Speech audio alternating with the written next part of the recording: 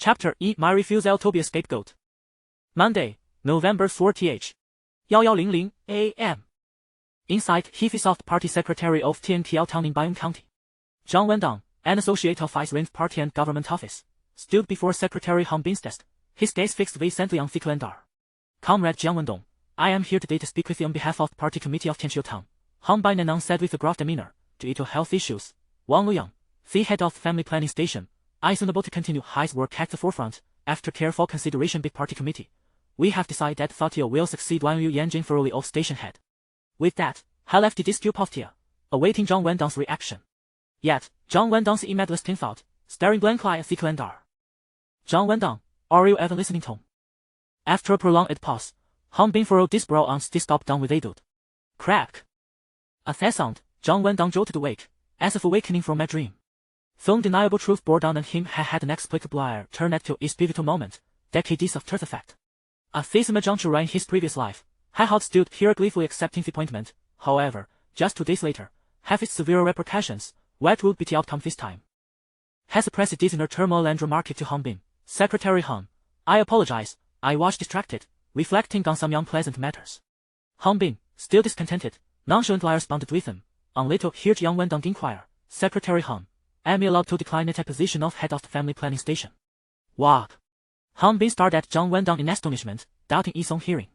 I refuse the position of head of the Family Planning Station, Jiang Wendong reiterated firmly. You refuse? This time, Han Bin was clear on words, hesitating his eyes and asked sharply, why would I refuse? He heard that just a few days ago, when station head Wang Wento was a village to investigate a case involving an illegal childbirth. His brusque demeanor triggered a tragic incident that resulted in multiple fatalities. This sparked outrage in Wajia village, escalating the matter to the county level. It's likely that an investigation team will soon be dispatched to scrutinize the situation. Jiang Wendong spoke concisely. In light of this, Secretary Han, your proposal to promote me to family planning office appears to be an effort as a scapegoat. What did I say? Han Bin's dark complexion intensified, anger flooding his features. Though Jiang Wendong had only recently turned to the sector a few days away, he was already familiar with unfolding events. It was no surprise that they did not wish to serve as a scapegoat. Nonetheless, Han Bin had unprepared reasons to ensure Jiang Wendong could not refuse this role. What enriched Han Bin most was had Jiang Wendong, previously nearly invisible in the township, direct to speak to him with such audacity. Jiang Wendong repeated himself, I said, I refuse to be Wang Yu Yan's scapegoat. Jiang Wendong, you must understand something, Han Bin asserted, leaning unfeasible, his tenacity noted very honest the privilege of being a scapegoat. With a calm smile, Jiang Wendong replied, whoever wishes to be a scapegoat may do so. I, however, shall not. Han Bin could no longer contain his fury. He rose abruptly, pounding his fist on the desk, his voice booming. Jiang Wendong, as a public servant, you must follow the organization's directives. Do you believe I won't expel you from the civil service right now? I do not believe you will. Jiang Wendong's expression hardened as he spoke these 2 words, then turned on his heel and left the office with swift steps. Bang! As she closed the door behind him, the unmistakable sound of fat tops machine echoed from within the office. Jiang Wendong glanced back with insolent, cold smirk. Descending the stairs quickly, he did not return to the party and government office. He sought a quiet place where he could gather his thoughts. In the parking shed behind the FCC building, Jiang Wendong crouched at calm, his chin trembled slightly as he retrieved the cigarette, struggling for some to light it. After taking a deep drag, his racing heart gradually settled in calm. Jiang Wendong was now 24 years old. Behind him stood Jiang family, a prominent trade family still basking in glory, yet in the entire Bayonne County, none was aware that Jiang Wendong was a sole descendant sent by Jiang family for grassroots experience. Otherwise, Han Bin would not so readily have stand his promotion in an attempt to make him a scapegoat. The crux of the matter was headed precisely by Ping today. Jiang Wendong would receive a phone call concerning the survival of the Jiang family. It would be echo from his grandfather. Should Jiang Wendong comply with the elder's wishes and enter into an arranged marriage with the eldest daughter of the family, the Jiang family would withstand the fell pressure imposed by the family.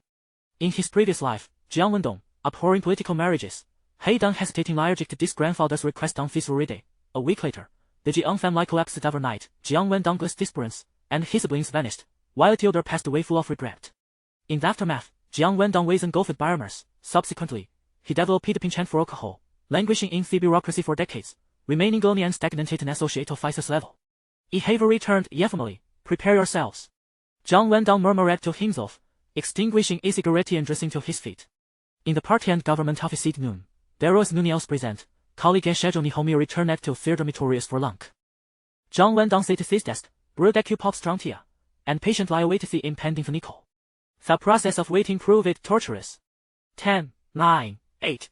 Jiang Wendong glanced at the clock and full, softly counting down. Dingling. As the second hand of the clock struck on clock, the black external telephone rang on cue. Jiang Wendong swiftly raised the receiver, declaring, "This is Tianqiao Town Party and Government Office. I am Jiang Wendong. Whom do you wish to speak with?" A deep, resonant voice from an elder layman replied, "I am looking for you." Grandfather? More than 40 years had passed since Jiang Wendong last feared his grandfather's voice, and an indescribable surge of emotion welled up within him. Fielder go straight to the point I will ask you last time. Are you willing to marry Miss Lu from Lu family for the future with Jiang family? Without a hint of hesitation, Jiang Wendong replied, "Grandfather, I am willing." The unexpected decisiveness of Jiang Wendong caught the grandfather off guard. After all, just yesterday, Jiang Wendong had vehemently argued with his father's Jiang family home, swearing to never accept an arranged marriage. There was a long silence on the errand before Fielder finally asked, "Have you come to terms with it?" Jiang Wendong remained silent. When Fielder spoke again, his tenuous built with a newfound sense of approval his pentair the ninja experience and he grassroots, and his successfully resented the position of associate officer, in no way to pathways ahead file. Firstly, Manchian, the town head of Tianqiao, would resign at the day after tomorrow. It was for this reason that Jiang family hoped Jiang Wendong would seize the opportunity to up from a clerk in the party and government office to the formal position of town head. Secondly, Jiang Wendong could be promoted to Bayonne County Tozer, vice his secretary to the county party secretary. Grandfather. Jiang Wendong promptly made his gracie wish to remain in Tianqiao town. Chapter 2 The beautiful director Jiang Wendong's decision to remain in Tianqiao town stemmed from his desire to eliminate Han Bin. Currently, Han Bin wielded absolute power in Tianqiao town, akin to a local emperor. He would stop at nothing, as long as it served his interests, showing utter disregard for the welfare of the populace. Having returned to the present, Jiang Wendong was determined to avenge the injustice he suffered in his previous life, where he was made a scapegoat by Han Bin. Very well. Tomorrow at 10 in the morning, go to the Bayonne County guest house. Someone will be waiting for you there, declared the elderly Chen with evident satisfaction before promptly ending the call. With a sigh of relief, Jiang Wendong placed the receiver down just as the door swung open. I long for a home, a place that need not be grand. Bai Lu, the deputy director of the party and government office, entered with a rosy complexion, humming the famous tune by Pan Meichen. At the age of 27, she possessed a willow-like waist, curvaceous hips, and long legs, embodying an exquisite S-shaped figure. Her beauty was so captivating that she was often referred to as the flower of Tianqiao. Countless men secretly coveted her, yet Bai Lu was the daughter-in-law of the town's former secretary, and few dared to pursue her, lamenting instead that such a flower was wasted on a husband with a mental disability. Upon entering the office, Bai Lu was startled to find Jiang Wendong present, and she quickly fell silent. Despite her disdain for male advances, it did not imply that she, at the prime of her youth, did not yearn for male companionship while confined to the company of her foolish husband each night. The man she yearned for was none other than Jiang Wendong. If only he were Changming, her husband's name. What bliss that would be. Bai Lu mused as she gazed at the striking Jiang Wendong, her thoughts interrupted when he glanced up at her. Her eyes flickered momentarily before she smiled and inquired, "Wendong, did you not return to the dormitory for a midday rest?" "I just came over from the dormitory," Jiang Wendong replied casually, then asked, "Deputy Director Bai, did you have a drink at noon?" "Yes, I did. Quite a bit, actually," Bai Lu said, covering her mouth as she let out a small burp and returned to her workstation. Unlike Director Miao Shiqiang, who had his own private office, Bai Lu's desk was right next to Jiang Wendong's. As she gracefully took her seat, she mentioned, "Today at noon, Mengzhen treated us to lunch at the Chunlai restaurant." Jiang Wendong understood and asked, "I heard that Mengzhen is about to be promoted?" "Indeed. Otherwise, Mengzhen wouldn't have treated us so generously," Bai Lu confirmed with a nod. Casting a glance at Bai Lu's elegantly swaying heels, Jiang Wendong further inquired, "Have you heard who will succeed Mengzhen?" "Is that even a question?" Bai Lu replied, lifting her water cup. "Of course, it will be Deputy Secretary Gao. Typically, a township has 4 primary leaders: the town secretary, the mayor, the chairman of the People's Congress, and the deputy secretary of the party. Subsequently, there are committee members in charge of various departments such as discipline inspection, organization, and publicity, as well as deputy mayors overseeing industrial affairs. However, since the chairman of the People's Congress is often a retiring elder, the deputy secretary, who assists the secretary, becomes the third most important figure in the town. According to the principle of seniority, when Mayor Meng Chong is promoted and leaves Tianshan town, Deputy Secretary Gao Changgong will naturally step up." "Indeed," Jiang Wendong nodded.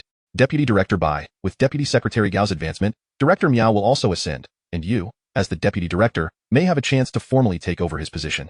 With a chuckle, Bai Lu responded, "Unless I agree to be that old lecher's mistress."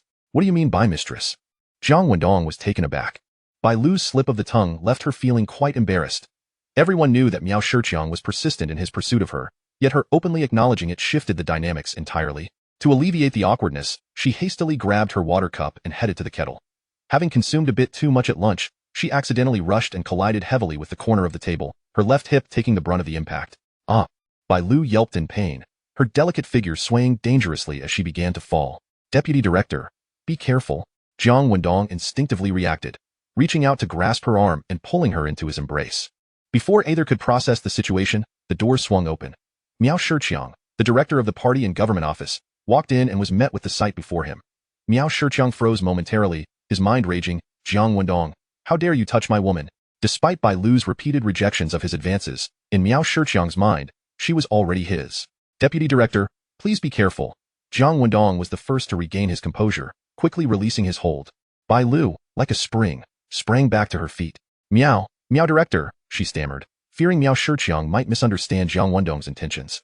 I just stumbled while walking, and Jiang Wendong caught me before I fell.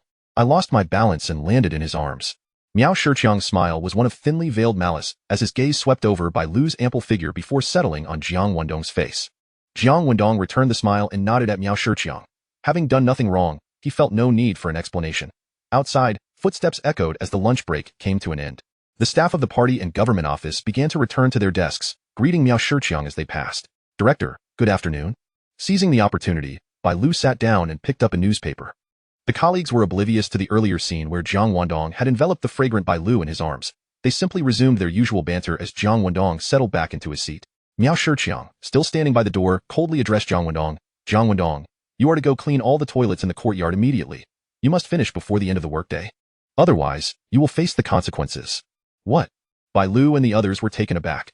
The toilets in the government compound were pit latrines, and even though it was the snowy season, the odor was far from pleasant. Most importantly, cleaning such facilities was the responsibility of designated sanitation workers, and not the duty of the party and government office. However, Miao Shiqiang's demand for Jiang Wendong to clean the latrines was a clear act of retribution. Though Jiang Wendong typically does not curry favor with Miao Shiqiang, it was baffling that Miao would suddenly target him. The colleagues exchanged puzzled glances. Bai Lu's expression darkened, suspecting that Miao Shiqiang's sudden animosity towards Jiang Wendong was due to witnessing their earlier encounter. Yet, Jiang Wendong understood that Miao Shiqiang's hostility stemmed from his knowledge of Jiang Wendong's defiance against Han Bin in refusing to be a scapegoat for Wang Luyang. With a cold chuckle, Jiang Wendong succinctly replied to Miao Shiqiang, I refuse. Chapter 3. Can you promote me to director? What? You dare to refuse? Miao Shiqiang's eyes widened in disbelief, as if he had just heard something utterly inconceivable. Bai Lu and her colleagues from the party and government office also wore expressions of sheer astonishment. Anyone with even a modicum of experience in officialdom understands that publicly rejecting a leader's arrangement in such a blunt manner is a grave taboo. Jiang Wendong, how can you speak to Director Miao like that? Bai Lu was the first to regain her composure, hastily reprimanding him in a hushed tone. She had always believed that Miao Shiqiang's antagonism towards Jiang Wendong stemmed from witnessing their earlier affectionate exchange. Nevertheless, even under such circumstances, Jiang Wendong ought not to have confronted Miao Shiqiang so openly. Although Bai Lu appeared to scold Jiang Wendong, her true intention was to protect him. She hoped he would hastily apologize to Miao Shiqiang to avoid incurring a more grievous backlash. Director Bai, there is a reason for my words to Director Miao, Jiang Wendong began, offering an explanation to Bai Lu. He turned his gaze towards Miao Shiqiang, bluntly stating, Director Miao, the reason you have assigned me a task that is beneath my station is precisely because I rejected Secretary Han's proposal this morning to replace Wang Luyang as the head of the family planning station, correct? What? Secretary Han intended to appoint you as the head of the family planning station? Bai Lu and the others were momentarily stunned, then quickly turned their attention to Miao Shiqiang. Miao Shiqiang was taken aback. He had not anticipated Jiang Wendong would openly voice such sentiments. The critical point was that Jiang's assertion was entirely accurate. Miao Shiqiang's anger flared, and he barked, Jiang Wendong, what nonsense are you spouting? You know perfectly well whether I am speaking nonsense. Jiang Wendong replied coldly. Director Miao, I now solemnly warn you to refrain from adopting an erroneous attitude towards me. Otherwise, the consequences will be yours to bear. What? You, a mere section official, dare to issue me a warning? Miao Shiqiang was once again astounded. Bai Lu and her colleagues, including Zhao Luan, were equally taken aback. Jiang Wendong, however, calmly picked up a cup of water. You, just wait. Miao Shiqiang, regaining his composure, pointed an accusatory finger at Jiang Wendong before striding towards his office. The party and government office was divided into several sections. Deputy Director Bai Lu, Jiang Wendong, and others served as secretaries to the town's primary leadership team, sharing one office space. Miao Shiqiang had a separate compartment for his office. There were also 2 other compartments designated for tasks such as printing. As Miao Shiqiang closed the door, he suddenly called out to Bai Lu, "Deputy Director Bai, come in for a moment." Despite the fact that Jiang Wendong had nearly driven Miao Shiqiang to the brink, he did not forget his private agenda. Bai Lu entered the room, closed the door, and stood before the desk, inquiring, "Director Miao, what do you need?" Miao Shiqiang did not respond immediately, merely gazing at her. Bai Lu felt as though Miao Shiqiang's gaze was an invisible hand that could tear her clothing at any moment, causing her to shiver involuntarily. Bai Lu. Having witnessed the earlier scene of Bai Lu in Jiang Wendong's embrace, Miao Shiqiang bluntly stated, "I know you have feelings for Jiang Wendong." Bai Lu's expression shifted. However, before she could respond, Miao Shiqiang continued, "But he is finished." Bai Lu instinctively nodded. In everyone's minds, Jiang Wendong would rather be a scapegoat than defy Han Bin's appointment. Because even as a scapegoat, after facing the consequent punishment, he could still continue working in Tianqiao town. But what would happen if he offended Han Bin? He would not rest until Jiang Wendong was expelled from the civil service. Therefore, you should abandon any illusions about him, Miao Shiqiang stated directly. "Once Mengjin is promoted, I will move forward. If you, as deputy director, wish to be promoted, you must agree to be my mistress. Otherwise, as long as I remain in Tianqiao town, you will have no chance to rise." Bai Lu, she had never anticipated Miao Shiqiang would be so forthright. Her face flushed with a mix of shame and anger. Fueled by a touch of liquor, she retorted fiercely, "This director? I have no interest. Unless you transform into Jiang Wendong, you cannot expect me to be your mistress." With that, she stormed out, slamming the door with such force that the windows rattled, startling Jiang Wendong and the others. However, upon seeing Bai Lu's pale face, no one dared to inquire further. Silence enveloped the room. With a creak, the small office door opened. Miao Shiqiang, maintaining a stoic demeanor, swiftly entered the party and government office. Just as Bai Lu had exited in a huff, he received a phone call from Han Bin regarding a meeting, and no one spoke in the room. Yet, Zhao Luan and the others frequently glanced at Jiang Wendong, sensing an abrupt transformation in him. Previously, although Jiang Wendong possessed a hint of arrogance from the metropolis and was the sole college graduate in the unit, he had always been gentle in demeanor. Now, however, he exuded an aura that suggested a blade poised to be drawn. "Jiang Wendong, come here for a moment." Bai Lu suddenly rose and beckoned to him. Jiang Wendong casually asked, "Where to?" "Just follow me," Bai Lu replied, hurrying as she turned her waist and swiftly exited the party and government office. "I am the carport behind the office building."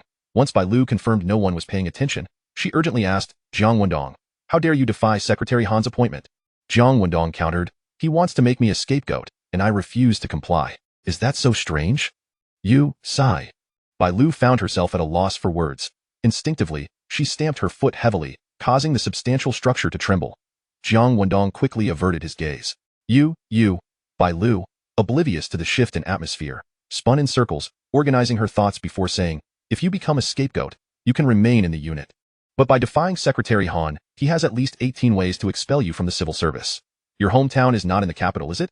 You should probably make a call and use your connections to transfer out of Tianqiao town." "Deputy Director Bai, thank you for your concern, but I will not leave," Jiang Wendong replied. He then unexpectedly shifted the topic, asking, "Deputy Director Bai, do you wish to replace Director Miao?"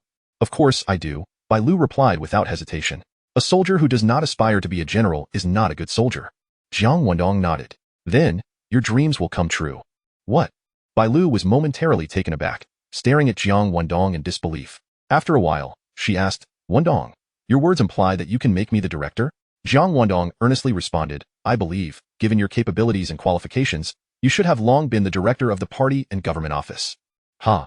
Bai Lu couldn't help but laugh. "So, you genuinely can promote me?" Jiang Wendong confirmed, "Yes, I can have you oversee the work of the party and government office." "Oh, look at your serious demeanor," Bai Lu teased, raising an eyebrow with a flirtatious glint in her eyes. "All right then, I will await your promotion. As long as you can make my dreams come true, I shall be your mistress, holding you close every night." Jiang Wendong's face flushed crimson. In 2 lifetimes, no woman had ever made such a jest towards him, and his naive nature surfaced as he hurriedly turned to leave. His bashful demeanor only made Bai Lu find him all the more endearing. She wanted nothing more than to embrace him and suffocate him with affection. However, once Jiang Wendong had distanced himself, Bai Lu quickly reined in her fluttering emotions, sighing softly, "Has this lad's head been knocked by a door?" She then looked up towards the 3rd floor. In the conference room on the 3rd floor, Secretary Han Bin, Mayor Ming Chong, Deputy Secretary Gao Changgong, and other principal leaders were convening an urgent meeting. The conference had 2 focal points. The first was to deliberate on how to handle Jiang Wendong, who had defied organizational arrangements. Chapter 4 The White Heron confided to him, "I have feelings for you." The party committee of Tianshui Town comprises 9 members, yet it is fragmented into 3 distinct factions.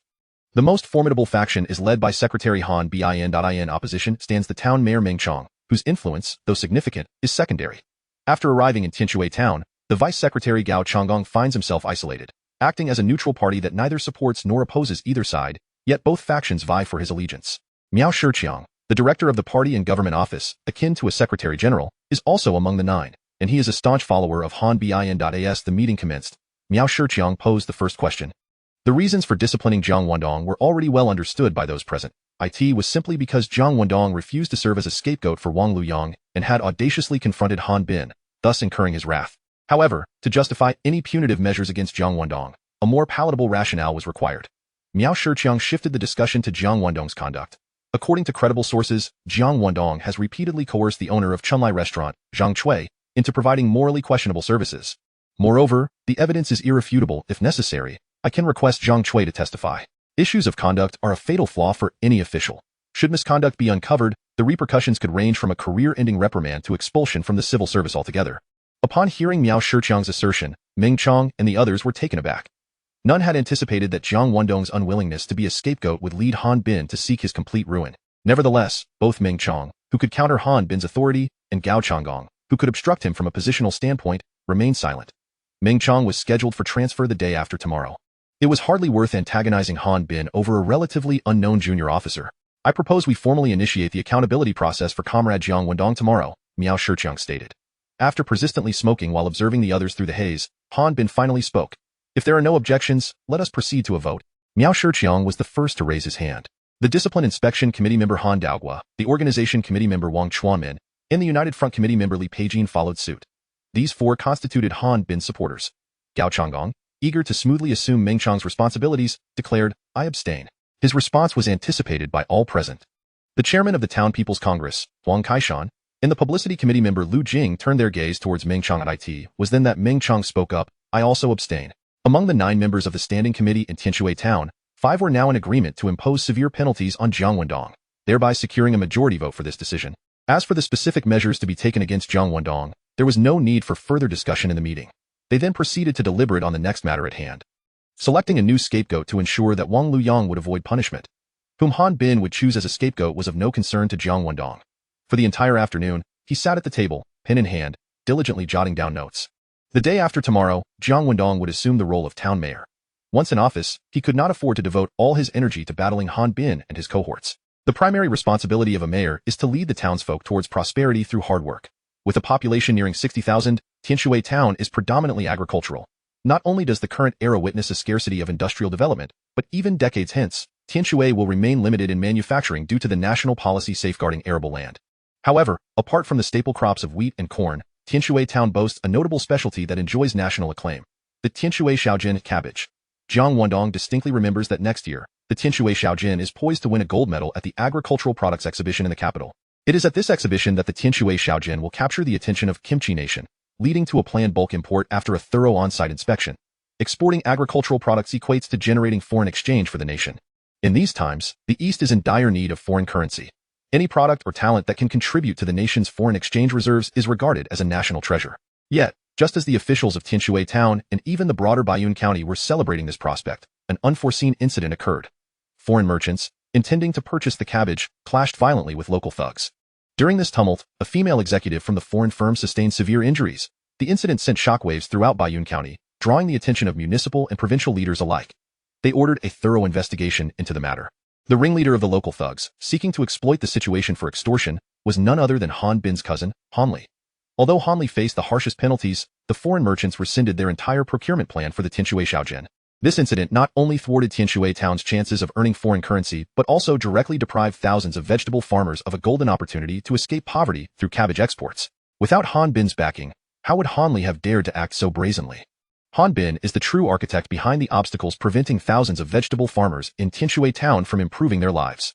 Setting aside other matters, this alone warrants his removal. As Jiang Wendong pondered this, a thought struck him. The incident involving Han Li injuring the foreign executive would not transpire until next year when the Tianshui Shaojin participated in the National Agricultural Exhibition and received accolades. However, the exhibition is held annually in mid-December in the capital. Since Jiang Wendong already knows that the Tianshui Shaojin has a strong chance of winning, why wait until next year? Why not take the Tianshui Shaojin to this year's exhibition once he becomes mayor? Yes, precisely. As Jiang Wendong emphatically underscored this notion in his notes, he was interrupted by the voice of the White Heron. Wendong, aren't you off work yet? Looking up, Jiang Wendong realized it was already 4:30 in the afternoon, with a full half-hour remaining until 5 o'clock. However, everyone from Han Bin to the gatekeeper had grown accustomed to leaving a half-hour, or even an hour, early to in the party and government office. Only Jiang Wendong and the White Heron remained. Perhaps spurred by some unseen force, the intensity in the White Heron's gaze was unabashedly fiery, leaving Jiang Wendong somewhat overwhelmed. He quickly averted his eyes, offering a sheepish smile. Director Bai, you may leave first. After all, upon returning to my dormitory, I will be alone. Wendong, barring any unforeseen circumstances, you will face punishment tomorrow and will have to depart Tianshui, filled with grievances. The White Heron bit her lip, finally resolved. She candidly declared, from now on, I will never see you again. I want to tell you something before you leave. What is it, Director Bai? Jiang Wendong replied, visibly puzzled. Jiang Wendong, you may not be aware of my circumstances. I have long secretly divorced my husband. After all, he is a fool.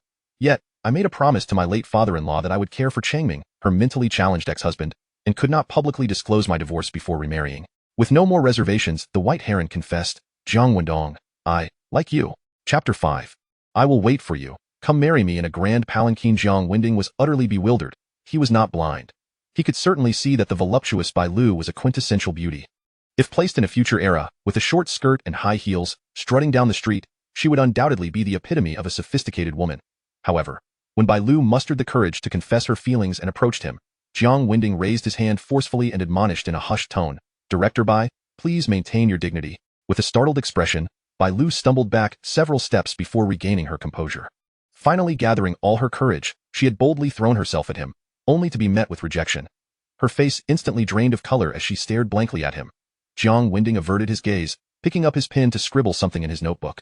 With a bitter smile, Bai Lu, still in shock, seized her small bag from the table and hastily exited the office. Phew. Once the door slammed shut, Jiang Wendong let out a long sigh of relief. He was acutely aware that his rejection was a crushing blow for Bai Lu. It was even possible that the girl who had secretly harbored feelings for him would come to despise him as a result.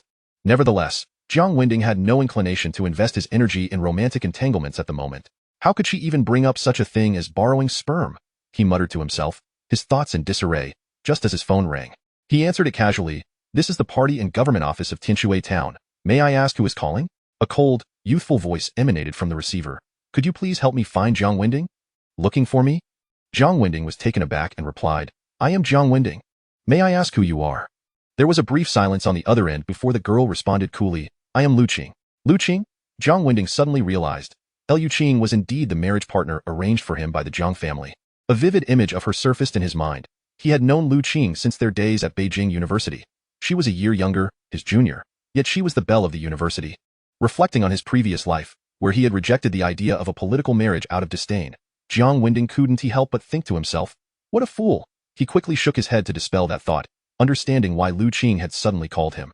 It was certainly because the old man had confirmed his stance in the afternoon and promptly notified the Lu family. Lu Qing's call was essentially her first direct communication with him. Hello, Lu Qing, Jiang Wendong said, gathering his thoughts. May I inquire what brings you to call me? Lu Qing retorted with icy sarcasm. I am your fiancé. You are my fiancé. Is it inappropriate for me to call you without a reason? Jiang Wendong found himself momentarily speechless. Her bluntness was quite striking. It seemed she was not entirely pleased with her family's choice of Jiang Wendong as a husband.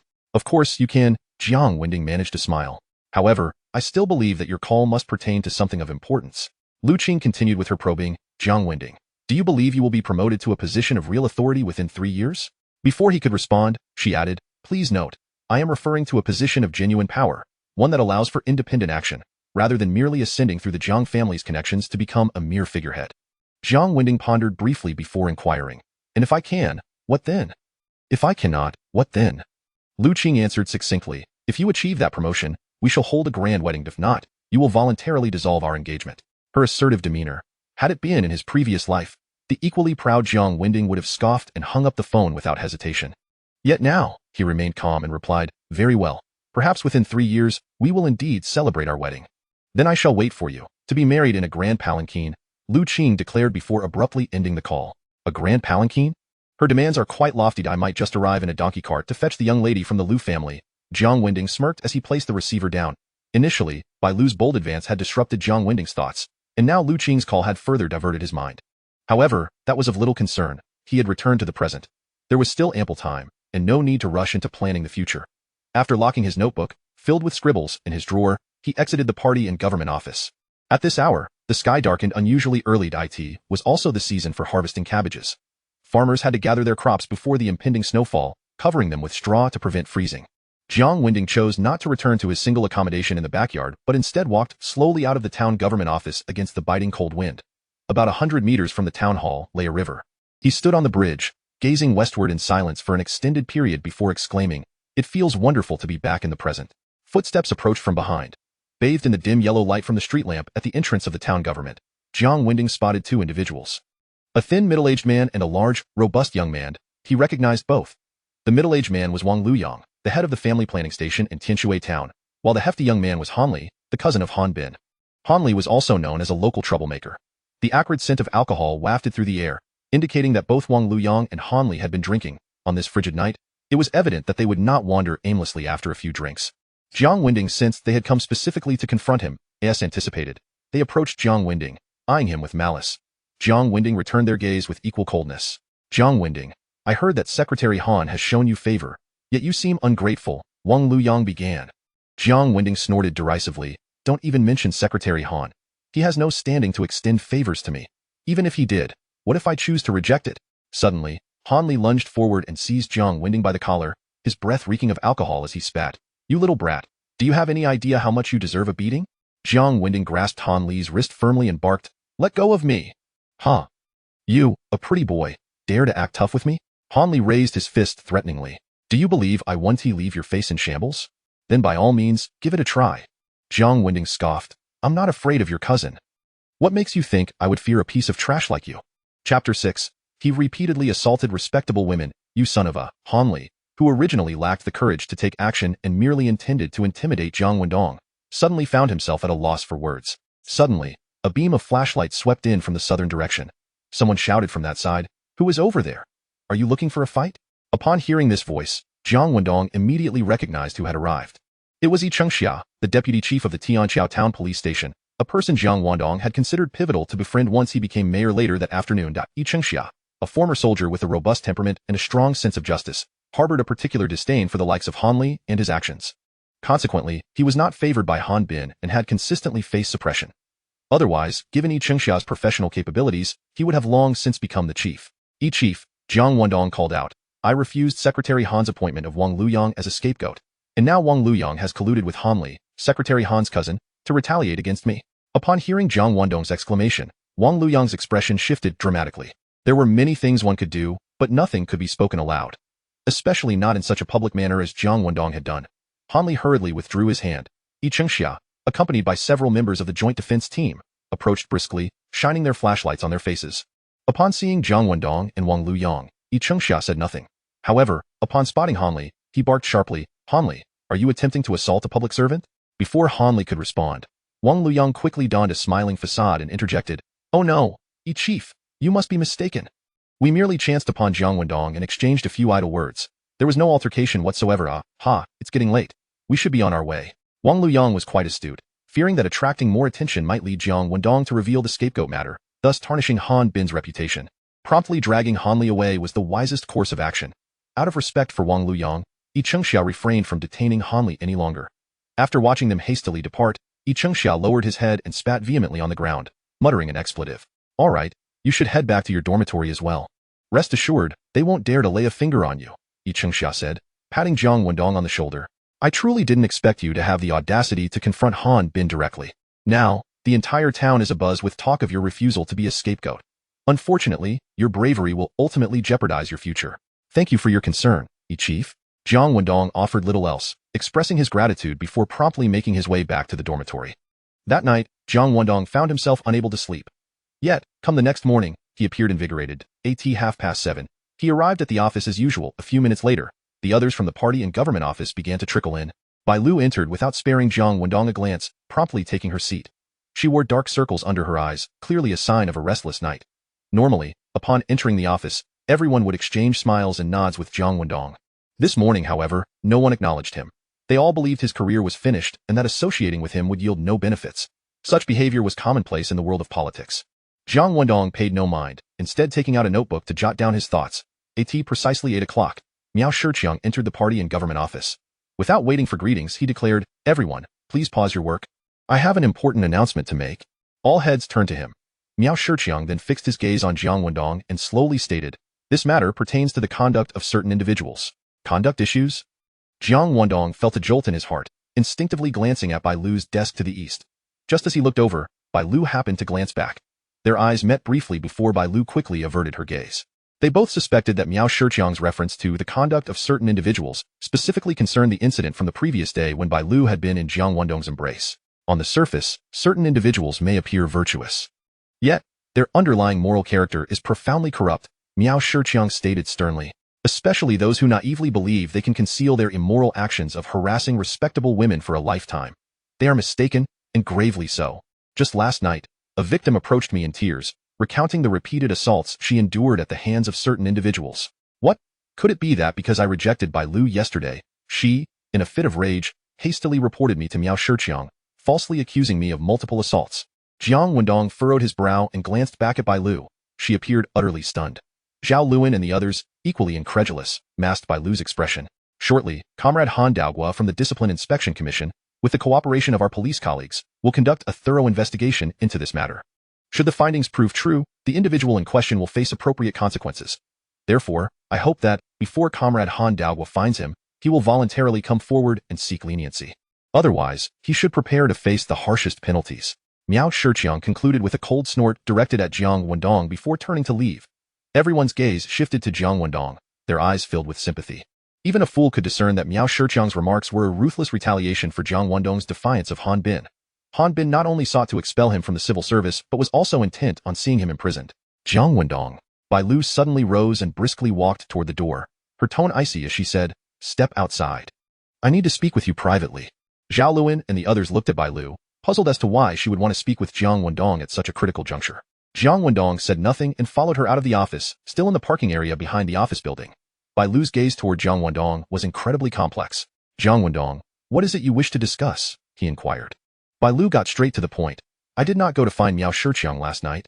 "Oh," Jiang Wendong replied, his eyes flickering slightly, though he said nothing more.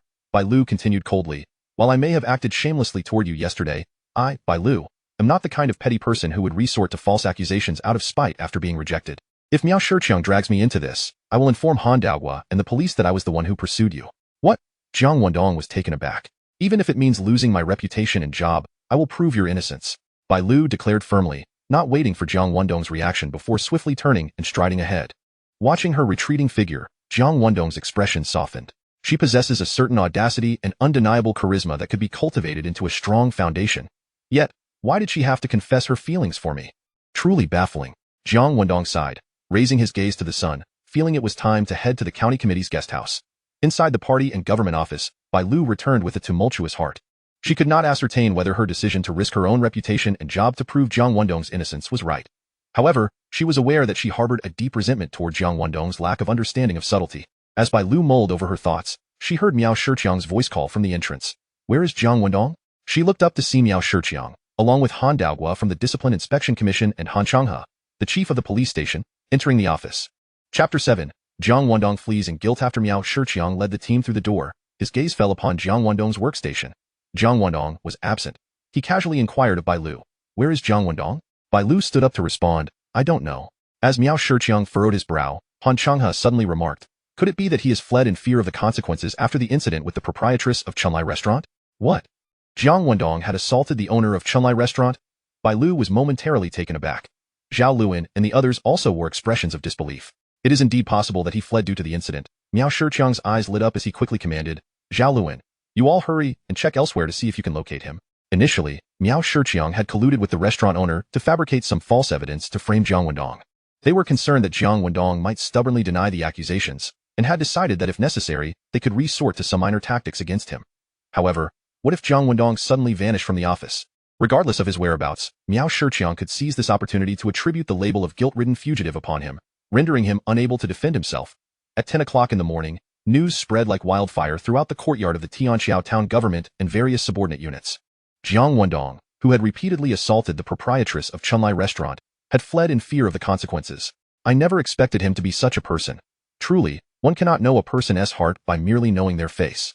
Many who knew Jiang Wendong were left with expressions of regret upon hearing this news.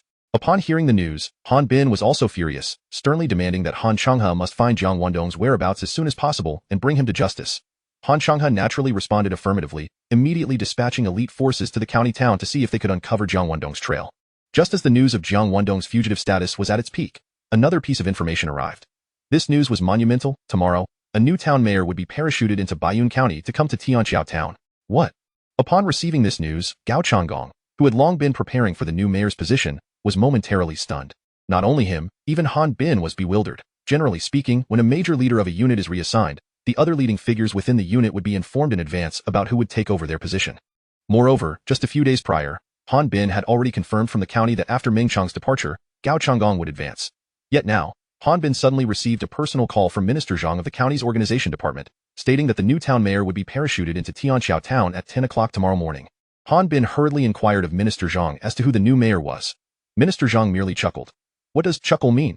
It indicated that Minister Zhang was unable to disclose the identity of the new mayor to Han Bin ahead of time. Han Bin dared not pursue the matter further. It was indeed an unusual occurrence in the political arena for the Tianqiao Town Standing Committee, including Han Bin, to be unaware of who the new mayor would be when he was arriving the very next day.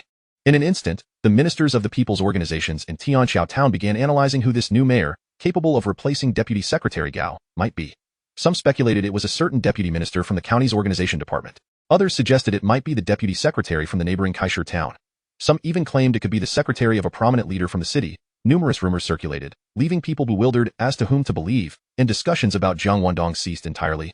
At noon, the vehicles of Han Bin, the secretary of Tianqiao Town, and Gao Changgong, the deputy secretary, left the courtyard one after the other, racing toward the county town. The question of who would replace Meng Chang as the mayor of Tianqiao Town was of utmost importance to the two of them. They needed to employ all their resources to uncover the truth today. Miao Shiqiang was also busy. Throughout the afternoon, he hid in his small office, incessantly making phone calls. The arrival of a new town mayor was precisely what Miao Shiqiang least wanted to see. Because Gao Changgong's advancement was stalled, those behind him could not progress either. Consequently, Miao Shiqiang lost a prime opportunity for his own advancement. The disheartened Zhao Luan and others secretly reveled in this misfortune, particularly Bai Lu. After faintly hearing the sounds of curses emanating from the small office, she felt a sweetness akin to honey. Yet, upon thinking of Jiang Wendong, her mood inexplicably soured. Following Miao Shiqiang's failed attempt at advancement, he directed all his pent-up frustration toward Jiang Wendong. He personally drafted a punishment decision against Jiang Wendong and posted it on the bulletin board, using remarkably sharp wording that almost depicted Jiang Wendong as a notorious scoundrel. As dusk gradually fell, Han Bin and Gao Changgong returned to Tianqiao Town. They had spent the entire afternoon in Baiyun County without uncovering the identity of the new mayor parachuting into Tianqiao Town. That night, Han Bin convened a meeting to collaboratively discuss the preparations for welcoming the new mayor the following morning. November 6th, Wednesday. The weather was clear, with a gentle northern breeze. It was a rare fine day. The vegetable farmers eagerly headed to the fields, taking advantage of the pleasant weather to stack their cabbages, awaiting the opening of the town's vegetable company before delivering them. At 9:30 in the morning, Han Bin, accompanied by over 20 officials of various ranks from the town government, arrived at the courtyard gate. According to unwritten customs, when the deputy head of Tianqiao Town was about to assume office, Han Bin would lead people to wait at the boundary between Tianqiao Town and Lin Town. This was to signify Tianqiao Town's warm welcome for the new mayor, and also because the individual sending the new mayor to his post was likely the executive deputy minister of the county's organization department, a figure significant enough for Han Bin, who was not part of the Baiyun County Standing Committee, to personally await. However, Minister Zhang had called to instruct Han Bin not to wait at the boundary, but rather at the entrance of the town government courtyard. Since Minister Zhang had given such an order, Han Bin naturally complied respectfully. Subsequently, Minister Zhang also informed Han Bin that he would personally escort the new mayor to Tianqiao Town. Han Bin was taken aback. When he assumed office as secretary, he was only accompanied by the executive deputy from the county's organization department. No wonder yesterday afternoon, despite the numerous connections I and Gao Changgong tried to leverage, we couldn't uncover who the new mayor was. Who is this individual that they are so shrouded in mystery? Han Bin mused to himself, casually glancing back. Standing behind him were at least 20 officials. Yet, Han Bin instantly spotted Bai Lu in the crowd. This woman, like a caterpillar, made Han Bin's heart flutter every time he saw her. However, due to her being the daughter-in-law of the former secretary, Han Bin always had to suppress his burgeoning desire. Although the former secretary had been retired for many years and wielded little influence in Tianqiao Town, it was he who had greatly promoted Han Bin during his tenure. Han Bin felt one should know how to be grateful. Even if he wished to pursue Bai Lu, he would have to wait until the elderly former secretary, whose days were numbered, had departed this world. Beep. With the sound of car horns, two vehicles approached from the west. The sight of these two cars made Han Bin and the others realize that Minister Jiang and the new mayor had arrived. Everyone instinctively stood taller, wearing the most genuine smiles, gazing affectionately at the slowly approaching sedan. The car came to a halt. Han Bin promptly stepped forward, raising his hand in a gesture to open the door. It was merely a gesture. Though Minister Jiang was one of the standing committee members of Baiyun County, Han Bin was also the secretary of Tianqiao Town, and he could not appear overly eager in public, lest it diminish his authority as the lead figure. In truth, the individual who stepped forward to open the car door was Bai Lu. After all, Bai Lu was the deputy director of the party and government office and was renowned as the flower of Tianqiao. It was entirely fitting for a visually appealing director of modest rank to open the door for the leader. Welcome, Minister Jiang, to Tianqiao Town. Bai Lu smiled radiantly, opening the car door, seizing the opportunity to glance at the new mayor seated beside Minister Jiang in the back seat. Chapter 8. Could it be that the notorious Jiang Wendong is none other than myself? Jiang Wendong. Upon seeing Jiang Wendong, impeccably attired in a formal Zhongshan suit, seated alongside Minister Jiang in the car, Bai Lu was momentarily taken aback. She questioned the clarity of her vision. Hastily, she raised her hand to vigorously rub her eyes, widening her gaze once more. Indeed, it was Jiang Wendong. Bai Lu had not misperceived. Yet, how could this fugitive suspect, evading justice, be sharing a vehicle with Minister Jiang? Bai Lu's astonishment was anticipated by Jiang Wendong long before. Even Minister Jiang had foreseen it. After all, such a startling effect was deliberately orchestrated by someone whose origins were utterly unknown to Minister Jiang. He chuckled silently, stepping out of the car first. Ordinarily, Jiang Wendong, of a higher rank, would exit before Minister Jiang, who would then make a grand entrance. However, today, Jiang Wendong was the undeniable protagonist, enjoying a rare privilege. Greetings, Minister Jiang. Welcome to Tianqiao Town. With Bai Lu obstructing his view, Han Bin promptly extended his hands towards Minister Jiang. Minister Jiang, smiling, shook Han Bin's hand with a slight firmness, stepping aside to allow Jiang Wendong to emerge. Only then did Han Bin, Gao Changgong, Miao Shiqiang, and the others turn their attention to him. Suddenly, an eerie silence enveloped the entire world. Apart from the officials from the county, more than 20 officers of various ranks in Tianqiao Town stared blankly at Jiang Wendong, their minds momentarily incapacitated. They could hardly believe their eyes as they witnessed the fugitive Jiang Wendong descend from Minister Zhang's vehicle. Comrade Han Bin, allow me to make an introduction. Minister Zhang broke the silence, gesturing towards Jiang Wendong. This is Comrade Jiang Wendong, the Deputy Secretary of the Tianqiao Town Party Committee and acting town head. Hello, Secretary Han. Jiang Wendong extended his right hand. Deputy Secretary and acting town head Jiang Wendong reporting in. Although Jiang Wendong had resolutely decided to eliminate Han Bin and was fully aware that it was under Han Bin's directive that Miao Shiqiang had fabricated the false evidence of his repeated assaults on Zhang Chui, coercing him into fleeing out of guilt the previous day, he still needed to maintain a proper demeanor in this setting to uphold the prestige of the entire team. Han Bin regained his composure. Gao Changgong and the others, upon regaining clarity, were more shocked than anything else. Miao Shiqiang, however, felt as if he were plunged into an icy abyss. The strikingly beautiful director Bai Lu, who had first faced this overwhelming visual shock, remained in a daze. Greetings, Comrade Jiang Wendong. Han Bin swiftly suppressed the complex emotions of shock, confusion, and regret that flickered in his eyes. He quickly smiled and shook Jiang Wendong's hand vigorously. On behalf of all the cadres of Tianqiao Town and the 56,000 citizens, I warmly welcome you to join our big family. I firmly believe that as long as we work together harmoniously, we will undoubtedly present an outstanding report to our superiors and the broad masses of the people. To an uninformed observer, this scene would suggest that the two were comrades in arms, capable of entrusting their backs to one another. It was all a performance. Not only Jiang Wendong was skilled in this art, Han Bin was a seasoned veteran as well. Thank you for your encouragement, Secretary Han. Jiang Wendong retracted his hand. The composed Han Bin then assumed the role of an introducer, first introducing Minister Zhang to the dedicated Deputy Secretary Gao Changgong. After Minister Zhang and Gao Changgong shook hands, Han Bin proceeded to introduce him to Jiang Wendong. Although both parties were already acquainted, this was a necessary formality that, of course, only the standing committee members of Tianqiao Town were qualified to shake hands and exchange pleasantries with Minister Zhang. For everyone else, a simple smile and wave from Minister Zhang would suffice. However, Han Bin was obliged to introduce Jiang Wendong to all the officials present, regardless of rank. Hello, Deputy Secretary Gao. Jiang Wendong grasped Gao Changgong's hand and remarked with a smile, Deputy Secretary Gao is my senior. I will need your guidance in our work moving forward. Gao Changgong, his heart a tumult of emotions, maintained an impeccable facade, not allowing any faults to surface. Yet, Miao Shiqiang's performance in this regard was noticeably lacking. The false evidence that accused Jiang Wendong of repeatedly assaulting Zhang Chui had all been fabricated by him. How could he not feel uneasy? As Miao Shiqiang shook hands with Chen Xiangdong, he trembled visibly. In contrast, Jiang Wendong appeared as if basking in the warmth of spring, seemingly oblivious to the past events that had transpired. Finally, Han Bin introduced Jiang Wendong to Bai Lu. The beautiful director had now regained her senses, feeling her heart race with an overwhelming urge to exclaim joyously yes for why she was so exhilarated upon confirming that Jiang Wendong was the new town head of Tiaoqiao. She herself could not quite comprehend. Was it the prospect of a promising future? Who could say? Bai Lu quelled her impulsive excitement, her delicate hands grasping Jiang Wendong's right hand and gently shaking it. Town head Jiang, hello? Hello, Deputy Director Bai. Jiang Wendong shook hands with Bai Lu for a brief moment before discreetly retracting his hand. His demeanor towards Bai Lu was no different from that towards other officials, leaving the beautiful director feeling inexplicably hollow inside. Jiang Wendong intentionally scanned the crowd but did not spot Wang Luyang. The head of the family planning station, the scapegoat, was an aging cadre on the verge of retirement. However, this was of little consequence. As long as Wang Luyang remained in Tiaoqiao town, Jiang Wendong would have ample opportunities to teach him a lesson. At the very least, once the old cadre faced disciplinary action, Wang Luyang could forget about swiftly regaining his former position as he had in the previous life. At long last, the introductions concluded. Everyone gathered around Minister Jiang, engaging in light-hearted conversation as they proceeded into the courtyard of the town government. While Jiang Wendong exchanged handshakes with Han Bin and the others, all personnel from various departments, including the party and government office, watched from a distance within the courtyard. The sentiments that Han Bin and the others had upon first sighting Jiang Wendong mirrored those of Zhao Luan and the other staff members.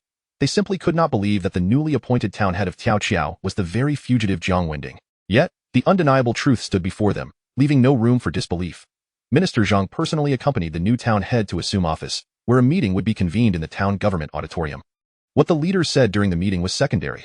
The primary objective was to allow the heads of the various stations and the staff in the courtyard to become acquainted with the new second-in-command. As everyone surrounded Minister Jiang, making their way toward the auditorium, they happened to pass by the bulletin board. A certain notice, drafted personally by Director Miao, was prominently displayed. Jiang Wendong halted in his tracks, feigning curiosity as he looked towards the notice. Unbeknownst to him, Minister Jiang had also unconsciously glanced over. Moments later, Minister Zhang's expression darkened. Miao Shiqiang closed his eyes in despair. He had an unmistakable premonition. It was all over. Upon reopening his eyes, he cast a pleading glance at Han Bin. What could Han Bin possibly say? Could he suggest that everything was orchestrated by him through Miao Shiqiang? What a ridiculous notion. Director Miao, Jiang Wendong feigned confusion, pointing at the notice in front of Minister Zhang and inquiring of Miao Shiqiang. The Jiang Wendong mentioned in this notice, accused of repeatedly assaulting respectable women, couldn't possibly refer to me, could it? Chapter 9. Han Bin's show of authority. Jiang Wendong feigned ignorance, deliberately in front of Minister Zhang. Why did he create such an air of mystery before parachuting into Tianxiao town, instructing Minister Zhang and others not to leak any information? He intended to use Minister Zhang as his blade, to take down Miao Shiqiang today. Minister Zhang swiftly approached the bulletin board, his gaze fixed on the announcement, and his expression darkened in an instant.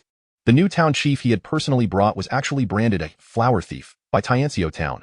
This was nothing short of a slap in his face. Miao Shiqiang turned pale, his knees trembling. He hastily raised his hand to support himself against the bulletin board, casting a pleading look at Han Bin once more. Han Bin decisively admonished Miao Shiqiang in front of the crowd, his voice sharp. Director Miao, how do you conduct your work?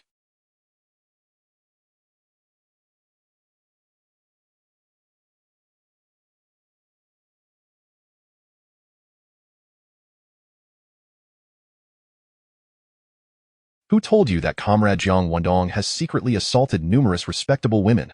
This is utterly absurd. It's you, it's you, it's you. Miao Shiqiang's heart screamed as he trembled all over. However, he understood very well that even if he was destined for doom, he could not betray Han Bin. Otherwise, he would be utterly finished. The only option for Miao Shiqiang was to shoulder all the blame himself. Only in this way could he avoid Han Bin's retaliatory strikes and hope for a resurgence in the future. Secretary Han, Miao Shiqiang, drenched in cold sweat, was about to say something when Minister Zhang snorted coldly, turning on his heel and striding towards Han Bin. Dared not utter another word. He could only force a smile and hurriedly follow suit. Miao Shiqiang finally collapsed onto the ground, his face a portrait of despair. Minister Zhang was well aware that Jiang Wendong, however, Minister Zhang would not harbor any grievances against Jiang Wendong for this reason. Firstly, Minister Zhang remained in the dark about Jiang Wendong's true background. All he knew for certain was that it was significant. He would never pass up an opportunity to court favor. Secondly, the actions of Han Bin and his cohorts were simply outrageous. If Minister Zhang were to disregard this matter, it would not only tarnish his reputation but also that of the entire Baiyun County Committee. Yet, in the subsequent meeting, neither Minister Zhang nor Jiang Wendong would mention this incident. The main event today was to ensure Minister Zhang safely ushered Jiang Wendong into his new role. The content of this conference followed a predetermined agenda. Essentially, Minister Zhang would represent the Baiyun County Committee in announcing Jiang Wendong's appointment. Han Bin and Jiang Wendong would take turns speaking, pledging to unite and strive to deliver a satisfactory report to the county committee. The atmosphere throughout the meeting was lively yet solemn, punctuated by bursts of applause. The leaders of the 7 stations and 8 offices, alongside the village heads from all 36 natural villages, focused their gazes almost entirely on Jiang Wendong's face. His name had already spread throughout Tianxiu town, following his cowardly escape in fear of punishment the previous day. Many had condemned him as a hypocritical representative who deserved to be captured and executed. Yet today, the one who should be executed, Jiang Wendong, had become the acting town chief of Tianxiu. What could be more surreal than this? Many onlookers were utterly perplexed by the situation. However, some astute individuals quickly connected the dots regarding Jiang Wendong's refusal to be a scapegoat 2 days prior, concluding that his flight was likely a result of someone's retaliation.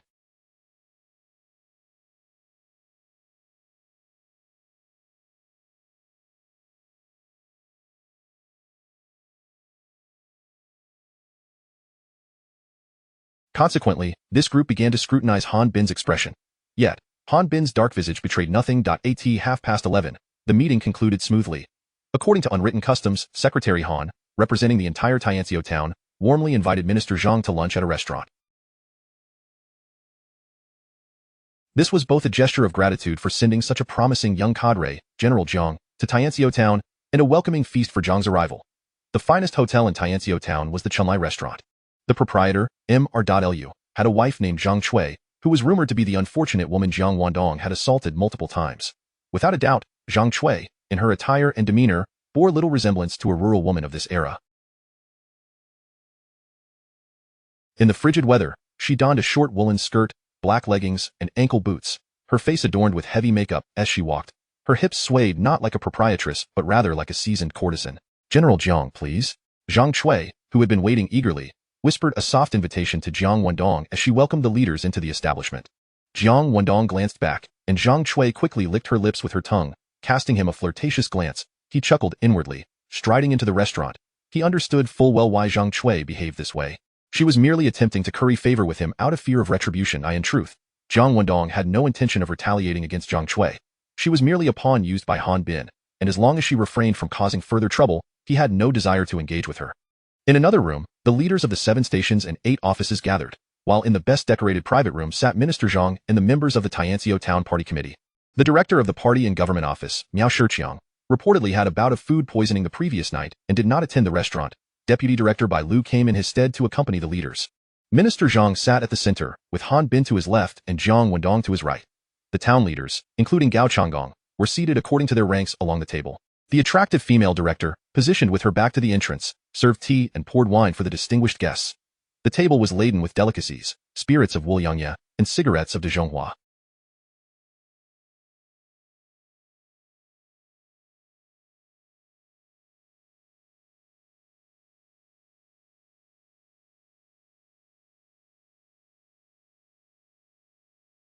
Despite the strict prohibitions against extravagant dining, where there are policies, there are countermeasures.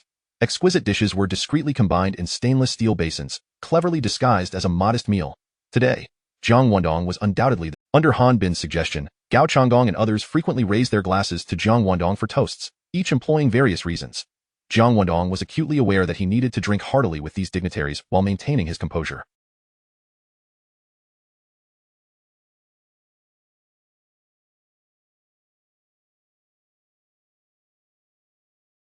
Should he falter and collapse beneath the table or embarrass himself, he would become the laughingstock of Tianxiu town, severely undermining his authority. Han Bin's pretense of welcoming him was a guise to assert his dominance, and he had achieved that aim.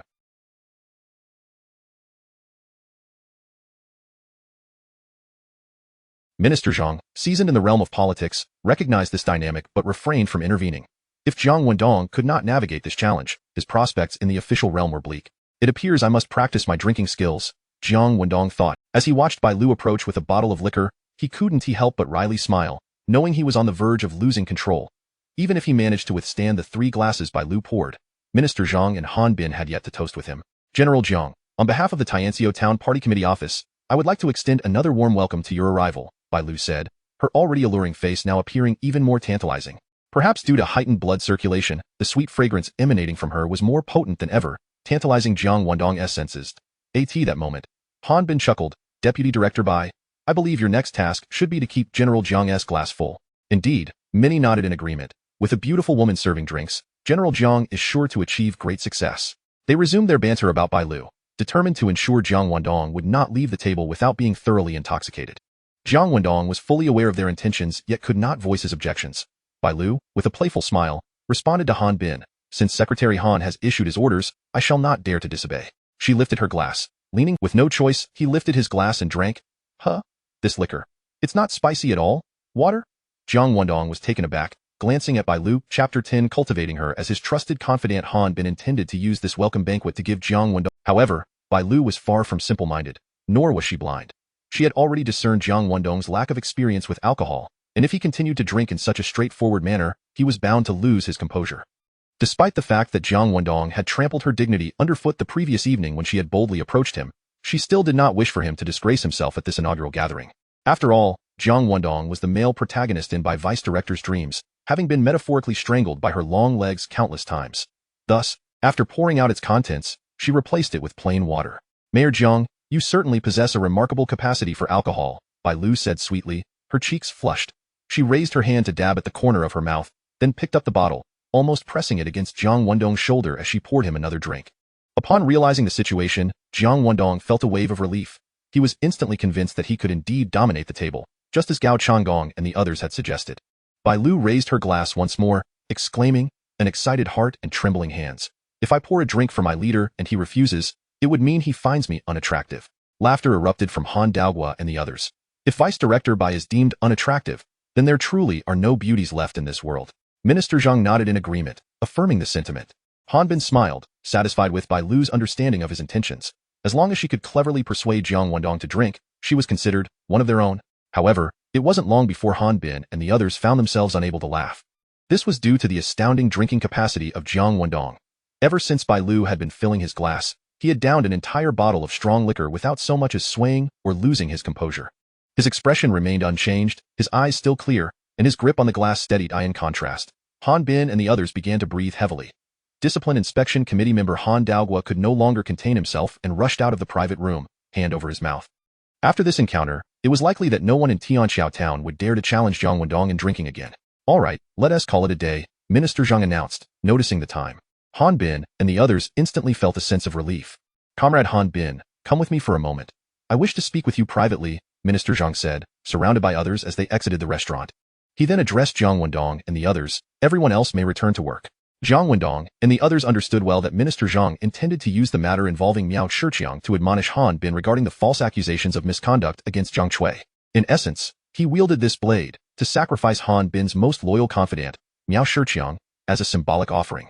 "Minister Zhang, we welcome you to frequently visit Tianqiao town for guidance," Jiang Wendong said, shaking hands with him and exchanging pleasantries before leading Gao Changgong and the others back to the town government. After news of Jiang Wendong defying Han Bin had circulated the day before, when he arrived at work that morning, even the gatekeeper, Old Han, had ignored his greetings. But now, as Jiang Wendong entered the town committee compound, he was greeted by a continuous stream of familiar faces, all eager to say hello. Such is the allure of power. Following the new mayor's appointment, the director of the party and government office would cater to his every need. The first order of business was to address two matters: his office and accommodation. However, due to Miao Shiqiang suffering from a stomach ailment the previous night, Vice Director Bai Lu could only temporarily step in to assist Jiang Wendong. "Mayor Jiang, please take a look here," Bai Lu said, opening the office previously used by former Mayor Meng Chong. "If you find any dissatisfaction with the decor or office supplies, please feel free to voice your concerns. I will do my utmost to accommodate your requests." "No need for that. This is quite satisfactory," Jiang Wendong replied as he entered the office, surveying his surroundings with a sense of contemplation. The decor and all the office supplies were strikingly similar to those in Han Bin's office. Such renovations could not be achieved without an investment of at least 30 to 50,000, while the average annual income in rural areas barely reached 1,000. "In fact, I believe it is best for you to maintain the original state," Bai Lu said, retrieving a clean lid for a cup from the cabinet. After rinsing it with hot water, she bent down to fetch the thermos. In doing so, her attire accentuated her figure, creating an alluring silhouette that almost compelled one to reach out and touch.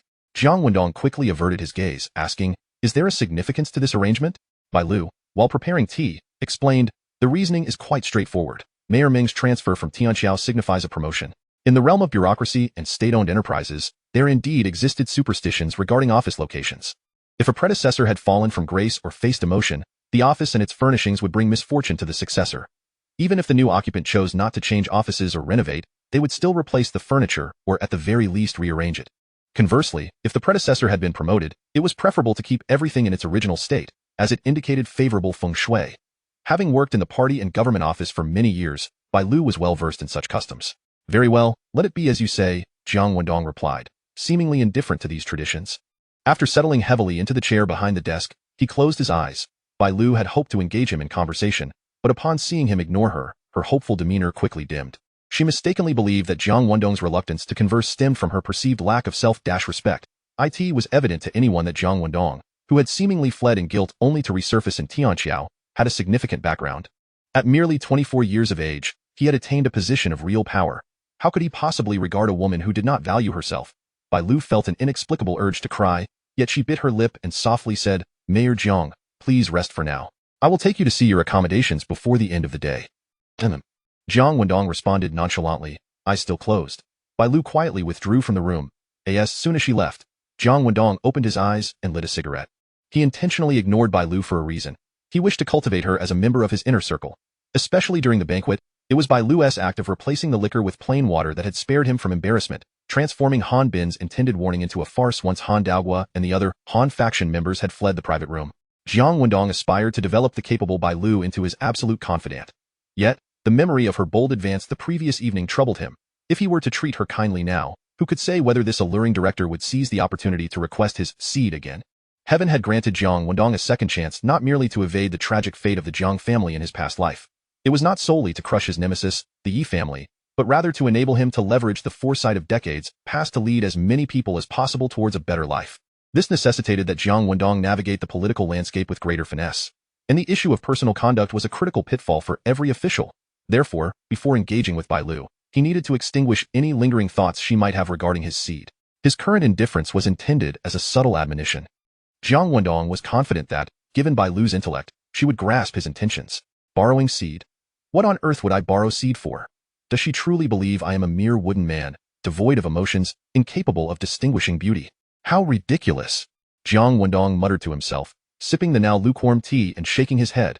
He finally managed to dispel the image of the voluptuous and alluring director, who had been sitting in his lap, her waist twisting enticingly.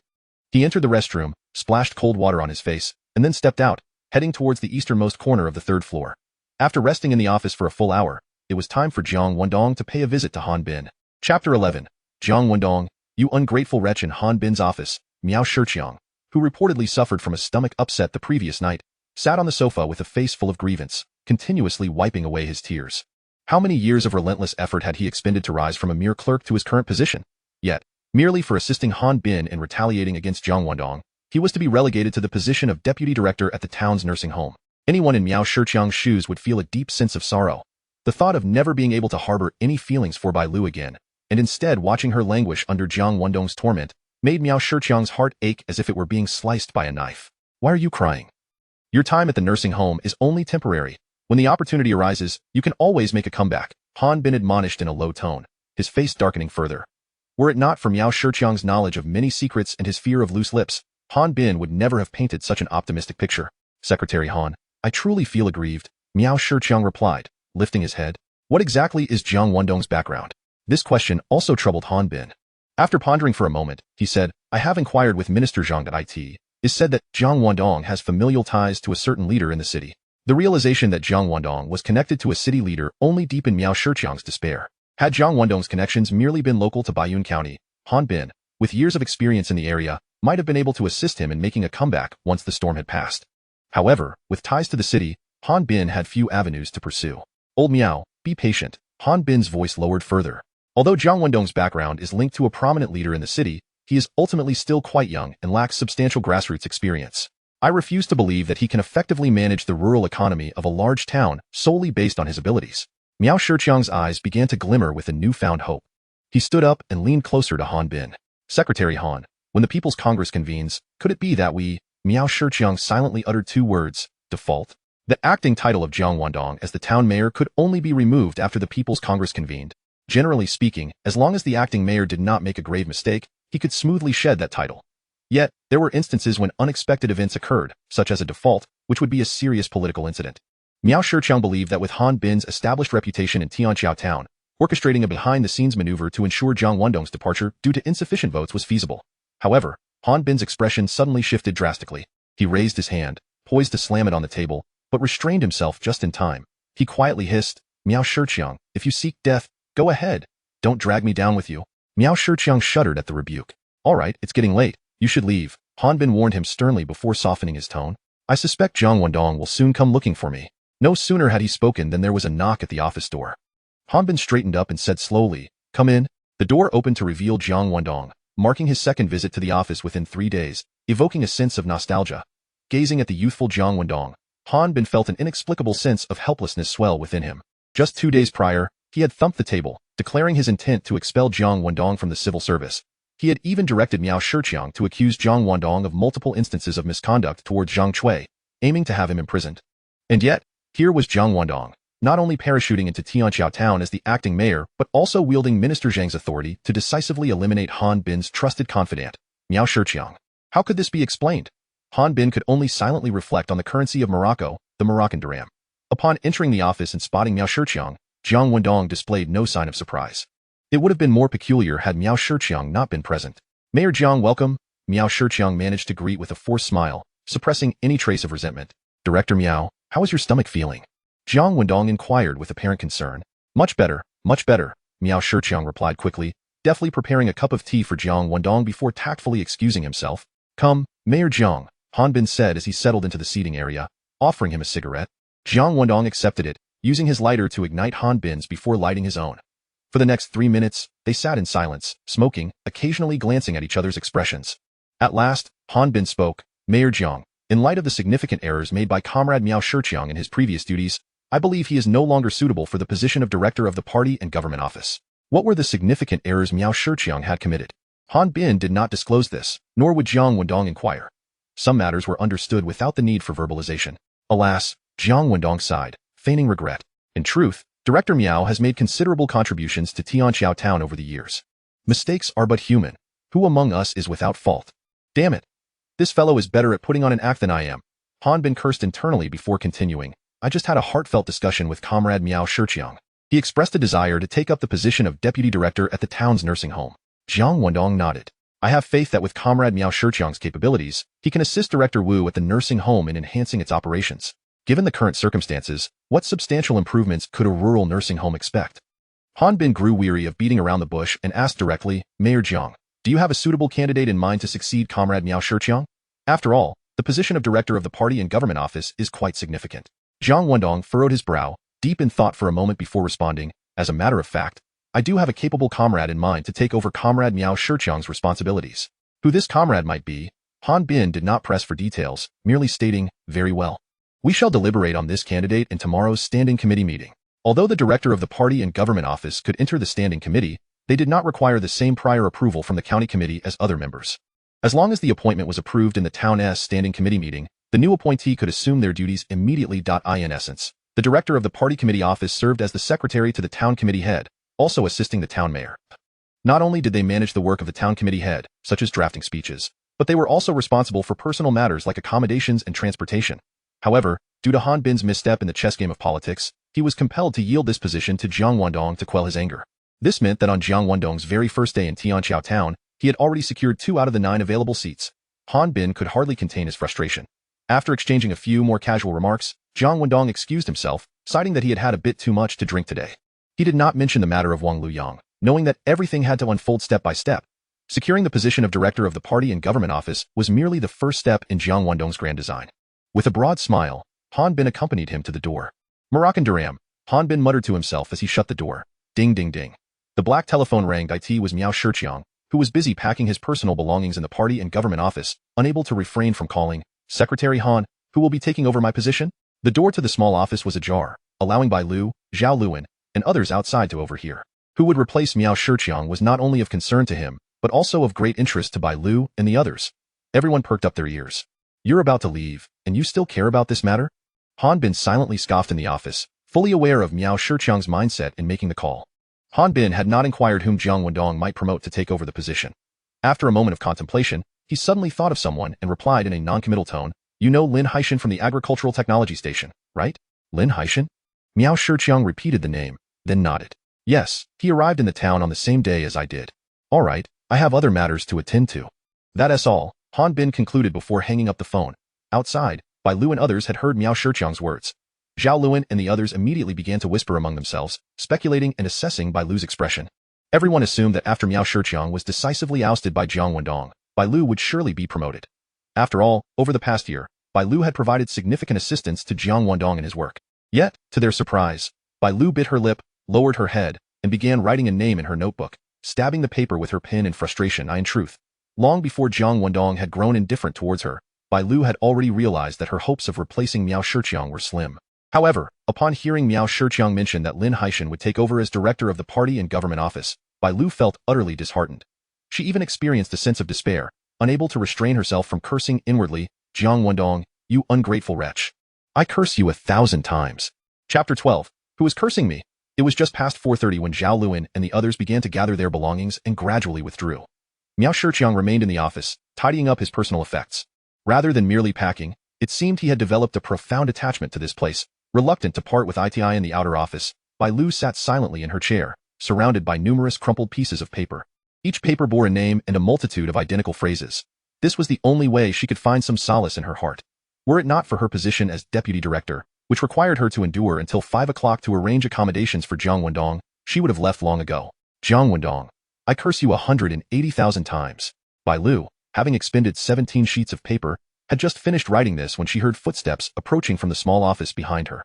Miao Shiqiang was emerging in a flurry. Bai Lu hastily stuffed the crumpled papers into her pocket, and no matter how reluctant he was to leave, Miao Shiqiang had to go. Holding a box, he gazed at the empty workstation, his heart heavy with a sorrow that words could scarcely convey. The feeling of departing without anyone to bid him farewell was truly dreadful. However, upon seeing Bai Lu, his mood inexplicably brightened. He approached her, box in hand, and leaned down to observe her indifferent face, chuckling lightly, Deputy Director Bai, you must know who will be taking my place, right? Hee, are you particularly disappointed now? Bai Lu coldly retorted, what do I have to be disappointed about? Long before Jiang Wendong made his surprise arrival at Tianxiao, you had already been played by him, Miao Shiqiang replied. Given your relationship, it should have been you succeeding me after my departure. Bai Lu's expression shifted. Ha ha ha. Deeply provoking Bai Lu, Miao Shiqiang could no longer contain his malicious glee, bursting into a series of suppressed guffaws. And what is the outcome? Didn't he promote you to take my position? That's ample proof that you were merely toyed with. Miao Shiqiang, you. Bai Lu raised her hand to slam the table, springing to her feet. Her fair face flushed crimson, her delicate frame trembled as she pointed an accusatory finger at Miao Shiqiang, desperate to articulate her thoughts but rendered speechless. After enduring his retaliatory strikes, I was dispatched to a nursing home. Indeed, a pitiable fate. But what about you, Bai Lu? Aside from accumulating a belly full of grievances, you were treated as a cast-off, kicked aside like a worn-out shoe. Equally pathetic. Ha, ha ha. With you sharing in my misery, I feel considerably more at ease. Miao Shiqiang, his face flushed with a morbid hue, laughed uproariously as he strode out of the party and government office. Miao Shiqiang, you scoundrel. Staring at the open door, Bai Lu's eyes brimmed with tears of humiliation, finally spilling over as she could no longer contain her anguish. She sank back into her chair, burying her face on the desk as she sobbed uncontrollably. Through her tears, she cursed, Jiang Wendong, I curse you 180,000 times. Achoo! In the midst of packing, Jiang Wendong abruptly sneezed several times in quick succession. Who is cursing me? He mused, rubbing his nose as he made his way to the restroom. Since returning from Han Bin's office, Jiang Wendong had been contemplating how to secure greater influence in the upcoming standing committee meeting. There were 9 members in the town's standing committee. Among them, the disciplinary committee member Han Daogua, the organization committee member Wang Chuanmin, the United Front committee member Li Peijin, and Miao Shiqiang from the party and government office all followed Han Bin closely. Meanwhile, the chairman of the Town People's Congress, Huang Kaishan, and the propaganda committee member Lu Jing were supporters of the former Meng Chang. The full-time deputy secretary of the party committee, Gao Changgong, was an independent neutral party. With Miao Shiqiang ousted from the party and government office, Han Bin still maintained 4 seats in the standing committee. Jiang Wendong and the new party and government office director held only 2. To gain more say, Jiang Wendong would need to win the support of Huang Kaishan and Lu Jing. He had no illusions about swaying the full-time deputy secretary Gao Changgong. His sudden arrival at Tianxiao had effectively snatched Gao Changgong's share of the pie. How could the latter not resent him? If Gao Changgong remained neutral, Jiang Wendong would consider it a blessing. Upon careful examination, Jiang Wendong realized that winning Huang Kaishan's favor would be quite challenging. As a nearly retired elder, any modicum of political savvy would lead him to align with the disheartened neutral, Gao Changgong. Consequently, The only individual Jiang Wendong could hope to persuade was the propagandist Lu Jing. However, he was acutely aware that whatever he was contemplating, Han Bin was likely considering the same. It was entirely possible that Han Bin would take concrete action that very night. Yet, Jiang Wendong hadn't even grasped Lu Jing's basic background. Standing before the sink, Jiang Wendong couldn't help but chuckle bitterly. I've been in Tianqiao town for over a year, yet I don't even know the basic profiles of the town's key leaders. I truly wonder what I've been preoccupied with. What had he been preoccupied with? A peach-shaped figure suddenly materialized in Jiang Wendong's mind. Bai Lu, bending over to retrieve a thermos. Why am I thinking about this while I should be focusing on serious matters? Damn it, I truly am a talent. Jiang Wendong muttered, feeling an urge to slap himself. Forget it. Slapping oneself would undoubtedly hurt. Besides, if it weren't for the beautiful director wanting to borrow his seed, he wouldn't even be contemplating her posterior. Thus, if blame were to be assigned, it could only fall upon Bai Lu. Jiang Wendong was not at fault. Having rationalized this to himself, Jiang Wendong felt a sense of relief and exited the restroom. His eyes fell upon a figure, her silhouette distinctly outlined by her attire, Bai Lu. Engrossed in thought while in the restroom, Jiang Wendong had not heard Bai Lu's knocks. Tasked with arranging accommodations for the town mayor, the beautiful director knocked several times without receiving a response before finally entering the room. Hearing the sound of running water, she realized Jiang Wendong was inside. Bai Lu casually picked up a cloth, bending over with her back to the restroom, wiping the ash off the desk. Upon hearing the door open, she immediately straightened up and turned to face Jiang Wendong, her expression adopting the most formal smile. Mayor Jiang, have you finished? If so, I can show you to your dormitory. I'm done, Jiang Wendong replied, meeting her gaze. Deputy Director Bai, have you been crying? Prior to this moment, Bai Lu had managed to adopt a nothing-to-lose mentality, treating Jiang Wendong merely as a leader. However, after sobbing at her desk for so long, the aftermath left her eyes red and swollen. No, of course not. Why would I cry? Bai Lu shook her head, responding with a nonchalant tone. It's just that, upon arriving in Tianqiao, Jiang Wendong had taken residence here, as had Han Bin and Bai Lu. The distinction was that Jiang Wendong, as a low-ranking official, shared a room with several others, while leaders like Han Bin enjoyed their own private courtyards. Bai Lu's father-in-law had once been the old secretary of Tianqiao town. Although he had retired many years ago, he still resided here. However, after relinquishing the best position with the largest courtyard to Han Bin, he had moved to the back. As the deputy mayor of Tianqiao town, Jiang Wendong naturally resided in the second courtyard. The first courtyard was located at the eastern end, while the second courtyard lay to the west, roughly 100 meters apart. Mayor Jiang, please let me know if you find it satisfactory, Bai Lu said, turning on the light in the living room. Before leaving, Meng had already taken all his belongings with him. The thermos, cups, sheets, and other daily necessities were all freshly purchased just yesterday. Looks good. Jiang Wendong had no particularly high demands regarding his accommodations. After all, should you need anything else in the future, please do not hesitate to inform the party and government office. After completing her responsibilities, Bai Lu retrieved a set of keys from her pocket. Mayor Jiang, these are the keys to your various doors. Please keep them safe. As she rummaged for the keys, a few crumpled papers fell from her pocket, unnoticed by either of them. All right. Jiang Wendong accepted the keys and casually tossed them onto the desk. Mayor Jiang, I shall take my leave now, Bai Lu said, bidding farewell before turning towards the door. At that moment, Jiang Wendong noticed several crumpled pieces of paper on the floor. Instinctively, he bent down to pick one up and opened it. Just as Bai Lu reached the door, she suddenly remembered something. Mayor Jiang, please make sure to regularly check the flue of the coal stove.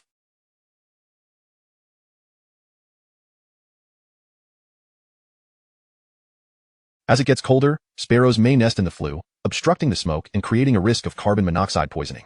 As she spoke, she turned back to look, only to find Jiang Wendong holding a crumpled piece of paper with a darkened expression. Chapter 13. The egret in despair. As Jiang Wendong stepped through the threshold, he immediately noticed the immaculate state of the floor. However, as the egret prepared to leave, several crumpled pieces of paper appeared on the ground. He casually picked them up and, upon unfolding them one by one, realized they were likely remnants from the egret's pocket when she had taken out her keys. In that moment, he also caught sight of the words inscribed upon the papers. Jiang Wendong, his name boldly emblazoned in large letters at the center. Surrounding his name were no less than 30 identical phrases. What the hell? You 18,000 times. Stunned, Jiang Wendong stood momentarily speechless before the truth dawned upon him. This was undoubtedly a manifestation of the egret's profound dissatisfaction stemming from his deliberate coolness towards her, an expression of her inner fury unleashed in this crude and barbaric manner. His countenance darkened. What was the egret's reaction? Bang! She felt her heart racing uncontrollably. Her complexion paled instantly, only to be replaced by a sudden flush of crimson. It was mortifying to realize that her innermost thoughts, this was simply beyond comprehension. Overwhelmed by humiliation and fear, she wished she could simply vanish into the wall. Jiang Wendong unfolded another piece of paper. This time, it indicated that the egret intended to berate him a staggering 17,000 times. The third paper revealed a count of 13,000. What did this signify? It could only imply that the beautiful deputy director had a total of 15 more paper balls in her possession, each pledging to confront him with the same fervor. 18,000 times. This is utterly barbaric. Jiang Wendong choked back his anger. At that moment, the beautiful deputy director was engulfed in uncontrollable shame and trepidation, her vision blurring. Struggling to maintain her balance on her stiletto heels, she instinctively raised a hand to steady herself against the doorframe.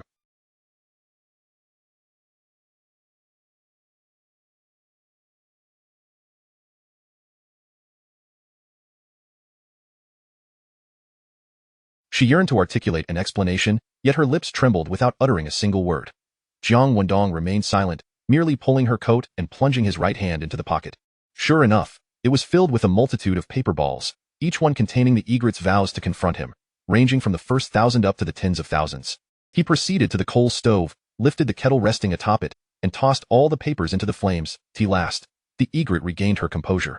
Supporting herself against the doorframe, she spoke in a hoarse, trembling voice, "Jiang. Mayor Jiang. What more could she say? She was at a loss for words. Jiang Wendong, however, paid her no heed and hastily retreated into the bedroom, slamming the door shut with a resounding thud. Anyone in Jiang Wendong's position, upon discovering that the beautiful deputy director harbored such sentiments towards him, would undoubtedly be seething with rage. This not only jeopardized his standing as a leader, but also threatened his dignity as a man. Why should he be subjected to her outrageous 18,000 times? It was simply unacceptable. The egret could scarcely recall how she made her way home. Once there, she sank into the sofa, remaining motionless for what felt like an eternity, utterly lost. Her simple-minded husband was engrossed in watching animated cartoons, chuckling to himself intermittently. With a creak, the door to the master bedroom swung open, revealing her mother-in-law emerging with a basin of water, her face etched with worry. In his prime, the old secretary had been robust and hearty, relishing his meals. Yet, in the few years since his retirement, his health had steadily declined. This was a common plight among many elderly leaders. Compounded by a history of heavy drinking in his youth, his liver had suffered grievously, and he had begun experiencing ascites a few months prior. It was likely he wouldn't last much longer. After tending to her bedridden husband, the mother-in-law caught sight of her daughter-in-law sitting despondently on the sofa and couldn't help but exhale a heavy sigh. This daughter-in-law was truly remarkable. Not only was she beautiful, but she also excelled in both her professional capabilities and domestic responsibilities. Alas, her humble origins had compelled her to marry a simpleton years ago in order to fund her parents' medical expenses. The mother-in-law had initially assumed that the egret, having married for financial reasons, would never regard this household as her own and would instead seek affection elsewhere. However, the egret defied expectations.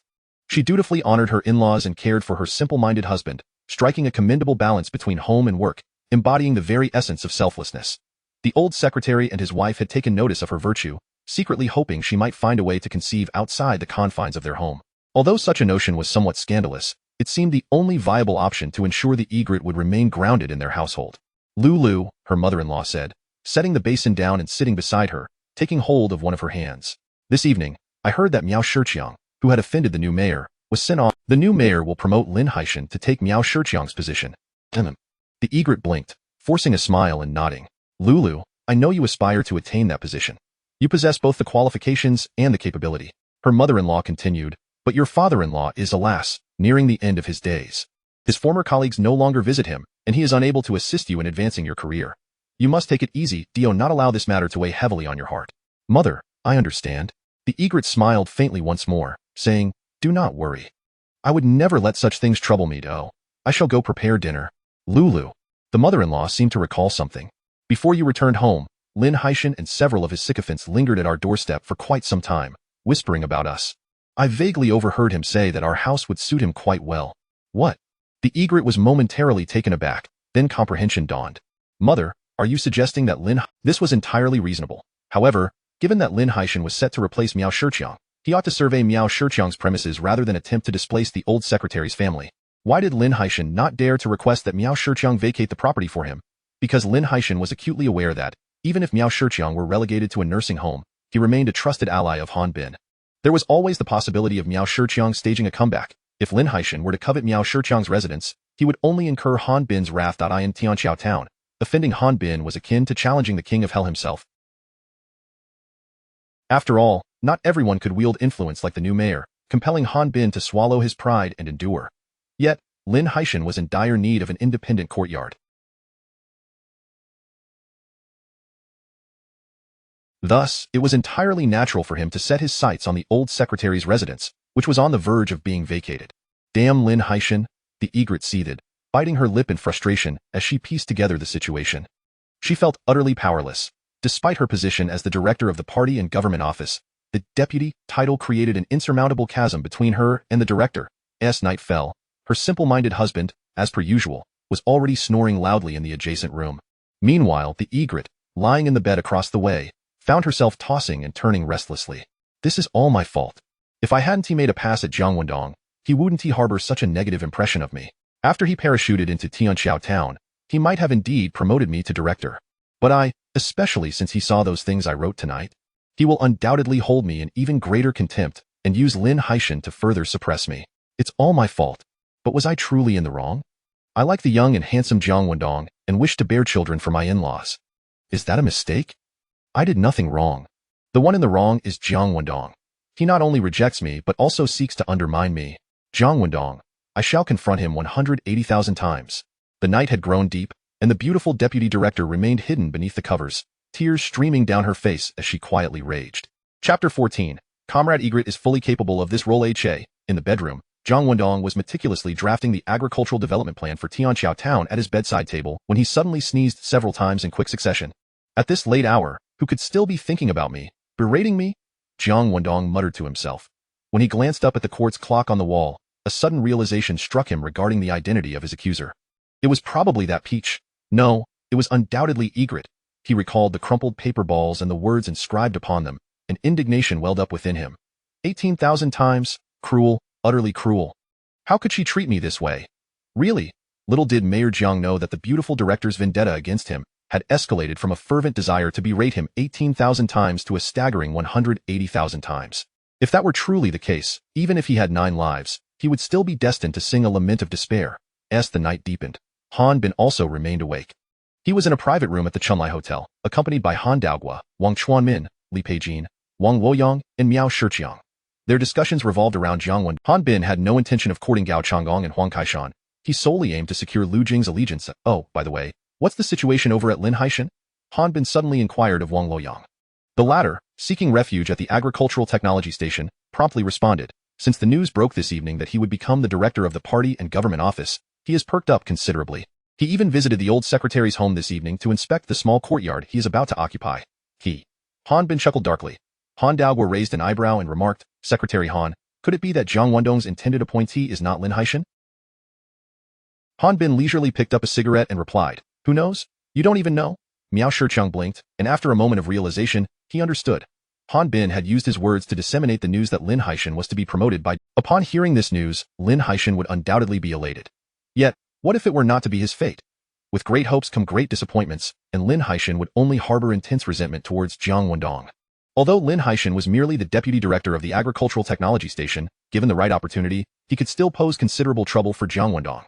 Han Bin had effortlessly cultivated an enemy for Jiang Wendong without having to lift a finger. That was his true brilliance. So, who would be the new director of the party and government office? A look of intense curiosity spread across Miao Shiqiang's face. All right, it's getting late. Everyone should disperse. Han Bin waved his hand casually, saying, Tomorrow we will know who the new director of the party and government office is. In any case, whoever it is, they will not be one of us. Secretary Han speaks wisely. Han Daogua and the others nodded, departing alongside the reluctant Miao Shiqiang. However, they did not cluster around Han Bin as they left, for they all understood that Secretary Han had further engagements ahead. Indeed, just minutes after Miao Shiqiang and the others departed, the proprietress, Zhang Chui, clad in a short skirt and black stockings, sashayed into the private room with a playful demeanor.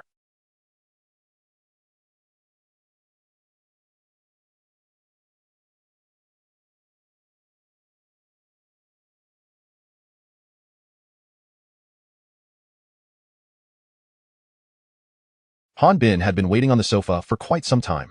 Morning dawned at 7:05 a.m. Lin Haishan, who did not work at the town government courtyard, arrived at the entrance of the party and government office.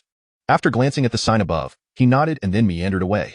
His visit was specifically to inspect the new position.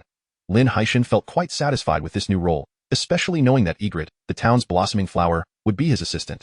Particularly since the old secretary was nearing his end, Lin Haishan envisioned a bright future ahead. Perhaps before long, that exquisite flower would, under his authority. As the sun rose, Zhao Luan and others from the party and government office began to arrive for work. However, Egret had yet to show up by 8 o'clock. Given that the town leaders were to hold an important meeting that day, and with Miao Shiqiang's departure, Egret was the only one qualified to attend on behalf of the party and government office, primarily for documentation purposes. As Zhao Luan, an old hand at the party and government office, pondered whether to check the family quarters for Egret, the internal phone rang. It was Egret. Her voice was hoarse and feeble. Old Zhao, I might have caught a chill last night. I started running a high fever from the early hours and cannot come to work. Could you please help me request a leave?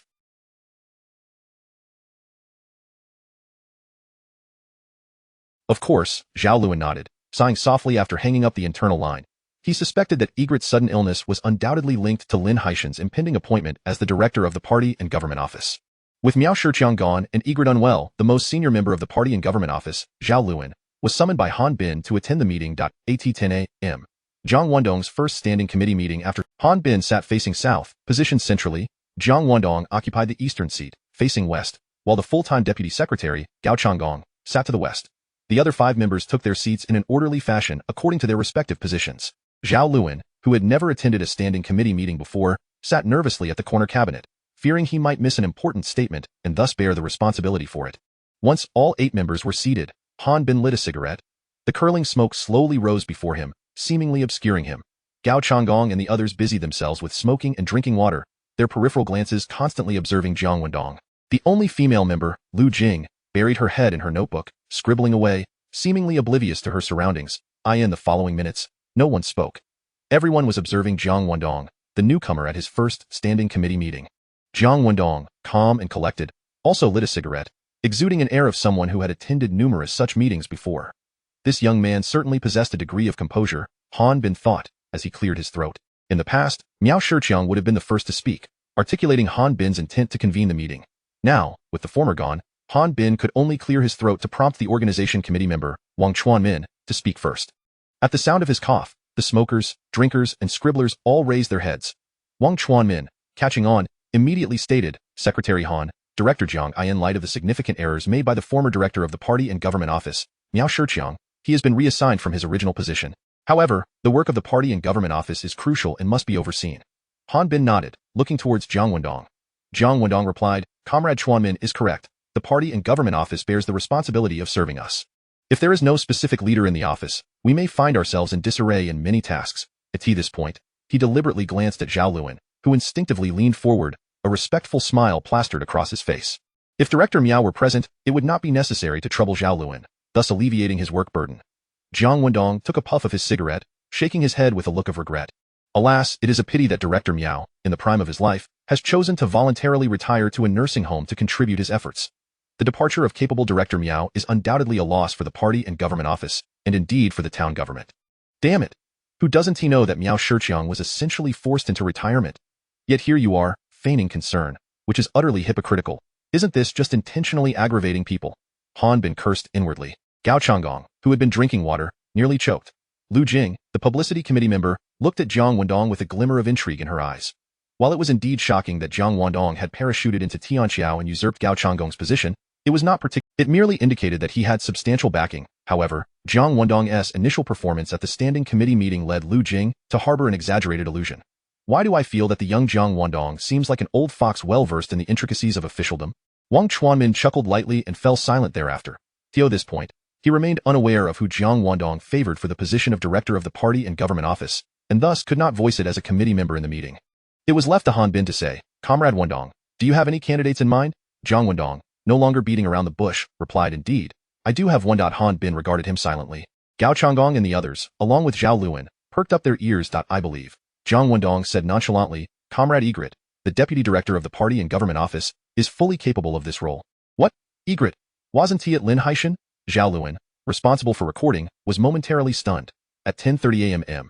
In a yard within the family quarters of Tianqiao town, Egret, suffering from a high fever of 39 degrees, groggily emerged from her. The elderly secretary's wife brought Egret some fever-reducing medicine. Just as Egret was about to take her medicine, the internal phone on the table suddenly rang loudly. Chapter 15. Not much, merely 1.8 million times. Hello, this is Bai Lu. The ailing Bai Lu lifted the receiver to her ear. Immediately, Zhao Luan's voice resonated from the other end. Congratulations, Director Bai. You must treat us. What? Congratulate me. Is it for the fact that last night in my dreams, that demon, Jiang Wendong, relentlessly berated me 1.8 million times, resulting in my fever of 39 degrees? The crux of the matter is that I am expected to treat everyone. Bai Lu's mind raced, and fury surged from the depths of her heart. You are being utterly unreasonable. Just as Bai Lu was about to scream in protest, Zhao Luan continued with a chuckle. We all assumed that Lin Haishan from the Agricultural Technology Station would succeed Miao Shiqiang's position. However, Mayor Jiang unequivocally recommended you at the standing committee meeting. Moreover, you are the only one who received such a recommendation.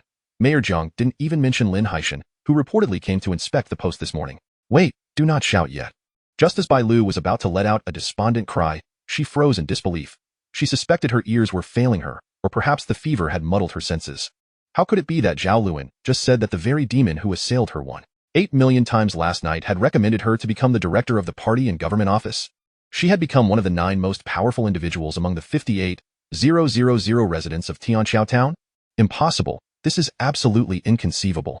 As Bai Lu stood there, her mouth agape in disbelief, her grandmother seized the receiver with urgency. Zhao Luan, did you just say the new mayor promoted Bai Lu to succeed Miao Shiqiang? Zhao Luan replied, indeed. It was Mayor Jiang who recommended Director Bai. Right now, I am drafting the appointment notice for Director Bai as per the decisions made at the standing committee. By 3 o'clock this afternoon at the latest, the notice will be disseminated across. Had Lin Haishan not come to inspect the house last evening, her grandmother would not have felt such exhilaration. After all, she was the wife of the former secretary. Among the women of Tianqiao Town, she had seen her fair share of storms.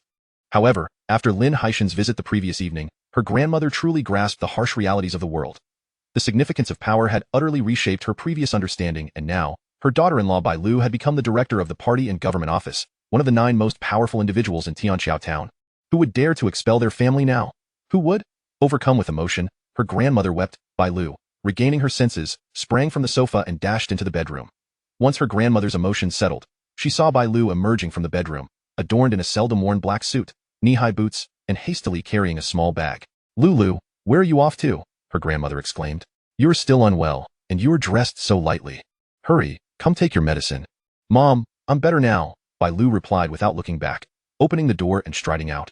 The demon promoted me surely because last night in my dreams, I berated him 1. He realized that if he didn't quickly placate me, I would undoubtedly bring about his downfall. That is why he elevated my position, as a gesture of goodwill. Bai Lu gazed at the warm sun overhead, contemplating.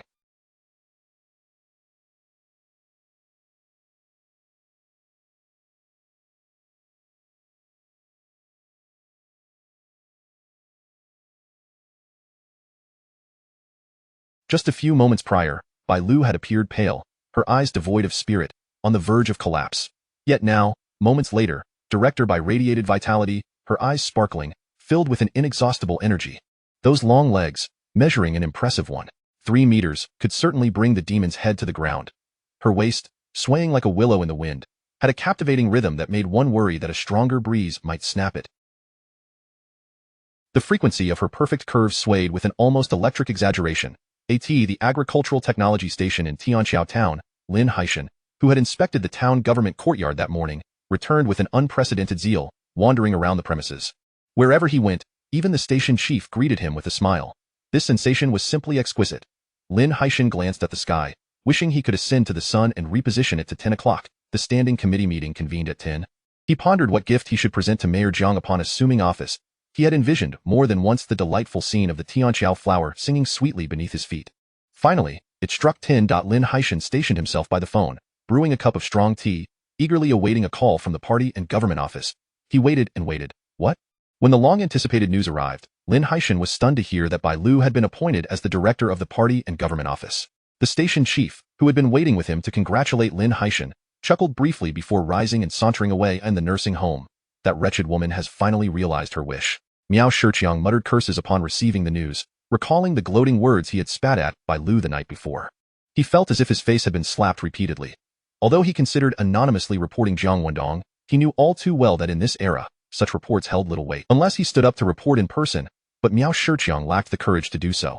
All he could do was jot down 2 names on a piece of paper and begin marking them with crosses in a frenzy. In the mayor's office, Jiang Wendong was on the phone, receiving a call from Han Bin. Following the recent standing committee meeting, Jiang Wendong assumed there was something important to discuss.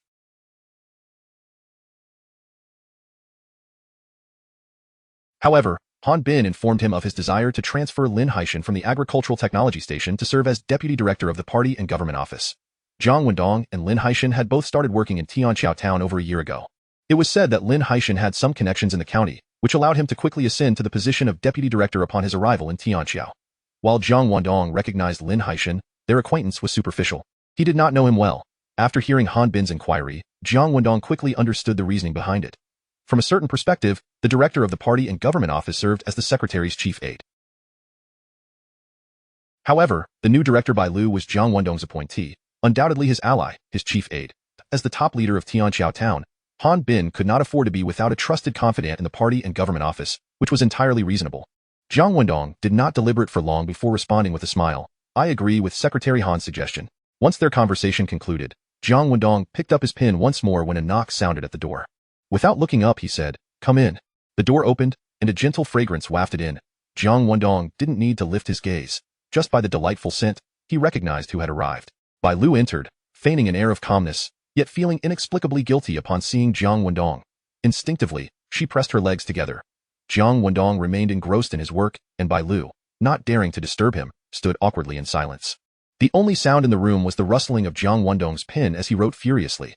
Bai Lu stood motionless for half an hour, with Jiang Wendong neither looking up nor speaking.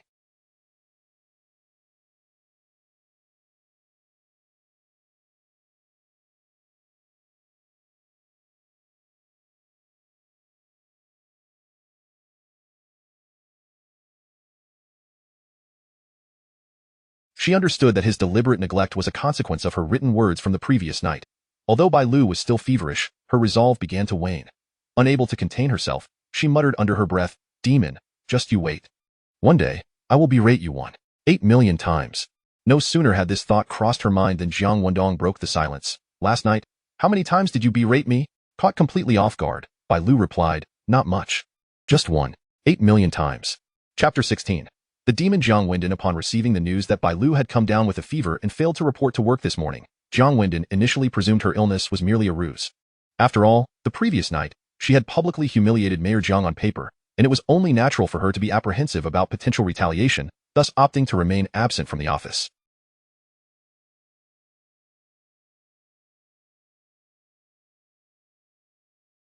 Consequently, he resolved to let her stew in her own juices, particularly after Bai Lu entered the room. Jiang Wendong caught a glimpse of her radiant beauty through the corner of his eye, further solidifying his belief that she was indeed feigning illness.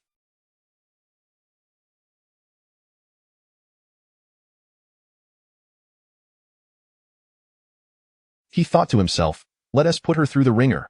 It was only when he noticed her incessantly shifting in her knee-high boots, on the verge of capitulating, that he finally broke his silence. His inquiry was not born out of malice nor a desire to provoke a vehement rebuttal from the alluring director.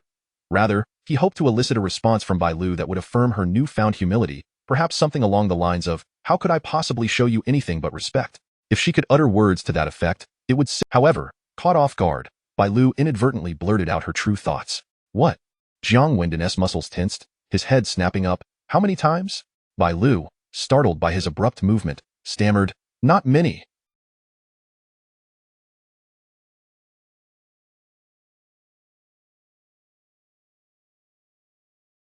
"I just berated you 8 million times in my dreams."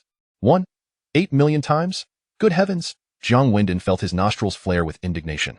To be subjected to her tirades 180,000 times was already an unprecedented level of cruelty. What could possibly describe 8 million? The sheer magnitude of it rendered him speechless, and she had the audacity to claim it was not many. "I cannot keep this director I promoted," Jiang Wendong mused internally, raising his hand to grasp the ashtray, poised to smash it down in frustration. "Ah!" Bai Lu gasped, instinctively shielding her head with her hands, her neck retreating in trepidation. Of course, Jiang Wendong had no intention of actually throwing the ashtray at her. He simply placed it heavily upon the table. Once Bai Lu lowered her hands, she became acutely aware that she had, amidst her fear, she cursed herself for her sheer foolishness. Thankfully, the demon did not hurl the ashtray at her. Trembling, Bai Lu cautiously lifted her gaze. Jiang Wendong's face was stormy, his eyes fixed intently upon her.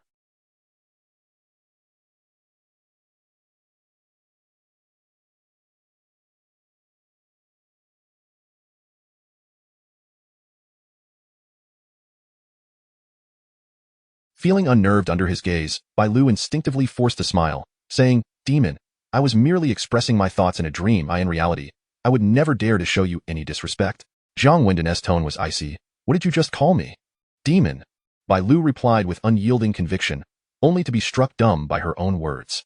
In her mind, Mayor Jiang was akin to a demon, a man who had mercilessly berated her 1.8 million times in one night. If he were not a demon, then what could possibly embody that title? Yet she had erred gravely in vocalizing her thoughts about Mayor Jiang. Once spoken, words cannot be taken back. "You?" Jiang Wendong raised his hand, pointing towards the door, ready to order Bai Lu out, but then reluctantly lowered his hand. Bai Lu, the party and government office director, was someone he had personally promoted. He had long resolved to cultivate her as a trusted ally within his ranks. To dismiss her simply for indulging in a moment of petulance would only serve to undermine her confidence further. If word got out that Jiang Wendong had expelled her, he would be ridiculed for his inability to judge character. He recalled the words often uttered by parents on the verge of losing their temper with their children. Jiang Wendong took several deep breaths, reminding himself that he must not stoop to her level to avoid being driven to the brink of exasperation. He quickly picked up his pen and resumed writing his plans. As anticipated, once he focused his thoughts on work, his emotions swiftly stabilized. Indeed, the adage, "Work brings me joy," held a profound truth. The demon cannot bear to strike me or to cast me away. Ha, ha, ha. Bai Lu, having narrowly escaped disaster, felt a surge of joy. After indulging in a few quiet chuckles, she stealthily approached the desk and filled his thermos with water. She then glanced around and began to wipe down the table and chairs. "Director Bai, please take a seat." Noticing her spirits had visibly lifted, Jiang Wendong raised his head again. "Now, let us discuss work." "Certainly, Mayor Jiang," Bai Lu replied obediently, gracefully settling onto the sofa, her rear barely touching the seat as a gesture of absolute respect for her superior. "From this moment forth, you are my subordinate. To put it plainly, we are all in this together."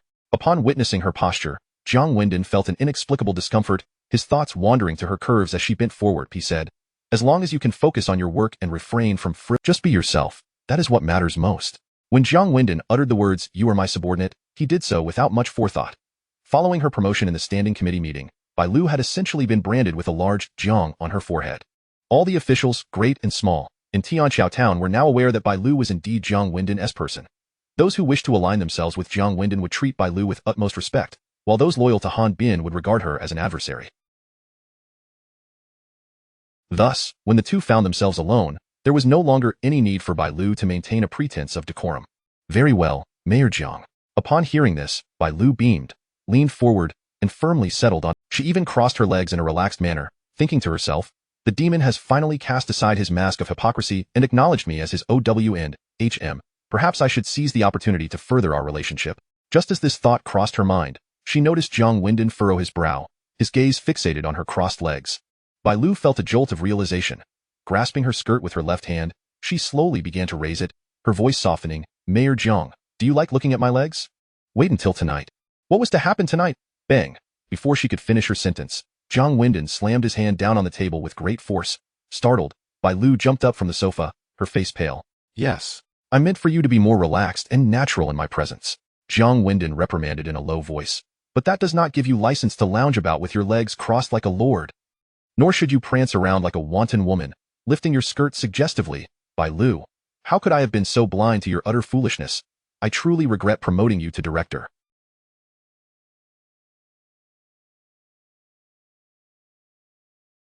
Had I known, I would have appointed Zhao Luan instead. Even if Zhao Luan's capabilities do not match yours, at least he would not provoke me like this. Only then did Bai Lu comprehend the gravity of her misstep.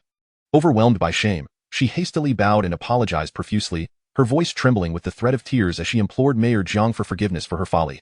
Feeling as though his head were about to split in two, Jiang Wendong raised his teacup and gulped down a large quantity of water, hoping to regain. Bai Lu continued to bend over, berating herself for her transgressions.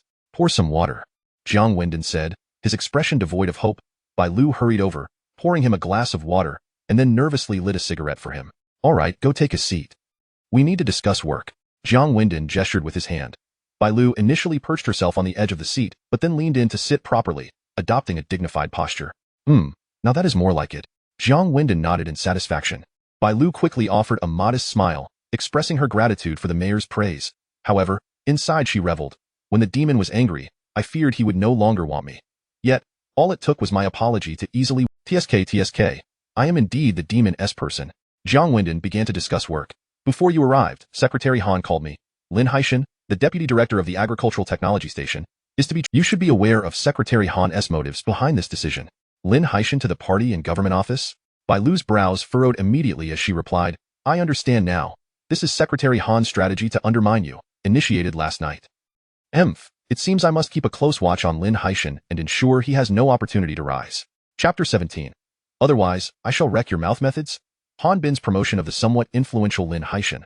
Was that his approach? Jiang Wendong, who initially considered the matter quite ordinary, suddenly sensed the complexity of the situation upon observing Bai Lu's reaction. Noticing her furrowed brow, he realized the gravity of the issue and inquired, Zhan, I presume you are unaware of the news that has already circulated throughout the town since last evening? What news? Jiang Wendong asked, lifting his teacup. Just before closing yesterday evening, while packing up in his office, Miao Shiqiang made a phone call to Han Bin. Bai Lu recounted in detail how she and Zhao Luan had overheard Miao Shiqiang mention Lin Haishan's name, as well as how Lin had visited her residence to inspect the property and arrived early this morning at the party and government office to evaluate the workspace. It was only then that Jiang Wendong grasped the situation. He had previously dismissed Han Bin's subtle maneuver as a trivial tactic, one that did not infringe upon any fundamental boundaries. As for the supposedly influential Lin Haishan, Jiang Wendong regarded him with indifference. If Lin were to work diligently in the future, that would be acceptable. However, should he dare to challenge Jiang Wendong, he would swiftly meet his demise. Nonetheless, Jiang Wendong discerned a significant vulnerability within himself, his lack of timely information. Having spent over a year in Tianqiao town, his existence had been confined to the office, the cafeteria, and his dormitory, neglecting the trivial gossip that he deemed unworthy of attention. Naturally, he had no friends. Had he cultivated friendships, he would have been privy to the news last night and could have responded appropriately in a timely manner. If he wished to establish a firm foothold in Tianqiao town and dismantle Han Bin's influence, he needed to cultivate a foundational support among the populace. She directly admonished him, you are commendable in many aspects, yet you are overly self-important. To put it bluntly, you are detached from the masses. This flaw must be amended. Although Jiang Wendong felt a sense of discomfort at her calling him by name and adopting a patronizing, he humbly acknowledged her critique with a nod. You are indeed correct. I must engage more deeply with the populace and root myself in the grassroots. Enough. Why are you still exchanging pleasantries with me? Bai Lu waved her hand dismissively, interrupting Jiang Wendong. From now on, simply follow my guidance and work diligently. With my protection, no one in Tianqiao town will dare to bully you. As she raised her teacup, she realized it was empty. Turning to Jiang Wendong, she said, Jiang Wendong, fetch me a cup of tea. After all I've shared with you, how could I not be thirsty? You have no awareness whatsoever. With such an attitude, you expect me, as your superior, to shield you.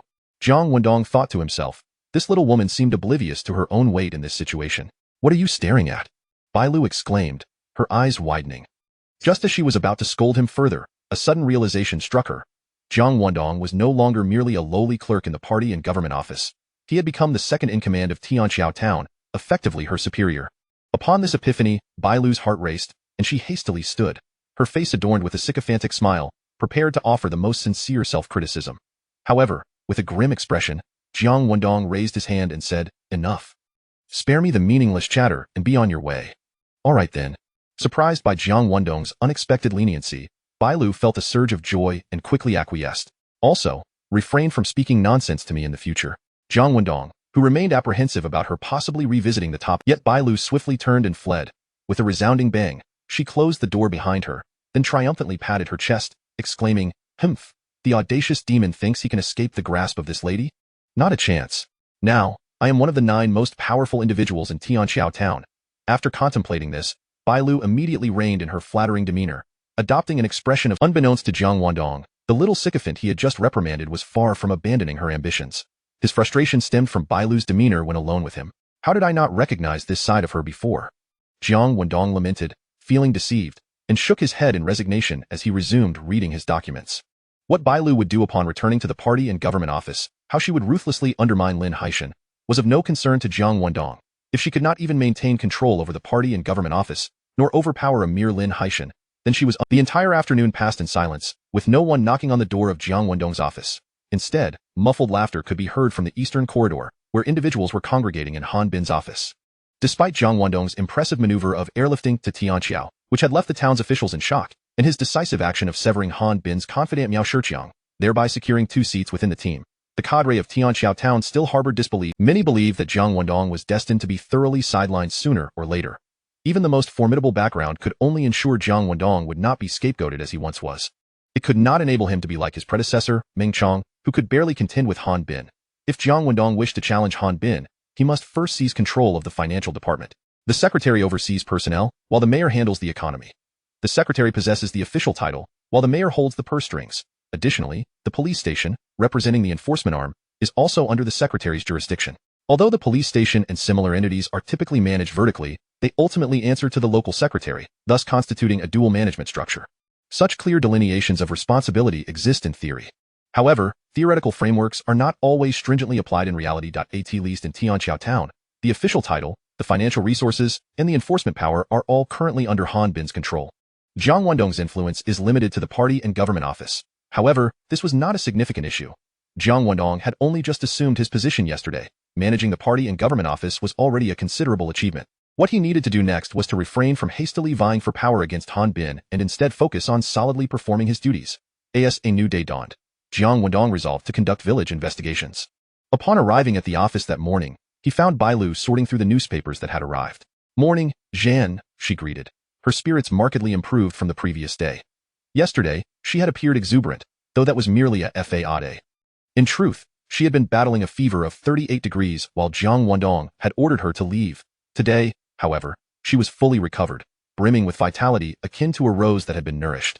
"Morning," Jiang Wendong replied casually, his gaze inadvertently drifting toward Bai Lu's alluring figure. Upon witnessing her true form, he felt a pang of guilt, recalling that he had inadvertently touched her in his dreams last night.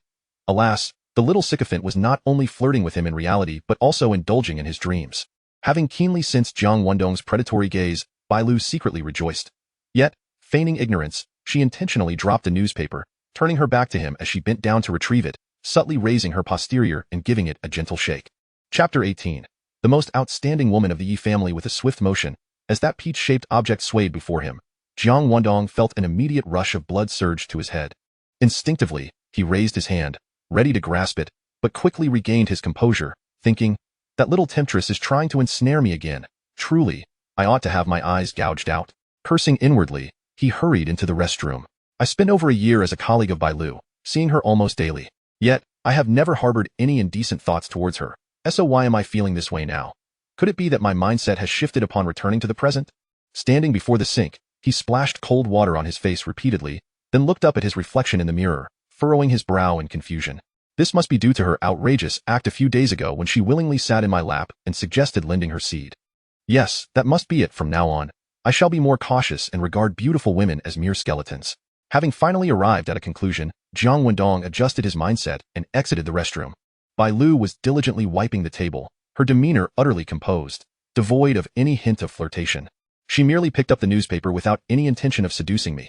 If I had such thoughts, it must have been a grand misconception," Jiang Wendong mused as he took a seat and instructed, "Director Bai, please send someone from the party and government office to accompany me on an outing." Bai Lu understood immediately. "Are you planning to visit the various villages?" "Indeed," Jiang Wendong replied, lifting his teacup.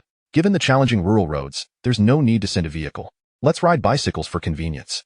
In this day and age, the rural landscape consisted of unpaved roads connecting villages, with only the main road to the county being asphalted. On sunny days, dust clouds would engulf everything, while rainy days turned the paths into quagmires. The primary means of transporting goods in the countryside were donkey carts, supplemented by tractors. The dirt roads were riddled with deep ruts, allowing tractors with high chassis to navigate effortlessly, whereas cars would only get stuck on such terrain. Therefore, cycling to the village was far more practical than driving. "Understood. I will make the arrangements right away." Bai Lu, well aware of the road conditions, promptly exited the party and government office. After finishing his tea and reading the day's newspaper, Jiang Wendong stepped into the lounge. When he emerged, he had changed from his formal Zhongshan suit into a short blue cotton jacket issued by the town. He resolved to spend approximately a week visiting all 36 natural villages in Tianqiao Town, not merely a cursory glance, but a thorough investigation of the current agricultural economic conditions in each village. Only by understanding the true circumstances could he formulate a plan to bring Tianqiao's prize cabbage to the capital for the vegetable expo. As Jiang Wendong placed his wallet in his pocket and reached for his bicycle keys, the black telephone on the table rang sharply. Each department had two phones, one red and one black, the red for internal lines and the black for external calls. He picked up the receiver and spoke into it. "This is Jiang Wendong. May I ask who is calling?" A gentle woman's voice responded, "Wendong, it's me." His eyes brightened instantly at the sound, igniting an overwhelming urge to see his mother. Her surname was Ning, hailing from a humble working-class family.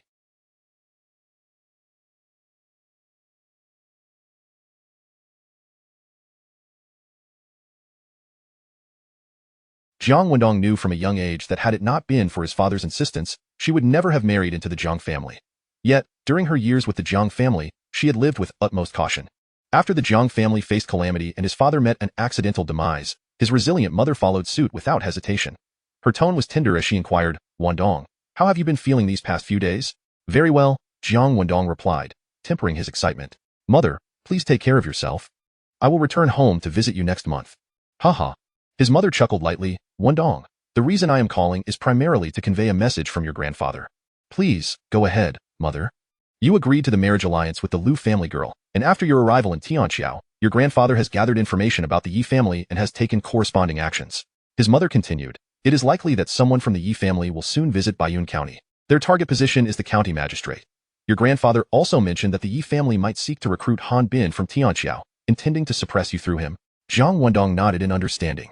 It was entirely natural for the Yi family, Jiang's sworn enemy, to react swiftly upon learning of his marriage alliance with Lu Qing and his relocation to Tianqiao. Given the Yi family, likewise, sending someone to Baiyun County to recruit Han Bin and directly undermine Jiang Wendong was indeed the most astute and cost-effective strategy.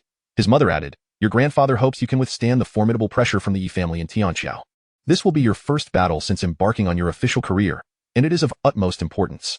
"I understand," Jiang Wendong replied confidently. "Mother, you can assure grandfather that neither Han Bin nor the Yi family will be able to suppress me." "Wendong, you have indeed matured suddenly, just as your grandfather remarked." His mother expressed her pride.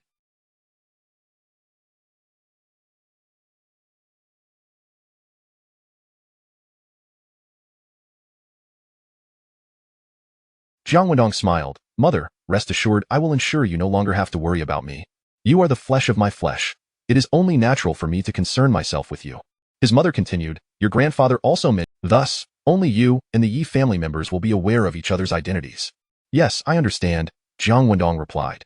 "Mother, has grandfather gleaned who the Yi family's candidate for the county magistrate position in Baiyun County will be?" His mother responded, "Barring any unforeseen circumstances, the individual sent to Baiyun County to suppress you is the most outstanding woman of the Yi family's second generation, Yi Xingchen." "Yi Xingchen?" Jiang Wendong furrowed his brow, beginning to sift through his mental archives for information about this woman. His mother continued, "Yi Xingchen, female, currently 31 years old, stands at a decade ago. She was a classmate of yours and a prominent figure in her own right, excelling in both academics and appearance, rivaling your fiancé Lu Qing. 4 years ago, Yi Xingchen married Huang Xiaoming from the Huang family. Before that, she had been working at the Planning Economic Committee. If she truly comes to Baiyun, she will be the youngest county magistrate with real power across the land." The Jiang family had gathered such detailed information about Yi Xingchen, indicating their significant concern regarding her. "Mother, you need not worry," Jiang Wendong said softly. "No matter how exceptional she may be, she will not be able to overshadow me." Chapter 19. "You wish to contend with me?" After conversing with his mother for over 10 minutes, Jiang Wendong finally set down the receiver. His assertion that the most outstanding woman of the Yi family could not suppress him was no mere bravado. It was a statement grounded in reality. Jiang Wendong possessed advanced thoughts that were decades ahead of his time, enabling him to foresee numerous significant events. If he could not even handle a man relieving himself, what face would he have left to pursue his ambition of dismantling the Yi family and guiding as many people as possible towards a prosperous life? "Yi Xingchen, is it? The most remarkable woman of the Yi family? Ha, I shall await your arrival," Jiang Wendong said with a slight, disdainful smile as he swiftly exited the office. As he descended the stairs, he encountered numerous individuals who greeted him with smiles and initiated conversation. While they appeared exceedingly cordial, Jiang Wendong could discern their respectful distance. He was unfazed and returned their nods with a smile that in the carport behind the office building. Just as Jiang Wendong rounded the corner, he spotted Bai Lu, who had donned a short blue cotton jacket, standing there with a women's bicycle. Jiang Wendong paused momentarily and inquired, "Are you truly accompanying me to the village?" Bai Lu nodded, stating, "I cannot trust anyone else to accompany you. What have you to be concerned about? I am not a 3-year-old child who could simply get lost." Jiang Wendong frowned and replied, "Do not forget, you are now the director of the party and government office, with a plethora of responsibilities awaiting you each day. Besides, having a woman perpetually by my side is not ideal." "I have already arranged all matters concerning the party and government office," Bai Lu replied nonchalantly. Should anyone dare to speak, just as Jiang Wendong was about to retort angrily, Bai Lu had already propelled herself forward on her bicycle. With no choice left, Jiang Wendong mounted his bicycle and pursued her. The two rode in tandem, and just as they exited the town government courtyard, Lin Haishan from the party and government office emerged from his office. Inside Han Bin's office, Lin Haishan, adorned with a fawning demeanor, personally reported the news of Jiang Wendong's outing to Han Bin. "Ah, I see." Han Bin nodded. handing Lin Haishan a cigarette as a token of appreciation for his timely report regarding Jiang Wendong. Lin Haishan eagerly accepted it, resembling a person receiving an imperial decree. Heh, I truly hesitate to smoke the cigarette gifted by the secretary, Lin Haishan remarked with a sycophantic grin, and upon recognizing Han Bin's disinterest in further conversation, the notion of Jiang Wendong cycling down to the village was entirely normal.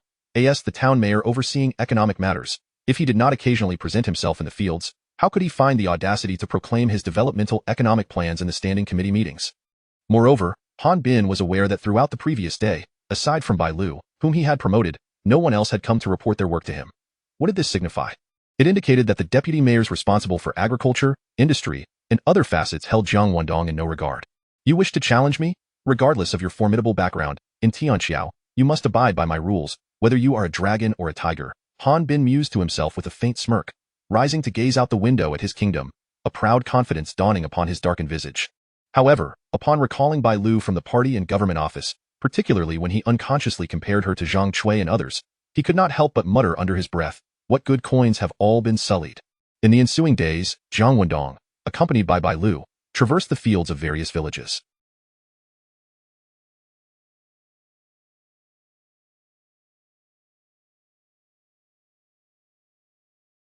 According to the data provided by the party and government office, the entire town boasted approximately 200,000 acres of arable land. Nearly 70, or 140,000 acres, had been sown not with wheat but with cabbage. Additionally, in the northeastern corner of Tianqiao town lay a lake known as Baiyun Lake, after which Baiyun County derived its name. As the sands of time shifted, the once vast expanse of Baiyun Lake gradually transformed into hundreds of fish ponds. Following the nation's economic opening, these ponds had been contracted out to individuals. Within the borders of Tianqiao town, aside from the flat expanses of farmland, the Baiyun Lake fishery dominated. Ordinarily, one would presume that Tianqiao town, renowned for its cabbage and boasting hundreds of fish ponds, would sustain a decent standard of living even without industry. Yet, why then was it so impoverished? To uncover the answer and formulate a new economic development plan, Jiang Wendong knew he had to conduct thorough investigations in each village. He had begun to uncover the answers and meticulously documented them. On the morning of the 6th day, after 5 days of diligent yet somewhat begrudging work, Bai Lu began to regret her decision. A beauty of her caliber ought to be seated comfortably in an office with a temperate climate, dressed in an elegant and alluring manner, offering esteemed Jiang the finest teas and refreshments, employing her keen intellect and extensive grassroots experience to strategize on his behalf. She should be facilitating connections with propaganda committee member Lu Jing and applying pressure on the various deputy mayors, particularly the head of the finance office. Yet, Jiang Wendong had insisted on dragging her along, cycling through the biting winds across the fields of each village. To make matters worse, the devilish mayor refused to announce his visit to the villages, nor would he dine with the village secretary. During lunchtime, he simply found a secluded grove, retrieved his water bottle, and munched on steamed buns with pickled vegetables. Even more egregious was the fact that the most beautiful woman in Tianqiao town had, after days of cycling, nearly worn her backside raw, rendering her gait akin to that of a duck. And he, blind to her plight, uttered not a single word of concern. To speak frankly, when Bai Lu first accompanied the devilish mayor to the village, she had, like Han Bin, assumed he was merely going through the motions. It was nothing more than a fade of field investigations, where Jiang Wendong would partake in meals, engage in mutual boasting, and establish familiarity. Surely, this so-called investigation would conclude within 2 days at most. Yet who could have anticipated that today marked the 6th day, with no end in sight? Not even a weekend respite. Jiang, might you consider taking someone else to accompany you to the village? Bai Lu, utterly exhausted, pushed her bicycle out of the courtyard, glancing at the sky where snowflakes drifted down, finally conceding defeat. Jiang Wendong replied curtly, no. Why not? Bai Lu, worn out from the previous days and unable to dream sweetly at night, began to sulk. Do you really think I am so easily intimidated? Jiang Wendong mounted his bicycle and countered, can you trust anyone else to accompany me? 6 days prior, when Jiang Wendong had rejected her accompanying him to the village, she had confidently asserted that she could not trust anyone else to do so. Now, confronted with his own words, she found herself at a loss for retort. Jiang Wendong continued, the reality is far more complex than I initially envisioned. The plan that was supposed to be completed in a week has now been extended to half a month. During this period, you shall dutifully attend to my needs. What? Half a month? Are you out of your mind? Hearing this, Bai Lu resembled a rabbit whose tail had been stepped on, nearly springing into the air. Devil, it seems you will let us go. If you do not keep up, do not bother coming to work tomorrow. Jiang Wendong shot her a glare over his shoulder and pedaled forcefully against the biting wind and falling snow. One day, I shall ensnare you, and have you sit until you can no longer move. Bai Lu, filled with despair, could only grit her teeth and resolve herself as she laboriously mounted her bicycle. The wind intensified, and the snowfall thickened. However, the roads and fields were bustling with livestock carts and villagers hastily harvesting cabbage before the heavy snow descended. The village Jiang Wendong intended to visit today was Huajia village, where Wang Luyang had caused a fatal incident. Huajia village was not only the poorest in Tianqiao town but also the furthest from the town government. The journey spanned a good 7 or 8 kilometers, and situated at the northernmost part of the town center, the two would have to pedal against the wind. Compounding the difficulty was the treacherous road, increasingly laden with snow, making the ride northward all the more arduous. Crack! As Jiang Wendong pedaled through the snow, he suddenly heard a clatter from behind. Turning around, he saw Bai Lu sprawled on the ground, resembling a dog that had been thrown into the mud. What a fool! Jiang Wendong muttered, hastily dismounting and rushing over to assist her. Bai Lu, having fallen and disoriented, finally reached her breaking point. She raised her hand, pushing away Jiang Wendong's offer of help, and cried out, "Devil, would you grant me just one moment of reprieve?" Chapter 20. He is your future brother-in-law. What a striking beauty she is. Yet she spends her days uttering such crude remarks. The crux of the matter is, she only speaks this way to Jiang Wendong. What does this signify? Upon hearing the request made by Bai Lu, Jiang Wendong was instantly engulfed in a fit of fury. Outside of work, she may indulge in temper tantrums and playful banter. However, during work hours, Bai Lu's behavior is not only immature but also undermines the paramount rule of respecting superiors that is so crucial in the political arena. Bai Lu. Jiang Wendong glared at her, his voice dripping with authority. Do you dare to repeat what you just said? If Bai Lu were to dare, Jiang Wendong, even at the risk of being mocked by Han Bin and others, would force her into Han Bin's camp in the shortest time possible, distancing himself from her.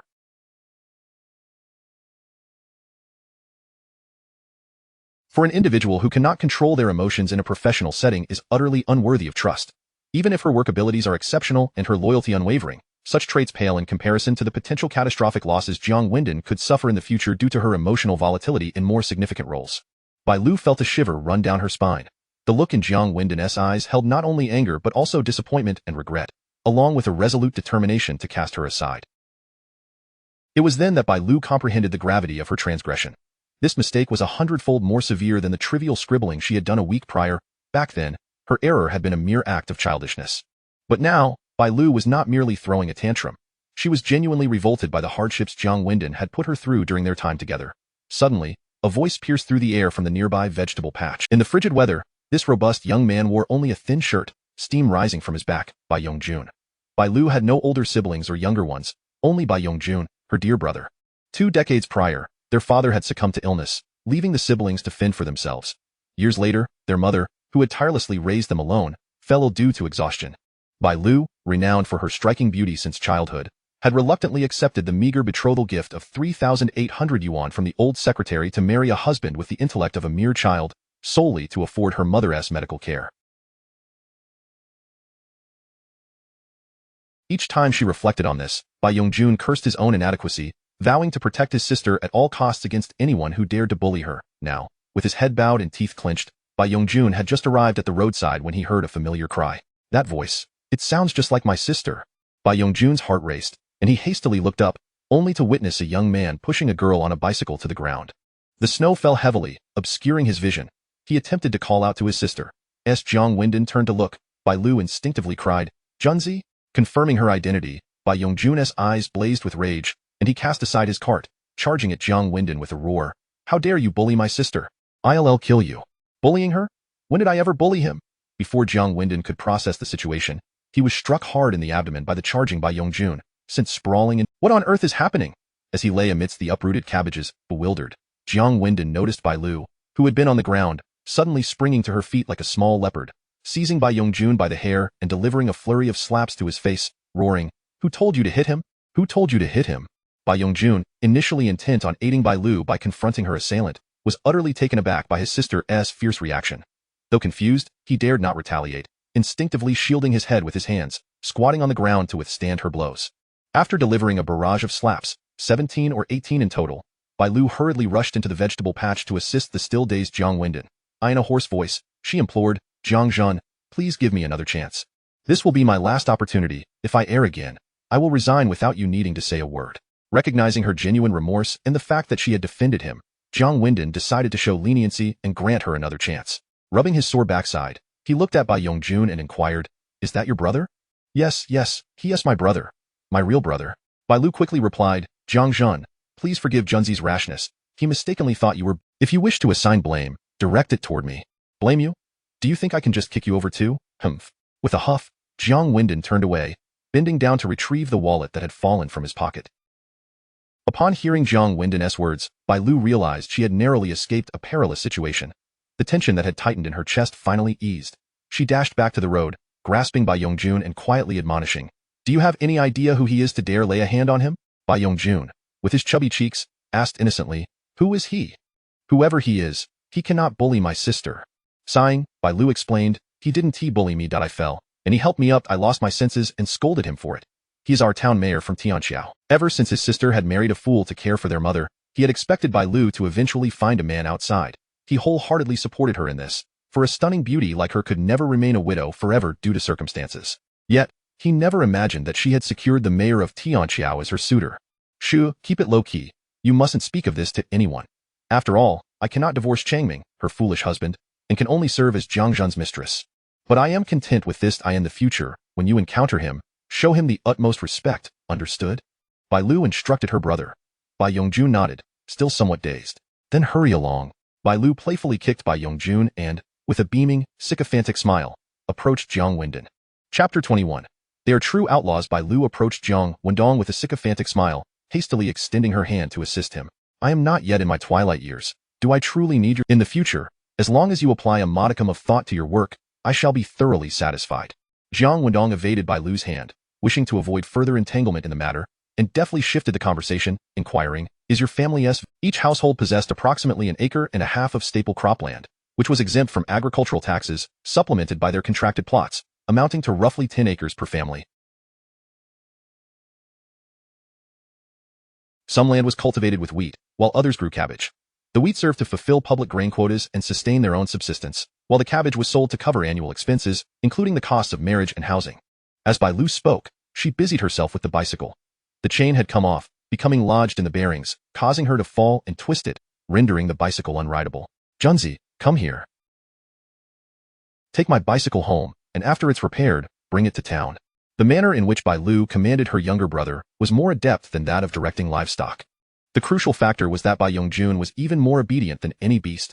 He promptly rushed over, hoisting the bicycle onto his shoulder and casting a lingering glance at Jiang Wendong, as if to convey, "Even if you are the town mayor, should you dare to bully my sister in the future?" Jiang Wendong disregarded the brash boy and addressed Bai Lu, "Director Bai, it seems you have not returned home in quite some time. I shall grant you a long respite. Go visit your family, and I will proceed to Huajia village alone." Bai Lu's expression shifted dramatically, and "You are currently incognito. No one knows you are the mayor. What if some ill-intentioned individuals take advantage of the situation and bully you?" She was not jesting in these times. The public's awareness of the law was rather tenuous. Given Jiang Wendong's soft demeanor, as Bai Lu internally mused, should he encounter any ruffians, he might find himself battered and bruised, with his bicycle and wallet snatched away, leaving him unable to seek aid afterward. Jiang Wendong was acutely aware of his own limitations. His rear still ached, did it not? Yet he persisted, "Even if I were to encounter wrongdoers, what use would it be for you, a woman, to accompany me? If you were not by my side, I could run away more swiftly." "Heh, you underestimate me." Bai Lu stood tall, exuding confidence. "In the villages of Sanli and Wulizwang, who does not know of my illustrious name, Sister Lu? If you go to the corner shop to buy a box of matches, merely mentioning my name would surely earn you a discount." Jiang Wendong found himself at a loss for words. Bai Lu was not exaggerating. After their father's early demise, their mother, possessing considerable beauty, had often attracted unwanted attention while raising her 2 children alone. Their mother was gentle, and Bai Lu, in an effort to avoid being bullied, had no choice but to adopt a more assertive demeanor, fighting fiercely when necessary. This was evident from her unhesitating slap to Junzi just moments ago. The rascals in the nearby villages had indeed heard of Bai Lu's reputation and knew she was not to be trifled with. Jiang Wendong contemplated bringing Bai Lu along. With her as a loyal aide, his recent incognito visits would be considerably less burdensome. "But your bicycle?" Observing Junzi striding away with the bicycle on his shoulder, Jiang Wendong found himself in a quandary. If we were to walk to Huajia village, how long would that take? Why must we walk? Bai Lu approached Jiang Wendong's bicycle. "I will ride you, and there is no ulterior motive. Everything is for the sake of our work." Seeing her sincere determination, Jiang Wendong relented. "Then you dismount.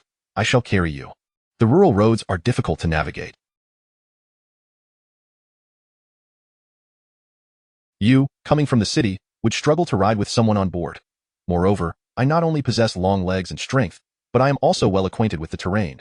My fall earlier was merely a result of my lack of focus, akin to a horse stumbling. Bai Lu insisted, once more patting the rear seat. Enough of the excuses.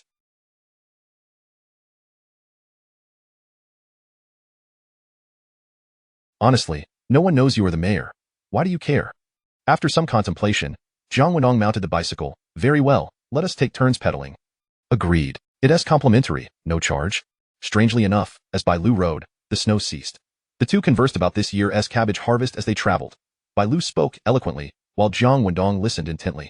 Engaged in conversation, both the rider and the passenger lost track of time. Half an hour later, they finally arrived at Huajia village. From a distance, Jiang Wendong stretched his neck forward and spotted a crowd gathered at the village entrance.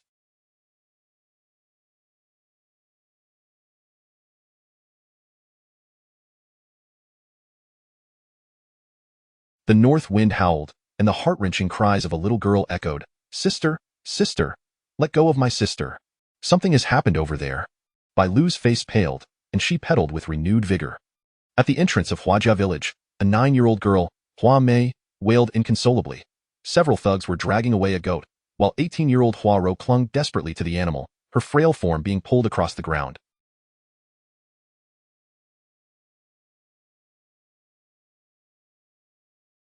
Hanli, a brutish man, bellowed at his lackeys, "If she does not let go, beat her."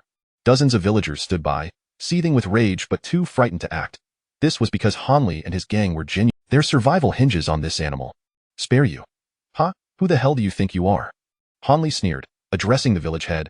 "I am merely enforcing the law for the town's family planning office, dealing with those who dare to violate national policies regarding childbirth. Either you come up with 8,000 yuan in fines, or get out of my way." The village head's smile froze on his face. Not a single household in Huajia village could produce such an amount. The village head murmured, "But Hua Rou's mother has already been beaten to death by you, and her father has taken his own life. Their family is utterly destitute. How can they pay the fine?" Hanli, is it not true that Hua Rou sought justice in the county yesterday, causing you some embarrassment? You need not push her to the brink of despair. Damn it! Hanli roared, slapping the village head across the face with a resounding crack. "Who told you? Let me make it clear.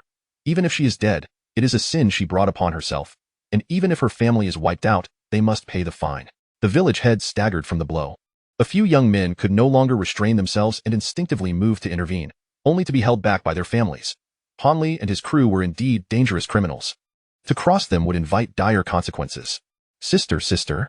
Hua Mei clutched her sister, her cries growing ever more desperate. Hua Rou bit her lip, refusing to let go. "Kill that goat." Hanli, growing impatient. Chapter 22. Leaving? Where do you intend to go? In Hanli's eyes, the villagers of Huajia village were merely a flock of sheep, while he considered himself a wolf. When a wolf feasts on sheep, does it concern itself with the feelings of its prey or the opinions of others? Certainly not. So it was unimaginable for a sheep to leap forth and challenge him with its horns. Yet now, astonishingly, a sheep had sprung from the crowd, striking him. How dare a sheep strike a wolf?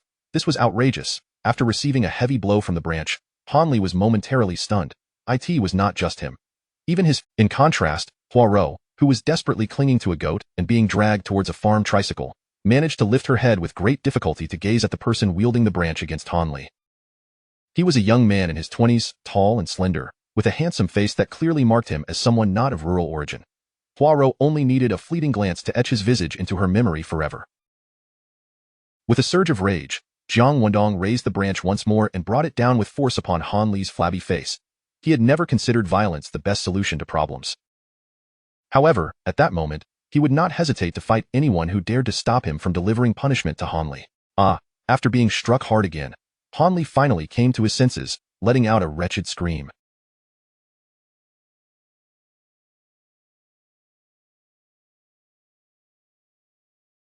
His underlings, too, snapped back to reality, roaring angrily as they lunged towards Jiang Wendong. "How dare you hit someone?" Just as they were about to confront Jiang Wendong, a figure leaped out from behind him, "This is the mayor of Tianqiao Town." "What? He is the mayor of Tianqiao Town?" The underlings froze in disbelief. They might be experts at bullying ordinary citizens, but to think of laying a hand on the mayor, fearing that Hanli and his group might harm Jiang Wendong, Bai Lu, like a mother hen protecting her chicks, spread her arms wide to shield him, shouting fiercely, "If anyone dares to lay a finger on Mayor Jiang, Jiang Wendong, standing behind her, felt a mix of speechlessness and unacknowledged gratitude. After all, the fierce loyalty she displayed, ready to confront Han Li's gang, was undeniably genuine. The scene was filled with over 100 onlookers, yet after Bai Lu's commanding shouts, even the goat dared not bleat. Only the unseen north wind howled mournfully in everyone's ears as it swept away into the distance. Han Li's underlings did not recognize Jiang Wendong, but Han Li certainly did.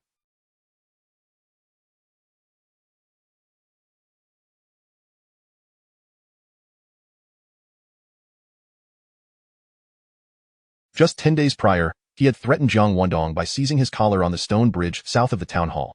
He was aware that this seemingly inconsequential young man had connections that had previously caused his cousin, Han Bin, significant trouble. Thus, even with the painful welts forming on his face, Han Li recognized Jiang Wendong and hastily called to his underlings, "Everyone, don't move. This is Jiang, our town's mayor." "What? He truly is the mayor." The underlings, upon hearing this, quickly recoiled. Despite their notorious reputation for committing heinous acts without remorse, the ingrained official supremacy mentality from millennia past made them subconsciously feel dwarfed in the presence of authority. Who would dare act recklessly now? The mayor is here. Is he really the mayor? Sensing that the situation was no longer escalating, Bai Lu discreetly exhaled with relief, lowering her arms and stepping back behind Jiang Wendong. This was the essence of gracefully withdrawing from a conflict while maintaining one's dignity. Jiang Wendong turned to Bai Lu and instructed, "Director Bai, assist the two girls. Check if they are injured." "Understood." Bai Lu nodded and approached the sisters. Jiang Wendong's gaze. Han Li quickly masked the malice in his eyes, forcing a smile. Jiang Wendong, however, remained impassive, casting a fleeting glance at him before addressing the village head. "Where is your village's secretary?" A man with a side-parted hairstyle, around 30 years old. He was Hua Fusheng, the village secretary. Having been absent moments before, he now approached Jiang Wendong with a face full of insincere smiles, extending his hands. "Mayor Jiang, what brings you to Huajia village today?" Jiang Wendong had met all the village. However, he had no intention of acknowledging him now or in the future. Such a coward, hiding among the crowd while his people were being bullied, was unworthy of his position. Jiang Wendong coldly regarded him, remaining silent, which made it even less likely that he would shake his hand. Hua Fusheng's outstretched hands hung awkwardly in the air, his smile frozen in place. A soft gasp escaped from the side as Jiang Wendong and the others turned to see Hua Rou, assisted by Bai Lu, wince in pain as her left foot hit the ground.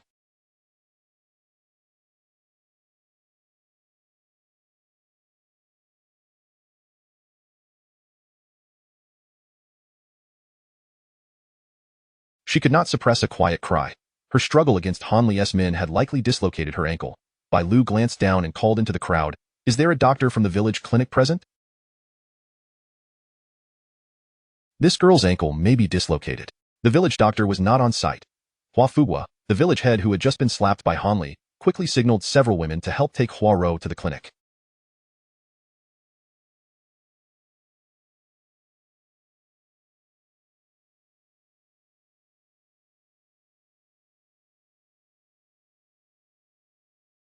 With the mayor present to advocate for Hua Rou, the villagers gained confidence and rushed forward to assist her in pain and fear.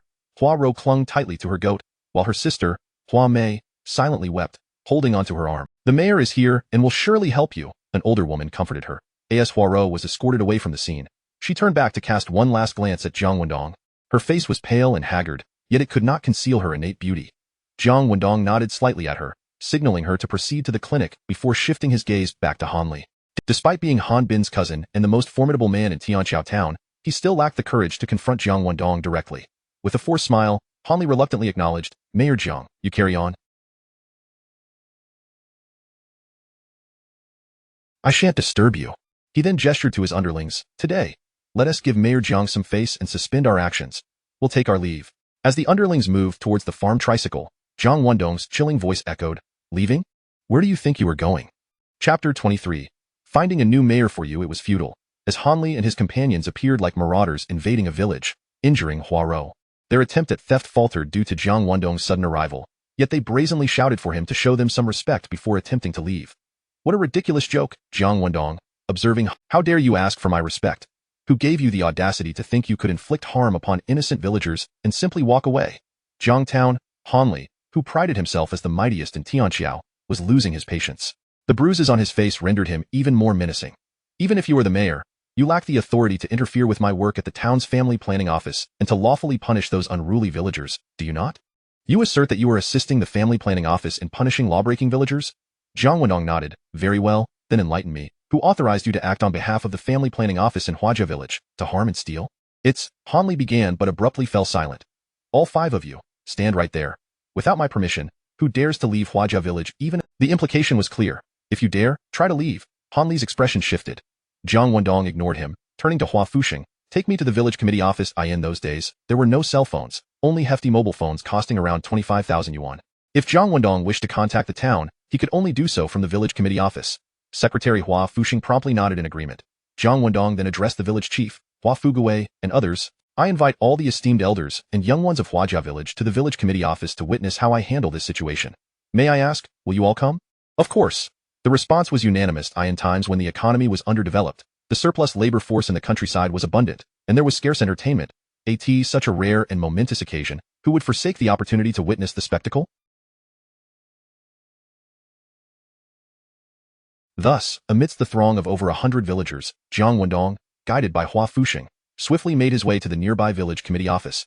Brotherly, a subordinate whispered to Han Li that Jiang fellow is determined to oppose us. What should we do?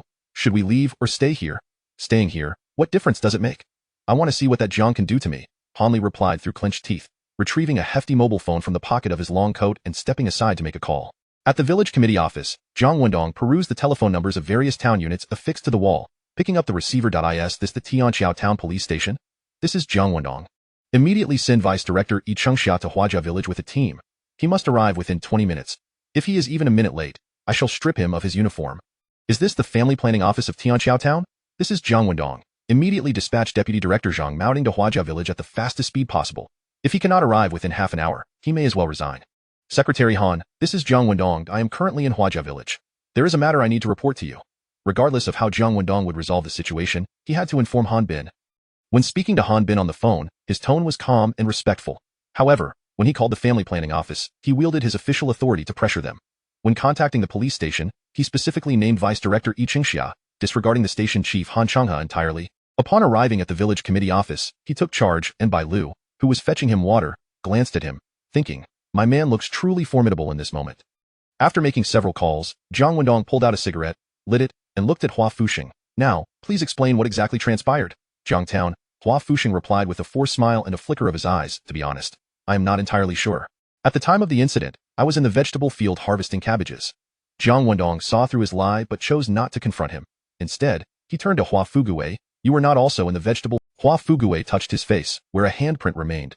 Recalling how Han Li had stood by and watched as he was struck, he cleared his throat and said, Jiangtown, it is as follows. This story began long ago, stemming from the misfortune of Huaro, who had no mother. Half a month prior, Huaro's father, yearning for a son, had urged his 41-year-old wife to conceive once more. After Huaro's mother became pregnant, she feigned illness and secluded herself at home for 8 months. Just as she was about to give birth, she was reported for her pregnancy. Coincidentally, on that day, the family planning office's director, Wang Luyang, had indulged in a bit of alcohol at noon and, emboldened by the drink, personally led a team to Huajia village. Upon bursting into Huaro's home, her parents quickly grasped the situation. Seeing the imminent arrival of a son, Huaro's father desperately tried to stop Wang Luyang, shouting for his wife to flee. Just a few steps into her escape, Huaro's mother was caught by Wang Luyang, who kicked her in the abdomen.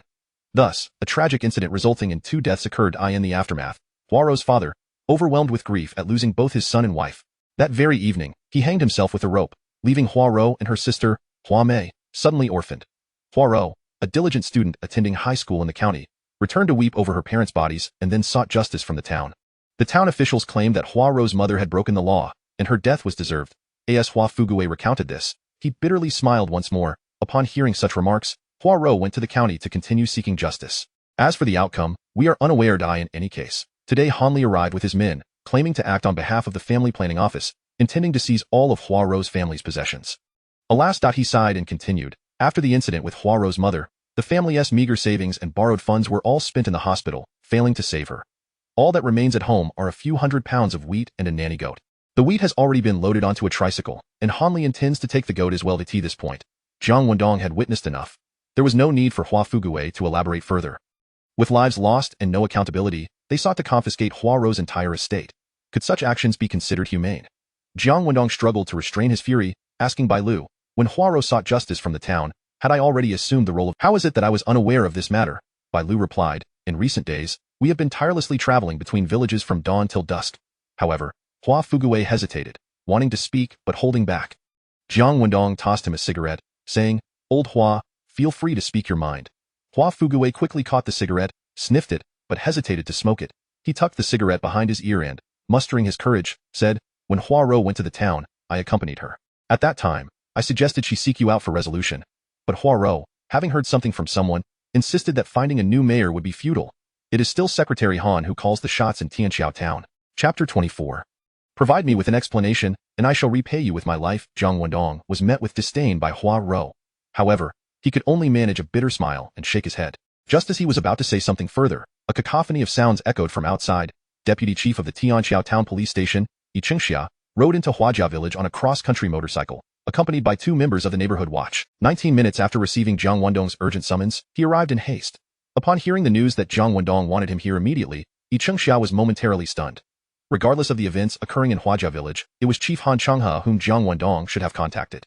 Why had he specifically summoned Yi Chengxia, a sideline deputy chief, to lead a team to Huajia Village? However, it soon dawned on Yi Chengxia. Rumor has it that Jiang Wendong has significant backing. This is an opportunity for our old Yi. I cannot afford to miss this. Thus, Yi Chengxia personally took the department's cross-country motorcycle, sirens blaring, braving the biting cold wind, and nearly tumbled. Before the vehicle had fully come to a halt, Yi Chengxia leaped from it, sprinted towards Jiang Wendong, and came to a sharp salute, raising his hand, reporting to Jiang Town Chief. Yi Chengxia has arrived as ordered. Deputy Chief Yi, I command you now, Jiang Wendong said, nodding before gesturing towards Han Li and the others standing nearby. He had long harbored disdain for this bully, who leveraged his connections to oppress others in Tianqiao Town. Yet, for various reasons, Yi Chengxia had never found the opportunity to confront Han Li. Now, with the powerful Jiang Wendong backing him, there was nothing left to fear. Han Li dared not confront Jiang Wendong openly. Yet, who was Yi Chengxia to assert authority, attempting to publicly handcuff him? Just as Han Li was about to unleash a tirade, he coldly extended his hands, feigning cooperation. Deputy Chief Yi, I suggest you think carefully before deciding whether to handcuff me. This device may be easy to wear, but removing it is another matter altogether. With a fierce slap, Yi Chengxia responded to Han Li's words. How dare you strike me? Han Li's head snapped. After delivering 2 stinging blows to Han Li, Yi Chengxia seized his wrist and snapped the cuffs on. Damn it, a scoundrel like you dares to threaten me? Speak another word, and I'll knock out every last one of your teeth.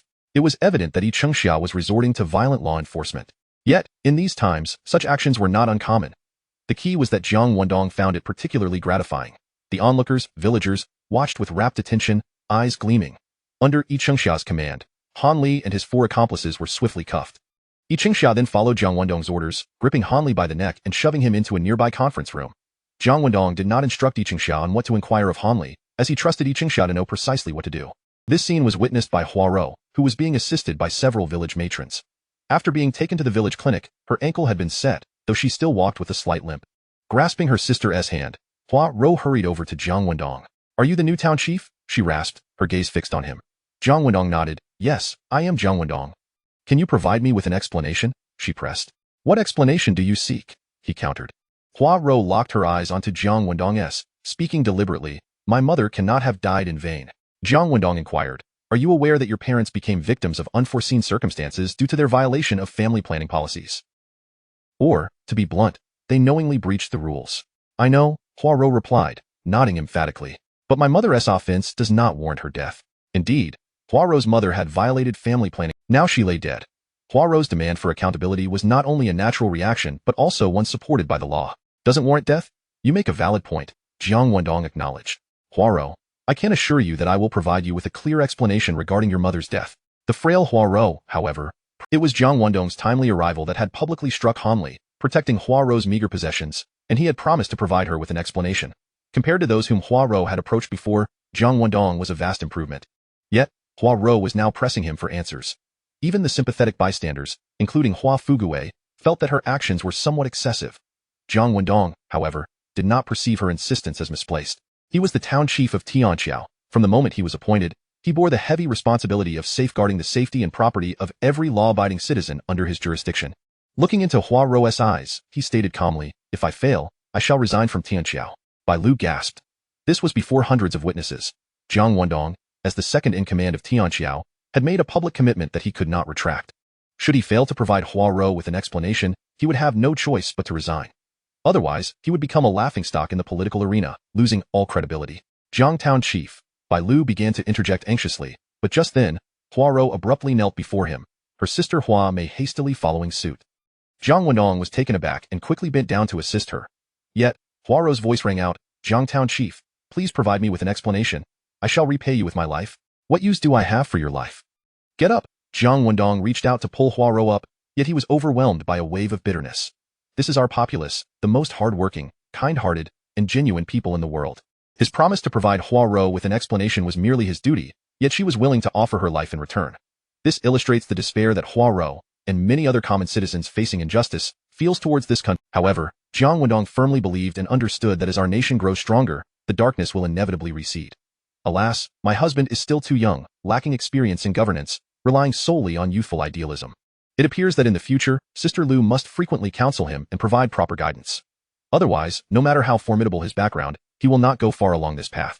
As Bai Lu sighed inwardly, Hua Rou, with tears streaming down her face, produced several sheets of paper. These were the documents she had submitted during her quest for justice at the town and county offices.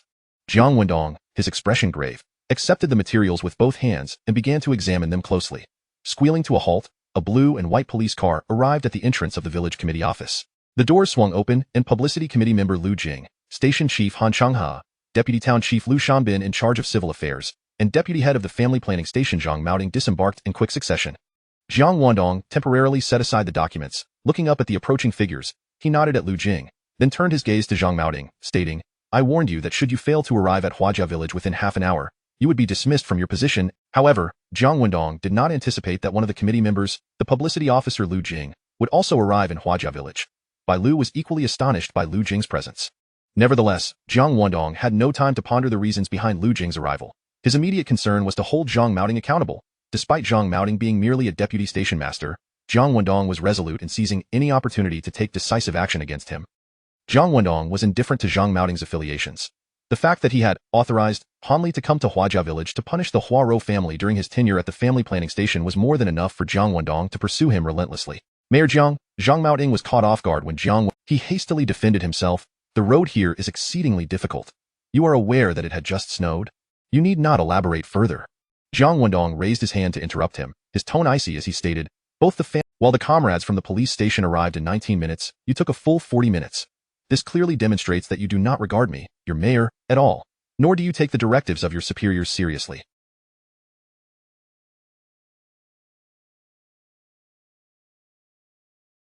Since you have chosen to disregard higher orders, shall we continue to let you occupy your position without responsibility?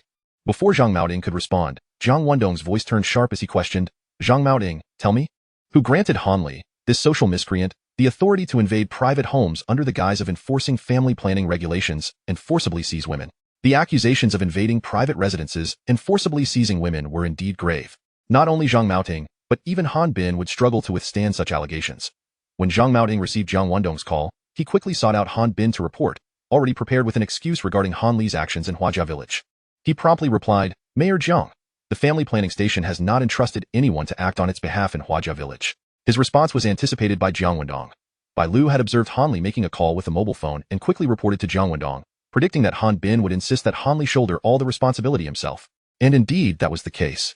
I initially thought that the former station master, Wang Luyang, harbored a grudge against Hua Rou for seeking justice in the county and purposely assigned you, this deputy station master, to send Han Li to retaliate against her under the... Zhang Maoding's eyes flickered momentarily before he hastily shook his head. Jiang Wendong was correct.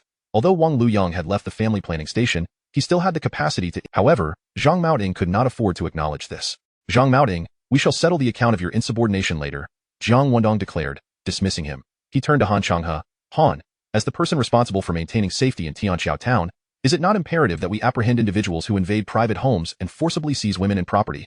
Indeed, Han Changhe nodded, secretly amused. You, Jiang, have specifically summoned the comrades from Yicheng to Huajia village merely to promote him. Your reach extends into my territory quite impressively. As for capturing Han Li, what of it? No one has died, nor has there been significant property damage.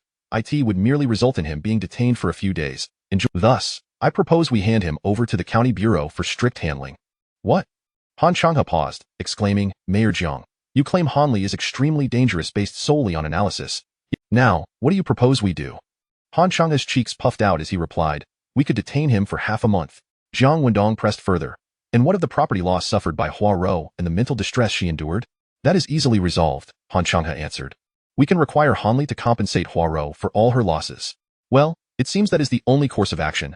Jiang Wendong turned to Hua Rou and asked, Hua Rou, aside from the family heirloom, a pair of jade bracelets worth 10,000 yuan, which Hanli seized, have you lost anything else? Jade bracelets? What jade bracelets? My family has no such heirloom worth 10,000 yuan. Hua Rou was momentarily taken aback, her gaze reflecting sheer ignorance. The scene fell silent. Sister Lu was the first to realize, thinking, my man has realized that it is currently impossible to imprison Hanli. He can only settle for second best and take this opportunity to help Hua Rou extort 10,000 yuan. My goodness. When he mentioned that amount, was he not afraid of a strong wind causing him to falter? In these times, while a household with 10,000 yuan was no longer as rare as in previous years, for the vast majority of villagers, that sum was indeed astronomical. Jiang Wendong, who had grown accustomed to earning tens of thousands monthly, felt no particular weight to this figure. Not even a level 5 northwesterly wind could make him falter, let alone a level 12 hurricane. Before others could come to their senses, Jiang Wendong winked at Hua Rou. Clearing his throat, he stated, at that time, you told me that the jade bracelets seized by Hanli were passed down from your great-grandmother. Besides that jade bracelet, is there anything else? Think carefully, no need to rush. Regardless of what was taken from you, I will ensure you recover it all today. Hua Rou immediately responded, there are also 2 gold rings, 4 gold earrings, 2 silver bracelets, and 4 silver rings. Alas, foolish girl.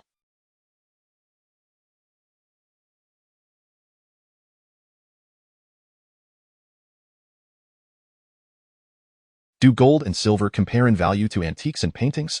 It was evident that she lacked discernment, mistaking gold and silver for the most valuable items. Jiang Wendong inwardly sighed but took out paper and pen. Han Changhe and the others understood the situation completely. A dignified mayor resorting to such underhanded tactics. Pa. Zhang Maoding secretly spat, glancing at Lu Jing, who had inexplicably joined the fray, regarded Jiang Wendong with increasing curiosity. Indeed, Jiang Wendong was engaging in underhanded tactics against Hanli.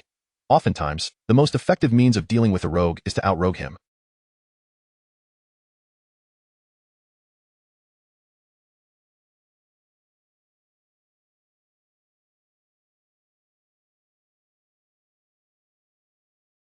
After recording the heirlooms that Hua Rou had lost, Jiang Wendong handed the notebook to Bai Lu, instructing, go, deliver this to the comrade from Yiqing. Have him retrieve these items that were taken. He must ensure that Hua Rou's stolen property is returned. Jiang Wendong replied nonchalantly, I only desire results. Also, let him know that I will be waiting outside. The cunning Jiang, as long as it aids Hua Rou in reclaiming the heirloom that was snatched away by Hanli. Jiang Wendong permits the Yiqing hero to employ any means necessary against him. Any means. This includes severe torture. The crux of the matter is that Han Changhe firmly believes that even if the Yiqing hero were to incapacitate Hanli, Jiang Wendong would still compel him to surrender the Hua family's heirloom. Wang Woyang estes, if he does, I shall report him to the precinct for disciplinary action. Oh, I understand. Jiang Wendong nodded, indicating his comprehension. He turned to Bai Lu and instructed, Director Bai, please call the Qingshan News Agency immediately. Inform them directly that Jiang Wendong, the mayor of Tianqiao Town, will personally assist the victim in recovering the stolen property. I'm certain they will find this quite intriguing. Since Han Changhe opposed Jiang Wendong's request for the Yiqing hero, he intended to persuade Hanli, all the while wearing a smile akin to a gentle spring breeze, to return the stolen items in front of the city reporters. If the reporters were to expose the incident of Hua Rou's mother being beaten to death, not only would Wang Woyang face severe punishment, but even Han Bin would bear significant collateral responsibility. Ironically, Jiang Wendong, who had only just arrived in Tianqiao after the incident, would not have to shoulder much blame. Both Bai Lu and Lu Jing were well aware of the intricacies involved. They dared not let the reporters come down. Han Changhe felt a tremor in his jaw, inwardly fuming, that Jiang fellow is willing to go to such lengths for a village girl. Is he truly intent on playing the rogue to the end? Zhang Maoding and Lu Shanbin also turned pale with shock. Instinctively, Han Changhe glanced at Lu Jing. Neither Jiang Wendong nor even Han Changhe. However, Han Changhe knew that he must enlist Lu Jing's assistance to prevent Jiang Wendong from inviting the city reporters down in this reckless manner. Lu Jing understood the gravity of the situation. Before Bai Lu could make the call, she interjected, Jiang Town Chief, I believe this matter concerns the entire Tianqiao Town. Would be best to resolve it locally without involving city reporters. Wouldn't you agree? Comrade Lu Jing, Jiang Wendong replied with a wry smile. I comprehend your sentiments. I am well aware of the principle of keeping family scandals private. The issue is, if Hanli, bold enough to invade a private residence and steal in broad daylight, steadfastly denies his actions, what then? After all, the regulations clearly state that the deputy station chief cannot employ torture against a robber. Should I treat the robber to a lavish meal at a hotel just to extract a confession? Jiangtown chief, I truly believe, Lu Jing stated, biting her lip, that perhaps Han has methods to compel Hanli to return the stolen property. Is that so? Jiang Wendong turned his gaze toward Han Changhe. Did Han Changhe possess a solution? He must find one. For he had discerned that Jiang Wendong was aware that Hanli would not suffer any repercussions under Han Changhe's protection once captured. Thus, he sought to exploit this opportunity to extort Hanli significantly, ensuring he would suffer financial loss to avert disaster. A rogue. Han Changhe cursed inwardly, while feigning a smile. Comrade Lu is correct. I indeed have a way to persuade Hanli to return the stolen items. Jiang Wendong stepped forward, extending his hands. He clasped Han Changhe's right hand firmly, shaking it vigorously. Han, for the sake of the reputation of all of Tianxiao Town, and to prevent Secretary Bai Lu thought to herself, beneath this refined and handsome exterior lies a cunning soul. I must be cautious of this pretty boy. Lu Jing squinted slightly, observing Jiang Wendong, unsure of his thoughts.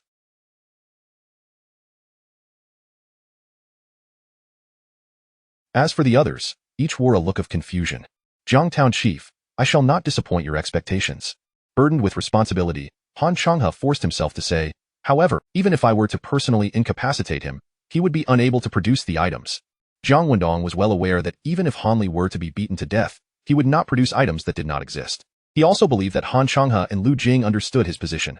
Thus, Jiang Wendong felt no need to continue the charade. He took the notebook from Bai Lu, calculated the value of the stolen items meticulously, and then addressed Han Changhe. If Hanli, in an attempt to evade punishment, refuses to surrender the stolen property, we shall have no choice but to demand compensation at market value.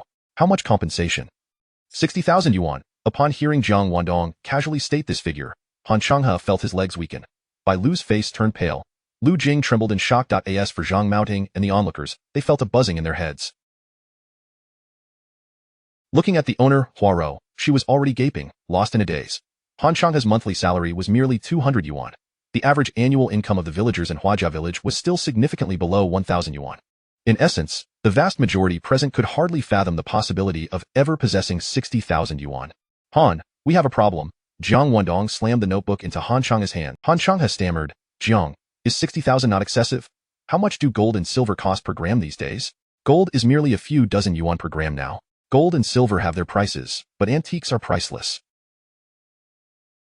After all, those bracelets and rings were passed down from Huarou's great-grandmother. Jiang Wendong, with wide eyes, fabricated this explanation, then added nonchalantly, especially considering the mental anguish suffered by Huarou after the fright.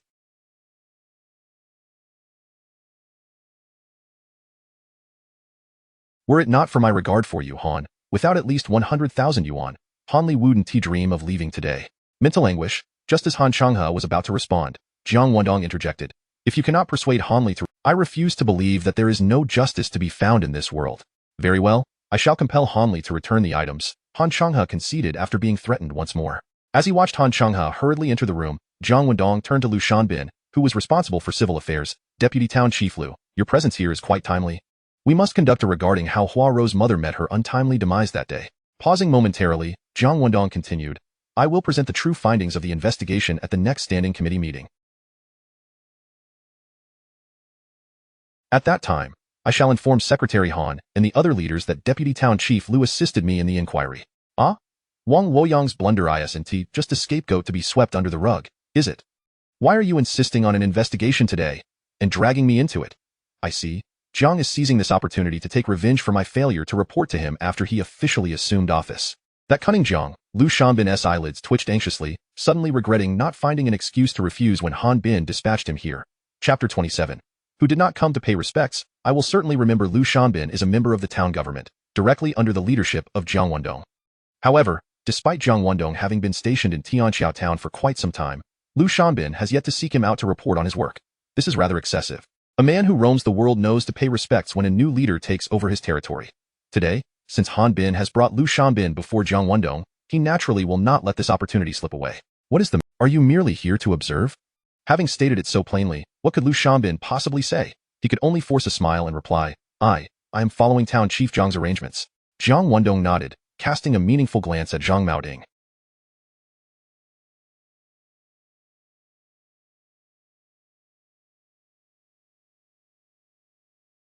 Zhang Maoting immediately felt as though he was being eyed by a ravenous wolf. Cursing Jiang Wendong inwardly, he also berated Wang Luyang for intentionally creating trouble for him. If this continues, I too might have to switch sides, like Lu Shanbin.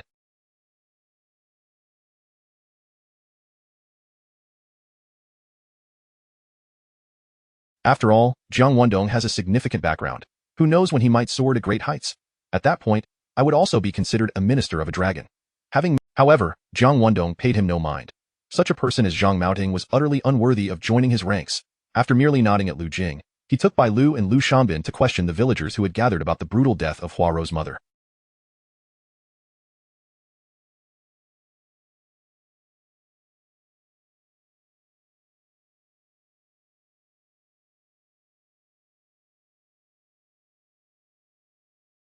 He inquired, while Bai Lu diligently recorded the accounts. The villagers, having witnessed Jiang Wendong's formidable presence, were particularly incensed about the fact that Han Li had attempted to seize goods from the bereaved family just today, igniting their collective outrage. They might not have had the courage to confront the thugs for Hua Rou's sake, but they felt no psychological burden in truthfully recounting how Wang Luyang, in his drunken state, had kicked down Hua Rou's mother. Their faces were filled with fervor as they enthusiastically spoke up, with some even volunteering to sign their names and leave their fingerprints on the investigation records, declaring their willingness to testify if necessary. Thank you, Jiang Wendong expressed his heartfelt gratitude before turning to Hua Rou. Hua Rou, come here. You must sincerely thank these villagers who have bravely spoken out for your family's sake.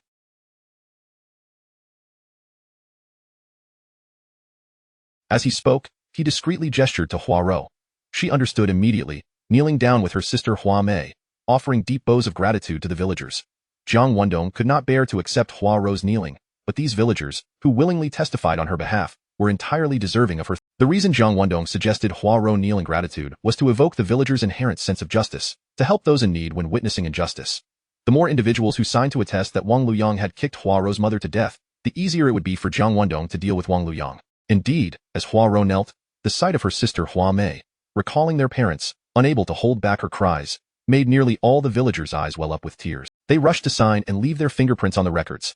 Village chief Hua Fuguei, in place of the sisters, continuously clasped his fists in gratitude to the crowd. This was primarily because Hua Rou's family had no uncles or aunts within the three Fu, as her father was a sole heir for 3 generations, explaining the desire for a son. Moreover, after the tragic loss of both parents, there were no close relatives to stand up for the sisters and seek justice. Observing the heightened emotions of the crowd, Lu Jing thought to herself, Wang Luyang is completely finished. I truly did not expect that Jiang Wendong, who previously kept a low profile in town, would act with such sophistication now that he is the town chief. Particularly his ability to seize opportunities far surpasses that of Meng Jian. Perhaps I should reconsider my position. In total, 97 individuals signed and left their fingerprints on the record, all of whom were males. After Jiang Wendong meticulously reviewed the record, he sincerely thanked the villagers once more. At that moment, Han Changhe coincidentally emerged from the conference room after interrogating Han Li. He beckoned Jiang Wendong aside and whispered something. Observers noted Jiang Wendong shaking his head repeatedly or sneering coldly. Ultimately, Han Changhe discreetly extended his right hand, wiggling his fingers. 50,000. Han Li was willing to offer 50,000 as compensation for the family heirloom Hua Rou had lost. 60,000, a considerable sum for Han Li? I personally witnessed him casually produce over 20,000 in mobile phone cash. Moreover, I have heard that over the years, Han Li has consistently bought cabbages from farmers at a third of the price. Jiang Wendong told Han Changhe, please inform him that 60,000 is non-negotiable. Furthermore, he must deliver the money to me within 2 hours. Otherwise, I will call the city reporters to come down. Han Changhe could only curse inwardly at Jiang Wendong's ruthlessness as he used the pretense of inquiring about Han Li to negotiate. This negotiation took only a few minutes, and Han Changhe emerged stating that Han Li had agreed. Jiang Wendong immediately shed his earlier cold demeanor, appearing exceedingly excited as he grasped Han Changhe's hands, vigorously shaking them. Thank you, thank you. On behalf of Hua Rou, I extend my sincerest gratitude. Jiang Wendong was truly a master of theatrics. Han Changhe felt utterly repulsed yet could only respond. This is what I should do, before asking, Town Chief Jiang, given the villagers' fervor, to avoid unnecessary trouble, I will take Han Li away. The 60,000 will be delivered to your office this afternoon for you to pass on to Hua Rou. Such words, Jiang Wendong exclaimed, feigning astonishment. Director Han, you cannot possibly believe that once Han Li hands over this 60,000, he will escape legal repercussions? This 60,000 merely compensates for the property he unlawfully seized from Hua Rou's family and the emotional distress caused, and bears no relation whatsoever to his breaking and entering or forcibly abducting a woman. Ah? Han Changhe's mouth fell agape. Jiang Wendong's expression darkened further. The critical issue is that the case of Han Li's breaking and entering and abduction has been entrusted to Yicheng Xia. The reason I called, otherwise, you would have already come to my office to discuss the town's security situation. Who came to pay respects, perhaps I cannot recall. But who did not come to pay respects, I will certainly remember. Furthermore, aside from the sycophants, no one else has visited Jiang Wendong's office to pay their respects. Han Changhe's eyelids twitched. He could only maintain a stern face as he led Han Li's subordinate, along with Lu Jing and others, out. An hour and a half later, that subordinate respectfully handed Jiang Wendong a bag containing 60,000 in cash. Only then did Jiang Wendong say to Yicheng Xia, Deputy Director Xia, once you take Han Li back, ensure he receives a thorough education. If his detention lasts less than half a month, it would indicate your lack of diligence in helping him recognize his mistakes. Chapter 28. May I serve you as a maid? In Jiang Wendong's view, no matter how one dealt with Han Li, who had caused turmoil in Tianxiao town for many years, it would never be considered excessive. The Yicheng hero shared this sentiment. He raised his hand in salute and declared loudly, rest assured, Jiang Town Chief, I shall educate Han Li thoroughly. I hope he can be reformed and become a good young man who assists elderly ladies across the street. However, what? Jiang Wendong was acutely aware that the Yicheng hero was concerned that certain individuals might intervene. Han Li was not merely Han Bin's cousin. There were surely profound economic ties between the two families. A deputy director, marginalized within his unit, attempting to deal with Han Li would undoubtedly attract the attention of certain people. At the very least, Director Han Changhe would intervene. If anyone wishes to take over this case, then you should hand him over, Jiang Wendong stated. But you must inform him that reporters from the municipal newspaper may come to Tianxiao at any time to investigate who emboldened Han Li to brazenly invade a private residence and abduct a young woman in broad daylight. Should Han Changhe dare to intervene in this matter, Jiang Wendong would not hesitate to invite municipal reporters to descend upon the scene. If the municipal reporters truly took interest in this issue, Han Changhe would be scrambling to distance himself, let alone dare to intervene. Jiang Town Chief intends to play the rogue to the very end, the Yicheng hero mused, feeling inexplicably that Jiang Wendong might be the true scoundrel in this. Unbeknownst to Jiang Wendong, the Yicheng hero's thoughts were far from his own. He handed over the scene record with a serious tone. This is the investigation record regarding the death of Wang Yinmei, Huarou's mother, caused by the barbaric working attitude of Wang Luoyang, the former director of the family planning station. This matter concerns human life, and I hope you will launch an immediate investigation upon returning to the town. Dealing with Han Li was one thing. Investigating the cause of Wang Yinmei's death and ensuring that Wang Luoyang faced the consequences. It must be said that Wang Luoyang's decision to send Han Li, under the pretense of working for the family planning station, to stir trouble in Huajia village in retaliation against Huarou was sheer folly. Jiang Wendong had long sought an opportunity to avenge the threats he had received from Wang Luoyang and his accomplice that night and would naturally not let this chance slip away. The Yicheng hero studied the scene record with a grave expression. He understood that once he accepted this record, he would have to bring Wang Luoyang, who was currently taking refuge at the agricultural technology station, into the police station for question. Setting aside the pressure within the station, it was evident that Wang Luoyang's connection as Han Bin's brother-in-law made this case exceedingly delicate. What is the matter? Jiang Wendong inquired, slightly furrowing his brow. Deputy Chief Yu, are you not concerned that taking on this case might cost you your position? I fear nothing. The Yicheng hero snickered, seizing the record with determination. But I require your utmost support in the town. Wang Luoyang was not an ordinary citizen who could simply be arrested without consequence. To take action against him, the Yicheng hero needed to secure the cooperation of the Discipline Inspection Commission personnel.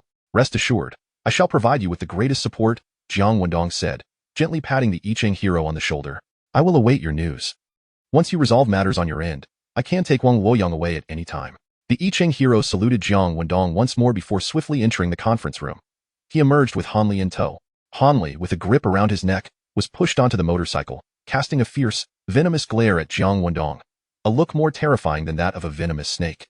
Jiang Wendong merely smiled back, his expression one of disdain, a ruffian who had relied on his cousin's position as the party secretary to bully others in Tianxiao town dared to threaten a town chief. It was truly perplexing who had given him such audacity. After watching the Yicheng hero and his associates depart, Jiang Wendong turned to Huarou and addressed village chief Hua Fugui, saying, Old Hua, please gather a few elders from the village to accompany me to Huarou's home. Of course. Hua Fugui promptly sought out several elderly men in their 60s or 70s. Jiang Wendong then took out several bills from his wallet and handed them to Bai Lu, saying, Director Bai, please visit the village shop and purchase some snacks like peanuts. We shall have a makeshift meal at Huarou's house at noon. Understood. Bai Lu accepted the money and took the hand of Hua Mei, saying, Little sister, lead me to your village's shop. Hua Mei glanced at her sister, and after receiving a nod from Huarou, she timidly led Bai Lu towards the shop. Accompanied by Hua Fugui and the others, Jiang Wendong's group made their way to Huarou's residence. He deliberately ignored party secretary Hua Fuxing. From the moment Hua Fuxing had hidden among the crowd, turning a blind eye to Han Li's bullying of the Hua sisters, It was evident that his time as secretary was limited. The entrance to Hua Rou's home was dilapidated, with a low fence surrounding 3 earthen houses topped with thatched roofs. The small yard was cluttered with pots, bowls, paper boxes, and bags, resembling a scene after a robbery. "Jiang Town Chief, please have a seat. I will go boil some water for you," Hua Rou said as she brought over a few stools and placed them in front of Jiang Wendong and the others. "I will tidy up your home first," Jiang Wendong offered, rolling up his sleeves and bending down to Hua Fuguwei, and the others quickly joined in to help organize the yard. Once they had tidied up both inside and outside, Bai Lu returned with some food. After inviting the elders to sit at a nearby table, Jiang Wendong got straight to the point. Everyone, with her commendable academic performance, she was likely to secure a place in university. In these times, a university degree still held significant value. However, following the sudden upheaval in her family, Hua Rou, now solely responsible for her 9-year-old sister, faced the pressing question of how to continue her studies while seeking justice for her mother. Jiang Wendong could not merely assist her in seeking justice without considering the future lives of the Hua sisters. Hua Fuguwei and the others exchanged glances before collectively nodding in agreement.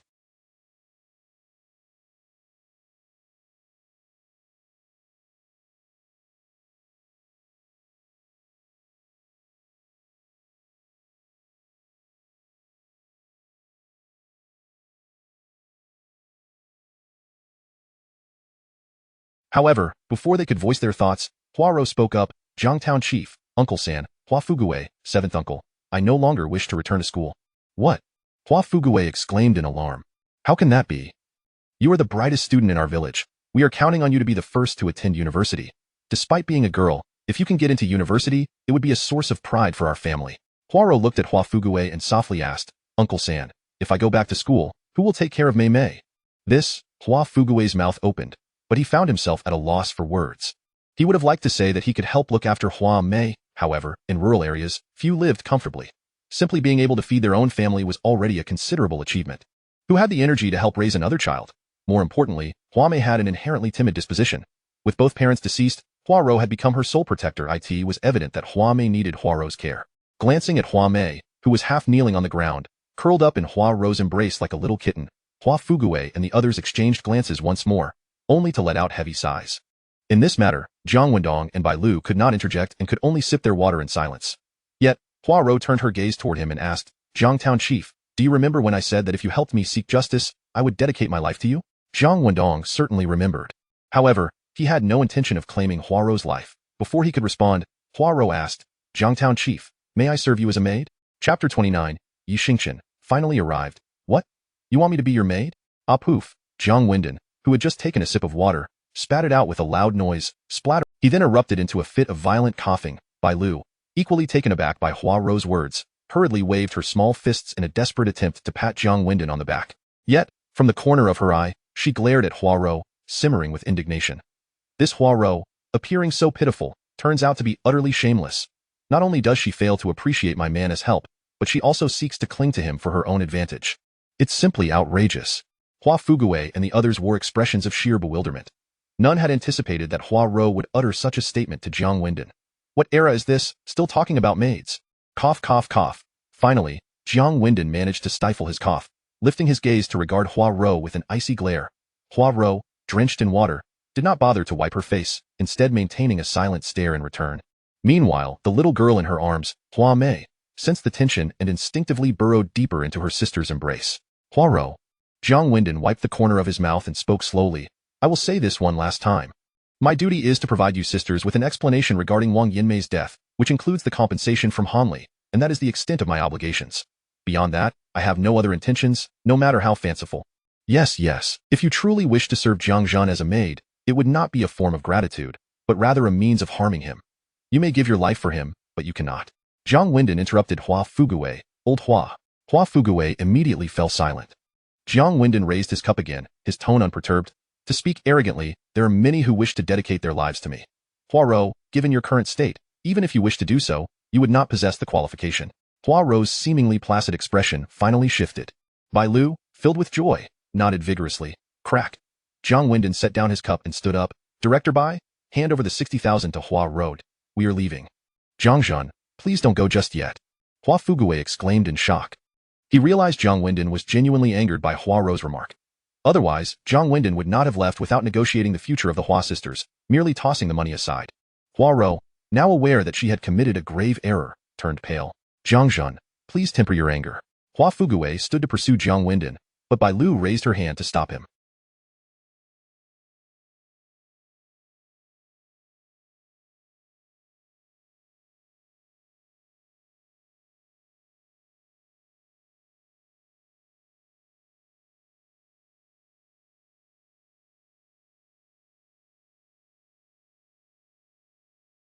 She tossed the bag containing 60,000 at Hua Ro's feet with a thud.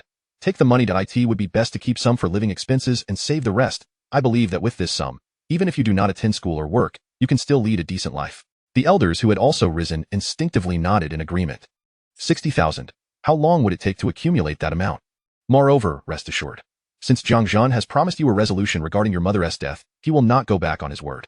Bai Lu couldn't. Your priority should be to care for your younger sister, replacing the parents you lost. Hua Ro's complexion grew even more ashen.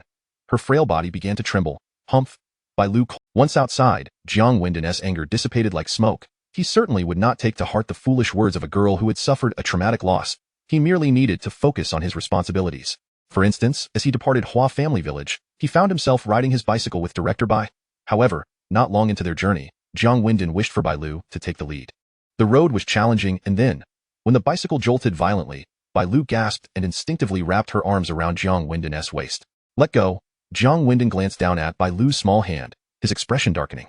Just as he was about to voice his discontent, her hand retracted. Turns out, her grasp around my waist was merely a reflex from the sudden bump, not the lewd thoughts I imagined.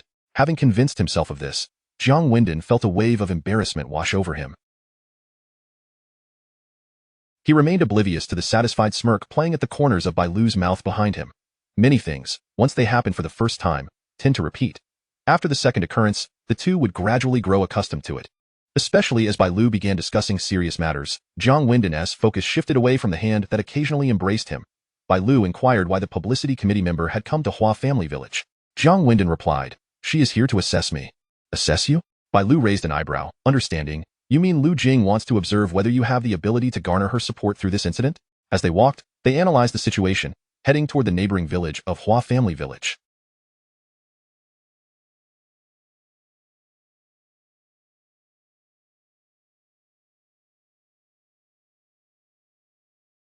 By the time they returned to town, dusk had settled.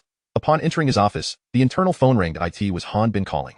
Han Bin did not mention Hua family village, but merely informed Jiang Wendong that there would be a meeting in the county the following morning. Today, Baiyun County would welcome a new county magistrate. The theme of the meeting was to introduce the leaders of subordinate units to the new magistrate. Yi Xingqian has finally arrived. After hanging up, Jiang Wendong slowly sat down, writing Yi Xingqian's name on a piece of paper. He was not afraid of this most prominent woman from the Yi family. Rather, he regarded Yi Xingqian with trepidation, as he clearly understood that she represented the first true obstacle on his political path.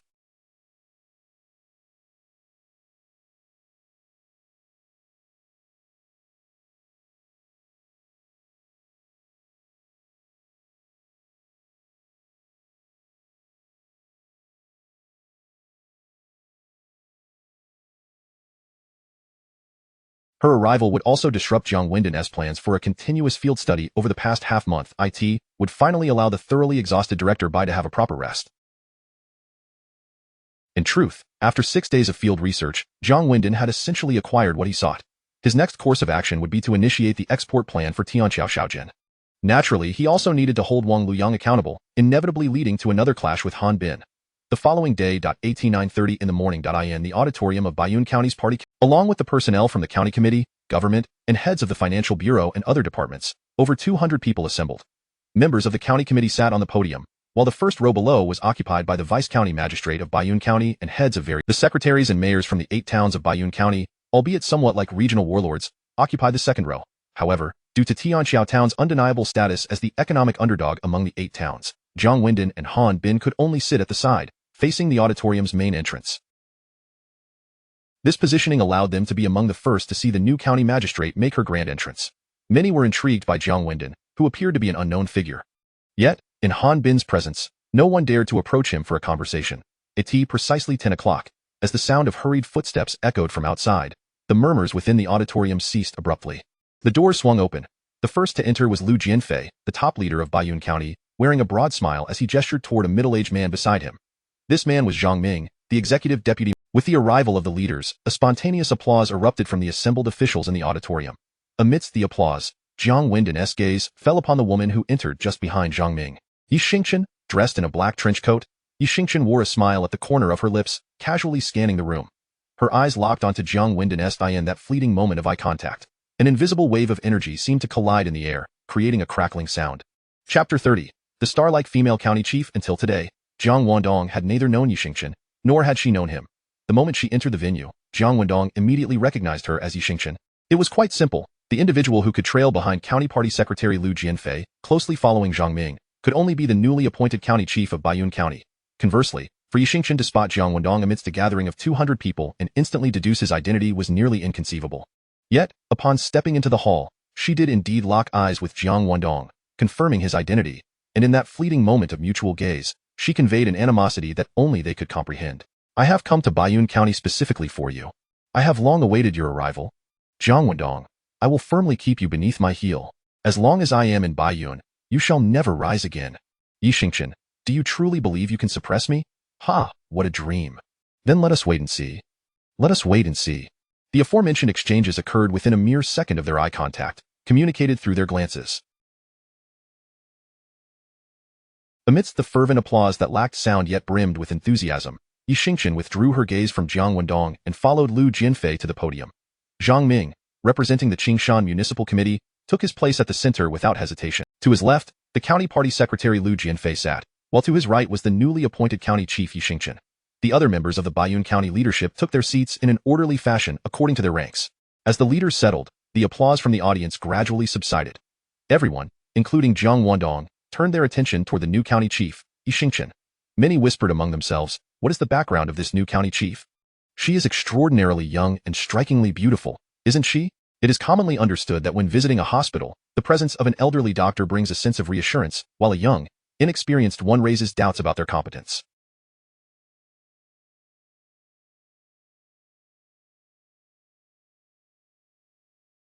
The same principle applies in the realm of governance. If a county head is youthful, it often leads to skepticism regarding their ability to fulfill the responsibilities of their role.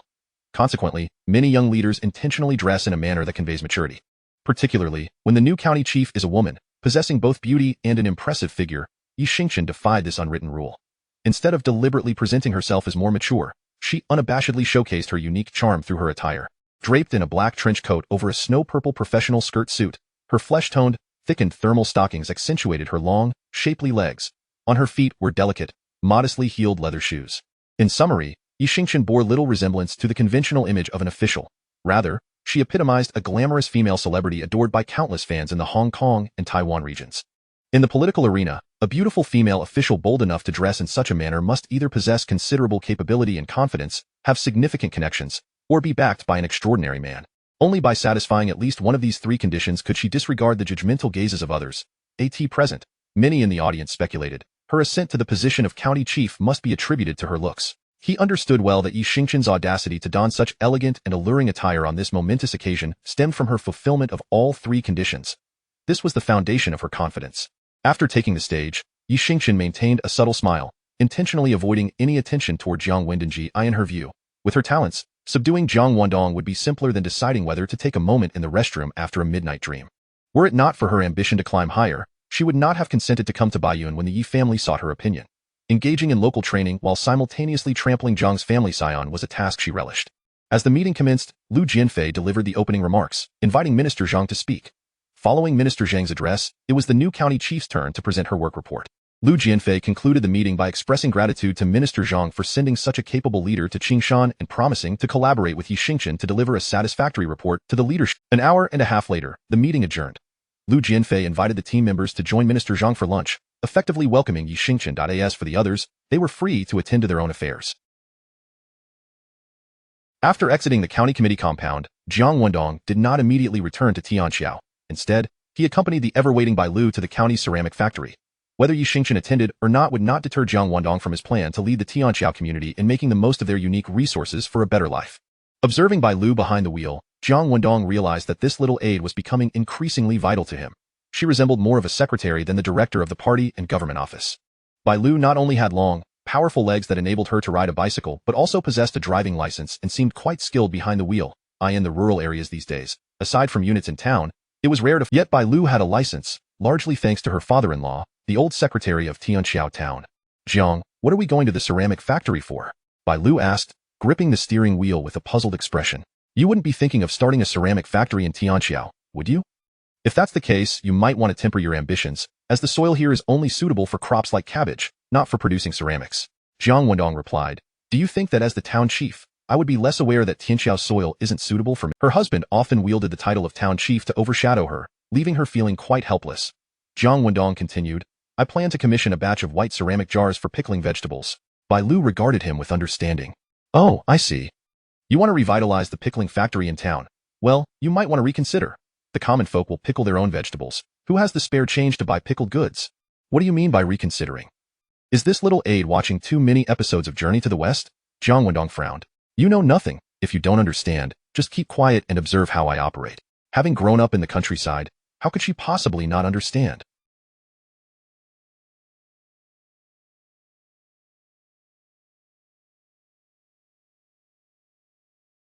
Bai Lu silently grumbled but complied and fell silent, watching Jiang Wendong's actions. Upon arriving at the county ceramic factory, Jiang Wendong did not reveal his identity as the town chief. He simply led Bai Lu to the sales department, where they briefly inspected the samples before he produced a sketch. Although labeled a blueprint, it was merely a drawing he had sketched of a jar.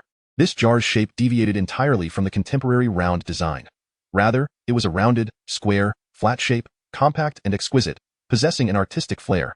However, when it came to pickling, nonetheless, the ceramic factory would not mind this. As long as Jiang Wendong could provide a deposit, they would create a sample according to his specifications. Jiang Wendong ordered 100 of these white ceramic jars. Since he could not yet confirm whether he would be purchasing in bulk, the unit price was naturally 10 times higher than that of ordinary jars. Each jar cost a whopping 2 yuan.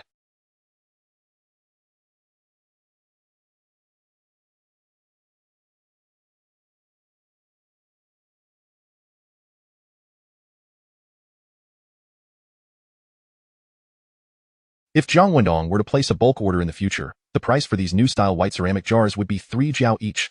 Without a second thought, he agreed. Bai Lu felt a pang of regret, unable to restrain herself from muttering, and you say I know nothing.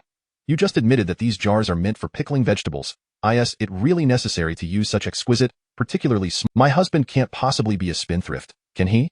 On the drive back, Bai Lu could not help but voice her thoughts again. Jiang, there are plenty of jars at the pickling factory that don't cost a thing. Though they may not look appealing, jars are not meant for eating. You know nothing. Jiang Wendong retorted casually before asking, do you believe I can sell jars that cost 3 jiao each for 1 yuan apiece? Chapter 31.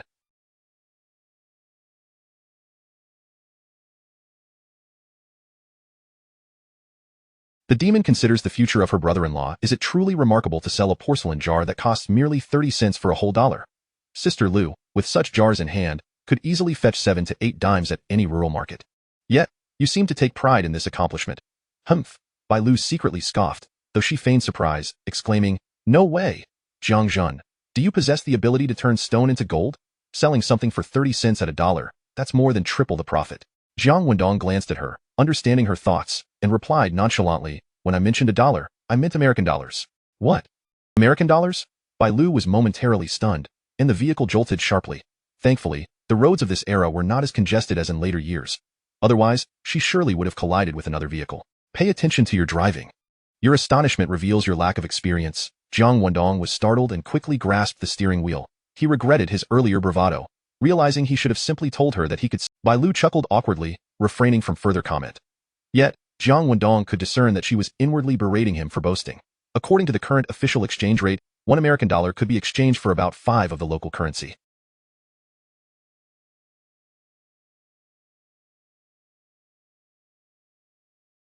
In the black market, it could even reach 10 or more. After all, the desire to emigrate had been escalating year by year. Rumor had it that individuals in the capital, near the Fourth Ring, had sold their ancestral courtyard homes just to go abroad. What's more, the American dollar was a vital foreign currency. In a remote place like Baiyun, who would use American dollars to purchase a jar worth mere dimes? Unless one had lost their sense. Bai Lu was eager to inquire how Jiang Wendong managed to sell a 30-cent jar for a dollar. However, he clearly had no intention of pursuing that topic, leaving her to stifle her myriad questions within her heart. Jiang Wendong shifted the subject. When we return, conduct an investigation at the pickled vegetable factory in our town. How many people are still working there? How many large vats are available? If we were to pickle cabbage, what would be the total yield? Also, clarify the profitability and report back to me. Bai Lu replied, I may not know much else, but the profitability is abysmal. Last year, Mengzhen contemplated contracting the pickled vegetable factory or even selling it outright, yet no one showed interest. The workforce is unlikely to exceed 10, and the last wage distribution likely dates back 6 months. Factories like the pickled vegetable, the employees are typically linked to local officials. With low wages and poor profitability, it is not unusual for salaries to be delayed. When Meng Chong was in charge, he attempted land was plentiful in rural areas during this time, but there were always no takers. Jiang Wendong pondered for a moment and asked, Director Bai, what is your brother currently doing? Farming, of course. What else could he do? Bai Lu casually replied, adding, Initially, I intended to find him a temporary job in town. However, with our mother's poor health and so much land to cultivate, he can't come out. Alas, he will be 23 during the new year, and still has no wife. Just the thought of it makes my heart ache. After speaking, she suddenly realized something. It essay purchased, I shall provide the 50,000 to buy the factory. Drive carefully and stop being so jumpy. Do you really think I would deceive you? Moreover, even if I wished to deceive you, would I need to provide your brother with 50,000 yuan? Bai Lu nodded vigorously, obediently steering the vehicle. Her heart brimmed with joy. The demon is already considering my brother-in-law's future before even confronting Sister Lu.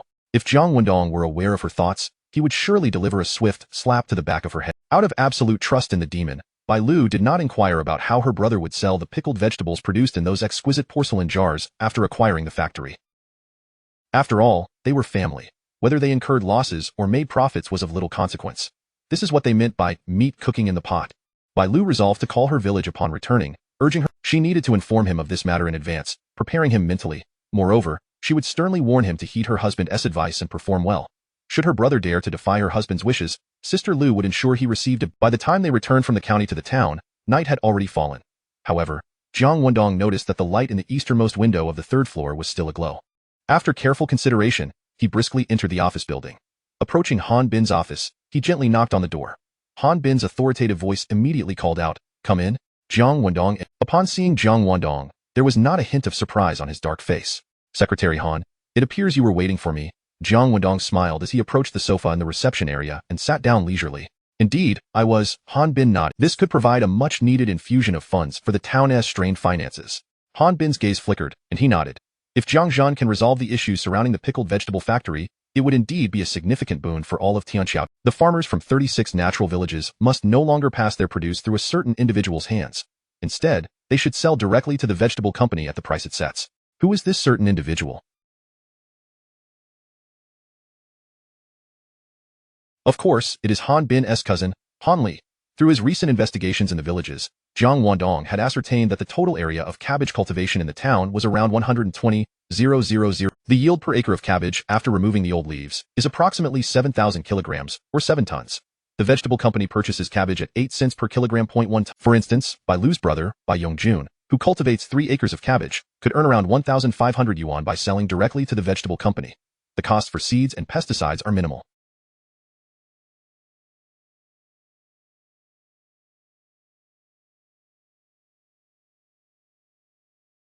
The main expense is labor, weeding, fertilizing, planting, harvesting, and transportation. Yet, labor is currently the least valued commodity in rural areas. Thus, excluding labor costs, this amount represents the total annual income for Bai Yongjun and his mother. As for the wheat and corn grown, aside from personal consumption, the remainder barely covers agricultural taxes. However, whenever the vegetable company opens for business, Hanli would roam the town with dozens of thugs. Who would dare refuse to sell to Hanli? Even after selling at 7 cents per kilogram to Hanli, the farmers would still have to transport their cabbage to the vegetable company themselves. Hanli merely had to utter a few words and could profit by 1 cent per kilogram. Do not underestimate that 1 cent. It amounts to approximately 70 yuan per acre. Even if Hanli, due to limited financial resources, only procured 100,000 acres anymore, and Han Bin would not dare allow it, he could easily profit 70,000 yuan. 70,000. This sum would be substantial even in 30 years, let alone in the current era, where the average monthly salary hovers around 200 yuan. After clearly articulating his intentions, Jiang Wendong casually picked up a cigarette from the table and lit it. Han Bin spoke up. In our current market, transactions are based on freedom. It is ultimately up to the farmers whom they choose to sell to. His response was precisely what Jiang Wendong had anticipated. He did not expect Han Bin to unambiguously state that anyone who dared assist the vegetable company in procuring cabbage would face severe repercussions from the town. He understood well that Han Li's illicit 70,000 yuan profit could not all be pocketed. Han Li would only retain a few thousand, with the remainder distributed among certain individuals in the town. To thwart Han Li would mean opposing a vested interest group within the town. Han Bin need not express his stance now. In the future, Jiang Wendong would come to understand that some interests were untouchable. Alright, let me address the third matter. Jiang Wendong extinguished this. How delightful. Jiang Wendong would never let Wang Luoyang off the hook. From the moment he was astonished by his sudden appearance at the overpass, Han Bin had already foreseen this.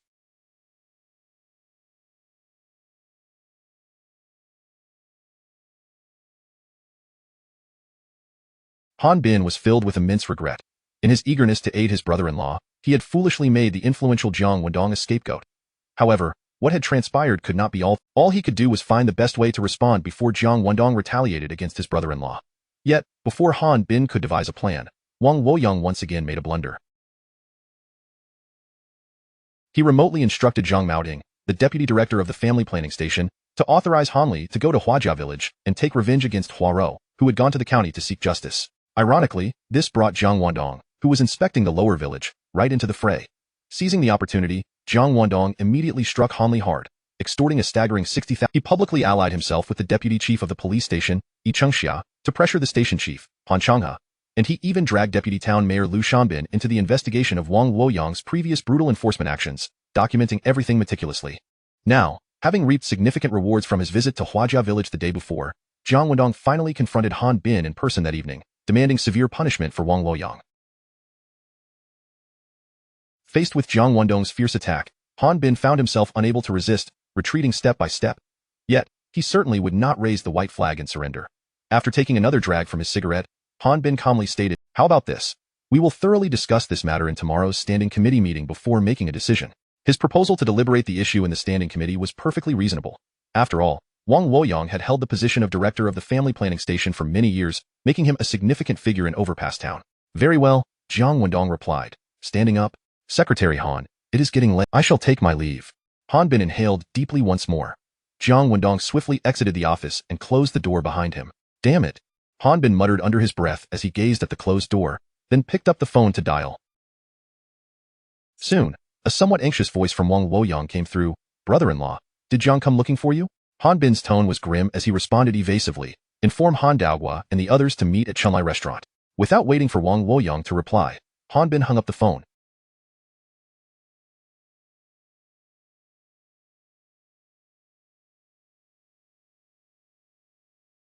He stood up and walked to the window, gazing out into the night, and after a long pause, he lamented, "The skies over Overpass are darkening.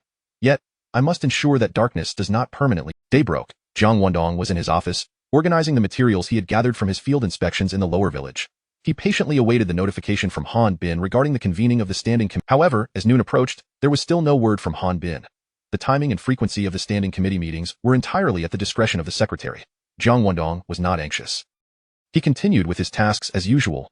A gentle knock echoed on the door. "Come in." Jiang Wendong instinctively assumed the knocker was yet another sycophant, eager to pop in every 10 minutes. The door swung open, revealing not Bai Lu but Lu Shanbin, the deputy town mayor in charge of civil affairs. "Comrade Shanbin." Upon recognizing him, Jiang Wendong promptly set down his pen and smiled. "Please, come in, have a seat." Lu Shanbin was the first high-ranking official to visit Jiang Wendong after his sudden arrival in Overpass, aside from Bai Lu. Although Lu Shanbin's visit was somewhat coerced by Jiang Wendong, he was nonetheless met with great enthusiasm, as Jiang personally brewed tea and lit a cigarette for him, leaving Lu Shanbin pleasantly surprised. Jiang Wendong, now serious, listened attentively, occasionally nodding in acknowledgement. The work in civil affairs encompassed a range of responsibilities. The operations of the family planning office also fell under Lu Shanbin's jurisdiction. However, to be honest, assigning Lu Shanbin to manage the family planning station placed him in a difficult position. After all, who did not know that Wang Luoyang was Han Bin's brother-in-law? To speak frankly, Lu Shanbin's word in the family planning office might not carry as much weight as the sound of Wang Luoyang passing gas. It was precisely for this reason that after being pulled in by Jiang Wendong, Lu Shanbin spent a restless night deliberating, ultimately deciding to come and report on his work. "Mayor Jiang," Lu Shanbin concluded, "I personally believe that while Comrade Zhang Maoding, who is currently in charge of the family planning station, has significant seniority, his abilities are somewhat lacking." What did he mean by this? It was an indication that having observed Jiang Wendong's intent to dismiss Zhang Maoding during his visit to Huajia village, he, in a bid to express his loyalty to Jiang Wendong, suggested the removal of Jiang as deputy director in his capacity as deputy town mayor. In future discussions, it would be said that Jiang Wendong's dismissal had originated from Liu Shanbin's recommendation, with no ties to Mayor Jiang. Comrade Shanbin, I will give your suggestion careful consideration.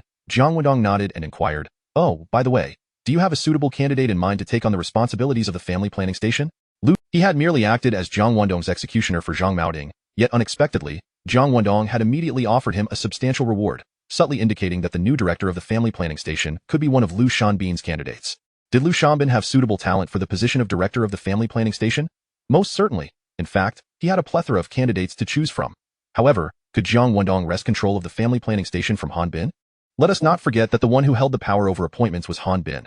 Particularly given that the nature of the family planning station was somewhat akin to that of the police station, the opinions of the county's family planning office would also, I will handle the rest. This was the underlying message of Jiang Wendong's words. Once Liu Shanbin comprehended this, he took a deep breath and said, I personally believe that Comrade Yang Binhong, who has also worked in the family planning station for many years and possesses a wealth of experience, is quite capable of performing this role well. Yang Binhong. Jiang Wendong immediately picked up his pen and wrote down this name. After placing the pen down, he lifted his teacup as he served tea to his guest. Liu Shanbin, perceptively, proposed his departure. After escorting Liu Shanbin to the door, Jiang Wendong returned to his desk and picked up the phone to call his sycophants. Even though he had delegated the position of director of the family planning office to Liu Shanbin, he still needed to inquire about Yang Binhong to ascertain whether he was truly fit for the role. If Liu Shanbin's recommended candidate did not surpass Wang Luoyang in capability, Jiang Wendong would prefer to forego this follower rather than allow Yang Binhong to ascend. After an extended period of ringing, no one answered the phone. When I don't need her, she always hovers around, driving me mad. Yet when I require her, she is nowhere to be found, Jiang Wendong muttered, setting down the receiver and resuming his planning for the pickled vegetable initiative. Another gentle knock at the door interrupted him. Come in. Jiang Wendong responded without looking up. The door opened, and as footsteps approached, a delightful fragrance wafted in with the breeze.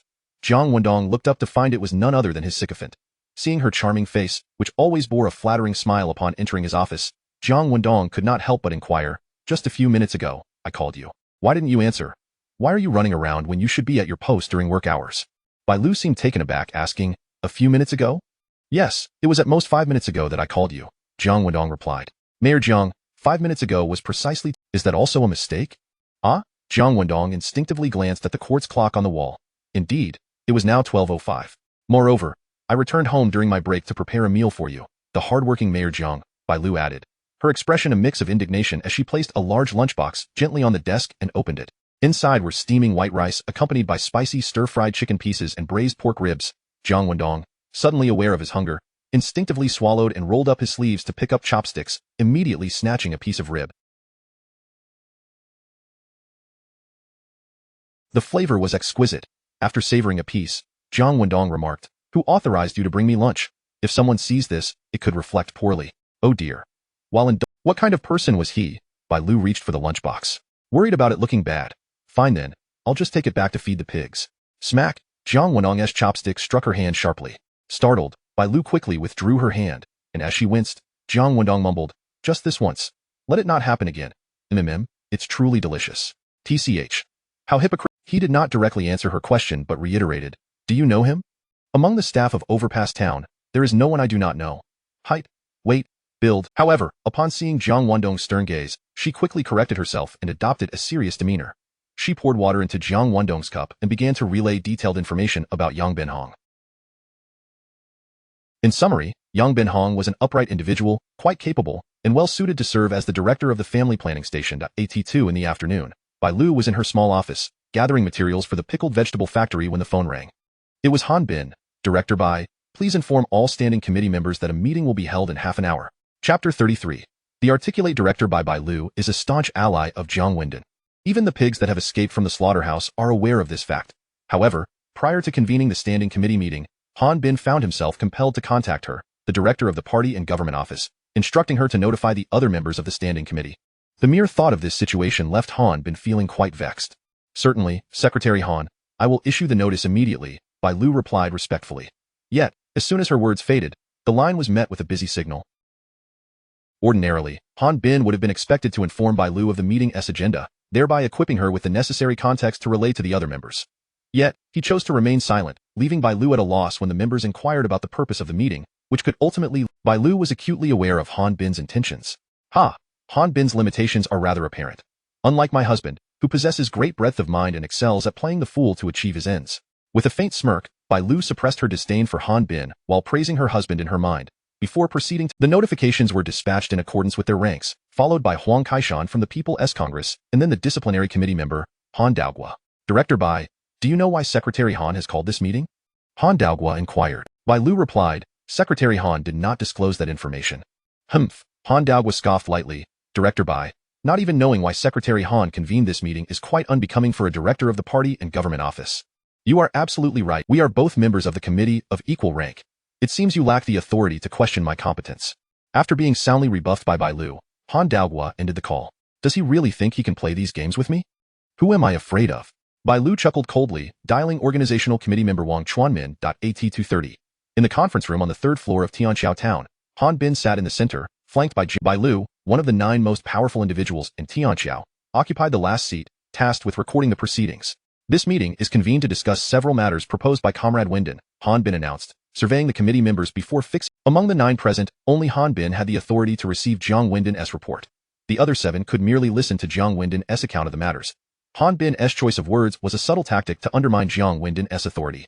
Unperturbed by Han Bin's ploys, Jiang Wendong smiled calmly, and Bai Lu interjected, Secretary Han, Mayor Jiang, esteemed leaders, prior to this meeting, Mayor Jiang had already shared the matters to be discussed with me. Allow me to report on his behalf. As Jiang Wendong's trusted confidant, Bai Lu could not stand idly by while Han Bin attempted to diminish his standing. Before Jiang Wendong could react, she stepped forward. Han Bin frowned. Han Daogua seized the opportunity to challenge her. Director Bai, do you believe you have the authority to represent Mayor Jiang? Bai Lu countered immediately. Committee member Han, do you believe you have the authority to hear Mayor Jiang's report? Han Daogua was left speechless, unable to respond.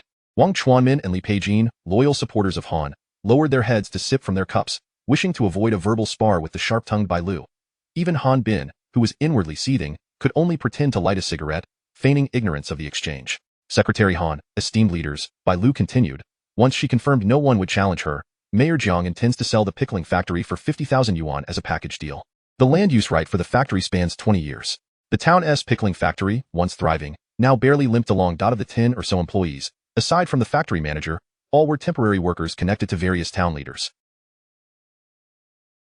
Yet even temporary workers demanded their wages. The factory manager, Lian Bushi, had been eager to leave for over 2 years due to the lack of profit and constant pressure from the temporary workers for their pay. Who would want to remain in such a situation? The pressing issue was, after removing Lian Bushi from the factory, who would take on the burdensome task of managing the failing operation? Meng Chong had been troubled by this during his tenure in Tianqiao, wishing he could give the factory away as long as a willing buyer could cover the wages of the temporary workers. Yet even a free offer had failed to attract interest. Now, Jiang Wendong aimed to sell the factory at the price previously determined by Meng Chong. This was indeed a stroke of good fortune. Both Han's faction and Gao Changgong's supporters readily agreed. The first matter passed with ease. Bai Lu proceeded to the second matter, concerning the impending opening of the vegetable company and the need to regulate the private buyer market. Director Bai is correct. Wang Chuanmin, the strong-arm tactics in buying and selling must be avoided. Therefore, I support Director Bai's recommendation.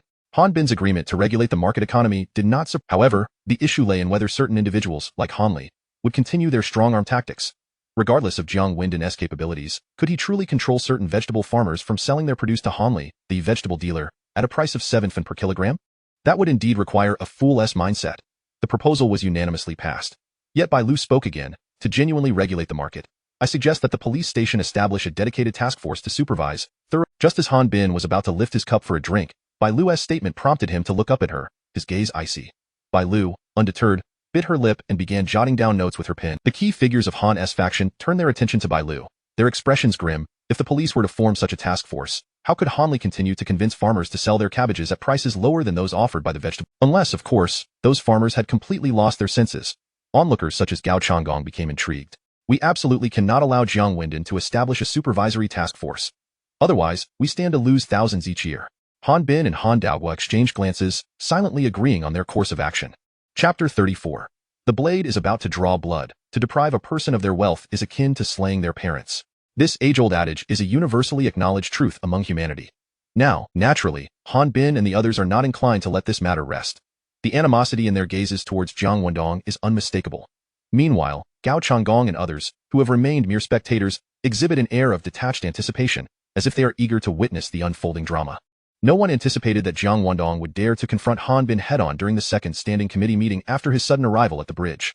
Truly, he is a young bull unafraid of tigers. This boldness stems not only from his formidable background, but also from his position as a champion of the people's interests, which emboldens him further. Secretary Han, esteemed colleagues. His expression was grave. I wholeheartedly endorse Director Bai's proposal. In the absence of a robust supervisory authority, the phenomenon of coercive buying and selling may arise. Moreover, farmers subjected to such pressures, however, with a strong supervisor in place, farmers will feel empowered to report any coercive practices immediately. A chuckle escaped Li Peijin, responsible for United Front work, who dismissed the notion with a wave of his hand. Jiangtown, I believe it unnecessary to allocate police resources from the station for this purpose. After all, prior to your arrival at the bridge, the annual cabbage procurement proceeded smoothly every year. Han Daogua and Wang Chuanmin nodded in agreement with his assertion. Comrade Peijin, are you certain that the cabbage procurement has been devoid of coercion? For every word we utter is documented and archived. Li Peijin's jaw twitched involuntarily. He dared not answer hastily, glancing instinctively at Han Bin, whose dark visage betrayed no emotion. It must be said that a stoic even if Han Bin's inner fury was raging, he managed to keep his emotions in check. He was genuinely taken aback by Jiang Wendong's audacity. In a moment of uncertainty, he found himself at a loss for a response.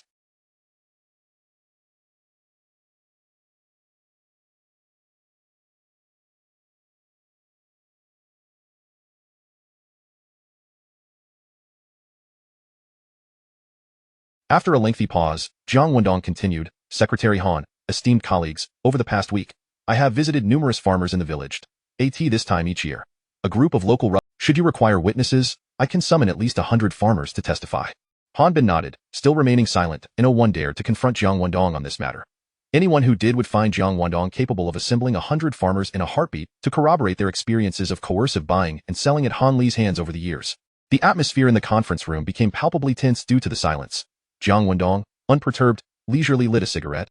Coughing lightly, Han Bin glanced at Han Daogua. He finally devised a strategy and swiftly communicated it to Han Daogua with a look. Han Daogua promptly understood and said, Secretary Han, Jiangtown, I concur with Director Bai's proposal. However, I also suggest that the station chief, Han Shanghai, personally lead the supervisory team. Wang Chuanmin and Li Peijin, realizing the necessity of forming this seeing that the establishment of a supervisory team was inevitable, Han Bin decided to keep it under his control. Indeed, Han Bin finally acknowledged. Yet Jiang Wendong interjected, Han Shanghai is not, if he is not too busy with work, then he must not regard me as the town mayor. Is there a rigid requirement for the station chief to report to the newly appointed town mayor? Such a stipulation does not exist. Yet Jiang Wendong effectively utilized the excuse of Han Shanghai being too busy or dismissive of him to reject his appointment as head of the supervisory team.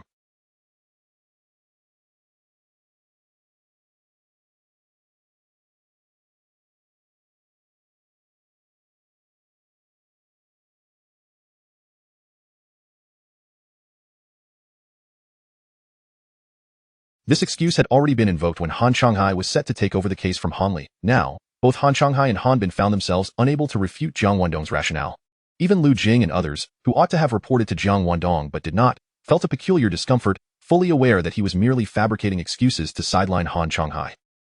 Cough, cough. Huang Kaishan, who had remained silent, suddenly cleared his throat and curiously asked Jiang Wendong, Jiangtown, if Han Shanghai is not suitable for the role of team leader, who do you believe would be more appropriate? Oh. Old Huang is giving me a lead? Jiang Wendong was taken aback internally but quickly regained his composure. He smiled and said, Chairman Huang, I believe that Han Bin and the others exchanged swift glances. In recent days, I have thoroughly investigated the situation. Due to Han Shanghai's exceptional performance, or rather, his hands-on approach, Deputy Chief Yicheng Xia, as the deputy chief of the police station, how can he merely draw a salary without serving the public? Therefore, he must step up and assist Comrade Han Shanghai in alleviating the workload whenever the community is in need. Han Bin and the others. This was their first, yet Jiang Wendong's argument was undeniably compelling, leaving Han Bin and his associates at a loss for words. After Huang Kaishan had played his part, he nodded and ceased to speak further. I will contemplate the establishment of the supervisory team more thoroughly. Han Bin decided to temporarily shelve the matter until he could devise a better strategy.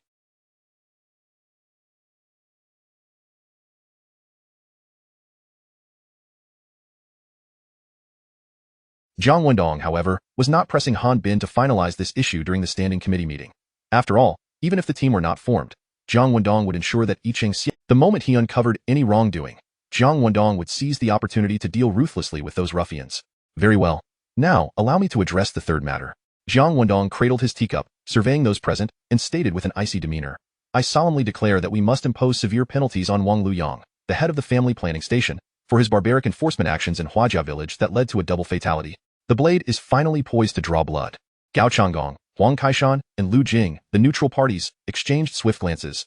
Chapter 35. This young man has gone mad. Wang Luyang must be held accountable. Upon returning to the present era, Jiang Wendong discovered that he harbored a particular penchant for grudges. On the very night of his return, Wang Luyang, in collusion with Han Li, brazenly confronted him on the bridge, issuing outright threats. Their justification was merely that Jiang Wendong, then a mere section chief, had refused to serve as a scapegoat for Wang Luyang. Since when did refusing to be the scapegoat for wrongdoers become a fault in itself? Little did Wang Luyang anticipate that the carefully selected scapegoat he and Han Bin had chosen was, in fact, a wolf cloaked in sheep's clothing. Particularly infuriating was Wang Luyang's directive to the family planning station, wherein he authorized Han Li to retaliate against Huaro, who had sought recourse from the county. This reckless maneuver ignited as he brandished his knife. Jiang Wendong offered no opportunity for others to interject, striking with precision and fury. Regarding Wang Luyang's brutal enforcement, which resulted in the tragic loss of 2 lives, I trust that, however, should Han Bin oppose the severe punishment of Wang Luyang, Jiang Wendong would not hesitate to tear the facade apart immediately. Han Bin held his breath, yet the veins on the back of his hand bulged. In truth, Han Bin dared not unleash his wrath upon Jiang Wendong, as his own actions had been far from honorable. All present were aware that the slander against Jiang Wendong by Miao Shiqiang was instigated by Han Bin, merely to retaliate against them. Of course, these were merely photocopies. She strode over to Han Bin in her high heels, her curves swaying gracefully, and placed the documents on his desk. Every attendee, including Jiang Wendong, received a copy. Everyone, please examine these carefully, Jiang Wendong urged. Jiang Wendong's voice resonated within the conference room.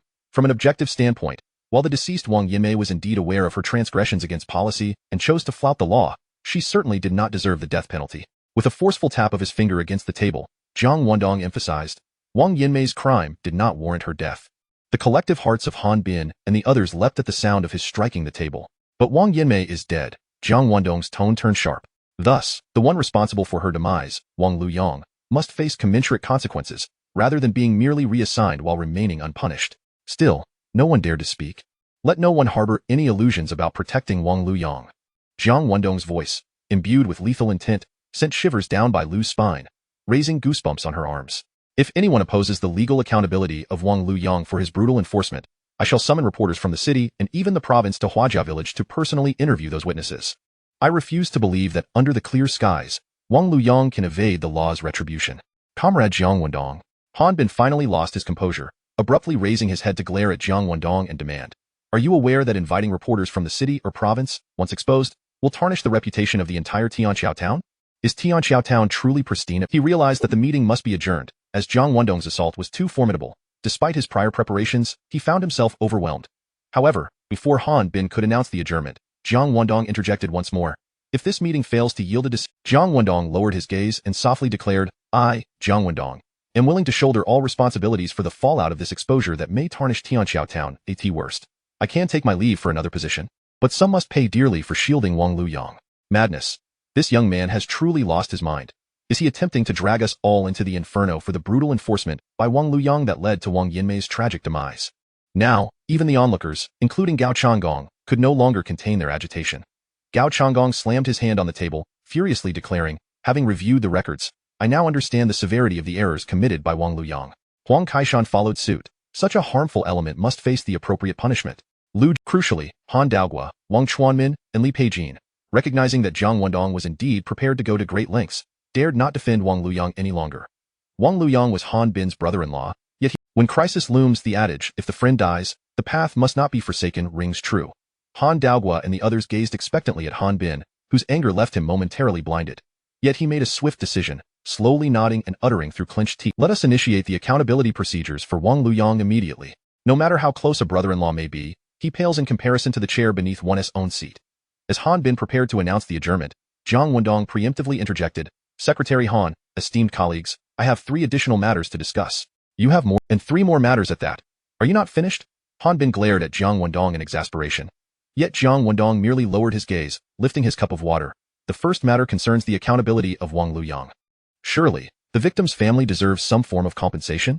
Chapter 36. At last, he found an opportunity to turn the tide. The matter was far from settled with merely punishing Wang Luyang. Jiang Wendong proposed that the families of the victims be granted some form of compensation, a suggestion that was entirely sensible. Furthermore, it was Wang Yinmei's husband who had succumbed to despair following her untimely. The two sisters, Hua Rou and her sibling, having lost their grandparents and uncles, found their world utterly shattered. How were they to survive?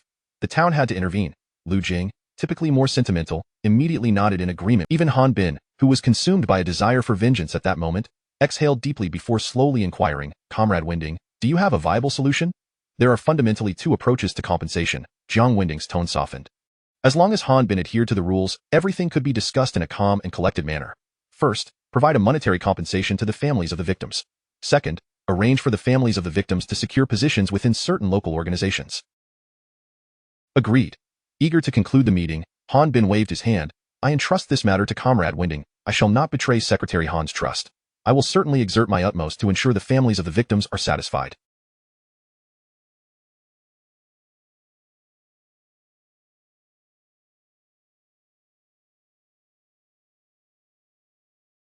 They will not need to come to the town or the county seeking redress in the future. Jiang Wendong's words carried a veneer of feigned respect, not betraying Secretary Han's trust, but also a clear undercurrent of threat. Hua Rou could approach the county at any moment, thus you must acquiesce to my compensation plan. Han Bin discerned this but was too flustered to care. The second matter concerns my suggestion to have Comrade Han Daogua, a member of the Discipline Inspection Commission, with the assistance of Deputy Chief. After all, Comrade Han Changhe's duties are indeed overwhelming. Jiang Wendong glanced at Han Daogua. His seemingly casual remark had now categorized Wang Luyang's actions as culpable negligence rather than a mere work-related error. The severity of the situation escalated significantly, especially as he again mentioned Yi Qingxia, thereby unreservedly bolstering Yi Qingxia's standing within the police station while simultaneously undermining Han Changhe, who had failed to report to Jiangtown Mayor. "This fellow is incredibly petty." This sentiment was shared not only by Han Bin and others, but even by Lu felt the same. Those with such narrow minds are best not crossed. Otherwise, they could emerge at any moment to inflict discomfort upon you. Han Daogua looked towards Han Bin, who, exasperated, waved his hand, signaling him to acquiesce to Jiang Wendong. After all, why would it matter who pulled the chair from beneath him?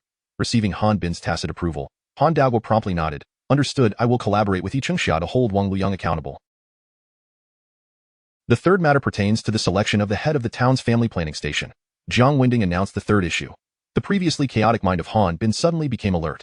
"Ha! You have already leveraged Wang Luyang's misdeeds to secure the position of director of the party and government office. Now, having strongly supported Yi Qingxia, you wish to claim the role of head of the family planning office as well?" Jiang Wendong, your ambitions seem rather insatiable. Han Bin thought to himself, stifling a cold laugh.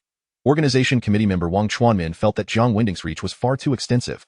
The appointments of heads of various town units were typically nominated by the organization committee and then decided upon by the members during the standing committee meeting. Wang Chuanmin, as the organization committee member, had not previously considered the position of head of the family planning station, yet Jiang Wendong had directly brought it up in the standing committee meeting. This directly undermined Wang Chuanmin's own interests. He looked at Jiang Wendong, feigning confusion. "Mayor Jiang, you wouldn't be implying that you wish to appoint a certain cadre to take the helm of the family planning station, would you?"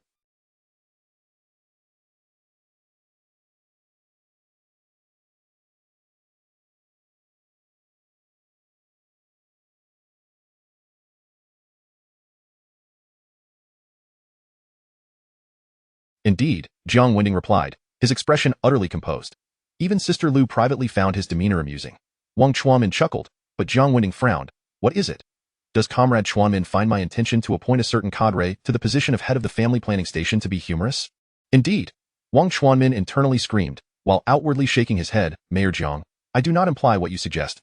However, I must inform you that the heads of the 7 stations and 8 offices are to be provided by me through a list of recommendations before we can discuss them in a meeting." "Oh," Jiang Wendong nodded. "Then according to your assertion, Comrade Chuanmin, Wang Luyang and Dong Naiyong, the scapegoat, as well as the current acting deputy head, Zhang Maoding, were all nominated by you and approved in the standing committee meeting?" The wind had shifted. Wang Chuanmin immediately sensed danger but could only harden his resolve and respond, "Yes." The aforementioned trio could not have been discussed or appointed to their positions without Wang Chuanmin's recommendations. Wang Luyang, guilty of negligence resulting in loss of life. Dong Naiyong, having barely 2 days in office, has already faced severe disciplinary action and must resign. Zhang Maoding, just 2 days ago, clandestinely authorized Hanli to— Comrade Chuanmin, do not inquire how I know Zhang Maoding authorized Hanli. If you desire evidence, I can readily present it to you. Jiang Wendong's voice was stern. "Comrade Chuanmin, look at the 3 cadres you recommended. They are all of questionable caliber." Wang Chuanmin was struck dumb. Even a fool could see that whoever he recommended would be subject to Han Bin's approval. Yet, He had just warned Jiang Wendong that the selection of which cadre to recommend was his prerogative. The three individuals Wang Chuanmin had recommended appeared to be inadequate. What did this signify? It merely illustrated Wang Chuanmin's poor judgment. Jiang Wendong, as the town mayor, should Wang Chuanmin oppose Jiang Wendong's recommendation, Jiang Wendong would undoubtedly pursue Hanli regarding the retaliation against Huarou and Huajia village, leaving no stone unturned. Once the matter reached that point, Wang Chuanmin's reputation would suffer greatly. If the organization department of the county committee were to learn of this, Wang Chuanmin could very well find himself relegated to obscurity. Concerning his own future, Wang Chuanmin dared not confront Jiang Wendong head-on. He could only cast a pleading glance at Han Bin. Upon witnessing Jiang Wendong reveal his fangs once more, Han Bin realized the position of head of the family planning station was irretrievably lost. To put it bluntly, he felt as though Jiang Wendong had struck him with a series of unpredictable blows, leaving him dazed. He merely nodded at Wang Chuanmin. Wang Chuanmin then inquired of Jiang Wendong, Mayor Jiang, who do you recommend to serve as the head of the family planning office? Similarly, I propose Yang Binhong, who has worked at the family planning station for many years. Jiang Wendong effortlessly put forth Yang Binhong's name. Bai Lu immediately began to articulate Yang Binhong's credentials to the assembled members. Very well, let us proceed according to protocol and raise our hands to vote. Let us see if there are at least 5 members who support Yang Binhong. If not, Comrade Wendong, you will need to recommend a new candidate. Han Bin's tone was unassuming, but his eyes sparkled with a resolute fighting spirit. At last, he had discovered an opportunity to reclaim his standing. Chapter 37. The supporters of Jiang Wendong, the principal leaders of the Zhenqi station and the 8 off. This is the established protocol. As it has become impossible to thwart Jiang Wendong's advance, Han Bin can only rely on the support rate of his team members for Yang Binhong to mount a rational counterattack.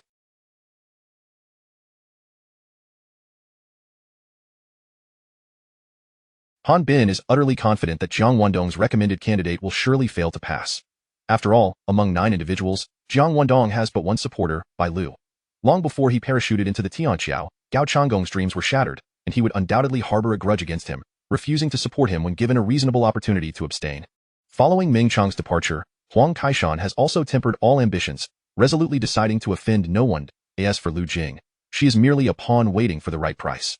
To date, she has yet to visit the mayor's office to report to Jiang Wendong. Without the support of these 3 individuals, only by Lu backing Jiang Wendong, how could he possibly contend with the formidable Han Daogua, Wang Chuanmin, and Li Peijin, alongside? If Jiang Wendong's recommended candidate fails to garner the support of more than half the members, they will inevitably be eliminated. He would simply propose a new candidate, yet the outcome would be the same. Jiang Wendong is acutely aware of his absolute disadvantage in the standing committee meeting. However, since both sides have drawn their swords today, Jiang Wendong must compel Han Bin to support Yang Binhong as the head of the family planning station. To this end, Jiang Wendong had long dispatched the I Ching hero to prepare Hanli for the confrontation. With a single phone call, Jiang Wendong could have the I Ching hero employ extraordinary means to force Hanli to confess the transgressions of certain individuals profiting from the oppression of the masses. Such tactics to elevate Yang Binhong to the position of head of the family planning station are undeniably disgraceful indeed. One could say they are a grave taboo in the realm of politics, entirely at odds with the art of political struggle. Yet, Jiang Wendong is unconcerned. After all, Han Bin and his cohorts are exceedingly unscrupulous. Very well. Everything shall proceed according to Secretary Han's wishes, Jiang Wendong remarked, seemingly confident, as he picked up a cigarette. Han Bin surveyed those present and slowly said, those in favor of Yang Binhong assuming the role of head of the family planning station, please raise your hands. No sooner had he finished speaking than Bai Lu, Jiang Wendong's sole staunch supporter, promptly raised her delicate hand high. In her eagerness to support the devil, Sister Lu, she would have gladly lifted both legs if she could. It's merely Bai Lu, together with Jiang Wendong, that makes 2, haha. Wang Chuanmin snickered inwardly. Han Daogua and Li Peijin exchanged swift glances, some sipping water, others smoking. After regaining a measure of control, Han Bin felt a sense of relief wash over him, and a faint smile finally surfaced on his dark visage. He too reached for his lighter, when suddenly, another hand was raised. It was not Jiang Wendong's hand, but that of the propaganda committee member, Lu Jing. Lu Jing has finally made her choice to align with Jiang Wendong. How could she have decided to take sides in such a short span? Han Bin and a few others felt their eyelids twitch violently. Not only were Han Bin and his companions secretly astonished, but even Jiang Wendong felt a twinge of surprise. Bai Lu, on the other hand, was ecstatic. Even if Jiang Wendong's recommended candidate ultimately fails to secure a majority, she would no longer be fighting alone in support of the little demon in future standing committee meetings. So, Lu Jing's visit to Huajia village the other day was indeed an assessment of me. It seems I have passed the evaluation. Wonderful. Jiang Wendong suddenly comprehended, nodding slightly to Lu Jing in gratitude for her support and warmly welcoming her into their ranks. The atmosphere in the conference room began to thicken with. I was present that day and witnessed firsthand the plight of those 2 children due to the family planning station's mismanagement. Lu Jing glanced at Wang Chuanmin, continuing, as a mother myself, my daughter is of the same age as Hua Mei. both being 9 years old. Yet my daughter is a little princess. While Huamei tragically lost both parents overnight and is subjected to bullying that day, I was furious and heartbroken. Therefore, I hope that the candidate recommended by Mayor Jiang can prevent such incidents from occurring. Having spoken, she set her hand down and lifted her water cup. The room fell silent. Yet, everyone understood Lu Jing's motives for aligning with Jiang Wendong was due to her anger at witnessing how Han Li had bullied the Huajia sisters, and her utter disappointment in Wang Chuanmin and Han Bin's recommended candidates. Lu Jing sought to ensure that the new head, supported by her unambiguous endorsement of Jiang Wendong, would avert such tragedies in the future. Wang Luoyang, that fool, privately instructing Zhang Maoting to authorize Han Li to retaliate against those sisters for their foolish actions has driven Lu Jing straight into Jiang Wendong's camp. He truly deserves his fate. Han Bin and his companions silently cursed Wang Luoyang. Nevertheless, Lu Jing's alignment had not significantly impacted the proceedings of this standing committee meeting. With her addition, Jiang Wendong now had only 3 supporters, while Han Bin's side boasted 4. Excluding abstentions from Gao Changgong and Huang Kaishan, Jiang Wendong's recommendation still stood no chance of passing. Had I known Wang Luoyang would stir up such trouble, I would have removed him long ago. Han Bin suddenly felt a profound hatred for Wang Meifu. If it weren't for him, how could Han Bin have offended the cunning Jiang Wendong? Had he not offended Jiang Wendong, his loyal confidant Miao Shiqiang would not have been replaced by Lu. Lu Jing would not have felt compelled to show mercy to the Huajia sisters and decisively align with Jiang Wendong. This also indicated that Jiang Wendong had secured 2 seats in the standing committee within just over 10 days of his arrival at Tianqiao, catching up with the reassigned Meng Chang. Just as Han Bin was inwardly cursing Wang Luoyang, a 4th hand shot up, Huang Kaishan. The hand raised in support of Jiang Wendong belonged to none other than Huang Kaishan, who should have been enjoying retirement, remaining uninvolved. Bang! Han Bin felt his heart race, squinting his eyes and fixing his gaze on Huang Kaishan. Han Daogua, Wang Chuanmin, and Li Peijin wore expressions of disbelief, staring at him.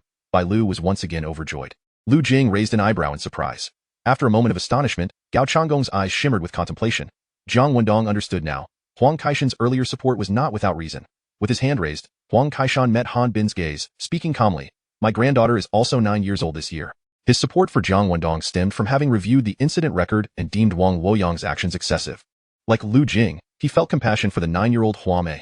However, Huang Kaishan's allegiance differed from Lu Jing's. She had boldly declared her support for Jiang Wendong, while Huang Kaishan's support was limited to this particular issue. Thus, after stating, my granddaughter is also 9 years old this year, he fell silent. Yet, this was enough for Jiang Wendong to sincerely thank Huang Kaishan, and it allowed Han Bin and his associates to breathe a sigh of relief. The balance stood at 4 for each side. For Yang Bunhong's appointment to be approved, it all hinged on the final individual, Gao Changgong. Gao Changgong will likely abstain, allowing Secretary Han and Jiang Wendong to clash while he remains a mere observer, which best serves his interests, Han Daogua mused, contemplating how to respond to any potential countermeasures from Jiang Wendong. Han Bin and his group shared this sentiment, yet Gao Changgong raised his hand, I support Mayor Jiang. Chapter 38. She is the true target that Jiang Wendong takes seriously, a resounding defeat. Upon witnessing Gao Changgong raise his hand in support of Jiang Wendong, Han Bin felt as though a deafening explosion had erupted beside him, plunging him into darkness. Had it not been for his hands firmly resting on the table, supporting his weight, he surely would have collapsed headlong to the ground. With Gao Changgong's gesture, the supporters of Jiang Wendong surpassed the majority. This signified that Han Bin could no longer treat the standing committee as his personal domain. His once unassailable authority as the local emperor of the Tianqiao had, in an instant, crumbled spectacularly. Those who had steadfastly followed Han Bin, believing they would never go astray, began to doubt his capabilities and were increasingly likely to shift their allegiance to Jiang Wendong. How could Gao Changgong, who should resent Jiang Wendong for usurping his position as mayor, possibly support him? At this moment, Han Daogua and his companions wore expressions akin to encountering a ghost, staring blankly at Gao Changgong, their minds momentarily incapacitated. Huang Kaishan and Lu Jing shared similar bewildered looks as they gazed at Gao Changgong. Director Bai, meanwhile, gaped in astonishment, his usually vibrant eyes now glazed over with sheer elation. Jiang Wendong, too, was taken aback. Yet, he quickly comprehended the reason behind Gao Changgong's unexpected betrayal of Han Bin at such a critical juncture. Having been in Tianqiao for 2 years, Gao Changgong had always found himself in the awkward position of a lone wolf. This was primarily due to Han Bin's overwhelming dominance. No matter how Gao Changgong maneuvered, he could hardly make a significant impact. Naturally, he was unwilling to remain in such a predicament, dreaming of seizing an opportunity to break the deadlock. Now, that opportunity had finally arrived. By striking decisively against Han Bin at this pivotal moment, he had effectively stirred the waters. Only by muddying the waters could Gao Changgong hope to fish in troubled waters and reap rewards. Today, Gao Changgong could betray Han Bin. Tomorrow, he could just as easily turn against Jiang Wendong. His position was crucial for both Han Bin and Jiang Wendong. Moving forward, either of them would need to vie for Gao Changgong's favor to gain an upper hand in the standing committee. To win him over, they would undoubtedly have to offer some benefits, as long as he could secure advantages. Gao Changgong would have the hope of strengthening his own position. After expressing his stance, Gao Changgong calmly lifted his teacup and began to sip. Han Bin regained his composure. He painfully closed his eyes. Among the 9 members, 5 had agreed to appoint Yang Binhong as the head of the family planning station, and of course, as the secretary, Han Bin possessed the privilege of a veto vote. However, such a privilege was not to be used frivolously. No matter how shocked, furious, or fearful Han Bin felt, he would not squander his veto power on the appointment of a mere station head. Is this just a loss to Jiang Wendong? My defeat this time does not mean I will lose in the future. I will have ample opportunities to make Jiang Wendong understand who the true sovereign of Tianqiao is. Han Bin roared internally as he opened his eyes. At that moment, everyone who had been lost in thought had awakened. Han Bin slowly stated, since the majority supports Yang Binhong, the party and government office can issue a notice to the entire town tomorrow. Suppressing the urge to exclaim in celebration of the little devil's triumph, Bai Lu nodded, understood, Secretary Han. This meeting is adjourned. After speaking, Han Bin picked up his water cup, stood up, and swiftly despite his efforts to appear composed, convincing everyone that he was indifferent to the loss, he could not control his steps, stumbling slightly. He even collided heavily with the doorframe as he left. According to unwritten rules, after Han Bin's departure, Han Daogua and others had to wait until Jiang Wendong and Gao Changgong exited before they could leave. Yet, they were eager to rush to Han Bin's office, disregarding everything else. As soon as Han Bin's figure vanished from the doorway, the 3 of them hurriedly followed. Gao Changgong raised his teacup, smiled at Jiang Wendong, and strolled away leisurely. Following him were Huang Kaishan and Lu Jing. Jiang Wendong, the second in command of Tianqiao town, was the last to leave. Previously attentive to such details, Bai Lu now seemed indifferent. Upon following Jiang Wendong into the office, her delicate frame trembled as if electrified. Curiously, Jiang Wendong inquired, "Why have you come here instead of going to the party and government office to draft the notice appointing Yang Binhong as the head of the family planning station?" Director Bai thought with gritted teeth, "Little devil. Sister Lu has bravely charged into battle for you, finally planting our banner on the enemy's stronghold. I came here to celebrate and hear your commendations, and you dare to ask me why I'm— Are you trying to kick me when I'm down?" Although the proceedings of this standing committee had been rather strange and tumultuous, Jiang Wendong was pleased, but certainly not inclined to celebrate. Han Bin truly had no standing to be viewed as a stumbling block on Jiang Wendong's path to greatness. He was far from being a roadblock. The alluring county head from Baiyun County was the first target deserving of Jiang Wendong. A mere small victory, and you are this elated? Hurry along. Jiang Wendong expressed his disdain, scolding Bai Lu, standing there like a wooden Jiang Wendong was taken aback, filled with rage. Yet, Bai Lu swiftly dashed out the door. Hearing the rapid clicking of her high heels on the floor, Jiang Wendong felt an overwhelming urge to chase after her. But even if he did pursue her, what would he do? Would he dare to grab her flowing hair and slap her a few times, or would he scold her harshly? He couldn't do either. All Jiang Wendong could do was rub his sore neck and hurry into the restroom to inspect his injuries in the mirror, cursing the audacity of that little rascal. But before venting his frustration, there was an important task at hand. Jiang Wendong splashed cold water on his face, exited, and approached the desk to pick up the phone, dialing a number. Ring, ring. The black landline phone chimed cheerfully, and the I Ching hero, who had been stationed by the phone since 2:30 p.m., immediately answered with alacrity. "I am the I Ching hero." On the other end, Jiang Wendong's clear voice resonated. "This is Jiang Wendong. Deputy E, take your team to the agricultural technology station immediately and apprehend Wang Luyang." It was done. The I Ching hero's eyes lit up, and he sprang to his feet, exclaiming, "Received." Just as the call concluded, the I Ching hero burst out of the office, bellowing, "Wang Xian, In Daong, follow me on a mission." At the very moment the I Ching hero dashed out, Yang Binhong from the family planning station received a call from Lu Shanbin. After 2:30 p.m., Yang Binhong had been as restless as an ant. Even if he were beaten, he could not believe that Jiang Wendong had managed to secure him the position of station head during the standing committee meeting. Everyone knew that the standing committee was practically Han Bin's personal fiefdom. Yet, Yang Binhong desperately longed for Jiang Wendong to vanquish Han Bin. As the sun dipped lower in the sky, Yang Binhong grew increasingly anxious. Finally, Lu Shanbin's call came through.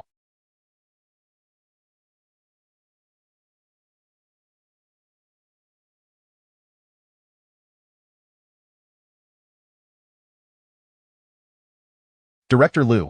Yang Binhong barely managed to utter those words when Lu Shanbin's suppressed laughter echoed from the other end. "Ha, ha ha. Old Yang, you owe me a treat." Boom. Yang Binhong felt a surge of blood rush to his head, and he could no longer stand, collapsing heavily into his chair. This illustrates the immense allure of power over individuals. 3 minutes had passed since their conversation ended. Yet Yang Binhong remained seated, grinning foolishly without focus. A stern voice interrupted his reverie, snapping him back to reality.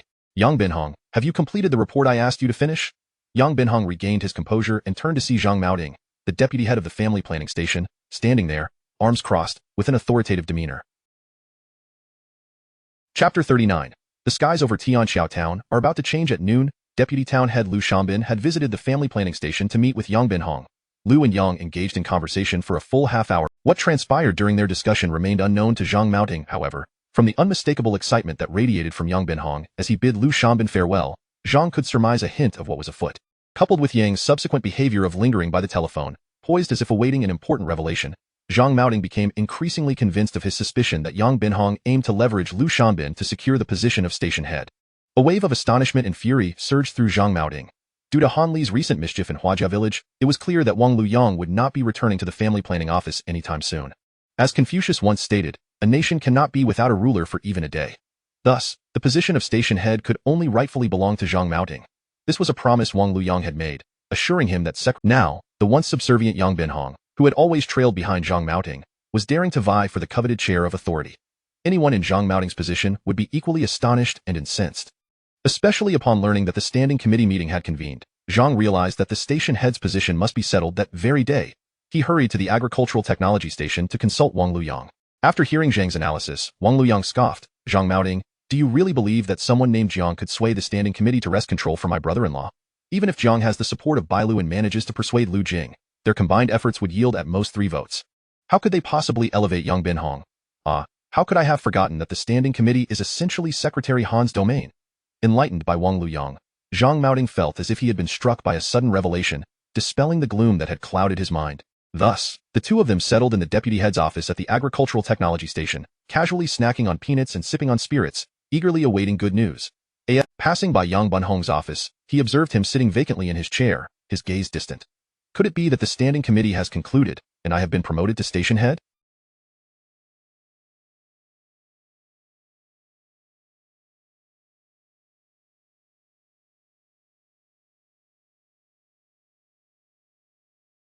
Perhaps Yang, upon hearing the news, is utterly disheartened, hence his current demeanor. Zhang Maoting's heart swelled with joy at this realization. Just as he was about to dash back to his office to call Lin Haishan from the party and government, Yang Binhong, jolted from his reverie, looked at Zhang Maoting's authoritative demeanor and found it amusing. He felt an overwhelming urge to shout, "I am the station head of the family planning station. What are you trying to assert in my presence?" Yet, this impulse was swiftly suppressed. Until the official promotion documents were released, the potential for unexpected developments loomed large. The more critical the moment, the more Yang Director Zhang, I have completed the tasks. Yang Binhong quickly stood, bowing and scraping as he always did in front of Zhang Maoting. If you have a moment, please take a look. His anxious demeanor only served to reinforce Zhang Maoting's suspicions. Ha. It seems I am indeed the rightful station head. Yang, do you believe you can usurp what is rightfully mine? Just wait. You will see what is in store for you. Zhang Maoting chuckled inwardly, biting his cheek to maintain his composure. As he turned to leave, he casually remarked, "The day is drawing to a close. Please ensure it is delivered to my office first thing tomorrow." Once he closed the door, he could no longer contain his excitement, hastily making his way to his office. Gazing at the silent red intercom, he felt a pang of regret for having lingered at the entrance of Chunlai restaurant, chatting with the proprietress for so long. Despite Zhang Chui's soft demeanor, she was still Han Bin's woman. What business did he, as the station head of the family planning station, have in indulging in idle fantasies about her? Perhaps Lin Haishan, who intended to convey good news, had already attempted to reach him several times, but his absence had gone unanswered. I must promptly return Lin Director's call, Zhang Maoting muttered to himself as he grasped the receiver and dialed swiftly. The call connected, and Lin Haishan's low voice resonated. "Hello? Who is this?" "Lin Director, this is Zhang Maoting from the family planning station," he said cheerfully. "I apologize for missing your call earlier. I was out on business. Please forgive my oversight. It's you, Deputy Station Head Zhang," Lin Haishan replied, his tone peculiar. "However, I haven't called you." "What?" Zhang Maoting was taken aback. "You didn't call me? Is it possible that the standing committee has not yet concluded?" "It has concluded, just recently," Lin Haishan lowered his voice. "The station head of the family planning office is Yang Binhong." "Pardon?" Zhang Maoting was momentarily stunned, blurting out, "The station head of the family planning station is who?" "It's Yang Binhong. Now, I'm busy," Lin Haishan stated before ending the call. Zhang Maoting sat in his chair, frozen in disbelief, as if immobilized by a spell. Time seemed to stretch infinitely. After a while, he muttered to himself, how could Yang Binhong be the station head? Unless Secretary Han was outmaneuvered by someone named Jiang at the standing committee, but how could Jiang defeat the local despot of Tianxiao Town? Outside, the jubilant, "No, Yang the great station head, you must treat us," Yang Binhong, in a remarkably modest tone, replied. "What station head?" The official documents have yet to be formalized. Let us not jump to conclusions. Someone chimed in, "Oh, the news has circulated through the government compound. They say Jiang fought valiantly against Secretary Han for your station head position and ultimately triumphed at a crucial moment."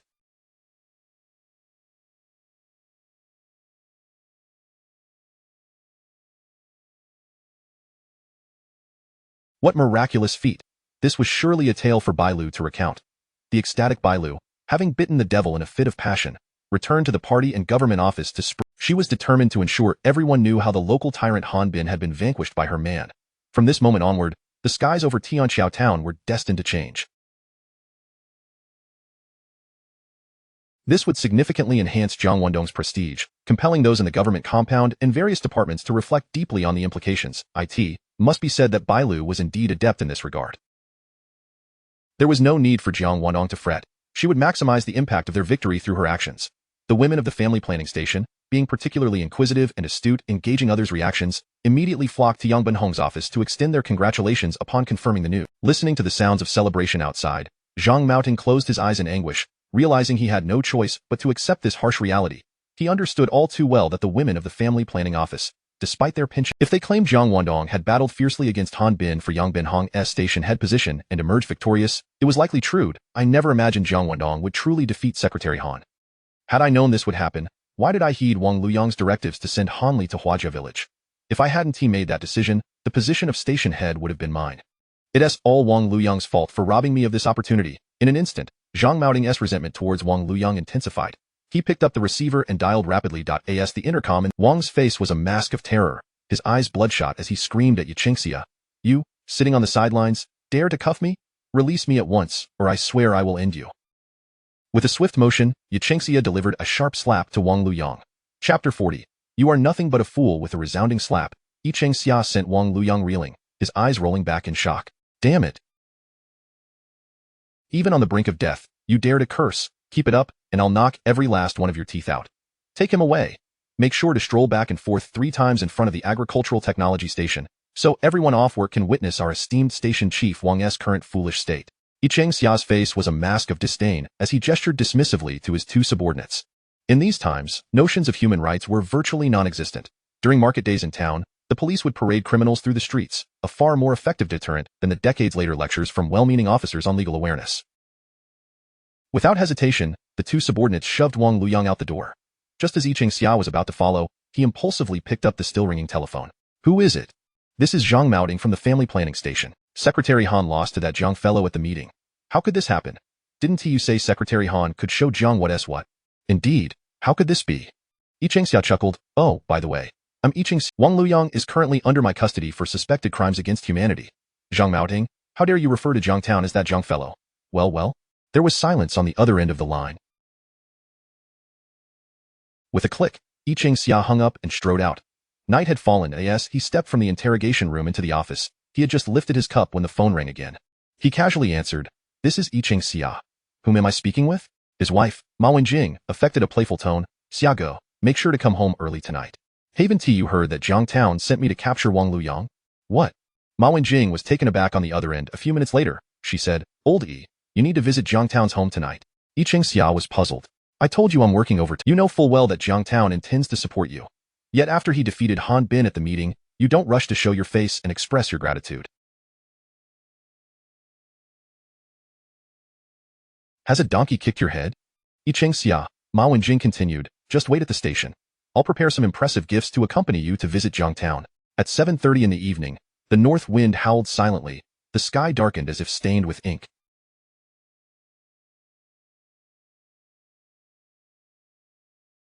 Not long after returning home, Jiang Wendong had just set a small pot on the coal stove when a knock echoed at the courtyard door.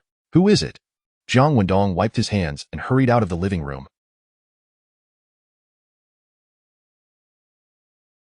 The visitor was Bai Lu. Upon recognizing her, Jiang Wendong immediately frowned. "What brings you here at this hour?" Bai Lu, holding 2 bottles of fine wine, nearly rolled her eyes at his remark.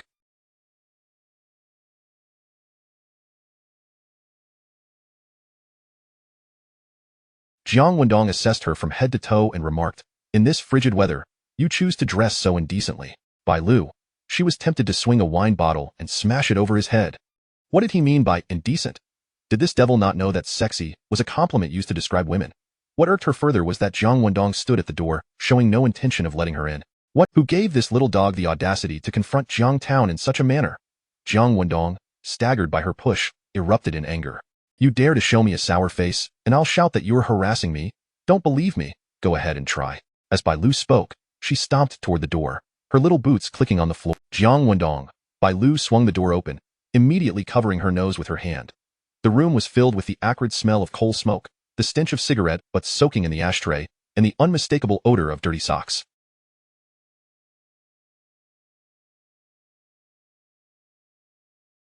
The mingling of these smells created an air so noxious it could knock a person over. Scattered across the sofa, coffee table, and windowsill were stinky socks and shoes. With the house in such disarray, one could hardly fault Jiang Wendong. Over the past week, he had been tirelessly working in the fields, leaving no time for laundry or tidying up. For convenience, he had even bought 24 nylon socks, changing them daily and carelessly tossing them aside when he got home. With this stench, your survival is nothing short of a miracle. Glancing back at the embarrassed Jiang Wendong, Bai Lu handed him the wine and rolled up her sleeves. No need for you to bother. I can clean up myself. Jiang Wendong coughed lightly, saying, Bai Lu, it's quite late. It's not appropriate for a woman to be here. What's inappropriate? If other women can come tonight, why can't I? Bai Lu said, picking up a basin of water and starting to gather the socks. Unless you want other women to see this mess. Huh? Jiang Wendong asked in confusion. Who else would come to my house besides you? Just as I expected. Don't be fooled by your bluster at the standing committee meetings. When it comes to social connections, you're quite the fool. Bai Lu scoffed, picking up an item. How am I a fool? Jiang Wendong protested, about to say more when his expression changed. Put that down. The item Bai Lu held was a pair of shorts he had just changed out of that morning. What made Jiang Wendong more exasperated was that Bai Lu instinctively brought it to her nose and sniffed. What in the world is this smell? How delightful. Bai Lu's heart fluttered, and she secretly gasped. Put that down. Jiang Wendong's face turned crimson as he reached out to snatch it away. What will you do about it? Bai Lu spun gracefully, evading his grasp. Then don't blame me for being rude. Jiang Wendong was genuinely angry now, glaring as he raised his hand to strike. Crack! Just as Bai Lu attempted to escape, the most beautiful arc of her movement was met with a slap. Stunned, Bai Lu stood frozen in place. Realizing his mistake, Jiang Wendong also froze. The two then locked eyes in a moment of silence. The colors of spring began to bloom in Bai Lu's gaze. Jiang Wendong, too, suddenly felt his heart racing. What shall we do next? As this thought why is the courtyard door left open? Chapter 41. Jiang Wendong, holding 2 packs of white cigarettes in his left hand and 2 bottles of liquor in his right, wore an awkward expression as he approached the I Ching hero. He had never before ventured to visit a leader under the cover of night. It was not due to any lofty principles he held. Rather, he believed in his strong professional capabilities and his genuine dedication to work, convinced that if he toiled diligently as he did in the military, little did he realize that the local scene bore little resemblance to that of the military. It was precisely because the I Ching hero was not adept at networking that Han Bin mistakenly thought he looked down upon him. Thus, despite the I Ching hero's commendable performance upon arriving in Tianshui town, when the former director was reassigned and the county bureau sought Han Bin's opinion, he promptly and fervently recommended Han Changhe, who frequently visited his home.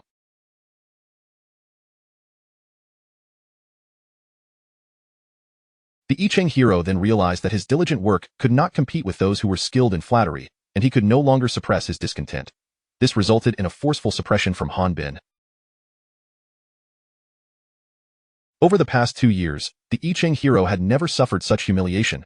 Now, the opportunity had arisen. Mei Wenjing, upon learning that her husband still intended to repay. Upon returning home in haste, the I Ching hero was met with a torrent of scolding from Ma Wenjing. Subsequently, the couple procured their finest cigarettes and liquor, and, as Ma Wenjing dragged her husband to Jiang Wendong's doorstep, they discovered that the gate was wide open.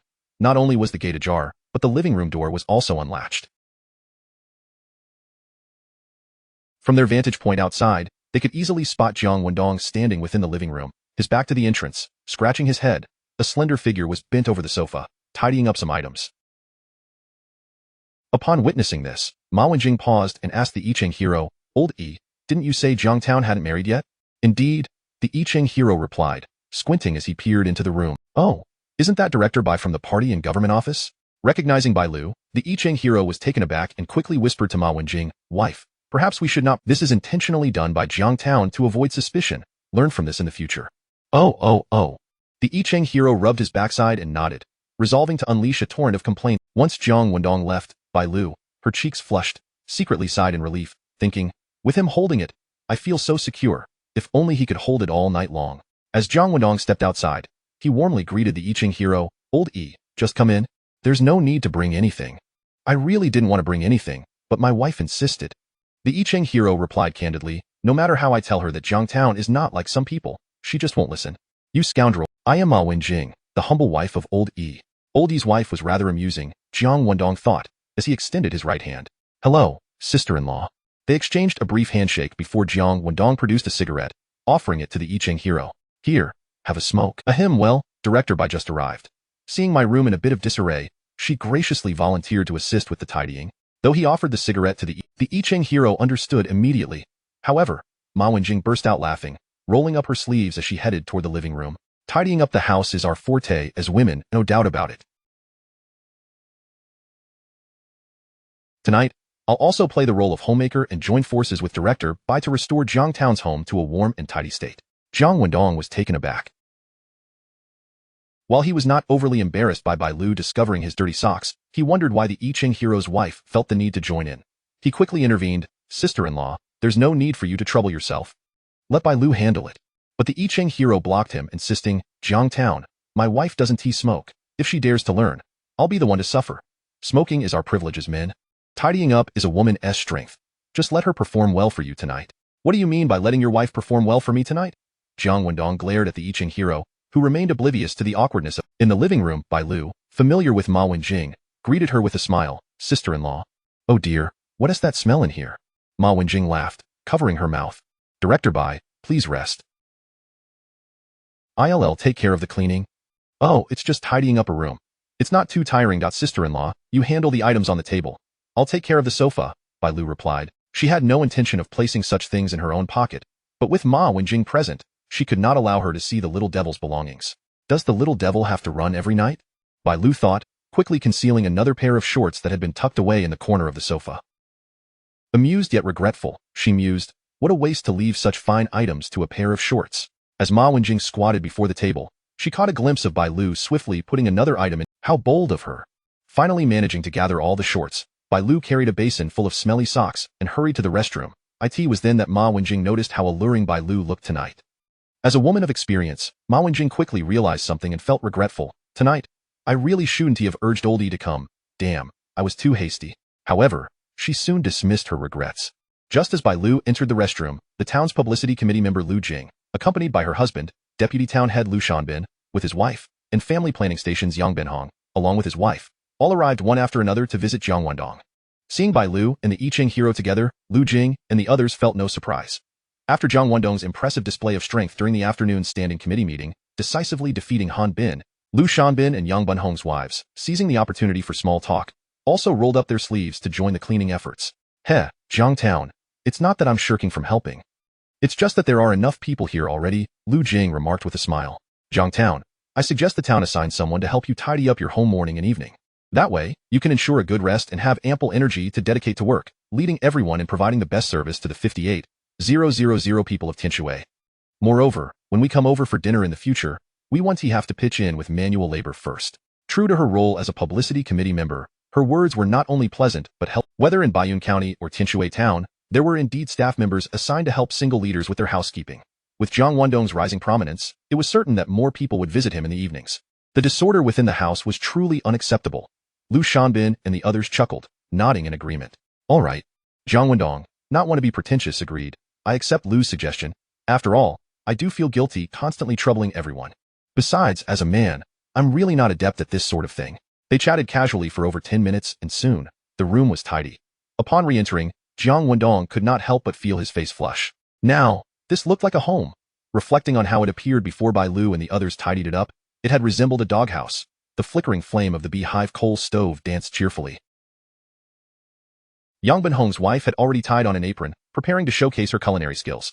Lu Shanbin's wife and Ma Wenjing pushed aside Bai Lu, who was eager to help with the cooking, urging her to discuss work matters with Jiangtown and the others.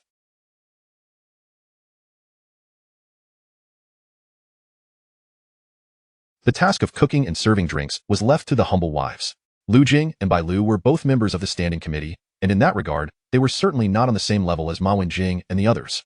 Glancing at the assortment of cigarettes, liquor, sugar, and tea stacked near the door, Jiang Wendong shook his head inwardly. He understood that he must accept these gifts. On one hand, it was customary to offer such items during visits. On the other, if he were to refuse outright, it would appear as if he were detached from the masses and pretentiously high-minded, which would not foster camaraderie among comrades. Yet he could not accept without reciprocating. Jiang Wendong quickly made his way to the bedroom, retrieving a suitcase from beneath the bed. Inside were 7 or 8 packs of white cigarettes, which his mother had specially packed for him during his last visit to the capital. They were not meant as gifts, nor to show off. Rather, his mother simply wished for her son to have some quality cigarettes for his own well-being while in his dormitory. Emerging from the bedroom with 5 packs of cigarettes, he distributed them among Lu Jing and the others. As the saying goes, to not reciprocate is to be uncouth. Since you all have brought me gifts, I must return the favor. These are from home. I don't have any more. Please take one each with you. Haha, I certainly will take the cigarettes from Jiangtown, the I Ching hero exclaimed with a laugh, but upon inspecting the pack, his expression suddenly changed. Zhongnan Special Supply? Chapter 42. Yi Xingchen is coming to inspect the work at the overpass. There exists a particular brand of cigarette, adorned with a pristine white wrapper, devoid of any manufacturer's label, tar content, or brand name.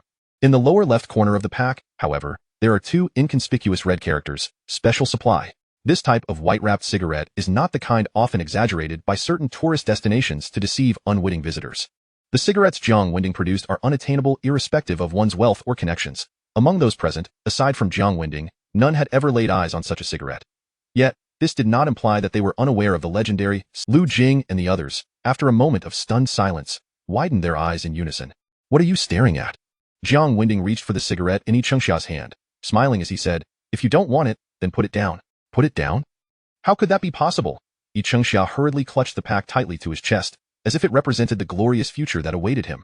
Lu Jing and the others quickly regained their composure, each seizing a pack for themselves. Yet, within their hearts, it felt as if a colossal wave was crashing ashore, as they began to analyze how Jiang Wending could procure such cigarettes. Jiang Wending was acutely aware of their thoughts. With a nonchalant tone, he remarked, when I return home next time, I shall rummage through my father's collection and bring back a few packs for you all to enjoy. However, the production of these cigarettes is exceedingly limited and quite hard to come by. Therefore, I advise everyone to smoke them in the privacy of your own homes. Father? The implication of being able to obtain such cigarettes from his father, suggesting that Jiang Wending's connections were not merely related to some prominent leader in the city, as Han Bin and the others speculated, but rather likely linked to Jiang Wending's suggestion to smoke these cigarettes privately was, in essence, a subtle warning to keep his true background concealed. By presenting the Son of Heaven cigarettes as a gift to them tonight, Jiang Wending was, in fact, conveying that unwaveringly following him would lead to a bright future. They were destined for success. Lu Jing and the others quickly deduced this within the blink of an eye, exchanging glances filled with astonishment and uncontrollable elation. Their analysis was not mistaken. Jiang Wending presenting the Central South Special Supply was a clear message. You 5, Lu Jing, Bai Lu, Lu Shanbin, Yi Chengxia, and Yang Binhong, are the initial foundation I am forming as I step forward from this overpass. He needed to instill the utmost confidence in his fledgling team. Jiang Wending also hoped they would cherish this opportunity. Would Lu Jing and the others treasure it? Certainly. They swiftly suppressed their shock and exhilaration, raising their glasses in unison. To Jiang Zhen. Among the 5, the one until she departed Jiang Wending's home, she remained in a dreamlike state. Upon returning home, she felt compelled to take a bath, which gradually calmed her exhilarated heart. Then, she grabbed a pillow, clutching it as if it were a mischievous little demon, squeezing it tightly between her legs. Otherwise, Sister Lu will rend you into 17 or 18 pieces.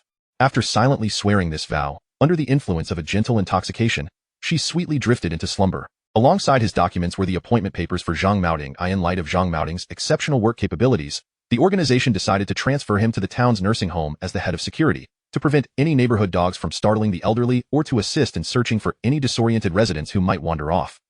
Just yesterday afternoon, Zhang Maoding had brimmed with ambition. In an instant, he felt as if he had lost everything. He completely lost his composure, incessantly cursing Wang Luyang, who might even Han Bin, whom he had always revered, now fell victim to his disdain, reduced to a mere coward in his eyes. Zhang Maoding's outburst quickly reached Bai Lu's ears. Tio upholds Secretary Han's supreme authority. Director Bai Lu promptly dispatched Zhao Luan from the party and government office to publicly admonish Zhang Maoding at the family planning station, warning him against spreading unfounded remarks. In truth, Bai Lu need not have intervened. Even if she did, a simple phone call to the new station chief, Yang Binhong, would have sufficed to resolve the matter. Yet, she insisted on sending Zhao Luan to confront Zhang Maoding publicly. As a result, more people became aware of Zhang Maoding's tirade against Han Bin. This only served to further diminish Han Bin's already waning prestige, which had suffered a blow after his defeat by Jiang Wendong.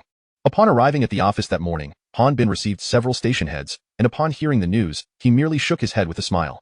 Although he disdained personally utilizing such tactics to further undermine Han Bin's standing in the overpass town, he would not hinder Bai Lu's action. In fact, Bai Lu was the most suitable individual to handle such matters. As for Han Bin, his already darkened visage grew even gloomier. Several station heads, who had previously never regarded Jiang Wendong with any respect, mostly ambitious deputy positions, now queued up to report their work to Jiang Wendong, which severely shook Han Bin's authority. Now, with Bai Lu stepping in to make a spectacle of Zhang Maoding's outburst, how could Han Bin feel at ease?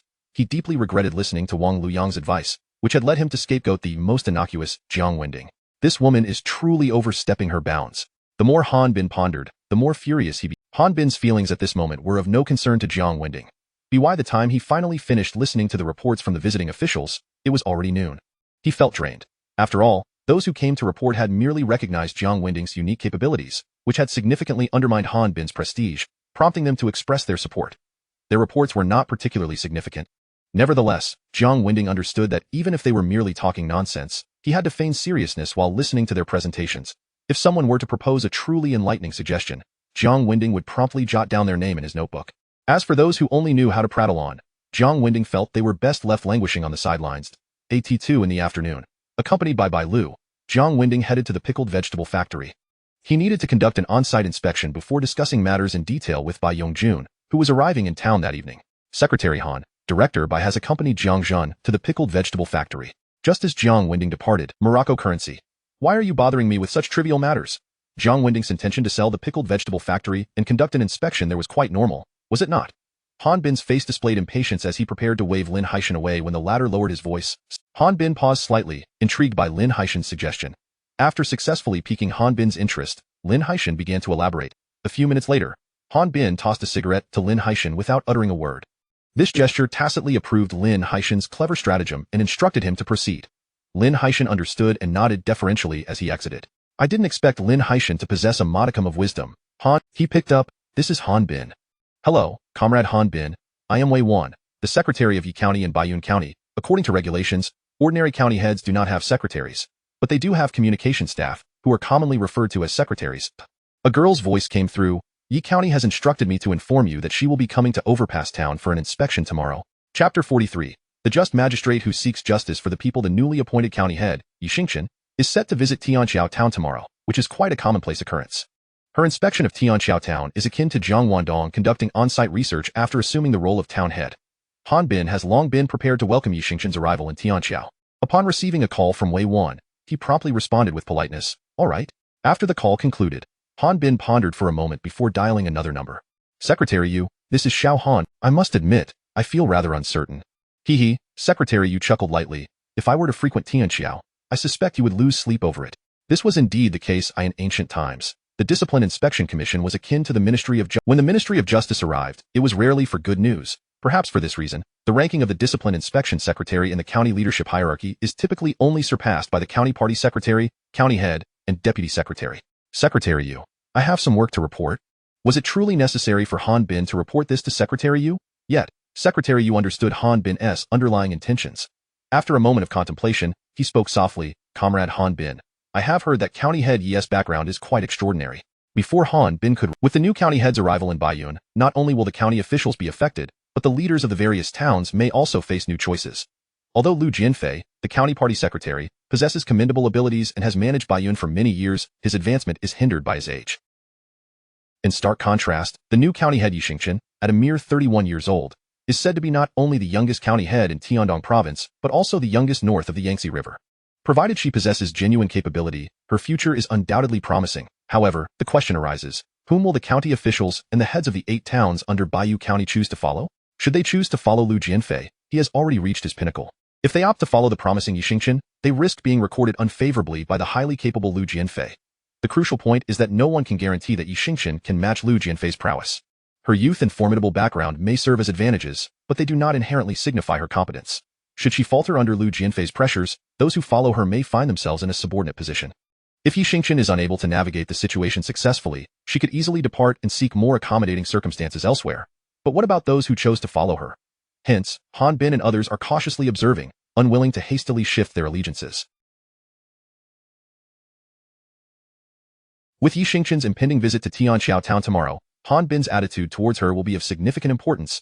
Lu Jianfei, firmly established in Baiyu County, will also scrutinize the interactions between Han. To safeguard his long-term interests, Han Bin felt compelled to consult Secretary Yu. County head Ye's background is indeed remarkable. The entire county is aware of it. Yet, Secretary Yu emphasized this point once more while at 3:30 in the afternoon, the newly appointed head of the family planning station, Yang Binhong, arrived at Huajia village with his team. He was there on behalf of Jiang Wendong to provide Hua Rou with a definitive answer. The village secretary, Hua Fuxing, promptly nodded and bowed in greeting, congratulating Yang Binhong on his promotion while warmly inviting him to relax at the village's dining establishment after finishing his work. No need, Yang Binhong replied nonchalantly. After completing as one of Jiang Wendong's 5 tiger generals in the development of Tianxiao, Yang Binhong knew he must align closely with Jiang Town's directives and could not afford to show any favor to Hua Fuxing, but would instead. While Hua Fuxing felt a twinge of bitterness, Hua Fuqian was taken aback, quickly responding affirmatively and leading Yang Binhong and his team to Hua Rou's residence. Hua Mei had already left for school, while Hua Rou was in the courtyard, tidying up the cabbages she had just pushed back from the vegetable field on a cart. Hua Rou comrade, Yang Binhong said gravely, getting straight to the point. I am Yang Binhong, the head of the family planning station, sent by Jiang Wendong to find you. Hua Rou's eyes brightened suddenly, her voice trembling as she asked, what did Jiang Town want to tell me? Yesterday evening, Wang Luyang was taken away by the police with handcuffs. What awaits him will be the stern punishment of the law, Yang Binhong declared emphatically. Hua Rou's frail form swayed slightly. Hua Fuqian hurriedly extended his hand to support her. Yet, Hua Rou slowly pushed him away, gazing into Yang Binhong's eyes, her voice hoarse. You aren't Jiang Town truly captured Han Bin's brother-in-law? Yang Binhong remained silent, only retrieving a document from his briefcase. This document contained the official decision from the Tianxiao Town Committee and Town Government regarding Wang. The black and white text was clear, accompanied by a bold red seal at the bottom. Mom? Hua Rou clutched the document, her lips trembling as she read it several times, confirming that Wang Luyang. Only then did she lift her head and call out, Mom, before kneeling heavily on the ground, weeping uncontrollably. This time, no one helped her, for everyone understood that Hua Rou needed a The 2 women from the family planning station, witnessing the girl's sorrow, could not help but feel their eyes welling with tears. This sentiment was echoed by the villagers who had rushed over. Several compassionate aunts squatted beside her, tears streaming down their faces. Nizi, don't cry. If you were to harm yourself, who would care for Hua Mei? Moreover, Jiang Town has already avenged Yin. You must gather your spirits. You too need to be strong for the sake of your parents in the afterlife. With the comfort of the aunts, Hua Rou gradually ceased her sobbing. Village head Hua Fuqian quickly arranged for water to be heated and offered cigarettes. Yang Binhong then proceeded to describe, with gestures and words, how Jiang Wendong had relentlessly pursued Wang Luyang to avenge Hua Rou's family, leaving no stone unturned. This was an excellent opportunity for Yang Binhong to elevate Jiang Wendong's reputation in Tianxiao and solidify the support of the masses, and he certainly would not let it slip by.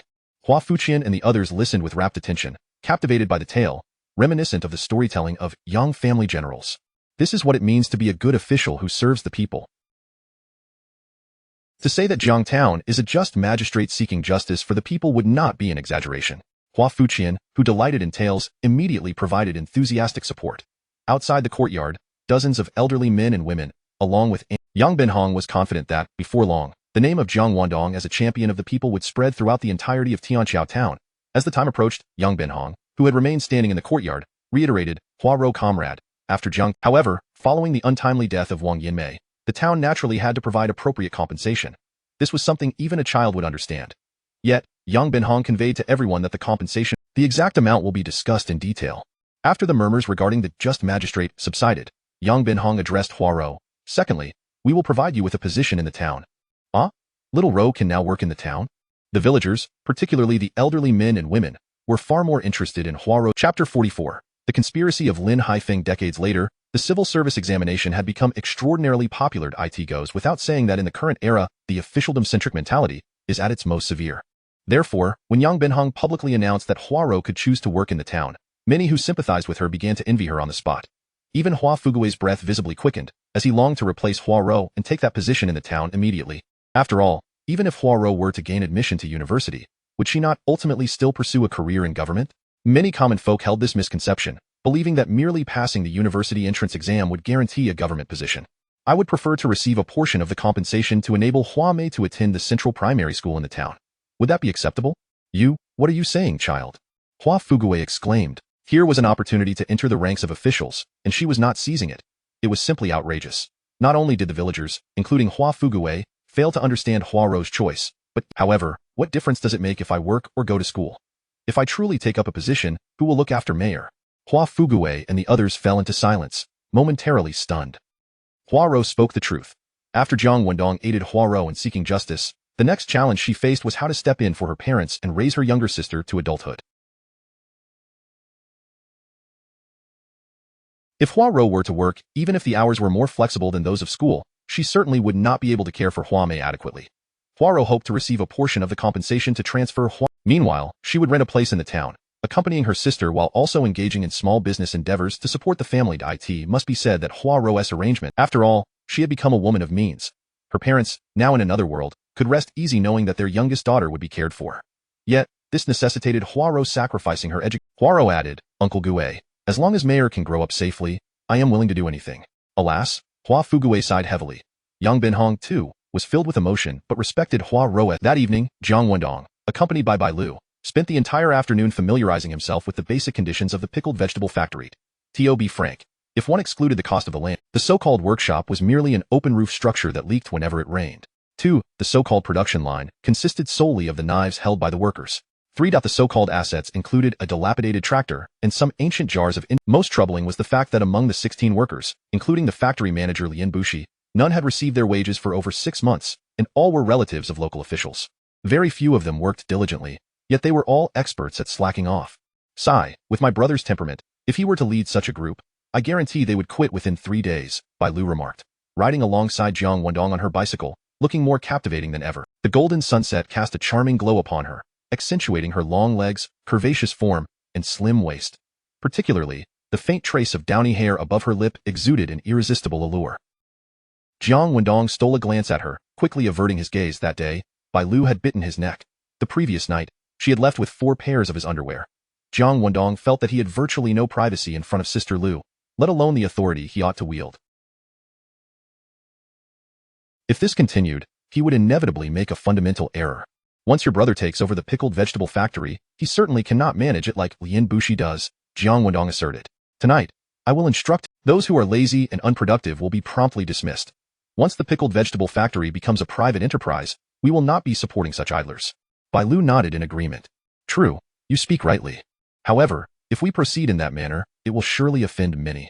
Haha. Jiang Wendong chuckled. Do I appear to be the type who fears offending others?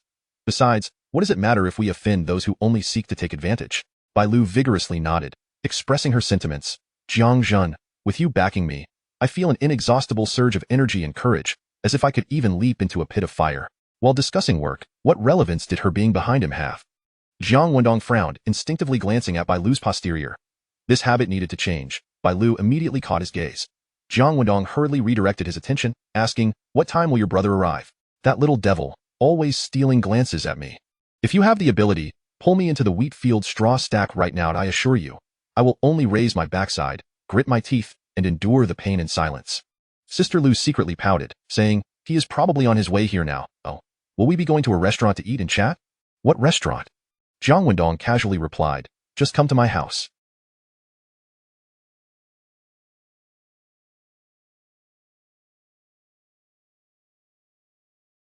You can cook, and I will have a drink with your brother. Absolutely. Bai Lu's eyes sparkled with delight as she cheerfully agreed. Her brother was coming to the town to see his sister, and they would be dining at Jiang Wendong's house, where she would be cooking. It felt entirely like a young couple hosting a brother-in-law at home. How could Bai Lu not be elated? It was only then that Jiang Wendong realized the implications of the situation. He was about to suggest a restaurant when Sister Lu, with her long legs, accelerated her pace, declaring, I'm going to buy groceries. Watching her swiftly departing figure, after returning to his office and settling down, the phone rang. It was Han Bin. Comrade Wendong, Comrade Yixingchen from Bayou County will arrive in our town for an inspection around 10 o'clock. I hope you can prepare accordingly. Yixingchen is coming? Jiang Wendong nodded, responding, understood, Secretary Han. Having waited for Jiang Wendong's return to make the call, Han Bin shared the news about Yixingchen's visit before picking up the phone to dial. The internal line of the party and government office rang, and Lin Haishan, who had been waiting, promptly answered, this is Lin Haishan, who is calling? Han Bin's voice came through, prepare yourself for tonight. Before Lin Haishan could respond, the call ended. When the new county magistrate inspects Tianqiao tomorrow, the workers of the pickled vegetable factory will come to the town, adamantly insisting that anyone wishing to take over the factory must first settle the outstanding wages and improve the salary conditions. If someone disagrees, they will flatly refuse to agree to the sale of the factory. Hee, I am eager to see how he handles this situation in front of the new county magistrate. Lin Haishan chuckled darkly, striding out of the party and government office. As night fell, Jiang Wendong organized his desk in preparation to return home when the phone rang once more. It was the I Ching Knight. Jiang Zhan. This is the I Ching Knight. Old E, Jiang Wendong inquired. What is the matter? It's like this.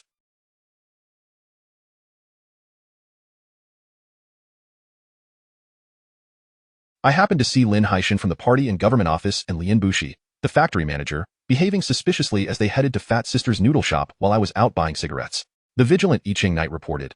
I suspect they might be involved in some underhanded deal. I have dispatched Wang Xian to monitor the situation. Should anything arise, I will promptly keep you informed. Chapter 45. Henceforth, do not call me brother-in-law, casually Lin Haishan. However, when he was indeed in the company of Lian Bushi, the situation became decidedly more complex. Due to the petty schemes orchestrated by Han Bin, Lin Haishan, who had once believed he would ascend to the position of director of the party and government office, now harbored an intense animosity towards Jiang Wendong. Presently, Jiang Wendong was preoccupied with matters concerning the pickled vegetable factory, and as its director, Lian Bushi could not bypass him. The crux of the matter was that Yi Xingchen was scheduled to visit Tianqiao town the following day.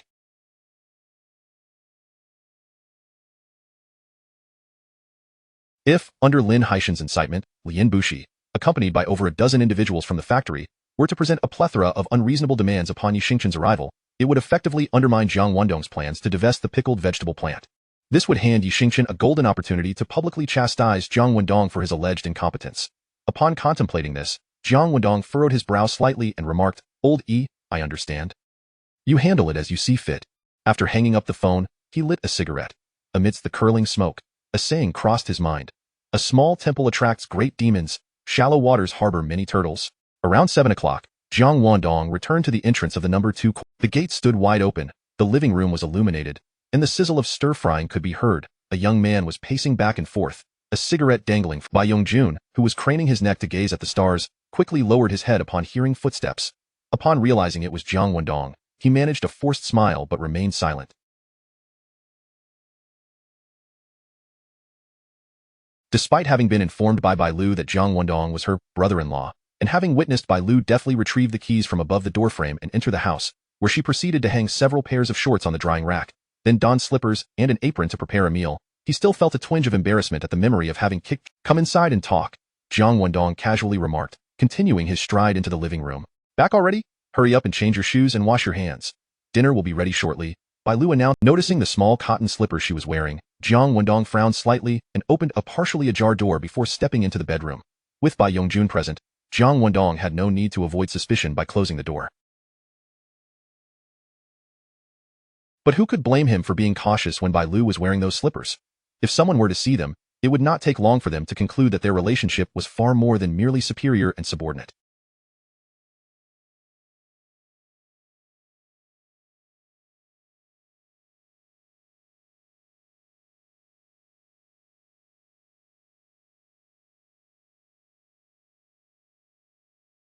Jiang Wendong was unmarried, while Bai Lu was indeed a married woman. The matter was further complicated by the fact that just beyond lay Bai Lu's in-laws. Should you wrinkle your brow again? Next time I'll cook for you while wearing nothing. Bai Lu. The essence of her mother-in-law's comments was that the old secretary was aware that his days were numbered and wished to return to his village to pass away in the old home built by his parents. The mother-in-law had agreed to accompany her simple-minded son back to the village. While the old secretary was alive, no one in town dared to mock his son.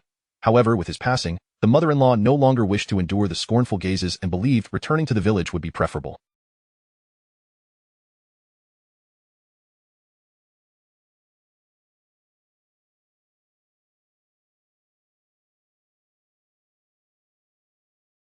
After taking her simple-minded son back to the village, she left Bai Lu to reside here, as it was more convenient for work. Bai Lu harbored no objections to her mother-in-law's arrangements. Yet, the mother-in-law urged her to quickly borrow some seeds, even expressing her hope that Bai Lu could procure a child with Jiang Wendong. The rationale was simple. As long as our daughter-in-law bears a child that is highly regarded and possesses a significant lineage like Jiang Wendong, even after both your father and I, the old secretary, are gone, he will still look after my simple-minded son because of the child. Confucius once said, if one is unwilling to part with the child, one cannot capture the wolf. The mother-in-law, having gained profound insight, believed that if she could not retain her daughter-in-law, she must sacrifice her in order to secure a protector for her simple-minded son. Having heard her mother-in-law's words, Bai Lu did not hesitate to agree. She had no worries about her mother-in-law spreading rumors, for this concerned the well-being of her simple-minded brother. The vegetables are burning. Are you still frying? Jiang Wendong's disdainful voice interrupted Bai Lu's musings. I particularly enjoy my vegetables burnt. What business is it of yours? Bai Lu retorted with an exaggerated roll of in front of Bai Yongjun. Jiang Wendong felt it inappropriate to scold Bai Lu, or rather, he dared not. For what if this robust young man, akin to an ox, were to retaliate against Jiang Wendong for daring to bully his sister? Jiang Wendong could only pinch his nose and swallow his anger, setting some items beside Bai Yongjun. Take these with you when you leave. 2 packs of Yushi cigarettes and 2 bottles of Wuliangye liquor, gifts from the Iching night when they visit. Upon seeing such fine tobacco and liquor, Bai Yongjun's eyes lit up, and he gulped down saliva. Bai Lu, having set down her chopsticks, promptly kicked him. What are you gaping at? Hurry up and thank him. Oh. Bai Yongjun quickly nodded and said to Jiang Wendong, thank you, brother-in-law. Jiang Wendong was taken aback. Yet Bai Lu acted as though she had heard nothing and took a seat beside him. Here. Did he really call me Jiang Zhen and not brother-in-law? Jiang Wendong mused internally, dismissing it and raising his glass to Bai Yongjun. Come, let's have a toast. Before Jiang Wendong could clink glasses with him, Bai Yongjun downed his drink in one go. However, Bai Lu intercepted with her chopsticks. Isn't there food right in front of you? What, do you dislike my fried eggs? I wouldn't dare, I just really enjoy eating fish, Bai Yongjun muttered sheepishly, hastily grabbing a pair of chopsticks to dig into the overcooked eggs instead.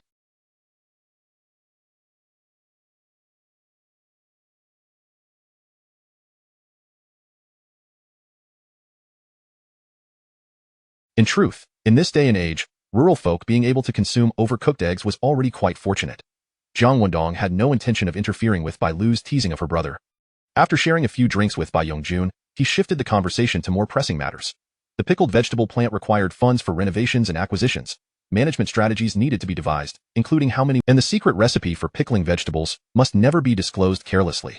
Jiang Wendong had acquired these pickling secrets from a young girl named Li Zi in a video promoting traditional. The pickles he could produce would be unprecedented. Not only were there none in Dongtu continent, but even in the land of pickles, they would be astounded by his creations. To Jiang Wendong's surprise, when he broached the serious subject, Bai Yongjun not only listened intently, but appeared genuinely interested. He glanced down to see Bai Lu's delicate left foot subtly resting on his. Do you dare to act recklessly towards me? Jiang Wendong seethed inwardly. Yet Bai Yongjun, had it not been for the enticing beauty of Bai Lu, who had haunted Jiang Zhen's dreams the previous night, he might have lost his temper right then and there. No. Had it not been for Bai Yongjun's formidable stature, Jiang Zhen would have certainly faced him head-on. He could only sulkily respond to Bai Yongjun, in the future, do not call me brother-in-law casually. Otherwise, it may lead to trouble. Did you hear that? Bai Lu immediately glared at Bai Yongjun. From now on, you can only call him brother-in-law when there are no outsiders around. If you dare to call out in public, I will knock out all your teeth. Bai Yongjun shivered in fright and quickly replied, understood. Brother-in-law, please continue. The following morning, upon waking with thoughts of Bai Lu's melodious singing still fresh in his mind, Jiang Wendong tossed the discarded shorts aside and muttered a curse under his breath. At 9:47 a.m., Jiang Wendong, alongside Han Bin and over 20 officials, stood at the entrance of the courtyard, observing as 2 vehicles approached slowly from the west. Yi County is here, Han Bin remarked with a smile, addressing Jiang Wendong. Chapter 46. He dared to confront Yi Xingqian in public this time. Yi Xingqian arrived at the Tianqiao with not only her personal secretary and other staff members, but also a reporter. It is quite customary for the newly appointed county mayor to bring journalists along during an inspection visit. The purpose is merely to capture a few photographs of the new county mayor conducting official duties and to compose a news release that extols the leadership's dedication and responsibility. However, Jiang Wendong, noticing Han Bin's smiling reminder, discerned something more significant in Yi Xingqian's arrival. Reflecting on the information he had gleaned from last night's whispers in Yiqing, I firmly believe that under the wise leadership of the county committee and government, our Tianqiao town will undoubtedly flourish even more beautifully. The two exchanged a knowing smile before turning their attention to the vehicle ahead. The small car came to a gradual halt. The passenger door swung open, and Yi County Secretary, Wei Wan, was the first to alight. Before Wei Wan could close the car door, Han Bin briskly approached the vehicle, bending slightly to open the rear door.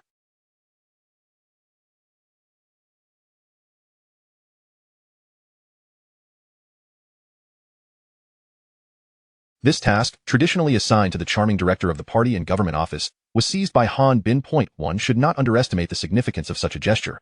It clearly conveyed a multitude of meanings.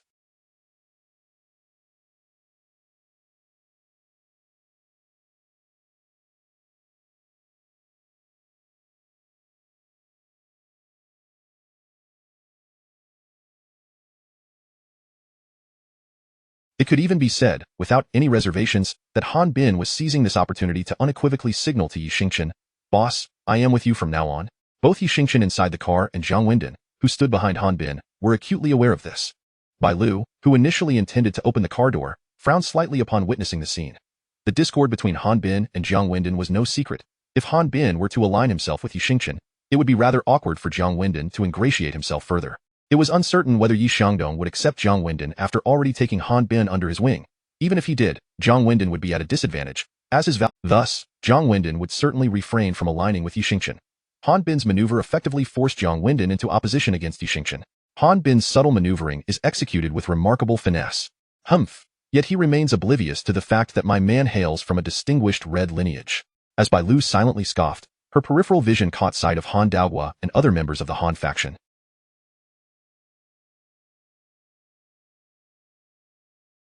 The Han faction members wore radiant smiles as their leader, having suffered a crushing defeat to Jiang Wendong in the standing committee meeting, saw his prestige plummet. Now that Han Bin had openly aligned himself with the new county mayor, it signified the receipt of formidable support from above. Notably, Han Bin was likely the first town committee secretary to boldly pledge allegiance to Yi Xingchen. If Yi Xingchen wished to make waves in Baiyu County, she would certainly need to rely heavily. This demonstrated Han Bin's adeptness as a seasoned political player, equipped with extensive experience in navigating conflicts. Dressed in a black trench coat and donning a pair of sleek, black gloves, Yi Xingchen stepped out of the car with a smile playing on her lips. Before she could remove her gloves, Han Bin extended his hands, slightly bowing, and sincerely remarked, "Comrade Yi County, on behalf of the town committee, the town government, and the 58,000 residents of Tianqiao, I extend a warm welcome to your presence in Tianqiao town to guide our work. Comrade Han Bin, thank you for your efforts." Yi Xingchen raised her right hand to shake hands with Han Bin while simultaneously lifting her left hand to gently pat the back of his hand. This seemingly innocuous gesture subtly communicated to Han Bin, "I acknowledge you as my subordinate." Han Bin, fully aware of the implications, promptly replied, "Serving the people is my responsibility and duty. It is not a burden." Yi Xingchen offered a faint smile and withdrew her hand. Han Bin then stepped back, allowing Jiang Wendong and Yi Xingchen to engage in a handshake. "Yi County, welcome to Tianqiao town for your inspection and guidance." Unlike Han Bin, Jiang Wendong refrained from bowing to demonstrate absolute respect for Yi Xingchen. He merely gazed evenly at the woman, extending his right hand and delivering a formulaic greeting. However, Yi Xingchen did not reciprocate. Instead, she took a step back. Narrowing her eyes slightly, she scrutinized Jiang Wendong from head to toe and inquired coolly, "May I ask who you are?" From the moment she had landed in Baiyu County, she had instantly recognized Jiang Wendong among the 200 officials present. Crucially, among the Tianqiao town officials welcoming her, only town mayor Jiang Wendong had the status to follow Han Bin in greeting her. Yet, Yi Xingchen disregarded Jiang Wendong's extended hand and retreated. What was this? It was a public slap to Jiang Wendong's face, severely undermining his authority in Tianqiao town. One anticipated that after accepting Han Bin as her subordinate, Yi Xingchen would swiftly deal a public humiliation to Jiang Wendong. Such behavior was somewhat out of line. Yet, no one could claim Yi Xingchen was in the wrong. After all, she had never met Jiang Wendong before. Her refusal to shake his hand followed by questioning his identity seemed entirely reasonable.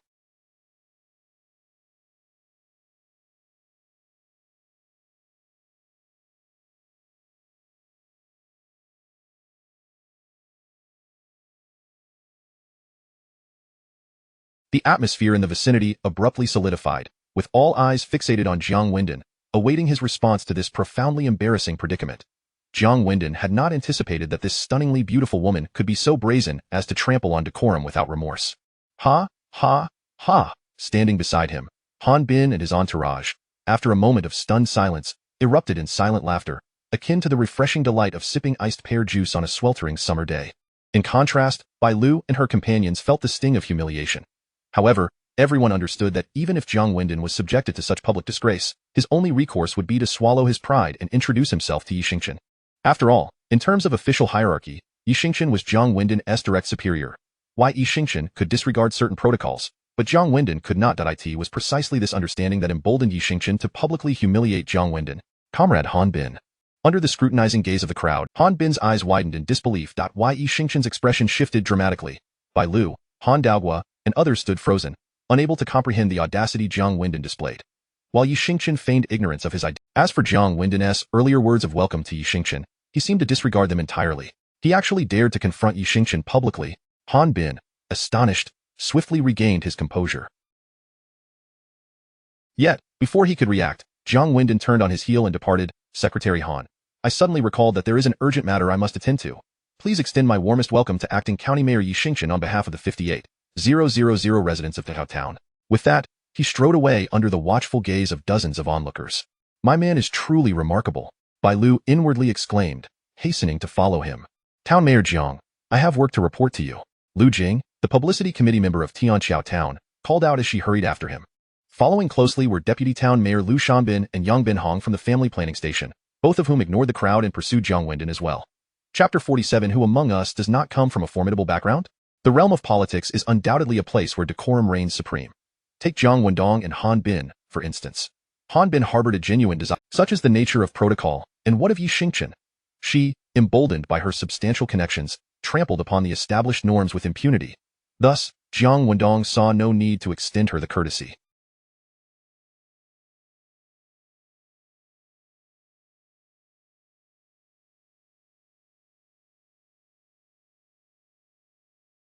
After all, who does not possess a significant background? Having returned to this era, Jiang Wendong would not indulge anyone. He turned on his heel and departed, accompanied by 2 team members, a deputy town mayor, and the head of the family planning station. The deputy director from Yicheng was occupied with case reviews and was absent. The scene fell into a profound silence.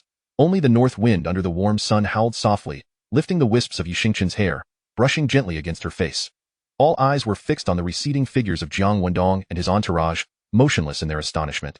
Yet, within many hearts, a tempest of emotions surged. Jiang Wendong dared to confront Yi Xingchen directly, and even those who followed him, like Bai Lu, refused to stand there and receive her.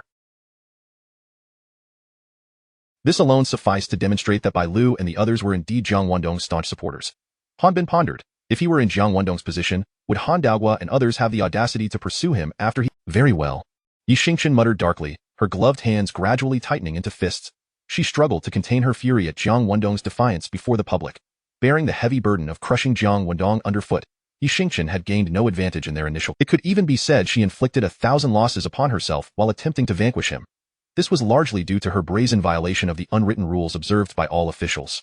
Some might claim that Jiang Wendong was oblivious to the protocols, yet many more would deride Yi Xingchen for failing to manage even a subordinate, thereby significantly tarnishing her prestige as county head. It was common knowledge that news of Jiang Wendong's bold confrontation with Yi Xingchen would swiftly circulate throughout Baiyun County. The one most delighted by this turn of events was Lu Jianfei from the county committee. Had I known Jiang Wendong would disregard the rules, I would not have publicly— However, she had not anticipated that Jiang Wendong, a newcomer to the political arena, would possess such audacity. Ahem, County Head Yi, allow me to introduce you. Han Bin coughed, breaking the peculiar silence that Although Jiang Wendong had departed with his 2 team members, Yi Xingchen still felt compelled to exchange pleasantries with other officials at the entrance. I must assist County Head Yi in reclaiming her lost dignity. This is my prime opportunity to shine, Han Bin thought, glancing at Lin Haifeng, who stood behind him. Lin Haifeng immediately understood and discreetly stepped out of the welcoming party. Yi Xingchen, hands tucked into her coat pockets, nodded with a smile and prepared to step into the courtyard amidst the throng of onlookers. Suddenly, a cacophony of footsteps echoed from the east side of the courtyard.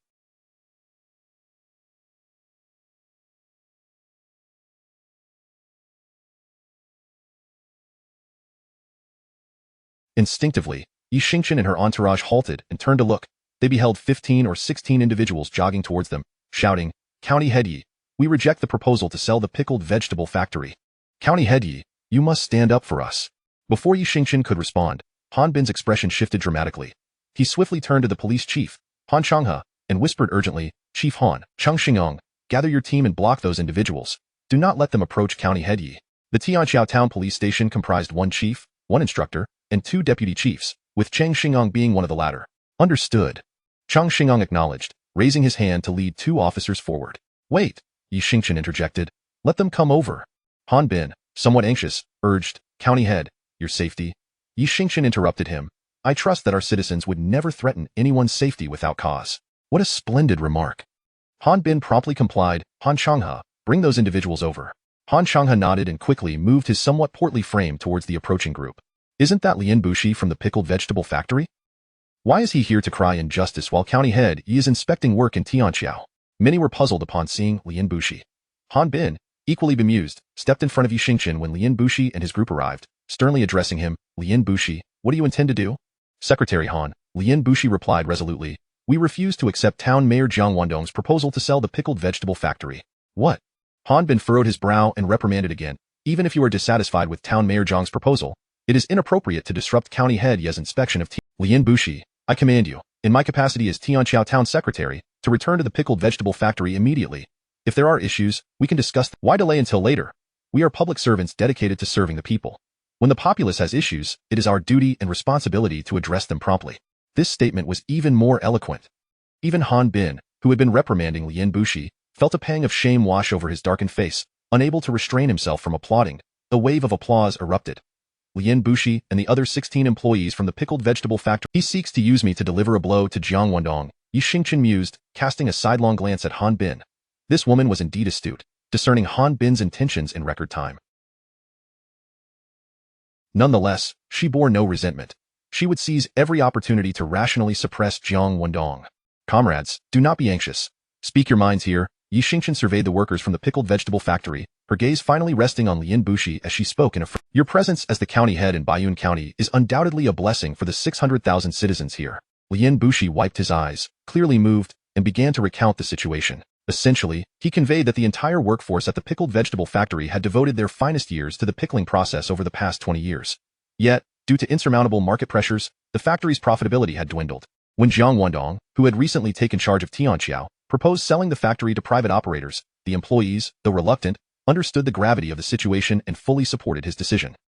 However, they felt that Jiang Wendong was undervaluing the factory. Particularly troubling was his clear statement that he would only cover the 6 months of back wages owed to the factory workers, without compensating them for their deserved bonuses, and warned that any worker who didn't. Some, moved to tears, could not help but wipe their eyes. Wai Xingchen's expression was grave. Her slightly full lips were tightly pressed together. Raising her hand to quiet the crowd, she spoke slowly, Please remain. I can assure you, on behalf of the Baiyun County government, that today, I will address this issue for all of you. Thank you, County Head Yi. Lien Bushi and the others expressed their gratitude in unison. Comrade Han Bin, Yi Xingchen turned her gaze toward him, her tone serious. Now, I need you to find Comrade Jiang Wendong immediately. I wish to publicly inquire how he intends to resolve the issues faced by the employees of the pickled vegetable factory. Chapter 48, Jiang Wendong. I relish your opposition to County Head Yi Xingchen insisted on being present. Han Bin, naturally, welcomed this development with open arms. He promptly agreed and suggested, County Head Yi, given the biting wind and chill outside, should we not move our discussions indoors to the auditorium? Yi Xingchen nodded in agreement.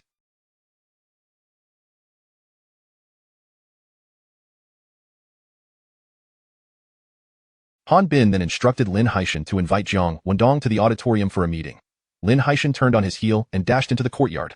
Wai Xingchen approached a female worker from the pickling factory and, with her, Trust me, I will undoubtedly assist you all in resolving your issues. Now, please share with me the specifics regarding the pickling factory.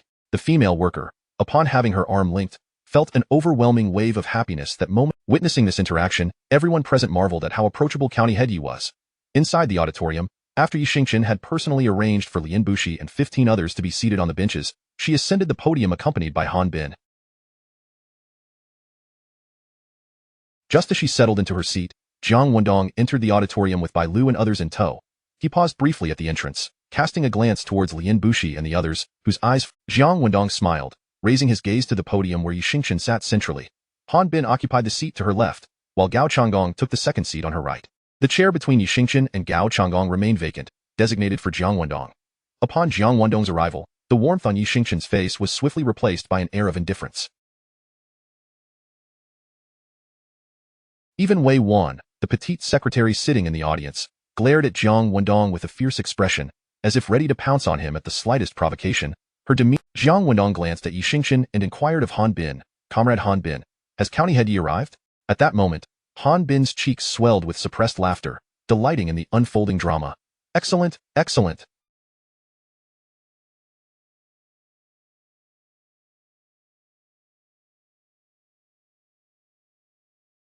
Jiang Wendong, I truly enjoy your confrontations with County Head Yi. On the other hand, Yi Xingchen instinctively clenched her teeth, seething inwardly, Jiang Wendong, one day, I shall make you wish you were never born. Suddenly, unable to contain herself any longer, Secretary Wei once stood up and exclaimed, Comrade Jiang Wendong, County Head Yi is seated right here on the podium. Can you not see her? Jiang Wendong regarded Wei Wan with a detached air. And you are? Wei Wan replied assertively, I am County Head Yi's secretary, Wei Wan. Jiang Wendong further probed, have we met before? Wei Wan shook her head, no. Jiang Wendong quickly followed up, given that we have never met, how is it that you recognize me? Wei Wan blurted out, you were the. Who else could you possibly be but the mayor of Tianqiao Town? With a slight chuckle, Jiang Wendong dismissed the exchange and, accompanied by Lu Jing and Bai Lu, made his way to the podium. Wei Wan then realized that in her eagerness to defend her boss's dignity, she had fallen into Jiang Wendong's trap. If a mere secretary could deduce Jiang Wendong's identity from his actions, then certainly County Head Yi should have recognized him. This revelation left Wei Wan's face flushed with embarrassment as she stomped her foot in frustration.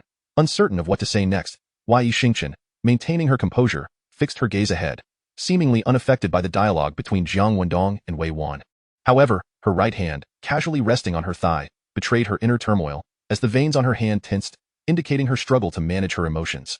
Han Bin, Gao Changgong, and the audience, including Lian Bushi and Jiang Wendong and his companions, took their seats according to their positions within the committee, while Yi Xingchen continued to ignore him, and he, in turn, would not deign to acknowledge her.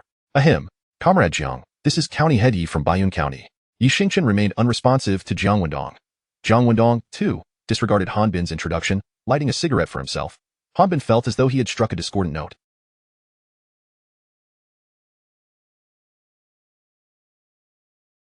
Quickly shifting the topic, Han Bin remarked, Comrade Wendong. Earlier at the courtyard entrance, County Head Yi received these comrades from the pickling factory. Jiang Wendong need not engage with Yi Xingchen but must. Since Yi Xingchen had lowered her guard and initiated a dialogue regarding work matters, he understood the need to adopt a respectful demeanor. To feign ignorance and ignore Yi Xingchen would be a breach of decorum. In their first formal confrontation, Jiang Wendong held the upper hand. He was well aware of the importance of knowing when to exercise restraint and when to withdraw gracefully. With a series of taps on the microphone and a clearing of his throat, he reiterated what he had previously stated during the standing committee meeting and what he had conveyed during his inspection of the factory the day before. County Head Yi, the specifics are as follows. Upon concluding his presentation, he neatly folded the documents. Indeed. Yi Xingchen nodded in acknowledgement. Comrade Wendong, your proposal sounds quite. However, have you considered the demands put forth by the factory's entire workforce? Certainly, Jiang Wendong replied. Very well. Yi Xingchen turned to Lian Bushi, Director Lian. Throughout this exchange, Jiang Wendong listened intently. County Head, Secretary Han, Mayor Jiang. Lian Bushi concluded, in essence, our demands can be summarized into 3 points. 1. Regardless of who takes over the pickling factory, all employees must receive back pay for 6 months, along with any bonuses. 2. The new management must adhere to the stipulated 8-hour workday, allowing for 1.5 days off each week, Saturday afternoons and Sundays. 3. The new management must not behave like capitalists, arbitrarily deducting wages or dismissing workers for reasons. These 3 demands had already been subtly stated by Lian Bushi on behalf of the employees during Jiang Wendong's inspection of the factory the day before, yet Jiang Wendong had not acquiesced. The reasoning was straightforward. 1. The pickling factory was being sold to a private individual. Thus, while it would be reasonable for the new owner to compensate Lian Bushi and the others for their 6 months of wages, the demand for bonuses was utterly. The factory had not issued bonuses since its inception nearly 2 decades ago. 2. Once Jiang Wendong secured an order from the pickling enterprise, he would need to ramp up production, which would involve overtime. Overtime pay could be provided, but the current context did not permit the enforcement of an 8-hour workday or 1.5 days off. Private enterprises, after all, do not operate under the same framework as state-owned enterprises. The workers and the general populace were primarily concerned with satisfactory compensation rather than the structure of their work hours. 3. Any worker who continued to exhibit a lack of private enterprises have never been welfare programs, regardless of the era. Now, Lian Bushi reiterated these 3 demands, deliberately choosing to do so in Yi Xingchen's presence. Sighing to himself, Jiang Wendong felt a surge of frustration towards Han Bin. He could tolerate Han Bin employing various tactics to vie for influence, but it was imperative that he not hinder the efforts of the 58,000 residents of Tianxiao Town in their pursuit of prosperity. If Han Bin dared to wield the interests of the populace as a weapon in their struggle, Jiang Wendong would not hesitate to retaliate. Comrade Wendong, Yi Xingchen said after Lian Bushi concluded his remarks and took his seat, turning her profile towards Jiang Wendong. Do you deem the 3 demands proposed by Director Lian on behalf of the pickling? It was evident to even the most naive observer that the 3 demands articulated by Lian Bushi and the others were nothing short of a pipe dream, or rather, a deliberate attempt to undermine Jiang Wendong's proposed plan. Yet, why did Jiang Wendong not express outrage or scorn towards Lian Bushi and his cohort for their unrealistic demands? Instead, he lauded their requests as exceptionally. Yi Xingchen instinctively questioned, Comrade Wendong, are you certain that the demands of the pickling factory are reasonable? Indeed, County Head, Jiang Wendong affirmed. Not only are they reasonable, but I also believe that the demands put forth by the factory's entire. Instinctively, she asked, what do you believe the demands of the pickling factory should be? In my opinion, Jiang Wendong stood, placing his hands on the table as he gazed down at Lian Bushi and the others, beginning to articulate. 1. Regardless of who takes over the pickling factory, all employees must receive back pay for 6 months, along with bonuses that have not been issued for nearly 20 years since the factory's establishment. 2.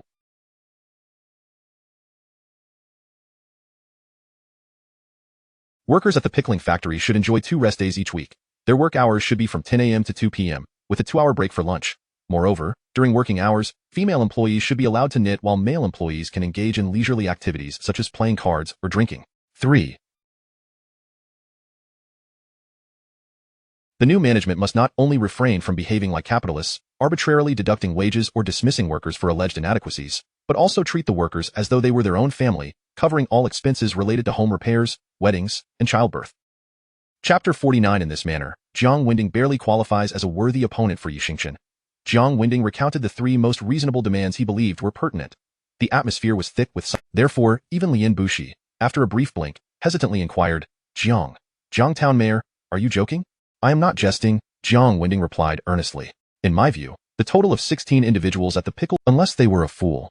Jiang Wendong gradually took his seat, responding nonchalantly, as the town mayor, it is my responsibility and obligation to seek out that fool for the pickled vegetable factory. Lian Bushi instinctively asked, what if we cannot find one? Jiang Wendong raised his glass of water and stated, the factory will be sold when we find someone. Lian Bushi's lips moved, unsure of what to say.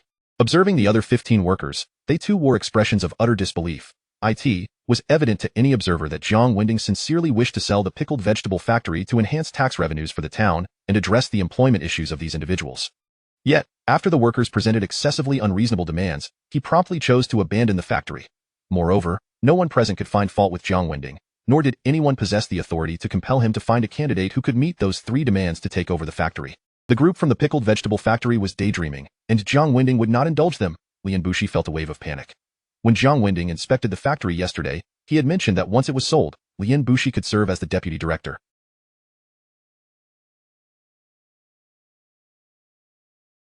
As long as Lian Bushi worked diligently, Jiang Wendong would ensure his bonus exceeded his salary each month. However, due to Lian Bushi's decision to act as a pawn for Han Bin, intentionally creating difficulties during Yi Xingchen's inspection, Jiang Wendong had almost instantaneously relinquished the factory.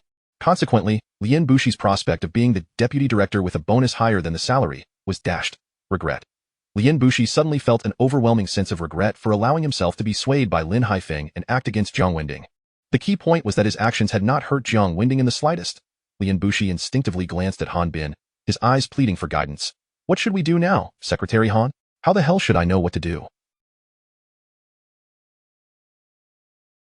Who would have anticipated that Jiang Wendong not only refrained from disputing with you on the spot, but instead wholeheartedly supported your demands? That scoundrel Lin Haifeng has led me astray. Han Bin lowered his gaze, inwardly cursing vehemently.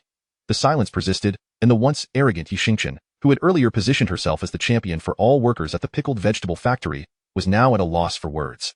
Below the stage, Wei Wan tilted her head, observing Jiang Wendong, thinking, this rascal has truly opened my eyes today. Just as she contemplated this, Jiang Wendong happened to glance her way and offered a casual smile. Bang! Wei Wan's heart fluttered unexpectedly, a blush creeping across her cheeks as she hurriedly lowered her head. Bai Lu, seated at the farthest end of the stage, witnessed this exchange and felt alarm bells ring. Or does he intend to use her charm to ensnare her as an informant beside Yi Xingchen? No, I must hasten my efforts to secure him. It must be said that Director Bai's instincts in this regard were rather peculiar, a trait perhaps typical of a woman deeply ahem. Noticing the prolonged silence, Yi Xingchen cleared her throat and addressed Jiang Wendong, Comrade Wendong. I personally believe that the proposal your team discussed at the standing committee meeting is quite suitable for the pickled vegetable factory. Since Han Bin's attempts to undermine Jiang Wendong proved ineffective, Yi Xingchen immediately prioritized the greater good. By personally stepping in to redirect the evidently misguided pickled vegetable factory back on course, she could not only assist Lian Bushi and the other 16 in securing employment, but also alleviate the awkward situation Han Bin faced. It was evident to all that Lian Bushi and his colleagues were acting under Han Bin's covert instruction, thus further ingratiating herself with him. With merely a few words, Yi Xingchen could reap these 2 benefits, a notably astute maneuver. Indeed, yes, Lian Bushi nodded vigorously, while Han Bin wholeheartedly. The workers of this new factory will have no connection whatsoever with Lian Bushi and the others. What? Lian Bushi and the others were taken aback. Han Bin's jaw twitched. Why? Yi Xingchen furrowed her brow. Comrade Wendong, do you mean to say you would prefer to build? Wouldn't building a new one be a waste? Do you believe, Comrade Wendong, that Tianxiao's finances are in a comfortable state? Yi County, Jiang Wendong asserted. First, I must clarify that the newly constructed pickled vegetable factory will not. It will be privately funded to establish a new factory elsewhere. Yi Xingchen pressed on. That still seems wasteful. Why not simply sell the current pickled veg? Han Bin interjected. Jiangtown Mayor, you could persuade that individual.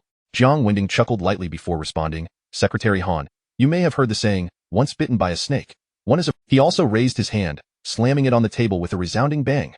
The amplified sound reverberated through the venue, causing everyone present to shudder involuntarily.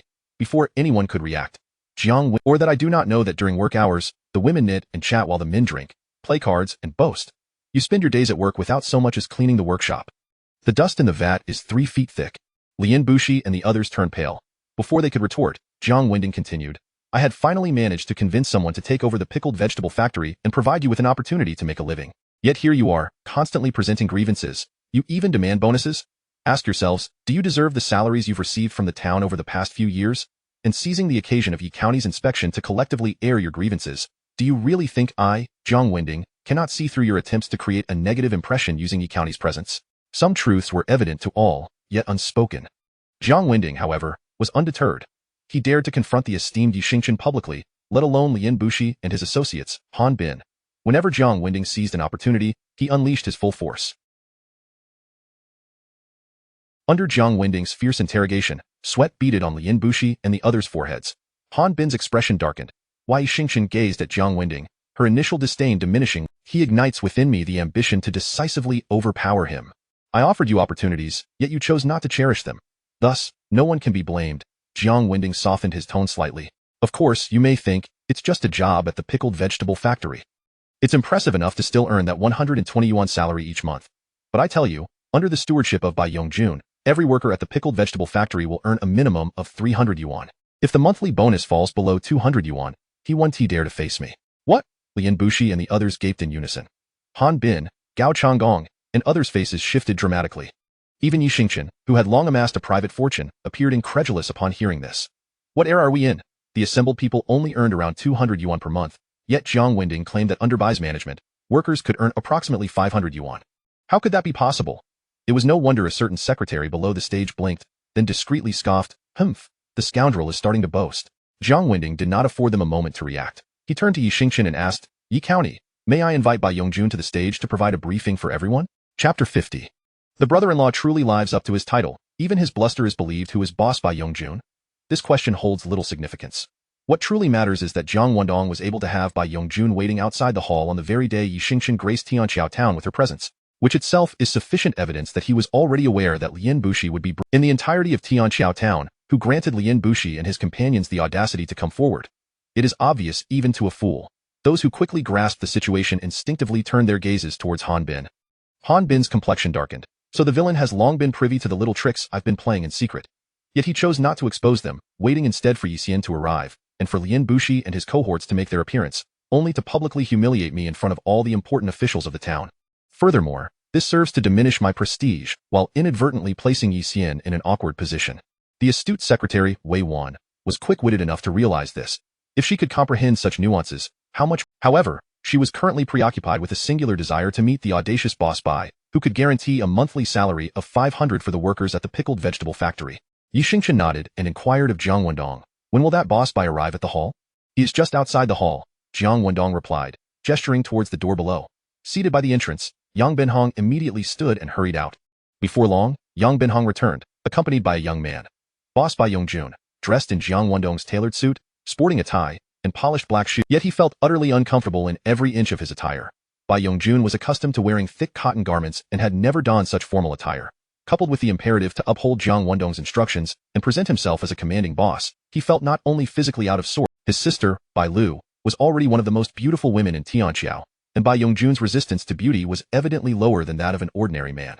However, when he caught the gaze of Yi Xingchen from his elevated position on the stage, he was overwhelmed by an unprecedented pressure.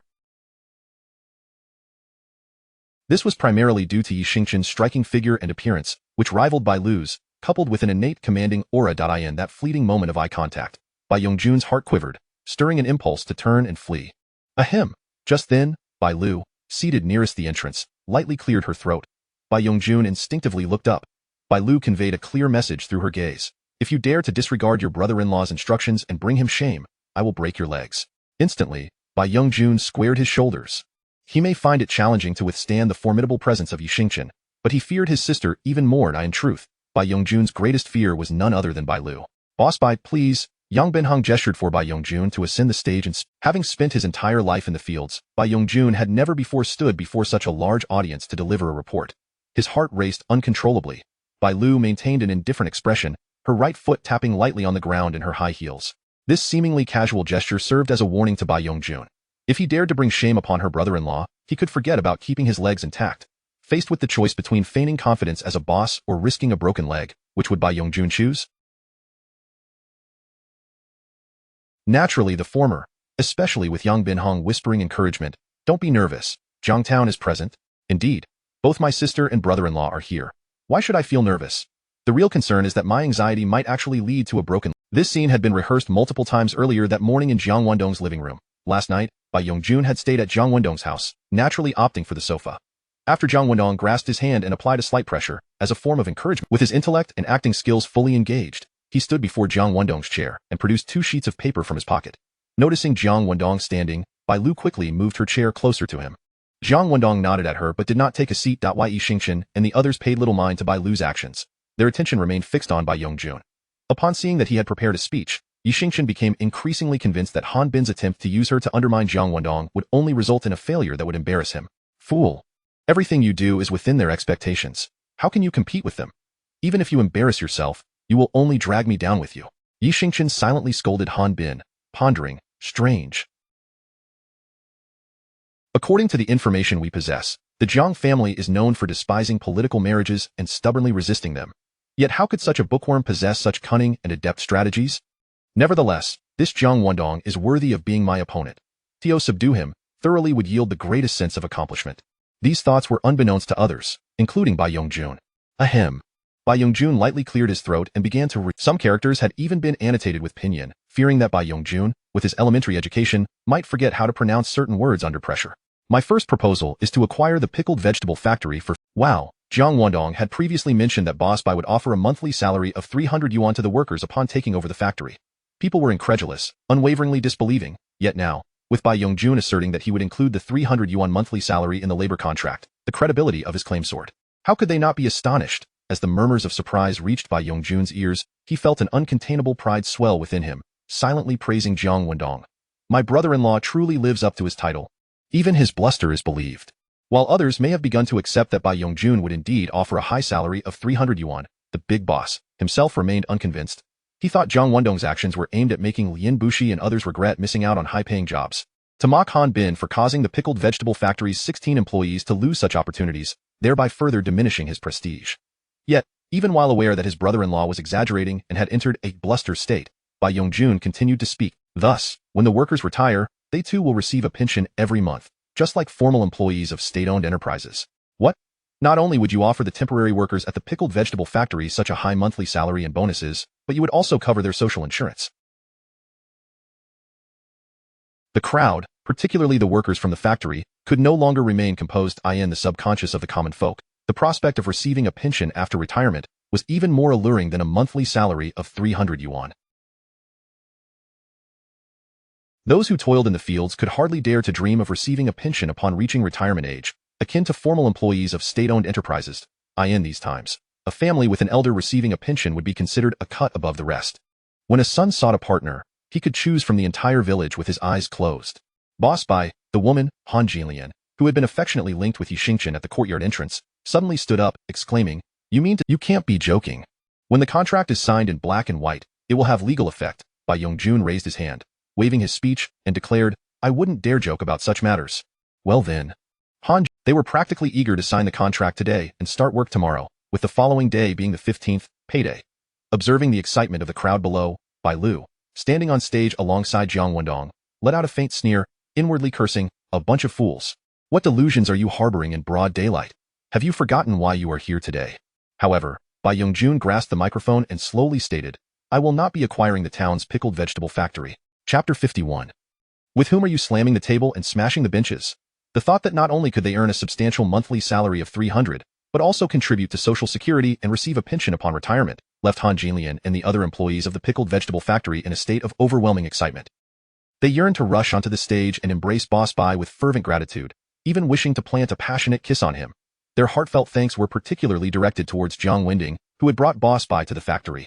However, the chilling words of Bai Yongjun, stating that he would no longer take over the town's pickled vegetable factory, fell upon them like a bucket of icy water, dousing their fervor and leaving them feeling cold and Their faces, once alight with joy, were now frozen in disbelief, as if someone had pressed the pause button on their exuberance. Instinctively, Han Jinlian pressed for an explanation. Why? Bai Yongjun surveyed the workers of the factory. Adopting a detached demeanor, he replied, because you all deliberately caused a disturbance today, while Director Yi was inspecting Tinshui town. What? Gasped Han Jinlian and the others. You have a rather tempestuous disposition, and I cannot manage that. Therefore, I will not take over the town as pickled vegetable factory. Furthermore, my newly established factory will not employ anyone, including Director Lian Bushi. What? Han Jinlian and her companions experienced a profound transformation. Yet, driven by the allure of a better life, Han Jinlian quickly retorted, Boss Bai, you misunderstand. The reason we came to disrupt today was due to Lian Bushi's incitement. He claimed that if we followed, Secretary Han would never treat us unfairly. Bang. Lian Bushi's heart raced. Han Bin, seated on the stage, appeared to lose color in his previously dark complexion. Wei Xingchen furrowed his brows, casting a sidelong glance at Han Bin. The more than 20 officials in the audience displayed expressions of incredulity. Bai Lu smirked coldly, while Jiang Wendong maintained a composed demeanor. Lin Haifeng trembled with trepidation. Everyone, after all, when it comes to personal interests, would Han Jinlian and her companions really care? The 15 individuals, eager to sign a contract that would secure their happiness for the rest of their lives with Boss Bai, began to clamor, recounting how this tactic was effective with the town's officials, but against Han Jinlian and her cohort, it was futile. They were merely the families of grassroots workers, actually the village committee members. If Han Jinlian's husband were a member of the leadership or a head of a local station, who would deign to work in a struggling pickled vegetable factory? Thus, Han Jinlian and her companions were unperturbed by Han Bin's outburst. Under the enchantment of high salaries and pensions, they turned their collective ire towards him. You think you can intimidate us? Had it not been for Lian Bushi urging us to confront Director Yi, we would. Boss Bai must purchase the town's pickled vegetable factory. If Boss Bai abandons the acquisition due to your meddling, we shall come to live at your home. Han Jinlian and her companions raised their right hands, pointing at Han Bin while shouting in unison. Han Bin felt darkness closing in around him. It was as if something were lodged in his chest, a sweet sensation rising in his throat, threatening to burst forth at any moment. The scene had descended into chaos. Wei Xingchen's face was as cold as ice. Han Daogua and the others were visibly shaken. Bai Lu was in high spirits. Jiang Wendong swiftly approached the table. Upon hearing Jiang Wendong call his name, he immediately responded, Present. I Ching Hero, take your team and remove these troublemakers from the pickled vegetable factory. Jiang Wendong ordered in a stern tone. The local police could rightfully take them away. Understood. The I Ching Hero replied loudly, rushing over with his trusted team. He barked at Han Jinlian and the others. Anyone who dares to cause. After all, the law enforcement personnel of the time were not known for their civility. When the I Ching Hero brandished handcuffs with a flourish, Han Jinlian and her companions instinctively fell silent, retracting their necks. They complied, eager to exit the scene without further incident. The local police were present. The station chief Han Changhe and deputy chief Ching Xian were in attendance. However, for reasons unknown, they had remained passive while Han Jinlian and Jiang Wendong ignored their presence, waiting for the I Ching Hero to escort Han Jinlian and her group out. Only then did Han Changhe realize, Jiang is aiding the I Ching Hero. Do you have any further instructions? With complete control over the situation, Jiang Wendong nodded and replied, Your task today is to ensure the safety of Director Yi and Secretary Han Bin. When had the safety of the local autocrat Han Bin become the responsibility of the I Ching Hero, what about the station chief Han Changhe, who was trusted and valued by Han Bin? Some matters are simply too delicate to articulate. Yes. The I Ching Hero dropped his hands and promptly stationed himself at the entrance of the auditorium.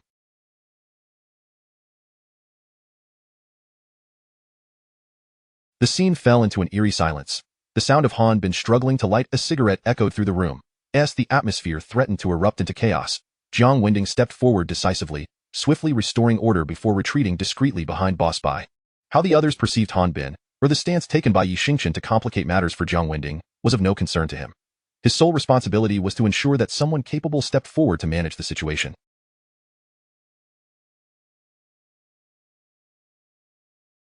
As he glanced at Han Bin, finally lighting his cigarette, Yi Xingchen silently cursed him before smiling at Bai Yongjun, inquiring, Boss Bai, what is your second plan? Chapter 52. We are just blowing our own hole. At this moment, in order to preserve his own prestige, Han Bin needed to swiftly shift the topic, feigning that Han Jinlian and others had never appeared. However, Han Bin was already in it. But it is merely a thought that occurred to me on the spur of the moment. Bai Yongjun hesitated before stating, that is, I will still lease the town's pickled vegetable factory, but I will not employ any workers, including the factory manager Lian Bushi. I am opening a factory to make a profit, not to support idle hands, nor to spend money to create trouble for myself. They dare to scold even Secretary Han to his face, let alone me. His reasoning was sound. Everyone present, as long as they had a modicum of intelligence, could comprehend why Bai Yongjun spoke thus. He continued. What concerns me even more is that, prior to the appearance of Deputy Director Yi Chengxia, the on-site police personnel seemingly did not fulfill their expected roles. This indicates that the only one capable of taking action may be Deputy Director Yi. He chuckled. I certainly cannot open a small factory and then hire Deputy Director Yi as my bodyguard, can I? After Jiang Wendong disregarded Han Changhe and seized the opportunity to elevate Yi Chengxia's status in Tianqiao Town, Bai Yongjun once again emphasized Yi Chengxia's importance to Tianqiao Town. At this moment, even a fool could see that Bai Yongjun was indeed Jiang Wendong's man. The responsibility that Bai Yongjun bore today was not only to provoke Han Jinlian and publicly embarrass Han Bin, but also to assist Yi Chengxia in enhancing his prestige, thereby threatening Han Changhe's standing in the police station. Jiang Wendong's tactics were strikingly simple and rather crude, entirely at odds with the subtlety expected in bureaucratic struggles. Yet, given that Han Bin had played underhanded tactics first and Yi Xingchen had broken the rules later, by pretending not to know him, Jiang Wendong naturally had no reservations and seized the opportunity to unleash his full force. Yi Xingchen and Han Bin were left utterly humiliated. In a fit of anger, Han Changhe could not help but sternly question Bai Yongjun. Boss Bai, do you dare guarantee that after you take over the pickled vegetable factory, you can pay the workers such high wages? Before Bai Yongjun could respond, Jiang Wendong calmly interjected. I can stand in for Boss Bai. Everyone present was taken aback. Why Yi Xingchen raised an eyebrow and slowly asked, Deputy Jiang, how will you set up this military order? The unwilling Lin Bushi and others must settle their outstanding wages before. After that, Boss Bai can take over the factory and hire new workers, with the number of new hires not falling below 100. The duration will be 6 months, if the workers at the pickled vegetable factory earn less than 500 a month. Jiang Wendong looked at Yi Xingchen, articulating clearly, I, Jiang Wendong, will resign in disgrace. What? Sister Lulu's heart trembled violently. The several Jiang faction members, who had been mere spectators, suddenly changed their expressions. Bai Yongjun silently exclaimed, Brother-in-law, we are just boasting. What military order are you setting up? Secretary Wei Wan, worried for Jiang Wendong, exclaimed, You bad guy, you're digging your own grave. Everyone else at the scene was momentarily stunned. Why Yi Xingchen quickly, you dare to boast that even a farmer can produce pickled vegetables for export and earn foreign exchange for Tianqiao Town. What kind of dream are you having in broad daylight? Everyone, including the Bai siblings, Lu Jing, and the Jiang faction, as well as Yi Xingchen and Han Bin, looked at Jiang Wendong as if he were a fool. The significance of foreign exchange for the country is known to even the dimmest of minds. The cursed little devil, Bai Lu, no longer caring about anyone else, cursed silently and was about to interject. Yet, Yi Xingchen abruptly stood up and, Are you certain you are not joking? I am not. Jiang Wendong raised his left hand, swearing, As long as county head you can provide a smooth and safe production environment for the pickled vegetable factory, I can not only ensure that the factory workers receive no less than 500 a month, but I can also guarantee that the products will be exported abroad within. You are digging your own grave, and you cannot blame me for it. I thought you could be my opponent, someone who could provide achievements to counter my dominance. It turns out you are merely a clever yet boastful bookworm. I am deeply disappointed in you, however. I will not let go of this opportunity to see you leave Tianqiao in disgrace. Once you are gone, my task in Baiyun County will be complete.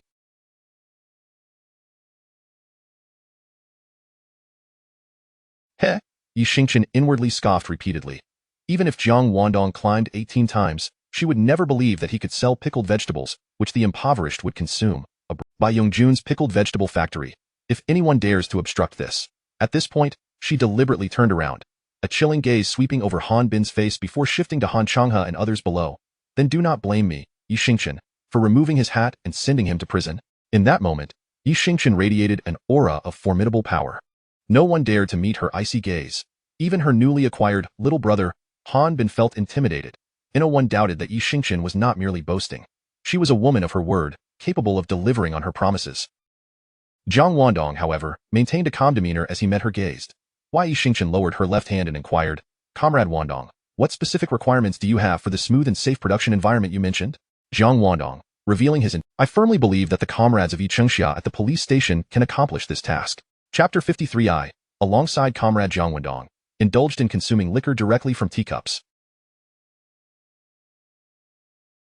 It was then that Yi Xingchen experienced an epiphany. Jiang Wendong's invocation of the pickled vegetable factory was not merely a casual reference. He had staked his own future on a military order to assist Yi Chengxia in securing the position of the chief of the Tianqiao. Jiang Wendong was utterly convinced that Yi Xingchen, who harbored intentions to undermine him, would seize this opportunity without hesitation.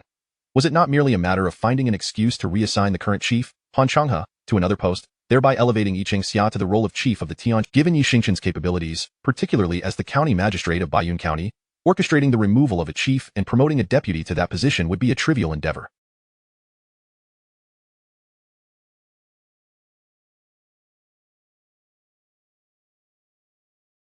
Without a doubt, Yi Xingchen, who could easily vanquish Jiang Wendong, would not let this opportunity slip away. However, it was certain that Han Changhe, the chief of the Tianqiao police station, was destined to. One could only ponder how Yi Xingchen would regard the plight of such a minor chief, unjustly affected by the turmoil as for the repercussions of sidelining Han Changhe and promoting Yi Xia. Yi Xingchen remained indifferent. What use was a subordinate who could not make sacrifices for their leader? Thus, Yi Xingchen paid no heed to Han Bin, whose complexion had turned pale once more, nor to the anxious expressions of Han Changhe and Yi Xia, who sought. Instead, she secretly scoffed, "Young man, you would wager your future for the sake of a mere police chief. With such audacity, I can now assert that you are unworthy to be my rival." Jiang Wendong promptly withdrew 3 sheets of printed paper from his pocket, each boldly inscribed with the words, "Military Order." This was a document he had drafted and printed in the mayor's office, unbeknownst even to Bai Lu, who had no inkling of his preparations. Upon seeing him spread the military orders across the table, Yi Xingchen's lips tightened. Jiang Wendong had not only anticipated this moment but had meticulously orchestrated the events from the instant Yi Xingchen arrived in Tianqiao town. The cast of this unfolding drama included not only Lian Bushi, the pickled vegetable factory personnel, Han Bin, Bai Yongjun, Yi Xia, and others, but also Yi Xingchen herself. Could it be that Jiang Wendong? Otherwise, how could he have calculated all of this so precisely? Yi Xingchen mused as she scrutinized the military orders, her mind racing. This insight revealed the depth of Jiang Wendong's cunning and intellect. Otherwise, he would lack the qualification to direct such a narrative. It should be noted that such a Jiang Wendong was not one to boast without cause. Yet, he had chosen to do just that. Could it be that I have misjudged him? Does he indeed? With this thought, Yi Xingchen cast aside her hesitations and bent down to grasp the signing pin. This woman's penmanship is as graceful as a maiden's, effortlessly executed.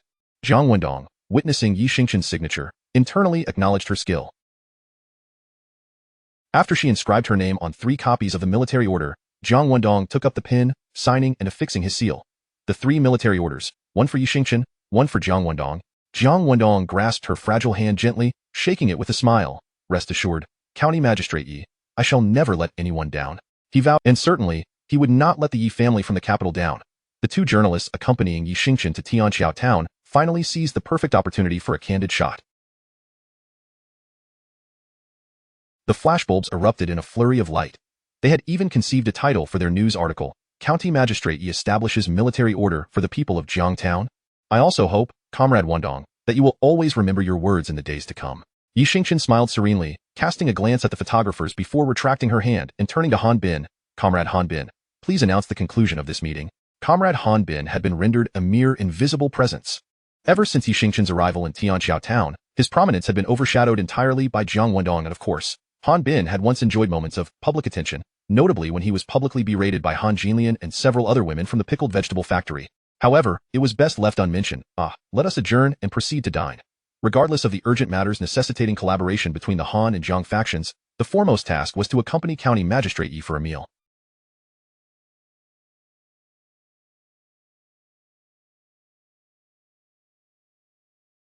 At 1 o'clock in the afternoon, amidst the company of Han Bin, Jiang Wendong, and others, Yi Xingchen arrived at the finest restaurant in town, Chunlai Restaurant. In truth, the only individuals deemed worthy to dine with Yi Xingchen, aside from her secretary Wei Wan and a few county journalists and staff, were the members of the. However, this meal was unlike any other. With Jiang Wendong unleashing his full force, leaving Han Bin bewildered, and even Yi Xingchen herself flustered, no one was inclined to sit beside them. Gao Chang initiated with a hearty laugh, expressing his willingness to accompany a few reporters to a nearby private room, lest he offend his comrades. Huang Kaishan quickly followed suit. Han Daogua and the others concurred that it was best to avoid Jiang Wendong's company for the time being. After all, he had already leveraged the situation with the pickled vegetable factory to displace Han Changhe, and who knew when he might seize another opportunity to wield Yi Xingchen as a weapon against others. Moreover, Jiang Wendong's impressive drinking capacity had left a substantial psychological impact on Han Daogua and the rest. As Han Daogua and his companions retreated to another private room, Bai Lu, who had hoped to assist Jiang Wendong in Consequently, the largest private room now housed only Yi Xingchen, Han Bin, and Jiang Wendong. Oh, and Wei Wan, the secretary who remained to pour tea and serve drinks for County Magistrate Yi. During our meeting, she was concerned that Jiang Wendong might bring up the matter of Lian Bushi. Han Bin, fearing the same, nodded in agreement. Jiang Wendong, of course, had no objections. Yi Xingchen glanced at her wine glass and smiled at Jiang Wendong. Today, I intend to take this opportunity to share a drink with you. Not at all, not at all. Jiang Wendong humbly waved his hands, his expression brimming with modesty. But I shall certainly do my utmost to ensure Comrade Wendong and I shall drink directly from teacups. Chapter 54. This woman drinks with remarkable ferocity. What? You wish to drink from a teacup with me? Do you intend to regain the faith? The aforementioned remarks were the instinctive reactions of Jiang Wendong upon hearing Yi Xingchen instruct Wei Wan to replace the wine glass with a teacup. Han Bin had similar thoughts. Yet, as he observed Yi Xingchen, who had momentarily subdued the authority of her position as county chief but was radiating the unique charm of an exquisite woman, he harbored grave doubts that she was merely playing a ruse. Indeed, some women can outdrink men. However, such women are exceedingly rare. Drawing upon his extensive experience of 45 years, Han Bin discerned from Yi Xingchen's delicate, fair skin that she did not seem to be someone capable of consuming alcohol. Excessive drinking harms the liver, and when liver function deteriorates, the skin loses its luster first. This is common knowledge. Therefore, the fact that Yi Xingchen, who could not drink, proactively suggested using a teacup could only be a facade to bolster Jiang Wendong's image. Based on Han Bin's analysis, it was evident that Jiang Wendong, with his considerable drinking capacity, would not take advantage of the situation to bully Yi Xingchen, a mere woman, but would rather refuse her challenge. This would allow Yi Xingchen to save a modicum of face. Jiang Wendong soon arrived at the same conclusion. This isn't during work hours. Do you expect me to show you any consideration? He thought to himself with a smirk, while outwardly responding with unwavering decisiveness. Very well. Since County Chief Yi wishes to enjoy herself, I shall accompany you, even at the risk of my own life. Han Bin was taken aback.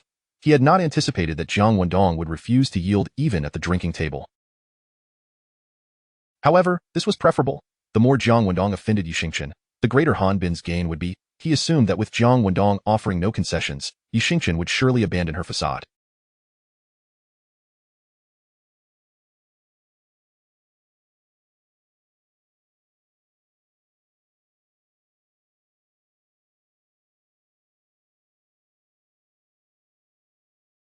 Yet, to his surprise, Yi Xingchen merely instructed Wei Wan to pour more wine promptly.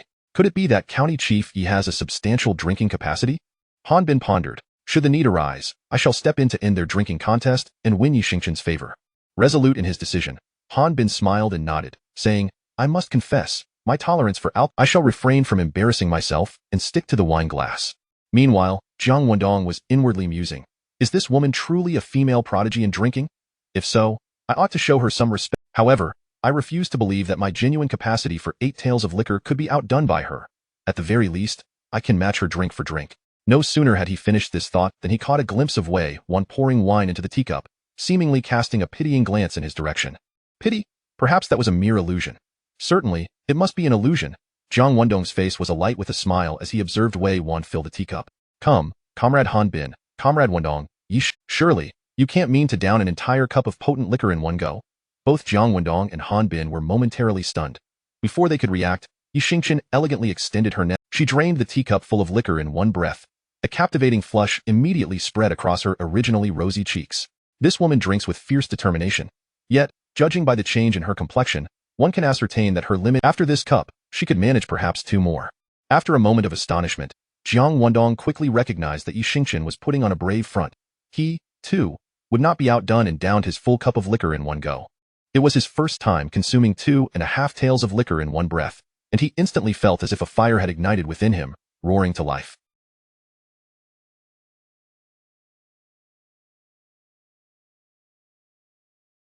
Instinctively, he shivered and quickly set down the teacup, reaching for his chopsticks to eat. It was well past lunchtime, and he was now on an empty stomach. The experience of, just as Jiang Wendong was about to grab some food, he heard Yi Xingchen laugh. What are you doing eating? Keep going. Ah? You wish to continue drinking without eating? Jiang Wendong was taken aback. Beneath her coat, she wore a snow-blue high-neck wool sweater, accentuating her slender waist. Han Bin quickly lowered his head to avoid any implication. Yi Xingchen casually draped her coat over the back of a chair, gazing down at Jiang Wendong, and asked, What's the matter? Comrade Wendong cannot possibly be outdone by a mere woman, can he? It's merely a matter of drinking on an empty stomach. If you dare to drink while squatting, after all, the discomfort will not be mine alone. I refuse to believe you can best me.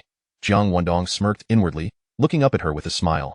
Since County Chief Yi has stated it so, I shall graciously oblige. She genuinely wished to discreetly kick Jiang Wendong's leg under the table, warning him not to engage in a drinking contest with Yi Xingchen. Having served as Yi Xingchen's secretary at a certain institution in the capital, Wei Wan was well aware of Yi Xingchen's drinking prowess. Despite Yi Xingchen's cheeks turning red at the mere hint of alcohol, she could consume 1 cup, then 10 teacups, and still maintain that rosy hue. However, just as Wei Wan was about to caution Jiang Wendong, she chided herself. The scoundrel is Sister Chen's adversary. How can you assist the scoundrel in confronting Sister Chen? Regaining her composure, Wei Wan refilled the cups for both. Han Bin, perceptive enough, filled his own cup with the wine pot. Comrade Han Bin, I wish to drink this cup solely with Comrade Wendong, Yi Xingchen declared, rolling up her right sleeve and lifting her teacup in a rather straightforward manner. Comrade Wendong, this cup serves as my apology for pretending not to know you this morning. However, since you have also feigned ignorance of me, we must drink together. County Chief Yi is being too polite. It is I who has been rather thoughtless. Jiang Wendong feigned sincerity, lifting his cup to gently clink against Yi Xingchen's.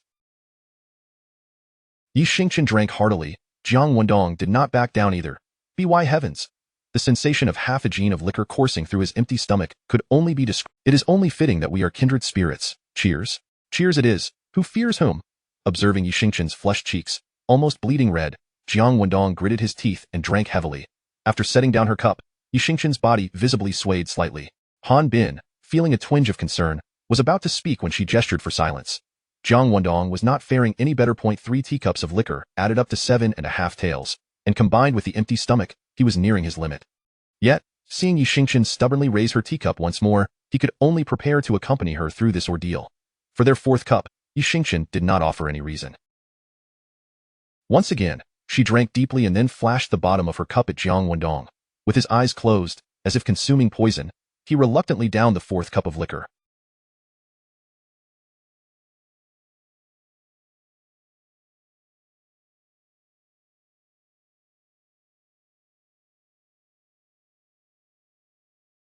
Yi Xingchen smirked inwardly, signaling to Han Bin before turning to Wei Wan. Wei Wan, please go to the adjacent private room and remind them not to drink excessively, especially those who are driving. They must not consume any alcohol. Secretary Wei, I will accompany you. Han Bin, having caught Yi Xingchen's signal, immediately stood up. Only then did he realize that Yi Xingchen, who appeared on the verge of drunkenness, might very well be a drunken master. Yet Han Bin still did not comprehend why Yi Xingchen wished to send him away. Could it be that County Chief Yi intends to undermine Jiang Wendong, even resorting to leveraging her own reputation to ensnare him? If that is the case, then splendid. I must be prepared to rush in at any moment. Han Bin thought to himself as he exited the private room alongside Wei Wan. Jiang Wendong, I have heard you can drink 2 gin of liquor. Once Han Bin and Wei Wan had left the private room, Yi Xingchen no longer referred to him as Comrade Wendong, her tone growing colder as she personally filled his cup once more. Let us continue drinking.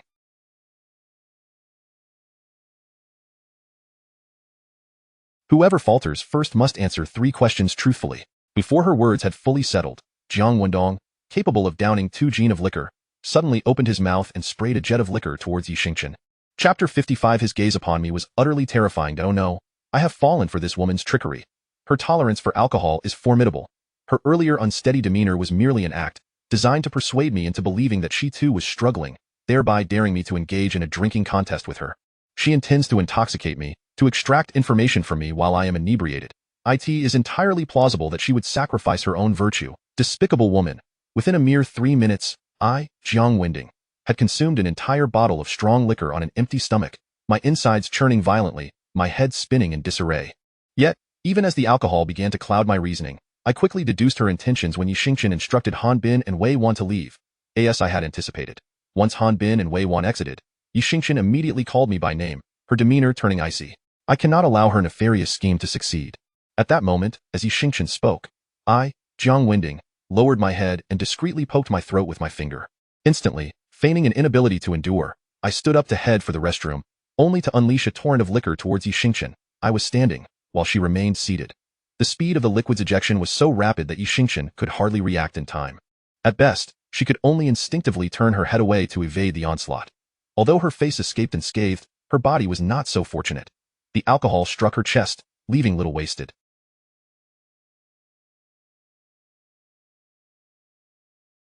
Generally speaking, the more beautiful a woman is, the more likely she possesses some degree of cleanliness. Yi Xingchen was no exception.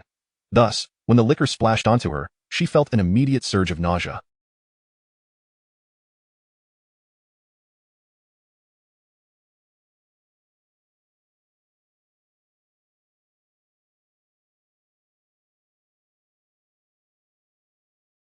The intense urge to vomit suppressed her instinct to scream in shock at being doused.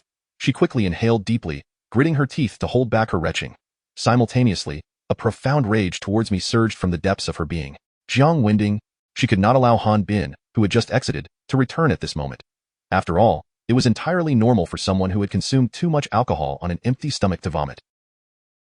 No one could justly condemn me for that. How disgusting! Yi Xingqian could only suppress the tumult in her stomach as she hastily made her way to the restroom. After cleaning herself with tissues and splashing cold water on her face, she felt considerably better. Just as she lifted her head, two hands suddenly reached from behind, enveloping her in an embrace. Who? Startled, Yi Xingqian turned around, ready to shout in alarm. Don't scream. Jiang Wendong's voice whispered. Yi Xingqian was left dumbfounded. For a woman with a cleanliness obsession, the thought of being vomited on was far worse than death itself. What do you intend to do? She stammered, her voice trembling as she gazed into Jiang Wendong's bloodshot eyes. What do you think? The alcohol coursing through Jiang Wendong's veins ignited a wicked grin upon his face as he seized her hair and yanked it back forcefully. Ah! Yi Xingqian cried out in pain, only to have Jiang. As he did so, he stumbled, losing his balance, and inadvertently pulled her down with him to the floor. The world around him spun chaotically. Yet, Jiang Wendong understood that he could not allow Yi Xingqian to make a sound. He had to stifle her voice with all his might. Why Yi Xingqian struggled, but even in his drunken state, Jiang Wendong's strength dwarfed hers. Stop moving, or I swear I will make you regret it, he rasped, his voice hoarse and low. The fear coursing through Yi Xingqian rendered her immobile. Yi Xingqian, do not think for a moment that I am unaware of your intentions to intoxicate me. Jiang, I would never resort to such underhanded tactics against you. But since you have chosen this despicable approach, do not blame me for being unkind. Get away! Yi Xingqian staggered back into the private room. The two of them sat on a chair together. Jiang Wendong held her tightly, looking down at her from his elevated position, devoid of any emotion in his gaze. The coldness in his eyes was so piercing that it sent tremors through Yi Xingqian's very soul. The Yi family has been compelled to resort to such measures for self-preservation. However, the conflict between the Yi and Jiang families has not escalated to a point of life and death. Then why does he regard me with? She was entirely unaware that Jiang Wendong had returned from a future time. She did not know that had he not come back, his parents would have perished mere days ago. His brother, Jiang Wenqing, would have been dispatched to the northern border, aiding in national defense, only to meet with an accident on New Year's Eve this year. His 16-year-old sister, Jiang Wenxiu, would be sold into the wilderness, enduring torment until she reached the age of 40. This familial vendetta pierced Jiang Wendong's heart like a dagger. He remembered vividly that during the conflict that led to the annihilation of the Jiang family, the greatest contributor from the Yi family was none other than their eldest grandson, Yi Xingyan. As for Yi Xingqian, Jiang Wendong struggled to recall. Yet, as the most outstanding woman of the Yi family, she surely had played a significant role in the downfall of the Jiang family. I suspect you wish for others to witness. That way, my future would be irrevocably shattered. Very well, I shall grant you this wish. I will summon Han Bin and the others, who have been waiting just outside, to come in and rescue you. As he spoke, Jiang Wendong tilted his head, preparing to call for assistance. Chapter 56. This time, I suffered utter defeat. Jiang Wendong, of course, would not call for help. He understood all too well that once Han Bin and the others witnessed this scene, while Yi Xingqian would undoubtedly be disgraced, his own future would also come to a sudden halt. This woman, who was reputed to be the most seductive of the Yi family, was not worthy of him perishing alongside her. Not even she, nor the formidable Yi Xingyan, deserved to lead Jiang Wendong to mutual destruction. Heaven had arranged for Jiang Wendong to return to this era, allowing him to advance further in his career and to employ advanced thoughts, decades ahead of this time, to guide as many people as possible towards prosperity. Seeking revenge against the Yi family for the annihilation in his previous life was merely a stumbling block on Jiang Wendong's path forward. The reason Jiang Wendong feigned a will, she would undoubtedly intervene, as expected. Just as Jiang Wendong opened his mouth, a delicate white hand swiftly covered his lips. He looked down to see Yi Xingqian, her eyes brimming with tears of humiliation and anger. Indeed, Yi Xingqian shook her head again, her voice trembling as she said, Jiang Wendong, please, don't do this. Do not forget that in destroying me, you will also be destroying yourself. I admit that I came to the I will never resort to such petty tactics against you again. That I swear. Our future encounters will be entirely according to the rules. Jiang Wendong replied, but just now, Yi Xingqian interrupted him, gritting her teeth in frustration. I don't care. You do care. Jiang Wendong sneered. I believe it is best to perish together.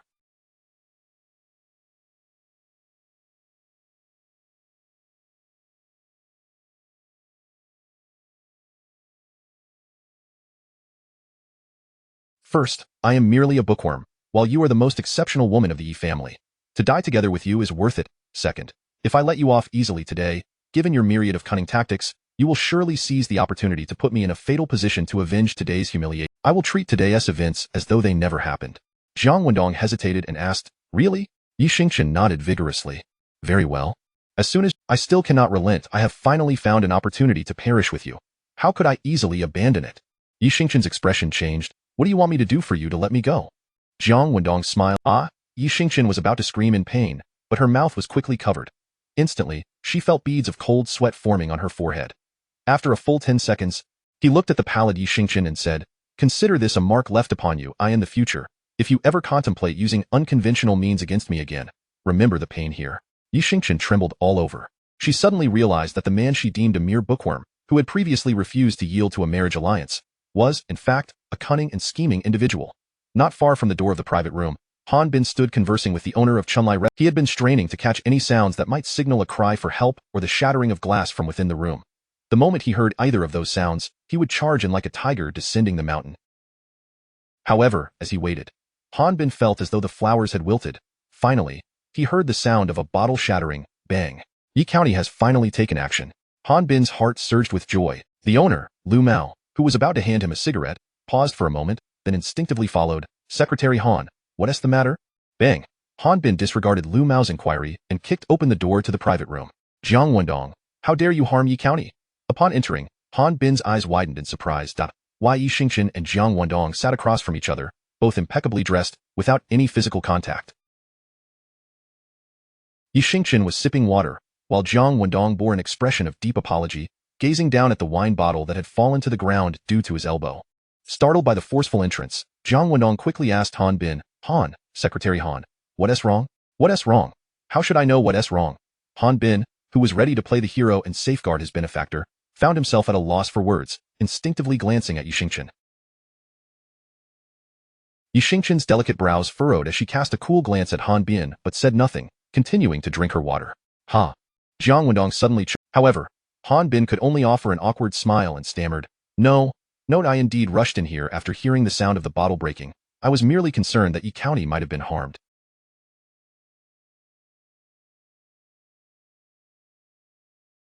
Heh, it's good that everything is fine. Oh, as long as you didn't mistakenly think that I would dare to take advantage of the situation to harm Yi County, that's all that matters. Jiang Wendong nodded, turning his gaze to Yi Xingchen.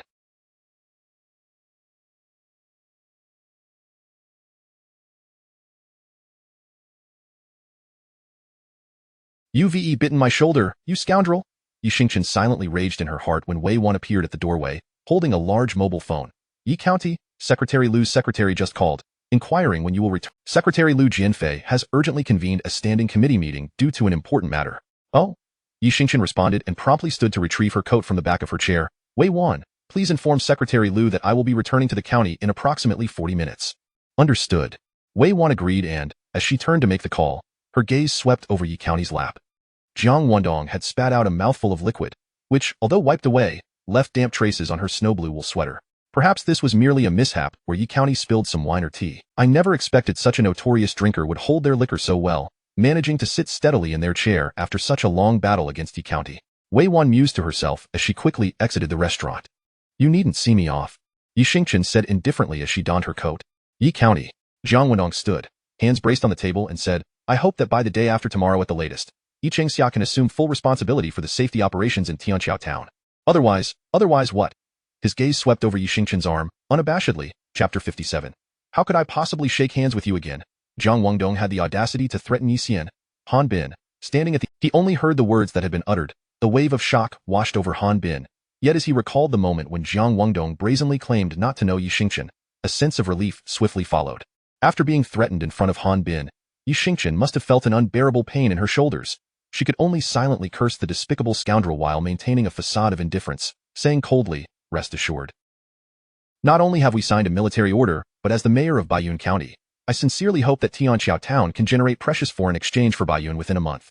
That is reassuring. Jiang Wendong nodded and extended his right. Yi Xingchen cursed inwardly but obediently extended her small hand, allowing Jiang Wendong to grasp it firmly for a brief shake. Mayor Yi, I wish you a safe journey home, Jiang Wendong declared, retracting his hand and offering the most sincere of blessings.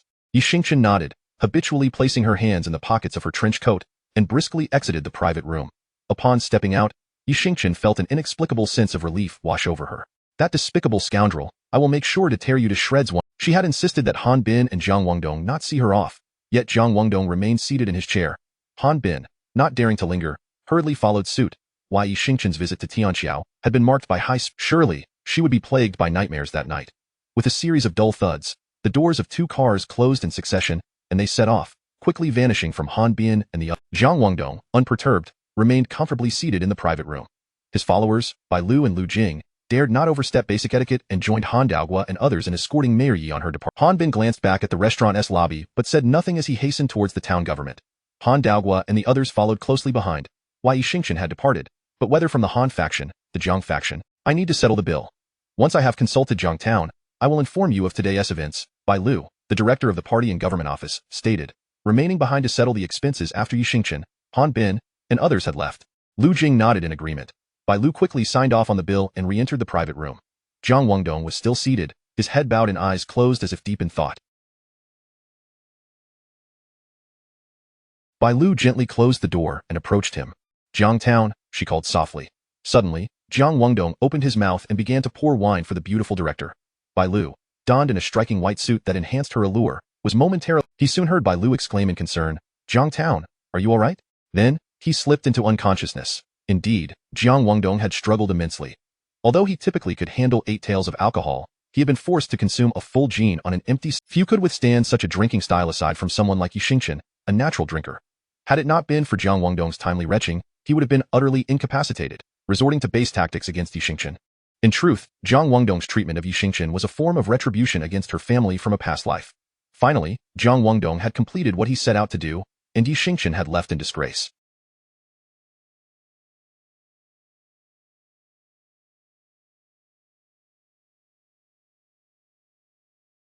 The alcohol he had consumed surged through him, reaching a point where he could no longer bear it. Yet, he gritted his teeth and awaited the arrival of his most trusted Bai Lu. Bai Lu arrived. As Jiang Wendong could no longer hold on, he felt an immense sense of relief and promptly opened his mouth, letting the darkness envelop him.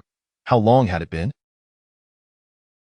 Jiang Wendong, with a splitting headache, gradually emerged from the depths of unconsciousness. Who claimed that consuming pure grain alcohol would not lead to a splitting headache and an insatiable thirst? Regardless of its purity, alcohol is still predominantly ethanol. Any alcohol can numb and even damage the nervous system. Ugh. Jiang Wendong groaned softly as he opened his eyes. The lamp was lit, and the curtains were drawn, obscuring the outside world. The quartz clock on the wall read 2:15. Though he had just awakened from a drunken stupor, he quickly realized that it was the early hours of the morning. On the chair in front of the bed, Bai Lu, draped in a yellow overcoat, was curled up, soundly asleep. Her cheeks were flushed, adding to her allure. Ahem. Jiang Wendong coughed forcefully, his throat sore. All thanks to Yi Xingqian, that wretched woman. Yet the thought of her likely feeling guilty brought him a sense of balance. His cough startled Bai Lu awake. Upon seeing Jiang Wendong open his eyes, she quickly threw off. Having been curled up on the chair for so long, her legs had fallen asleep, leaving her unable to stand. Panic surged through her as all her attention was focused on Jiang Wendong, and when she finally managed to stand, her legs betrayed her once more. Damn it, are you trying to crush me?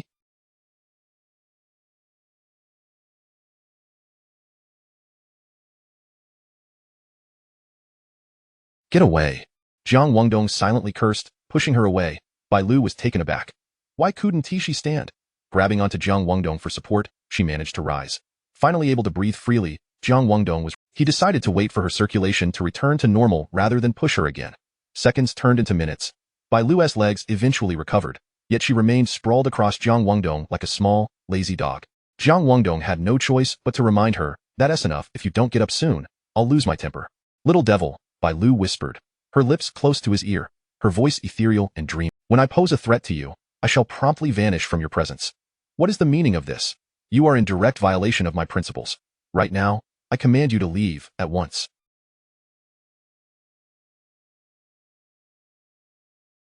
It was not until 6 or 7 minutes had passed, with his face flushed, that Jiang Jin finally raised his hand to push Sister Lu aside, pointing towards the door with an air of righteous indignation, signaling her to leave immediately. All right. Alas. Though the little imp had awakened in the early hours, Sister Lu, concerned for his well-being, felt compelled to prepare a hangover remedy for him. Only such a concoction could truly benefit someone who had succumbed to inebriation. As for anything else, no matter how long one chewed over it, it would not alleviate the throbbing headache or the discomfort of a parched throat. The hangover remedy had long been prepared, warming gently atop the coal stove, merely requiring the stove to be lifted for it to be heated swiftly. Who? The sound of thunderous snoring resonated from the sofa in the living room. Boss Bai Yongjun, the proprietor, was sleeping soundly, akin to a pig. He did not wish to be here. His desire was to return home to be with his mother. The previous night, he had stayed at Jiang Wendong's residence and had not returned home again. Although Bai Yongjun had already called the village, asking someone to inform his mother that he would not be home that night, he remained anxious, fearing that she might feel lonely or even frightened all alone in the house. The person Bai Yongjun feared the most was Bai Lu. His mother was the one for whom he would spare no effort in filial piety. Yet, Bai Lu forbade her brother from going home. In the solitary town of Tianqiao, Jiang Wendong, having indulged to the point of drunkenness, required someone to care for him. And it seemed that the only suitable caretaker for Jiang Wendong, besides Bai Lu herself, was none other than her brother. However, if Bai Lu intended to stay and care for Jiang Wendong, she needed to avoid any appearance of impropriety. Although Bai Lu was indifferent to such matters, she had to consider, "Mother, your son is about to become a boss.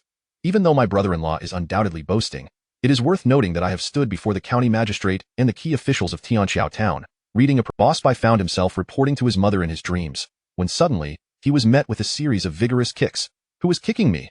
Bai Yongjun abruptly opened his eyes, flipping over to sit up.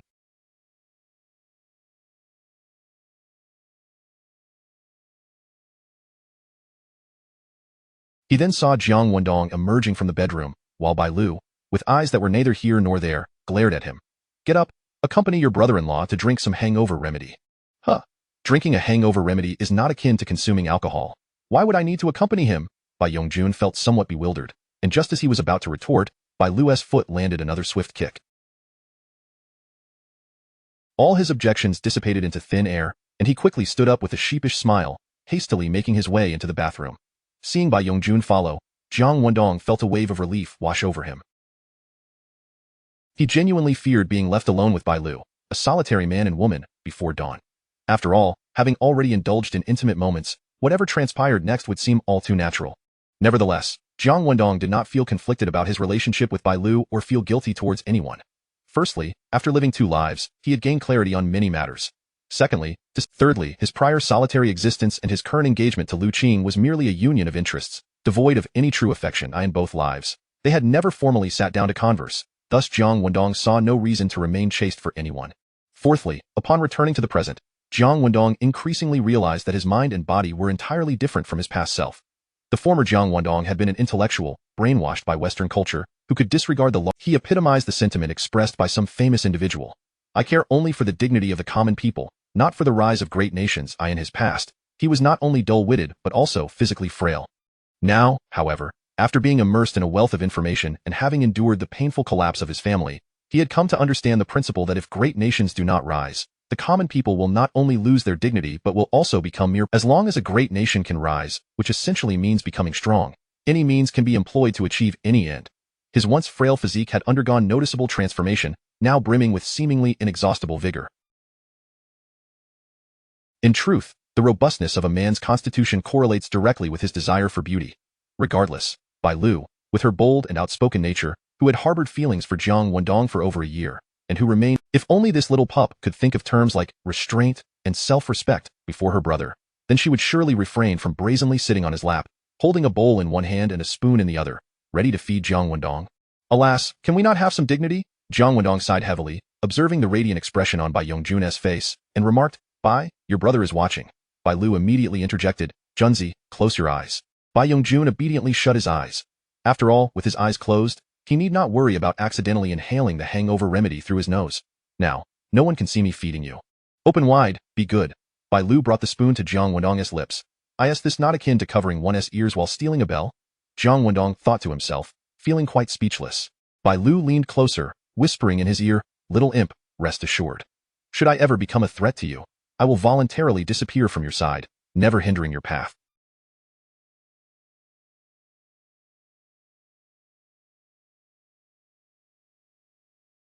Jiang Wendong's heart trembled. Bai Lu was making a formal declaration. She would do everything in her power to conceal their private relationship from others, should the flames of truth ever threaten to expose them, and jeopardize. Bai Lu was a girl who dared to love and hate, who spoke her mind and acted upon her words. Lu. After drinking the hangover remedy from the spoon, Jiang Wendong grasped her right hand, gazing into her eyes, and softly assured her, "You need not worry, I will never let you disappear." Bai Lu smiled at last. She had received Jiang Wendong's solemn promise. Yet, despite her smile, tears began to well in her eyes. Bai Lu gently sniffed. Bai Yongjun muttered sullenly, "Brother-in-law, if you ever dare to bully my sister, do not blame him for what?" Bai Lu abruptly turned around, staring at her brother, and through clenched teeth, managed to spit out 3 words. "Get out." Bai Yongjun immediately stood up, patted his backside, and hastily exited, standing in the chilly wind of 3 o'clock in the morning. The sky began to brighten. Bai Lu quietly returned to her home, while Bai Yongjun, sprawled like a dead pig on the sofa, continued to snore loudly. Having slept soundly from the afternoon until the early hours, Jiang Wendong, after consuming the hangover remedy, felt wide awake. He began to refine the business proposal for the pickled vegetable factory. Rubbing his somewhat dry eyes and splashing cold water on his face, he glanced at the snoring Bai Yongjun, donned his coat, and stepped outside. He meandered to the street, intending to grab breakfast. The town's few breakfast stalls offered steamed buns, wontons, fried dough sticks, and soy milk. It was nothing like the plethora of options found in later years, such as crepes and spicy hot pot. At the very least, Jiang Wendong yearned for the taste of crepes, but regrettably, no one here knew how to prepare them. As he was about to head towards the fried dough stick stall on the bridge, he suddenly noticed a kerosene lamp with a wind guard glowing on the other side of the bridge. A human-powered tricycle, equipped with a countertop and a coal stove, stood there. Beside the vehicle were several small square tables and 10 stools. 2 figures, one large and one small, appeared to be young girls. They stood behind the tricycle, waiting for customers to patronize their business. Although the area near the bridge was spacious and bright, it was also quite secluded. Early risers accustomed to having breakfast or buying food had long been accustomed to gathering on the bridge. Jiang Wendong was no exception. When did this place acquire another breakfast stall? There isn't a soul around. Oh well, I'll go support her business. With that thought, Jiang Wendong turned slightly and briskly walked over. Chapter 59. Lousy is Jiang Wendong. As Jiang Wendong approached the stall near the bridge, intending to attend to the 2 young ladies' business, he noticed 4 or 5 young men also making their way towards the breakfast stand. I never expected to be such a benefactor to this stall. If I don't go, no one will, Jiang Wendong chuckled to himself, boasting in a light-hearted manner. However, the next moment, bang! Han Zhuang lifted his foot and kicked the tricycle. Startled, the girls thought customers had. However, Hua Rong's delicate frame trembled at the sudden commotion. Accompanying her, Hua Mei hurriedly clung to her sister's leg, hiding behind her, pouting and on the verge of tears. Good. This marked the sisters' first outing in the town since their arrival. They had set up their stall the earliest, with not a soul in sight on the bridge. However, they were soon shooed off, as the prime location had long been monopolized by other breakfast vendors who had occupied the area for years. In the past, these vendors often resorted to brawls to secure the best spots. Eventually, under Han Li's mediation, the prime area was divided into 4 sections, each allocated to a different vendor, thereby resolving the disputes. Naturally, these 4 stalls were required to pay Han Li a portion of their earnings each month as a protection fee. Being newcomers to the town center, Hua Rong was oblivious to these arrangements. After being driven off the bridge, she had no choice but to set up her stall on the less frequented side of the bridge. The subpar location, combined with the fact that the breakfast offerings were identical to those of the 4 established stalls, meant that early risers preferred to queue at the latter rather than venture over. Yet, upon spotting this new stall, Han Zhuang's eyes lit up, and disregarding the notion of tending to the wonton stall for free, he swiftly approached with a few of his lackeys. Well, I didn't. And 100 yuan at that? Given that the monthly salary of workers in the city was only around 200, she found his demand astounding. Of course. Not wanting to be harsh, Han Zhuang, charmed by Hua Rong's beauty, patiently explained, once this fee is paid, I can guarantee that no one will dare to cause trouble at your stall for a month. Isn't that just a protection fee? Hua Rong realized the implication. Though she was now somewhat affluent, with over 60,000, the demand for 100 yuan in protection money from Han Zhuang filled her with reluctance. Having second thoughts? Han Zhuang gazed at Hua Rong's face, wiping his mouth with a casual air, and said with a grin, if you don't want to pay, if you agree to my condition, not only will I waive the fee, but I will also allow you to set up your stall on the bridge. Hua Rong gently stroked her frightened little sister's head and asked, what condition? Han Zhuang, if you become Zhuang Ji's wife, you will be our sister-in-law. You won't have to toil at the crack of dawn anymore. You can stay home, and you'll feast daily. Upon hearing this, Hua Rong looked down at Hua Mei and said, Mayor, pack up the stool, we're going home. How could she ever entertain? She couldn't afford to provoke him, nor could she simply avoid him. But Hua Rong not only couldn't provoke Han Zhuang, she also couldn't escape him. Wanna leave?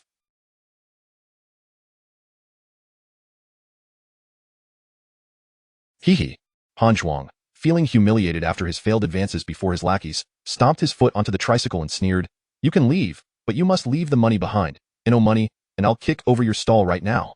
Hua Rong's face turned tense with anxiety. Hiding behind her, Huamei could no longer contain herself and asked, "If we don't set up here, why are you still demanding our money?" "Sister-in-law, you wouldn't understand adult matters." Han Zhuang regarded Huamei with a feigned benevolent smile, saying, "Let us put it this way. As long as you set up here, even for just a minute, you must first pay the established management fee." "Fine, we'll pay." Completely convinced that refusing to pay would result in no chance of leaving, Hua Rong secretly gritted her teeth, preparing to voice her compliance. She thought that if she simply paid the protection fee, these thugs would no longer trouble her. After all, she had already procured the tricycle and other essentials, and she intended to sell breakfast hygienically to support Huamei. Thus, to survive in this town, she could not afford to offend these ruffians. However, just as Hua Rong was about to speak, she heard a cold voice from behind Han Zhuang. "Since when did the town establish? When did you lot get the authority to collect management fees?" Bang! Upon hearing that voice, Hua Rong's heart skipped a beat. Hiding behind her, Huamei exclaimed, "Uncle." In one's lifetime, there are 5 voices one never forgets, and upon hearing this voice, the first 3 voices belong to parents, lovers, and children. The 4th belongs to those who have caused significant psychological trauma, enemies, while the last belongs to those who extend a helping hand in times of utmost despair, benefactors.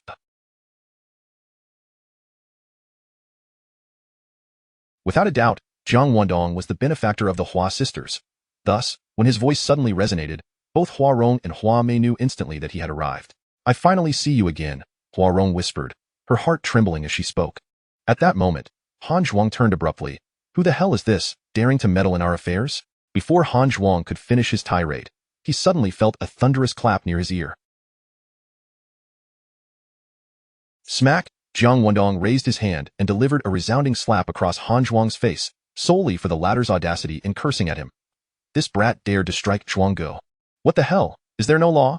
Han Zhuang's lackeys were momentarily stunned, instinctively shouting in anger, "Who the hell are you to challenge Zhuangge?" "I am Jiang Wendong."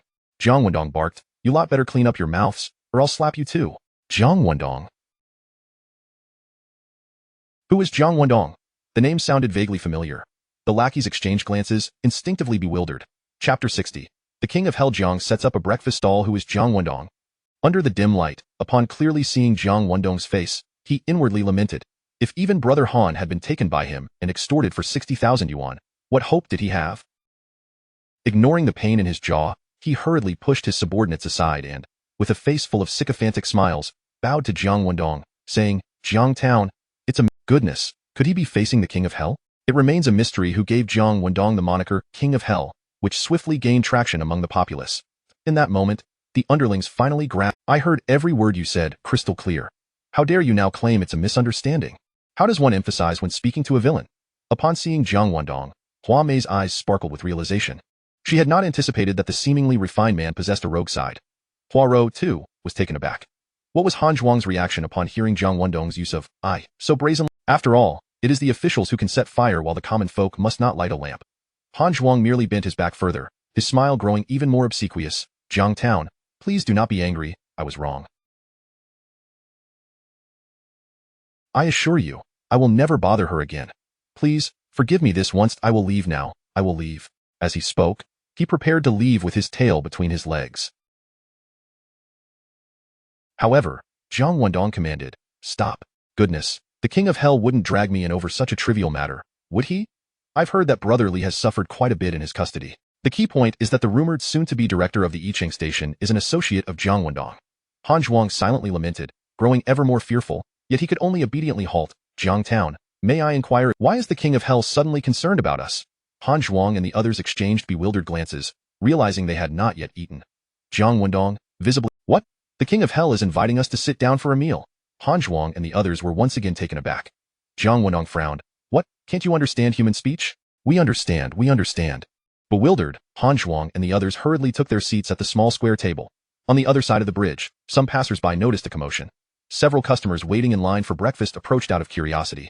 "Brothers, come for a meal?" "Hurry, please take a seat," Jiang Wendong called out to them, then moved to the back of the tricycle, rolled up his sleeves and said to Hua Rou, "What are you dawdling for? They here for breakfast. Why aren't you serving the customers?" As he spoke, he lifted the cover of the coal stove. The wind immediately rushed into the stove, causing the blue flames to leap up and lick the bottom of the pot. The water, which had already been boiling, quickly showed signs of bubbling. Hua Rou snapped back to reality, stammering, You want to help me sell food? Of course, but you must pay me a salary." Sit down, sit down. This Director Wu was none other than old Wu from the Agricultural Technology Station. Goodness, why is the King of Hell selling breakfast here? Old Wu recognized Jiang Wendong, his heart racing instinct. Right now, I'm not the town head. You're our guest. Jiang Wendong smiled and asked Old Wu, would you like wontons or noodles? Old Wu hurriedly replied, noodles. I do like noodles. Heh, noodles. All right then, please take a seat. Jiang Wendong called out, pulling out the freshly made hand-pulled noodles, asking Huaro, how many noodles per bowl? Finally coming to her senses, she quickly can we serve the noodles? Of course, Jiang Wendong replied, ruffling Hua Mei's little head, then grabbed a cloth and started wiping the table. Old Wu, please sit down.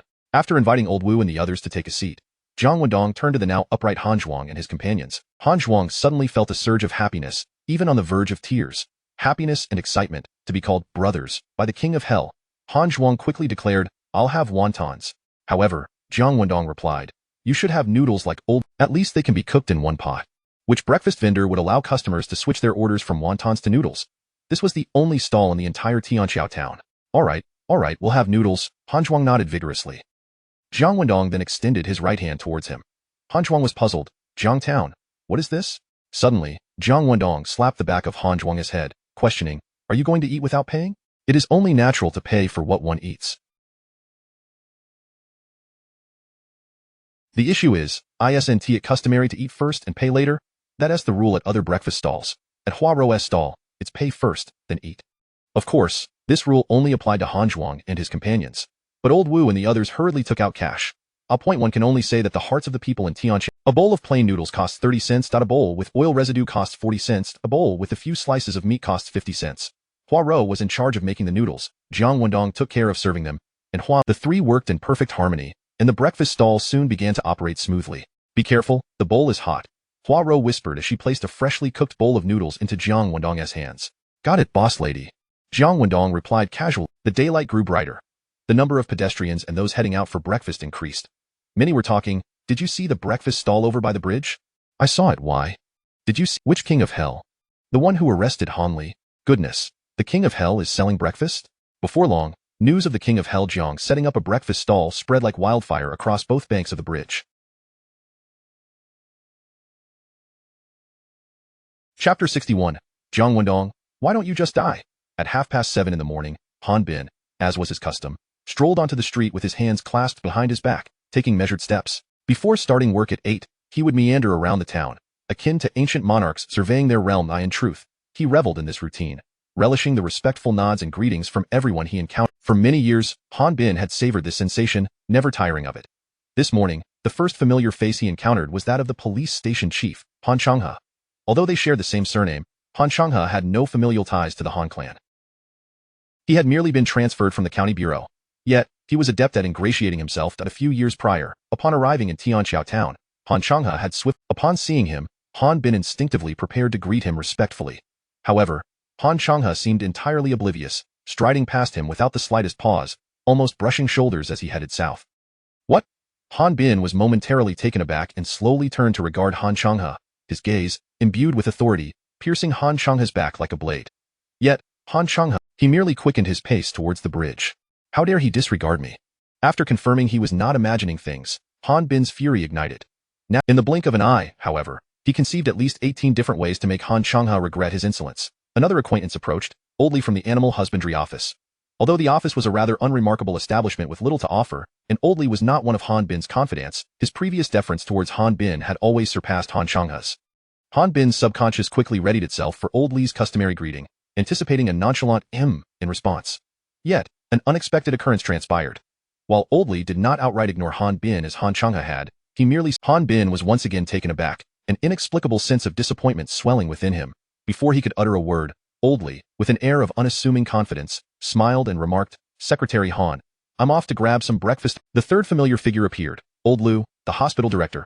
Old Lu was connected to Gao Changong, and his prior demeanor towards Han Bin had been slightly less flattering than Old Li's. However, this morning, Old Lu merely nodded at Han Bin before heading off towards the bridge. What is happening? What on earth transpired overnight? Why has the attitude of everyone, Jiang Wendong, the transformation in everyone's attitude towards Han Bin stemmed entirely from Jiang Wendong? How long had this town mayor been in Tianqiao? He had already ousted Miao Shiqiang, the director of the party and government. He had imprisoned Han Bin's cousin, Han Li, and had allied with Lu Jing, promoting Yang Binhong, leading Han Bin to suffer a spectacular defeat at the Standing Committee meeting. Moreover, Han Bin's brother-in-law, Wang Luyang, was undoubtedly facing prison time. Utilizing the pickle factory workers to instigate trouble had sidelined Han Changhe, the police station chief. He even had the audacity to confront the deputy head of Baiyun County publicly. Jiang Wendong's offensive was ferociously relentless. Yet, Han Bin could only retreat step by step, with scarcely any means to retaliate, resulting in a significant loss of prestige. A person devoid of prestige, regardless of their position as the reason Han Changhe dared to disregard Han Bin was that upon returning from the restaurant yesterday, he had almost pleaded with Han Bin, in a tone of desperation, to use his connections to help him retain his position as chief.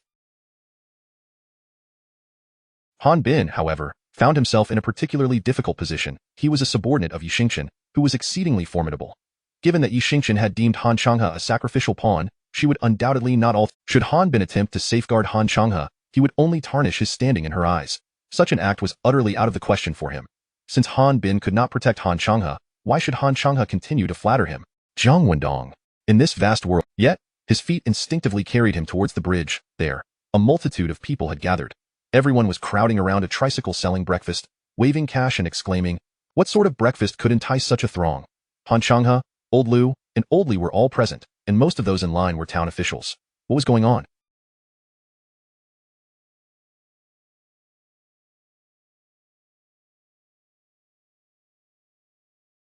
Curiosity piqued, Han Bin tiptoed to glimpse behind the tricycle. Then he beheld the one person he least wished to see. Jiang Wendong, busy serving bowls and clearing tables. Jiang Wendong was presently drenched in sweat. The young and attractive Huaro, tasked with serving wontons, was blushing fiercely from the heat of the stove, her beauty radiating without reservation. Hanging around her neck, Huame collected payment while providing change. Extra meat is 50 cents.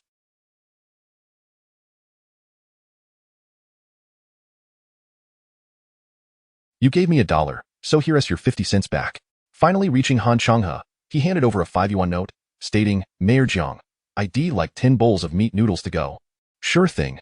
Jiang Wendong accepted the cash. Their eyes met, and instinctively, Han Changhe bent slightly, his face alight with genuine delight. Chief Han, can you possibly consume so many noodles? Jiang Wendong inquired with a smile. Han Changhe quickly responded, report to Mayor Jiang. I certainly cannot eat this much. I'm bringing it for my brothers on the night shift at the station. Understood. Jiang Wendong turned to Huaro, instructing, Boss, 10 bowls of meat noodles, please pack them up. With her cheeks flushed, Huaro glanced at him and softly replied, got it. It was none other than the flourishing Jiang Wendong selling noodles here. In a wonder Han Changhe and the others had come to show their support. Indeed, they were there to curry favor with Jiang Wendong. A gaggle of fickle sycophants, I shall ensure you pay for this. Han Bin muttered darkly to himself as he swiftly turned and departed. He hurried back to his office, pacing back and forth for a while before finally picking up the phone and dialing. It was now 7:40 in the morning. Han Bin estimated that Yi Xingchen would soon be at her post. As expected, the call was promptly answered by Wei Wan. Secretary Wei, this is Han Bin from Tianqiao Town, he said politely. May I inquire if County Head Yi is available to take my call? Please hold, Wei Wan replied. Soon, Yi Xingchen's voice, imbued with a magnetic quality, came through, Comrade Han Bin. What brings you to contact me so early? County Head, it's like this, Han Bin whispered. Currently, Comrade Jiang Wendong is assisting a very young and beautiful girl in selling breakfast. Police Chief Han Changhe and the others are eagerly supporting him. Was it truly necessary for Han Bin to report Jiang Wendong's breakfast sales and the enthusiastic support from Han Changhe to Yi Xingchen at such an early hour? Indeed, it was. Within this seemingly trivial conversation lay two critical implications. The very young and beautiful girl. This situation could be linked to Jiang Wendong's character, perhaps even the prominent Han faction figure, Han Changhe, was supporting him. Han Changhe, having been marked as a sacrificial pawn by Yi Xingchen, had defected. If Yi Xingchen could not ensure Han Changhe's interests remained intact, he would be thoroughly dealt with. Otherwise, more from the Han faction might defect, leaving Han Bin marginalized and allowing Tianqiao Town to fall under Jiang Wendong's dominion. A scenario Yi Xingchen wished to avoid at all costs. I understand, Yi Xingchen replied coolly, placing the receiver down. Jiang Wendong's offensive is quite fierce, and Han Bin is faltering. It seems I must strategize to arrange a favorable position for Han Changhe. With her arms crossed, Yi Xingchen began to pace before her desk. Moments later, she retrieved a phone. Beep, beep, the call connected. A cool, feminine voice responded. Who is this? Lu Aiqing, Yi Xingchen replied with a smile. It's me, Yi Xingchen. Not only is Lu Qing one of the most distinguished beauties in the capital, But she is also the esteemed eldest daughter of the prominent Lu family. It is only natural for the glamorous Yi Xingchen, also from a wealthy family, to be acquainted with her. Furthermore, their personal relationship is quite amicable. After graduating from university last year, Lu Qing began working in the same office as Yi Xingchen in her capacity as a senior. Despite an age difference of 8 years, they were both the belles of their respective eras. Yi Xingchen took great care of her, affectionately nicknaming Lu Qing Ai Qing. As a play, Yi Xingchen harbored hopes that her cousin, Yi Xingyun, who had pursued Lu Qing throughout high school, would eventually win her heart. This union would not only allow Yi Xingyun to embrace a beautiful partner, but would also facilitate. Unfortunately, Lu Qing's response to Yi Xingyun's advances remained tepid at best. Just a month ago, when the Yi family discreetly sent someone to propose, Lu Qing explicitly declined. The Yi family assumed that the aloof Lu Qing was merely adhering to the call for delayed marriage and childbearing, not wishing to enter into a relationship at the tender age of 23. They could only wait patiently for the moment when the esteemed Miss Lu would awaken to love. However, just as the Yi family reigned in their matrimonial aspirations, the Lu family accepted a proposal from their long-standing. It was then that the Yi family realized Lu Qing's refusal of Yi Xingyun was not due to a lack of romantic feelings, but rather because her affections lay with Jiang Wendong. The alliance between the Lu and Jiang families not only filled the Yi family with dread, but also sent Yi Xingyun, who had long envisioned Lu Qing as his future wife, into a fury. This compelled the Jiang family to dispatch the most accomplished woman from the Yi family, Yi Xingchen, to swiftly descend upon Baiyun County. Their aim was to keep Jiang Wendong, still an academic at heart, firmly underfoot. Ideally, to crush him entirely. Oh, Shanjia. Once Lu Qing discerned who was calling her, her cool voice remained unchanged. Is there a reason for your early call? Yi Xingchen got straight to the point. Moreover, the newly appointed director of the party and government office, who was elevated immediately upon his arrival at the overpass, is also quite a stunning beauty. Lu Qing fell silent.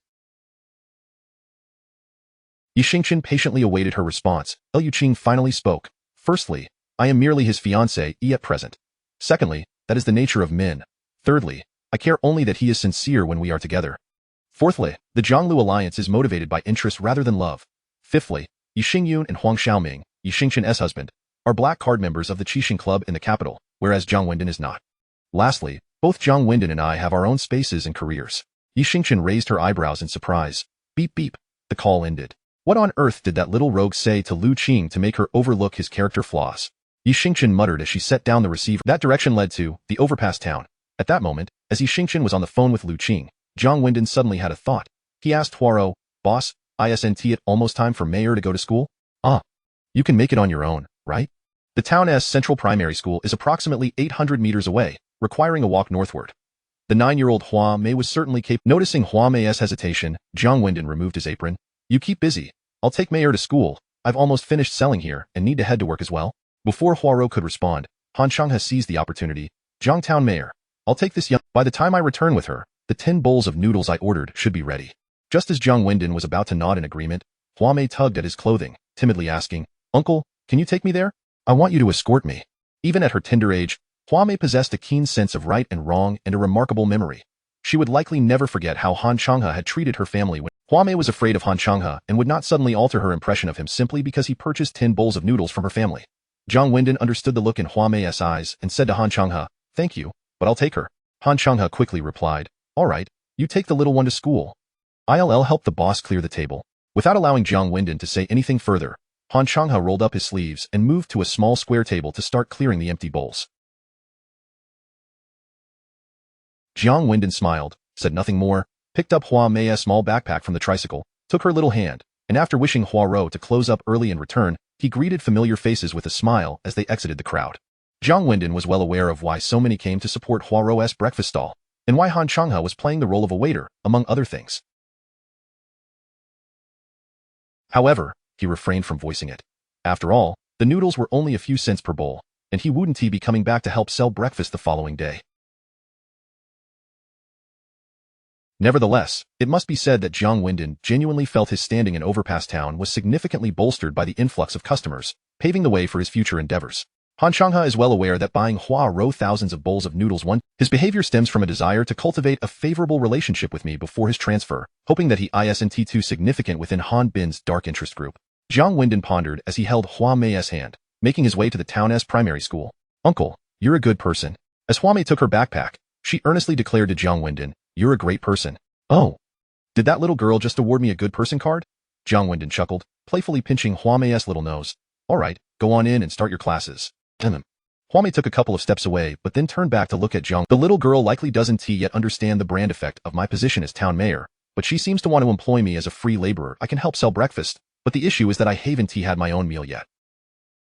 This is simply outrageous, Jiang Wendong internally grumbled, just about to politely decline when he could not bear to suppress the glimmer of hope in the little girl's eyes, so he vaguely replied, "I'll have my sister pay you.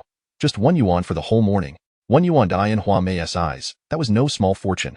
Jiang Wendong found himself both amused and exasperated. All right, it's settled then.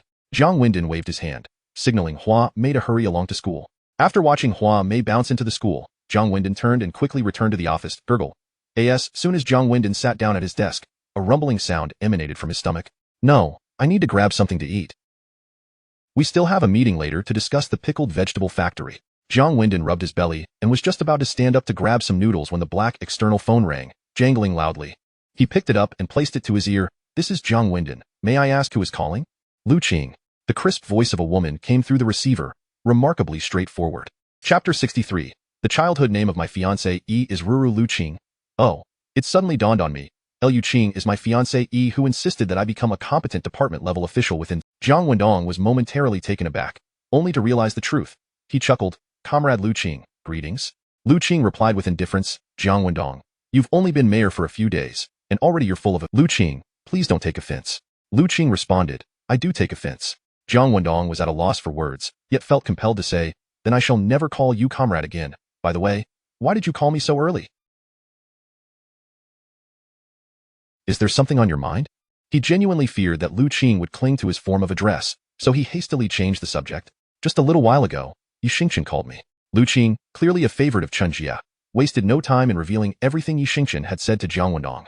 It was apparent that Miss Lu was fully aware of who her allies were. Every word spoken by Yi Xingchen was conveyed with precision to Jiang Wendong, and of course, she did not disclose the points she had mentioned to Yi Xingchen. The more Jiang Wendong listened, the darker his expression became. He cursed under his breath. Damn it, that wretched woman, after failing to confront me head-on, is now stirring trouble in my backyard. It seems I was far too lenient with her yesterday. That wretched woman, knowing that I assisted Hua Rou with her breakfast business, could only mean that Han Bin had tipped her off. Han Bin informing that wretched woman about such matters was essentially a signal for her to understand that he needed her robust support. If I were that wretched woman, I would treat Han Changhe well to help Han Bin stabilize morale and regain respect. As Jiang Wendong's thoughts raced, he pondered all of this. Lu Qing finished speaking and awaited Jiang Wendong's reaction. Ahem. Jiang Wendong cleared his throat and inquired, Comrade Lu. He admitted, indeed, he had developed feelings for Lu. However, he held no such sentiments for Hua Rou. After all, how could the frail and delicate Hua Rou withstand such brutal and savage advances? Ugh, that was not what he meant. Jiang Wendong could swear to heaven that his assistance to Hua Rou with her breakfast business was merely to lend her a helping. His intentions were utterly innocent. Heh. Just as Jiang Wendong was silently lamenting, Lu Qing spoke again. Jiang Wendong. Jiang Wendong replied, I'm here. Lu Qing continued, please remember 3 things firmly in the days to come. The authoritative tone of her command made Jiang Wendong feel uneasy. He couldn't help but frown, responding nonchalantly. Aside from becoming a competent department-level official within 3 years and marrying you home in a grand procession, what are the other 2 matters? Lu Qing stated, first, you must always remember that I am your. Once you become a competent department-level official, I will be your only wife. This request was entirely reasonable to Jiang Wendong. He nodded without hesitation. All right. Lu Qing proceeded, second, when alone with me, your heart and eyes should hold only me as a woman.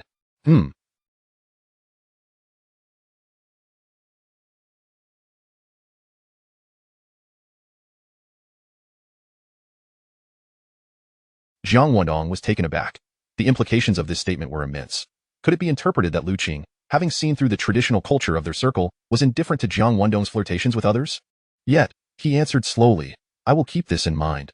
Third, Lu Qing hesitated before stating, in the future, do not call me Lu Qing, and certainly do not add comrade after my name. Doing so makes me feel that we are too estranged, and I lack the sense of security of being your fiancé. I can't call you by your name? Jiang Wendong asked curiously, then how should I address you? Beep. The response to Jiang Wendong's question was the busy tone that followed the end of the call. Jiang Wendong was left in a state of confusion. Among the 3 demands Lu Qing made, she did not include the stipulation of him becoming a competent department-level official within 3 years and marrying her home in a grand procession. He was confident he could fulfill the first 2 requests, but the third, if I don't call her Lu Qing, then what should I call her? Jiang Wendong scratched the back of his head and muttered to himself, should I call her wife?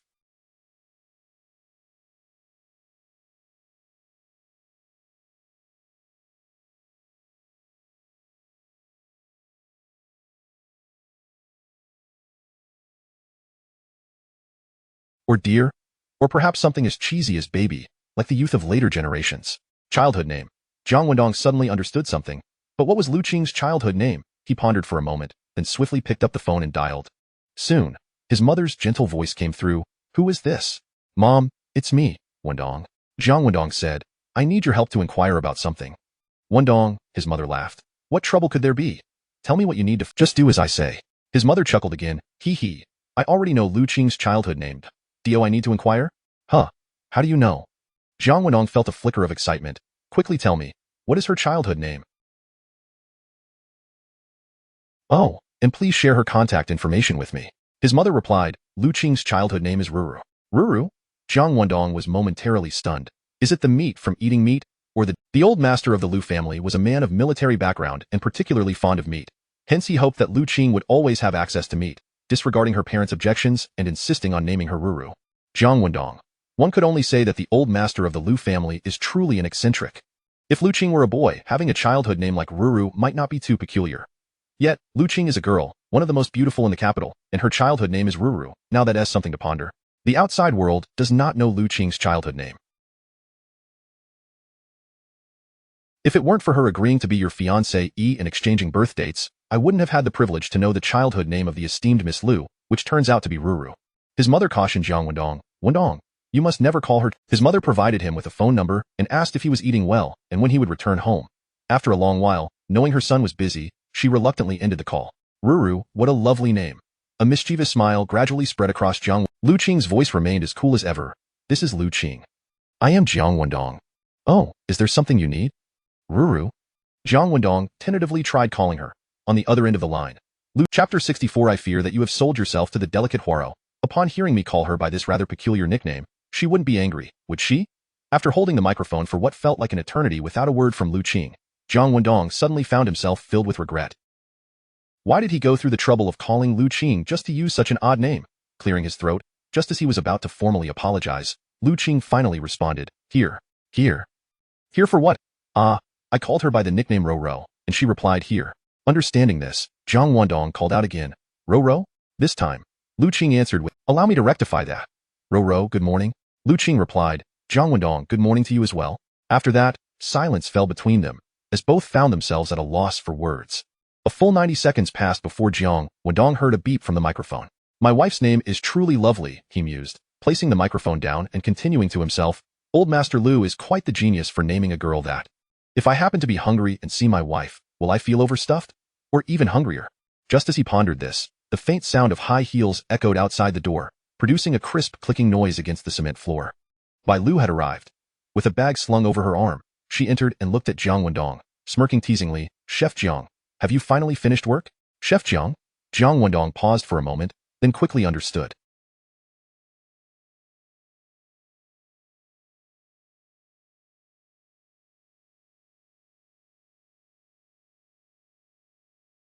Furrowing his brow, he asked, What, are you displeased that I helped the sisters who were bullied by thugs sell breakfast? Bai Lu gracefully walked over and replied, I have no objection to you helping others sell food. But I fear that you might have sold yourself to that charming lady who wishes to be your maid. What nonsense are you spouting? Jiang Wendong's expression darkened. He regretted having spoken carelessly after waking up. There is an old saying, when you accept favors, you become beholden. Indeed, the wisdom of the ancients holds true. Otherwise, how could she dare speak so sourly in front of Jiang Wendong? All right, I was wrong. I shouldn't have spoken out of turn. Next time, I'll let you slap my mouth. Bai Lu quickly admitted her fault. She then produced a plastic bag from her purse, filled with breakfast. Knowing Jiang Wendong had been busy all morning without a meal, she hurriedly went out to buy him breakfast. Jiang Wendong immediately began to eat voraciously. Seeing him devour his food, Bai Lu quickly poured him a glass of warm water. Just as Jiang Wendong finished his meal, there was a knock at the door. Bai Lu hastily walked over, opening the door in surprise. Boss L, is that you? The visitor was none other than, more importantly, everyone in Tianqiao Town knew about his wife, Zhang Chui, and her questionable relationship with Han Bin. When Han Bin sought to retaliate against Jiang Wendong, he even used Zhang Chui to frame him. From this perspective, El Mao was essentially Han Bin's man. So why was he seeking out Jiang Wendong this early in the morning? What scheme is Han Bin plotting now? Bai Lu furrowed her brows but still invited El Mao inside. Boss L, is there something you need? Jiang Wendong did not show any warmth upon El Mao's arrival. He remained seated, lighting a cigarette. Jiang, Mao's previously sycophantic demeanor suddenly shifted to one of despair. As the magistrate of Tianqiao Town, you must take my... Before Jiang Wendong could inquire further, Mao pressed on, Jiang. Han Bin has long been monopolizing my wife. I ask you to intervene and help me reclaim her. Even with Jiang Wendong's remarkable composure, he was taken aback upon hearing Mao's words. Bai Lu, standing nearby, was also momentarily stunned before sharply admonishing, do you realize your actions could be considered illegal? Without waiting for Mao's response, Bai Lu turned to Jiang Wendong, Magistrate Jiang, I suggest we immediately call in the police. The murky relationship between Han Bin, now Mao, as Zhang Chui's legal husband, had the audacity to approach Jiang Wendong to accuse Han Bin. Bai Lu's instinctive reaction was that this must be Han Bin's ploy.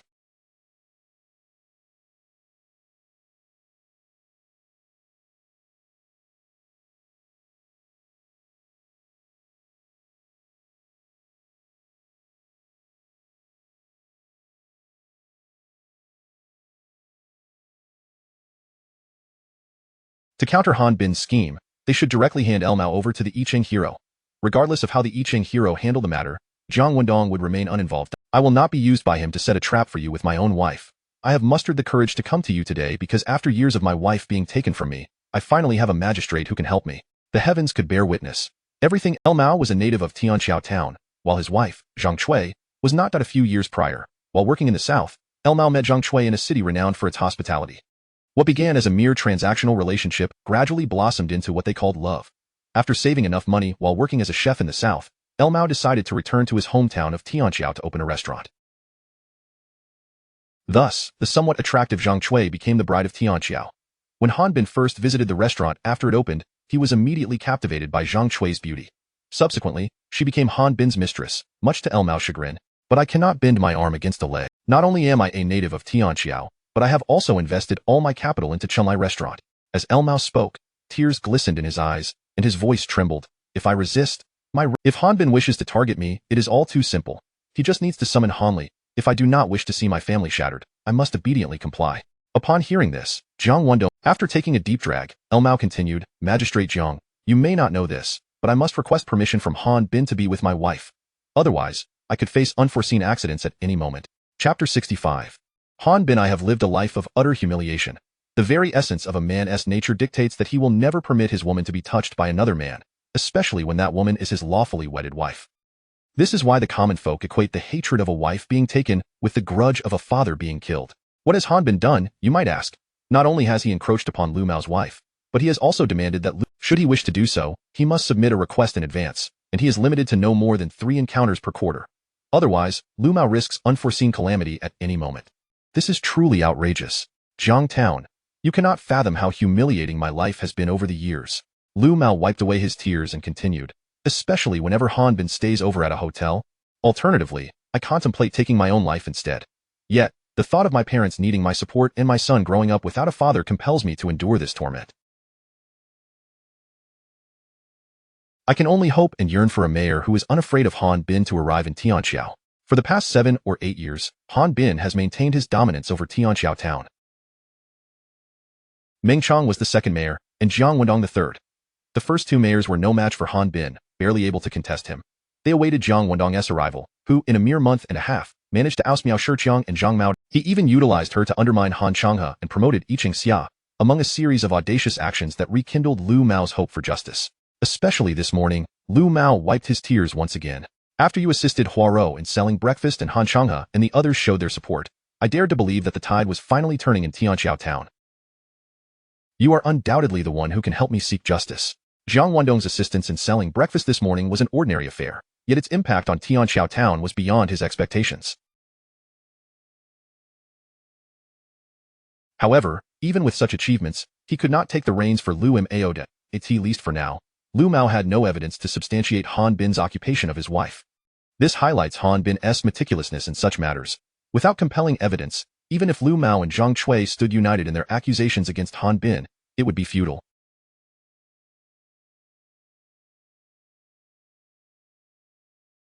Jiang Wendong would be even less likely to recklessly launch a decisive attack against Han Bin based solely on Lu Mao's claims. Lu Mao, your belief in me brings me comfort, Jiang Wendong said slowly. But you have no evidence to present. Do you understand my meaning? I understand, and I know what I must do, Lu Mao said, wiping his tear-streaked face with his sleeve. Jiang Town, You may proceed with your duties. Bang! After Lu Mao departed, Jiang Wendong could not help but slam. He truly did not anticipate Han Bin's arrogance. It was certain that Han Bin's women were not limited to just Zhang Shui. Yet, others too could not provide any evidence to topple Han Bin. Not only does he occupy another's wife, but he also forbids the husband from even touching her. What on earth is this? Jiang Wendong muttered under his breath, suddenly feeling a twinge of guilt. The beautiful director of Tianqiao stood beside him, and he instinctively glanced toward Bai Lu. Bai Lu understood immediately and replied with a light tone. Coercive possession and amicable cooperation are not of the same nature. Han Bin's relationship with Zhang Shui was one of coercive possession, while Jiang Wendong muttered under his breath, "What is your perspective on this matter?" Bai Lu promptly replied, "Let alone the absence of evidence. Even if there were, you cannot act rashly." Jiang Wendong inquired further, "Why not? Hastening the process may lead to indigestion, or worse, a fatal outcome." Bai Lu pointed to her mouth and then lightly tapped her chest, emphasizing her point. Jiang Wendong's mind raced, though her words were blunt. After Jiang Wendong's sudden arrival in Tianqiao, he had struck too forcefully, even confronting Han Bin's ally, Yi Xingchen, without reservation. Both Jiang Wendong and Bai Lu, while Jiang Wendong was determined to bring Han Bin down, it could not be now. Should he strike Han Bin down at this moment, what would the higher-ups think?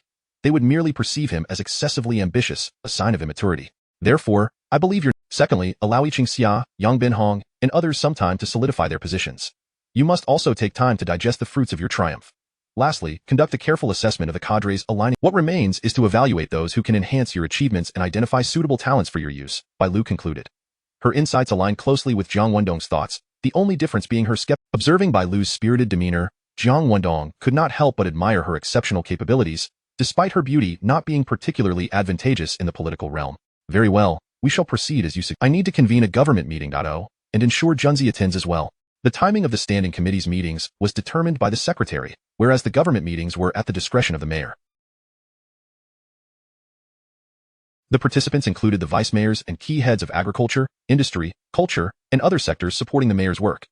This meeting marked Jiang Wendong's first government assembly since his arrival in Tianqiao, centering around assisting Bai Yongjun in acquiring the pickled vegetable factory. As the sun set blood red, Bai Yongjun, with a heart full of longing for home, concerned for his mother, solemnly advised Jiang Wendong before departing, "Brother-in-law, as your little brother-in-law, I earnestly urge you.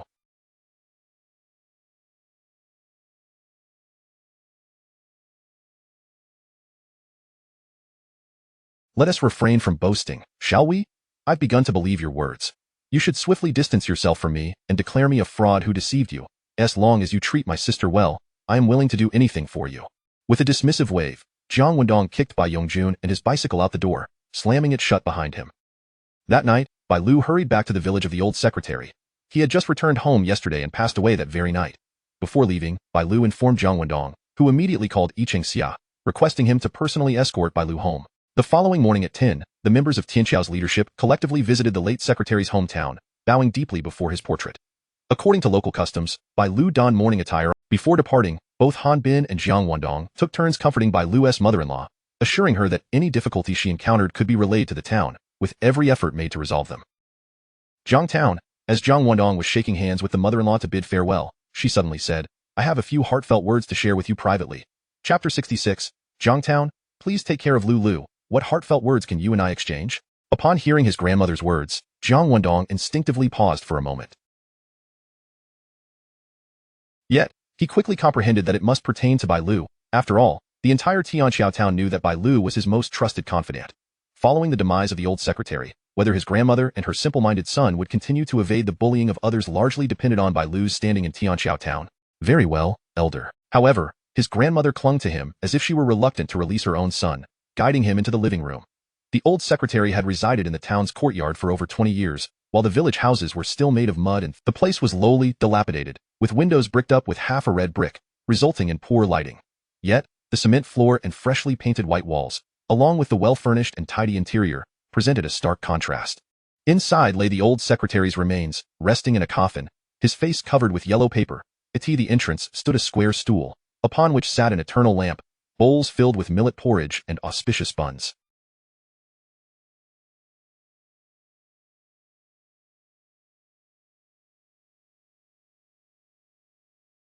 According to local customs, the female relatives of the bereaved stayed inside, while the male relatives knelt outside the mourning hall. In truth, aside from the simple-minded son, The old secretary had once had a daughter and another son. However, due to his excessive drinking, neither of the two siblings lived past childhood, succumbing to various congenital ailments. To make matters worse, the old secretary had no brothers, only two sisters. Thus, after his passing, given his son's utter lack of understanding, Bai Lu, as the daughter-in-law, had no choice but to kneel outside in place of her simple-minded husband. Apart from the coffin, as for how he offended them, I shall refrain from mentioning it. His grandmother finally released Jiang Wendong's hand, gazing at her late husband in the coffin, and continued, in any case, while he was alive, perhaps no one would dare lay a hand on my beautiful daughter-in-law. Jiang Wendong nodded thoughtfully. Now that the old man has departed, his grandmother remarked, my simple-minded son, with an intellect of only 3 or 4 years, and I, having aged considerably, have little time left. I could depart at any moment to join the old man, but what will become of my simple-minded son? Jiang Wendong's gaze shifted to the simple-minded son, who remained absorbed in his toys. This child not only possessed low intelligence, but was also mute. My simple-minded son, if he wishes to age naturally after my departure, must rely solely on Lu. It would be a miracle if she could protect herself, let alone safeguard my simple-minded son. A woman of such striking beauty, no matter how astute and fierce, will eventually become prey to those who desire her. She spoke the truth. Jiang Wendong nodded in agreement. The grandmother lowered her voice. Jiang Town, I have long known that Han Bin is merely waiting for the old man's death to seize Lu Lu for himself. What? Jiang Wendong was taken aback. The grandmother continued in a flat tone. Though I am an uneducated old woman, I can discern his intentions from the way he gazes at Lu Lu during his visits to see the old man. Jiang Wendong nodded once more, firmly believing that this seemingly simple old woman. Yet Han Bin's gaze upon Lu Lu is like that of a venomous snake eyeing its prey. The corners of Jiang Wendong's mouth twitched. Just as he was about to speak, the grandmother added, it is not just Han Bin. Nearly every man who looks at Lu Lu possesses such a gaze. The only difference lies in their willingness to act. Elder, Jiang Wendong attempted to interject, but the grandmother interrupted. Jiang Town, you alone look upon us with the truest compassion. Your gaze upon Lu Lu is clear, devoid of any lewdness. Sigh, how could I be as noble as you describe? I had indulged just the other morning. Jiang Wendong shivered, hastily glancing at the old secretary's remains. The old man also agreed that Lu Lu, in her capacity as my daughter-in-law, should find a man outside who can care for her. Upon reaching this point, the grandmother lifted her gaze to Jiang Wendong.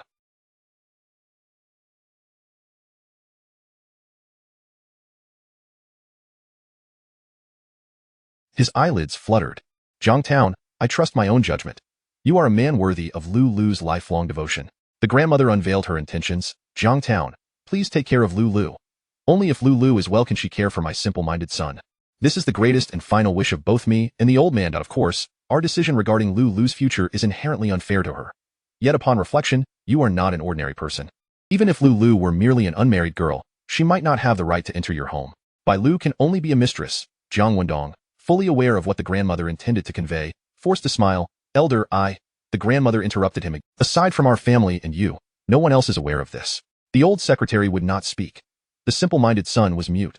The grandmother, for the sake of her simple-minded son, would take this secret to her grave. If the three of them remained silent, would Lu Lu foolishly reveal herself as Jiang Wendong's mistress? Jiang Wendong could only smile bitterly. The grandmother hastened out the door, soon returning with Bai Lu, whose eyes were still swollen from crying. At that moment, the courtyard outside was deserted, save for the sound of flower wreaths rustling in the wind. The grandmother instructed Bai Lu, Lu Lu, kneel before your father-in-law. Draped in mourning attire, Bai Lu appeared even more radiant as she slowly knelt. The grandmother asked, Lu Lu, will you care for Chang Ming, the simple-minded son, after I am gone? Bai Lu raised her hand. I vow that as long as I live, I will not allow Chang Ming to come to harm. The grandmother's gaze shifted momentarily before. You want Bai Lu to bow to me? That is too much. This is not a farewell before the coffin. Jiang Wendong quickly raised his hand to intervene, but the kneeling Bai Lu nonetheless moved her knees and solemnly bowed her. The sound echoed against the cement floor. Such a foolish girl. Jiang Wendong hurriedly bent down to help Bai Lu up. She looked at him, her eyes conveying a message. Little devil, from this moment on, Sister Lu Lu belongs to you. As he made his way back to town, Jiang Wendong found it impossible to shake Bai Lu's gaze from his mind. Upon returning to his office, it was precisely 11:30. The phone rang just then. Jiang Wendong quickly reined in his wandering thoughts and answered the call. This is Jiang Wendong. Who is speaking? A cold woman's voice came through the line. I am Yi. The confrontation between Jiang Wendong and Yi Xingchen. Upon hearing Yi Xingchen introduce herself, Jiang Wendong was about to slightly bow his head in a gesture of respect. With a faint, mocking smile, he inquired, does it still hurt? Yi Xingchen paused, perplexed, and responded, "What do you mean? Does it still hurt?" Just after she uttered this retort, a dull, "Do you wish to die?" From her words, Jiang Wendong recognized that she was alone. His smirk returned as he said, "I warned you that day. Within the confines of the rules, you may wield whatever abilities you possess against me. Even if I were to suffer a crushing defeat, I would harbor no grievances." But what was that phone call to Lu Qing about, gossiping like a gossipmonger? Yi Xingqian. She had never anticipated that Lu Qing, with whom she shared a close personal relationship, would betray her to Jiang Wendong. This realization sparked an indescribable fury within her. Yet, moments later, she resembled a defeated hen, her feathers, normally ruffled only in moments of confrontation, now laid flat in dismay. She finally acknowledged an undeniable truth. Lu Qing was Jiang Wendong's fiancée. As the saying goes, a mother-daughter bond pales in comparison to that of a husband and wife. No matter how close Yi Xingqian and Lu Qing were, could their friendship ever surpass the marital bond between her and Jiang Wendong? Lu Qing, though somewhat aloof, was far from the type to heed the slander of a best friend and develop grievances against her fiancé. When Yi Xingqian called Lu Qing that early morning, spreading baseless gossip, Lu Qing immediately discerned that Yi Xingqian intended to use her as a weapon against Jiang Wendong. How could Lu Qing, with her pride even more pronounced than Yi Xingqian's, remain indifferent? It was only natural for her to disclose the matter to Jiang Wendong without hesitation. "Why so quiet?" Jiang Wendong queried, having waited a considerable time before letting out a scoff. "Humph." With her guilt evident, Yi Xingqian could only respond with a soft huff. "I stand by my previous statement. Within the limits of propriety, feel free to unleash your capabilities against me. Even if you were to trample me underfoot, it would merely reflect my inadequacy, and I would never intentionally humiliate you."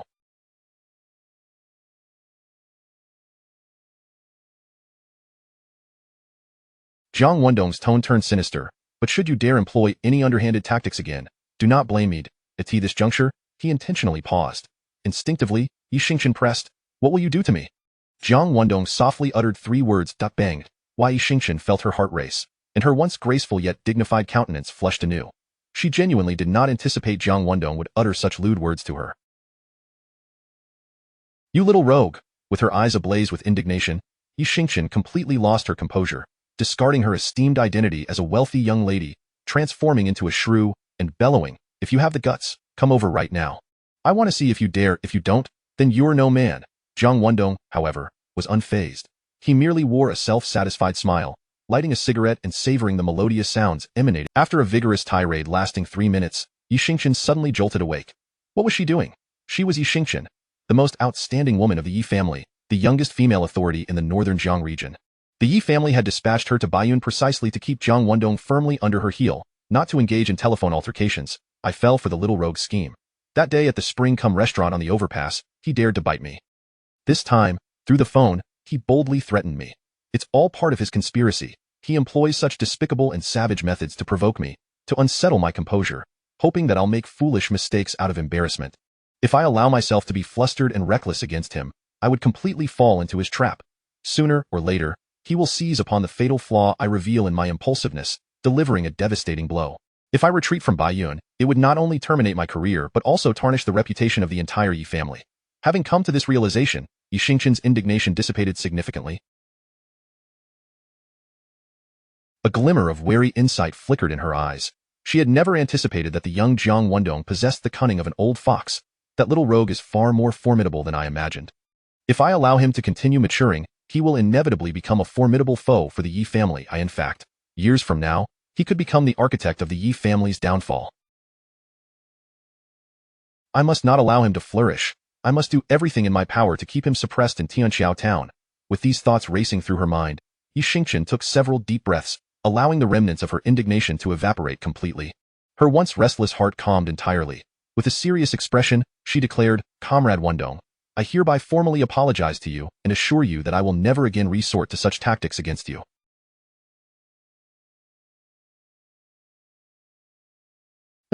Upon hearing her straightforward apology and solemn assurance, Jiang Wendong's expression of disdain froze. The undeniable reality presented itself, compelling him to acknowledge that he had perhaps underestimated Yi Xingqian, a woman, consumed by rage. Danger. It could only signify that Yi Xingqian was indeed a genuinely perilous individual. Such a Yi Xingqian was not what Jiang Wendong wished to encounter. "Nonetheless," he replied promptly, "I accept your apology and hope that the county magistrate will remember the assurance you have provided." "I will." Yi Xingqian nodded, her tone calm. "I called you today to inform you that Han Changhe will be reassigned this afternoon. and Yi Chengxiao will assume the role of the chief of the Tianqiao Town Police Station. Very well. On behalf of Yi Chengxiao, I thank the county magistrate for her generous support. Jiang Wendong feigned gratitude. Counting today, there are 28 days left. I hope Comrade Wendong can ensure that within these 28 days, the Tianqiao Town Pickling Factory can generate precious foreign exchange for Baiyun. Otherwise, do not blame me for invoking the military orders we established and treating you according to military law. With a cold smile, Yi Xingqian did not wait for Jiang Wendong's response before forcefully hanging up the phone.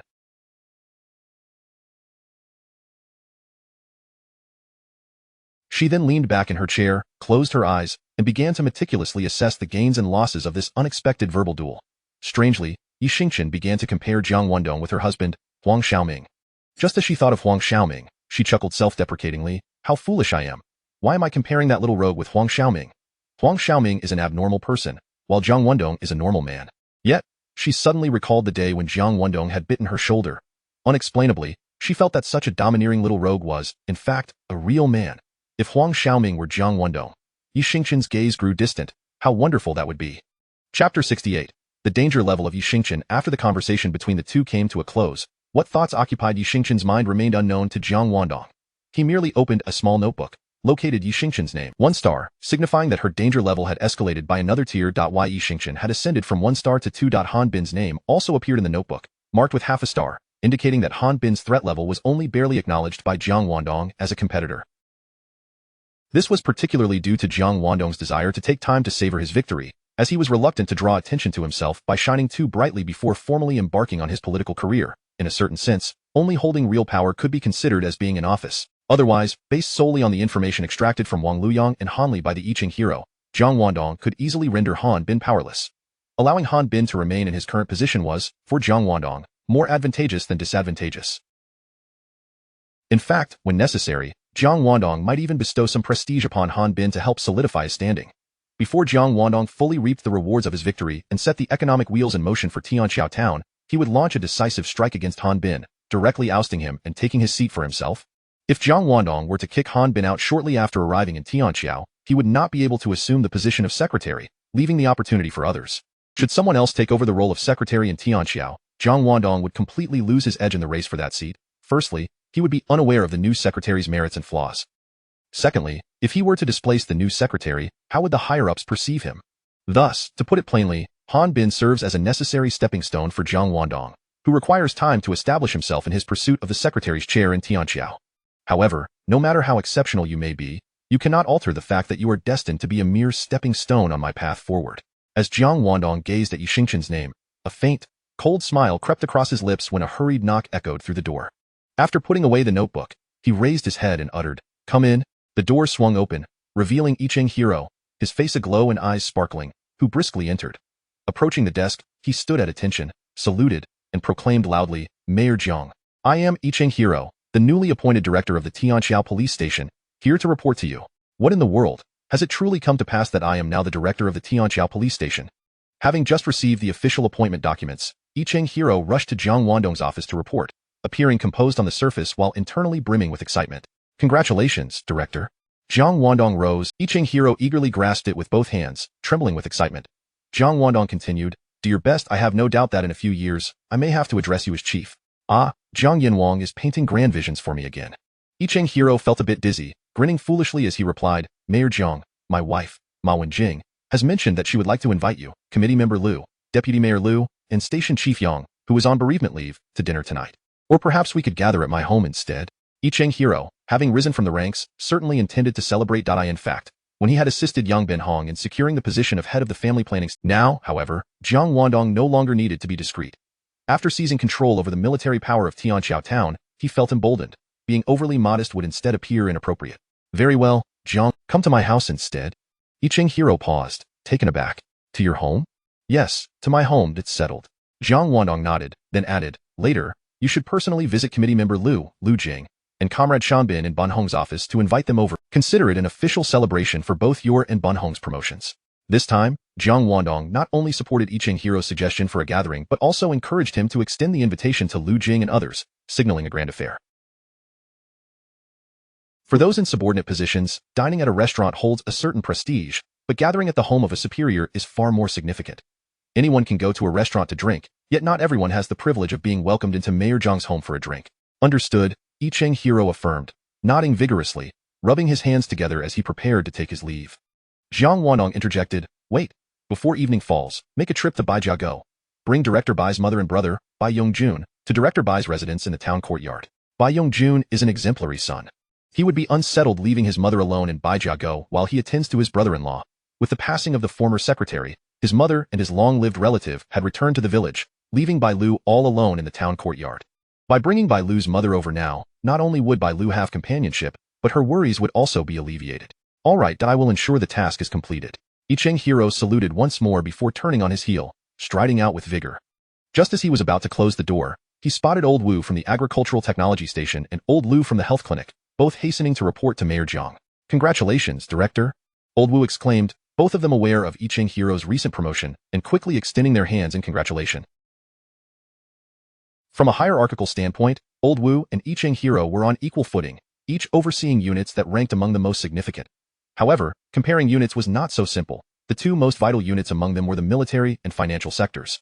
One could even assert that the authority vested in I Ching Hero as director far outweighed that of Lu Shanbin as deputy mayor, in county-level governance. I Ching Hero might even have the chance to serve as the secretary of the political and legal committee, directly entering the inner circle. After a few cordial exchanges, I Ching Hero departed swiftly. Upon reaching the stairwell on the second floor, he encountered Han Changhe. Director, congratulations. Upon seeing I Ching Hero, Han Changhe's eyes briefly flickered with envy, quickly adjusting his demeanor to congratulations to you as well. I Ching Hero shook his hand, offering a faint smile to maintain Han Bin's prestige. Han Changhe, originally seen as a sacrificial pawn by Yi Xingchen, had indeed experienced a revival. He had not been dismissed as a pawn but had instead been reassigned to a relatively significant position at the county bureau. Objectively speaking, Han Changhe had advanced by half a rank. However, working at the county bureau paled in comparison to being the director in Tianqiao town. This exemplifies the adage, better to be a head of a chicken than a tail of a phoenix. Moreover, Han Changhe genuinely feared that I Ching Hero might obtain incriminating evidence from Han Li and report it, leading to his own downfall. Thus, despite his promotion, Han Changhe's demeanor remained somewhat humble when shaking hands with I Ching Hero. After exchanging pleasantries, I Ching Hero made his way toward Lu Jing's office. Coincidentally, Lu Jing emerged just as I Ching Hero arrived at the door. Committee member Lu, Mayor Jiang has invited you. Deputy Mayor Lu, consider it a celebration for my promotion, I Ching Hero announced. Lu Jing chuckled. I suspect Mayor Jiang's invitation for us to his home is more about needing help with the cleaning, isn't it? As they shared a light-hearted moment, Wang Kaishan, the chairman of the People's Congress, and Wang Chuanmin, the organization committee member. Observing I Ching Hero's audacity, Wang Chuanmin couldn't help but smirk derisively. He then glanced at Huang Kaishan. Chapter 69. The unconquered sovereign of Tianshui town, the seasoned Huang Kaishan, with age weighing heavily upon him, indeed harbors little hope for further advancement in the standing committee meeting. His neutrality serves him best. Regardless of how fiercely Jiang Wendong and Han Bin may clash, it will not alter Huang Kaishan's fate of retiring at a deputy department level after this term. Typically, ranks are elevated upon retirement. Nevertheless, Han Bin dispatched Wang Chuanmin and others to persuade Huang Kaishan. Should Han Bin succeed in swaying Huang Kaishan to his side, he would command 5 out of the 9 seats, thus regaining absolute control over the. Yet, Huang Kaishan persistently feigned ignorance and amusement, making it evident to Wang Chuanmin, who had come to speak with him today, that this old fox had no intention of aligning himself. This, in fact, is fortuitous. Huang Kaishan's neutrality means that Gao Changgong remains a staunch centrist. Han Bin could still leverage his 4-seat advantage to outmaneuver Jiang Wendong, who holds 3. However, at this moment, Wang Chuanmin was alone. What could this signify? It could only imply that the previously passive Huang Kaishan had now taken the initiative to side with Jiang Wendong. Would Jiang Wendong permit Huang Kaishan to join him for dinner tonight? Undoubtedly, this decisively indicated that Jiang Wendong's representation on the standing committee had risen to 4 seats, completely leveling the playing field with Han Bin. The distribution of seats on the standing committee is of paramount importance. Not to mention the appointments and dismissals of heads of various units, which must be sanctioned by the committee. If Han Bin's proposed candidate faces opposition from Jiang Wendong, who now commands 4 seats, such a nomination could not. It soon dawned on him why Huang Kaishan had resolutely decided to align with Jiang Wendong was because Jiang Wendong had indeed ousted Han Changhe and promoted I Ching Xia, who would not wish to follow such a resolute leader. Although Huang Kaishan is advanced in years, the possibility for further ascent is not entirely extinguished. After witnessing, meanwhile, I Ching Xia and Lu Jing were equally stunned by Huang Kaishan's remarks. In the next moment, Lu Jing, ever the astute communicator in her role in public relations, responded with remarkable agility. While I Ching Xia remained momentarily dumbfounded, Lu Jing interjected, Chairman Huang, I shall accompany you to Jiangtown's office. Just watch, I will assert my presence as the elder sister and make him realize he has forgotten to invite you for a small. Alas, in my exuberance over my recent promotion, I became so flustered that I utterly forgot to extend the invitation. I am most remorseful. Please, for the sake of my wife, who dreads the thought of becoming a widow, forgive me this once. At the staircase, Han Changhe observed them from a distance, a bitter taste in his mouth. Alas, I knew all too well that Jiang Wendong, a mere section chief, could ascend to the position of mayor in Tianshui, indicating he must possess considerable backing. Yet, why did I not align myself with him as promptly as Yicheng Xia? Han Changhe sighed to himself, hastening towards Han Bin's office. He understood that his own rise in rank was due to his disregard for Han Bin, which had consequently diminished Han Bin's prestige. Han Bin was acutely aware that failing to protect Han Changhe would result in his own disgrace. Assisting him was, in essence, assisting himself. Nonetheless, Han Changhe felt compelled to express his gratitude to Han Bin before departing. Han Bin had long awaited Han Changhe's arrival. Their conversation bore semblance to their previous exchanges, yet both were cognizant that the bond of comradeship they once shared could never be rekindled. Secretary Han Changhe said as he took his leave, your comprehensive support for him, or your dignified withdrawal, may indeed be the prudent course of action. Han Changhe declared, and without waiting for Han Bin's response, he swiftly exited the room. As the saying goes, when one approaches death, their words become wise. Han Changhe was not departing for death, but for a transfer from Tianshui. However, having followed Han Bin for so many years, he was concerned that if Han Bin's misdeeds were to come to light, he would. Thus, he spoke these heartfelt words. Whether Han Bin heeded them was beyond Han Changhe's influence. Assist him? How could I possibly aid my adversary? As for a dignified withdrawal, Han Bin's smile. It was Jiang Wendong's arrival that had successively eliminated Miao Shiqiang, Wang Luyang, Han Li, and Han Changhe from the fray. Jiang Wendong had further promoted by Liu, Yang Binhong, and Yicheng Xia, while also courting Lu Jing and Lu Shanbin, confronting Han Bin with unwavering strength, resulting in a steady decline in his prestige. To claim that Jiang Wendong was Han Bin's mortal foe would not be an exaggeration. How could Han Bin, having dominated Tianshui for years, concede defeat? Especially now, with the formidable support from, particularly the way she swayed as she walked, her graceful form beckoning, inviting others to indulge in her presence as she sang with unabashed joy.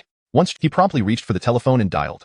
Soon, the voice of El Mao, the owner of Chunlai Restaurant, came through. This is Chunlai Restaurant. May I ask who is calling?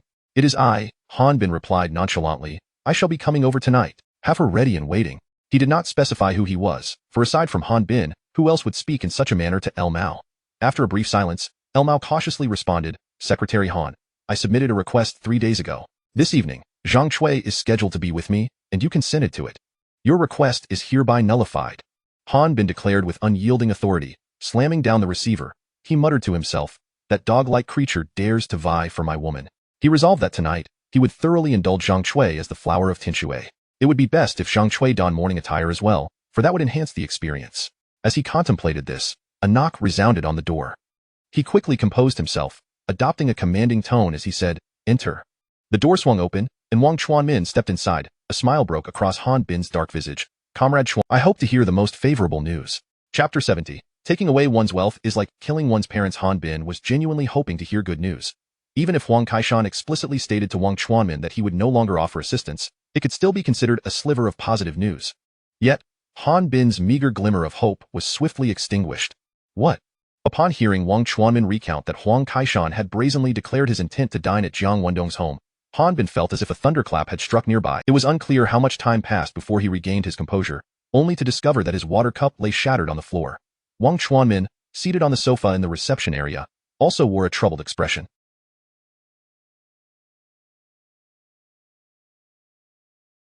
With a long exhale, Han Bin forced a smile. It's nothing to be overly concerned about. It's merely a 4-against-4 scenario. In truth, whether Huang Kaishan goes or even Gao Changgong, what difference does it make? Whenever the standing committee convenes, I hold the reins. The crux of the matter is that I possess the supreme veto power. He spoke the truth. The timing of the standing committee meetings and his unparalleled veto power were indeed Han Bin's ultimate trump cards, even serving as his bastion against defeat. No matter how much Jiang Wendong stirred the pot, as long as Han Bin refrained from convening the committee, he could obstruct the promotion of certain individuals. Over time, those who aligned themselves with Jiang Wendong would come to realize who truly held sway over their future. The veto power, capable of inflicting significant damage upon his adversaries, was even more formidable. Not even the influential Jiang Wendong dared to confront the secretary's privilege head-on. After hearing Han Bin's words, Wang Chuanmin felt a modicum of relief. He shifted the topic. Secretary Han, the vegetable company has commenced operations. Due to the improving economic conditions across the region, this year's cabbage prices are a penny higher per kilogram compared to last year, 9 cents. I was wondering if we should forego the purchasing this year. Purchasing, in this context, referred to Hanli acquiring cabbages from farmers at prices lower than those set by the vegetable company. This season, Hanbin typically saw a surge in income. If total profits reached 700,000, Hanbin would pocket 300,000, while the remaining 400,000 would be distributed among the participants according to their stakes. During Meng Qiang's tenure as mayor, neither he nor his followers, Huang Kaishan and Lu Jing, participated, hence they reaped no rewards. The centrist Gao Changgong was also absent from this endeavor. Wang Chuanmin, as one of Han's loyal generals, was not particularly pleased with Han Bin's involvement in this matter. Over the years, he had only indulged in a few drinks alongside Han Bin, without ever seeing any monetary gain. The true beneficiaries, aside from Han Bin, Han Daogua, Han Changhe, and Han Li, were certain village party secretaries and village heads, who were relied upon to maintain peace when villagers were reluctant to stir up trouble. Despite not personally benefiting, Wang Chuanmin stood on Han Bin's side, advising him to wash his hands of the affair, lest Jiang Wendong, currently riding high, seize the opportunity. Moreover, Han Li was indeed confined within the precincts of the police station, leaving the Han army, without direction and incapable of executing significant operations. The incident from that morning, when Han Zhuang was publicly humiliated by Jiang Wendong while attempting to collect protection fees, served as the most poignant evidence of this. Upon hearing Wang Chuanmin mention this matter, the dark hue of Han Bin's expression deepened. Taking away one's wealth is akin to killing one's parents. Let me ponder this matter carefully, Han Bin replied casually, rising to retrieve a new water cup from the cabinet. Sighing inwardly, Wang Chuanmin excused himself. Han Bin, engrossed in brewing a cup of tea, paid him little mind. The phone rang. It was Miao Shiqiang calling to remind Secretary Han that the vegetable company was now operational. Miao Shiqiang was a direct beneficiary of the cabbage purchasing scheme, but having been sidelined by Jiang Wendong and relegated to a retirement home, he was of little use to Han Bin now. Yet, he naively believed he could still gain from the cabbage dealings as he had in previous years. Such notions were utterly absurd. Miao Shiqiang's call only heightened Han Bin's agitation. With a fierce curse directed at a certain nation's currency, he eagerly awaited the arrival of nightfall, yearning for a cathartic release to alleviate his inner turmoil. Finally, darkness descended. As dusk fell, Zhang Chui's agonized yet uncontrollable cries of ecstasy resonated from the back courtyard of the Chunlai restaurant. Han Bin, you rascal! Lu Mao, seething with resentment, retrieved a device from beneath the cabinet. It was a camera he had hastily purchased after his encounter with Jiang Wendong in the county town, costing him over 10,000, a sum that made his heart bleed. Yet, he recognized the value of this investment. Stealthily, he approached the back courtyard, peering through the bedroom window. The room was brightly lit, as per Han Bin's request. The brighter the light, the more uninhibited Zhang Chui became, and the more fervently Han Bin engaged. The curtain at the edge fluttered, lifted by Zhang Chui to facilitate Lu Mao's hidden photography. Lu Mao stealthily positioned himself at the window, and in an overwhelming wave of anguish, he shut his eyes.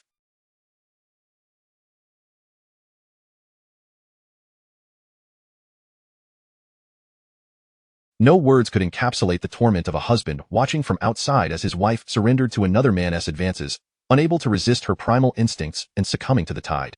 Yet, despite his agony, Lu Mao gritted his teeth and opened his eyes, cautiously raising the camera. 9:30 that evening. In Jiang Wendong's den, it was not an exaggeration to refer to it by Lu had just returned to the village for mourning, and the home he had meticulously tidied had undergone a swift transformation. As a result, Ma Wenjing and others had to pitch in to restore order. Thankfully, Jiang Wendong had learned from past mistakes and refrained from carelessly discarding his shorts. Oldie's wife can drink like a fish. Jiang Wendong, having consumed nearly 8 taels and fearing further imbibing to divert the conversation from alcohol, Jiang Wendong quickly broached a new topic. Ladies, would you be interested in managing the pickled vegetable factory? The wives of the I Ching heroes, Ma Wenjing, Tian Yuan, and Li Shtou, were all older than Jiang Wendong. Privately, he referred to them as sisters, which was perfectly acceptable. This evening, Huang Kaishan and Lu Jing had come alone, without their spouses. Manage the pickled vegetable factory? Ma Wenjing and the others exchanged glances. Huang Kaishan set down his cup and asked, Wendong, are you certain the pickled vegetable factory can succeed? Jiang Wendong nodded affirmatively. Li Xiu, Lu Shanbin's wife, appeared troubled. She was content with her employment at the finance office, but worried that rejecting Jiang Wendong might incite his displeasure. Tian Yuan, Yang Binhong's wife, worked as an accountant at the water conservancy station and was also satisfied with her position. Meanwhile, Ma Wenjing was employed in sales at the county textile factory, earning a respectable 500 to 600 a month. Sales were quite lucrative at this time.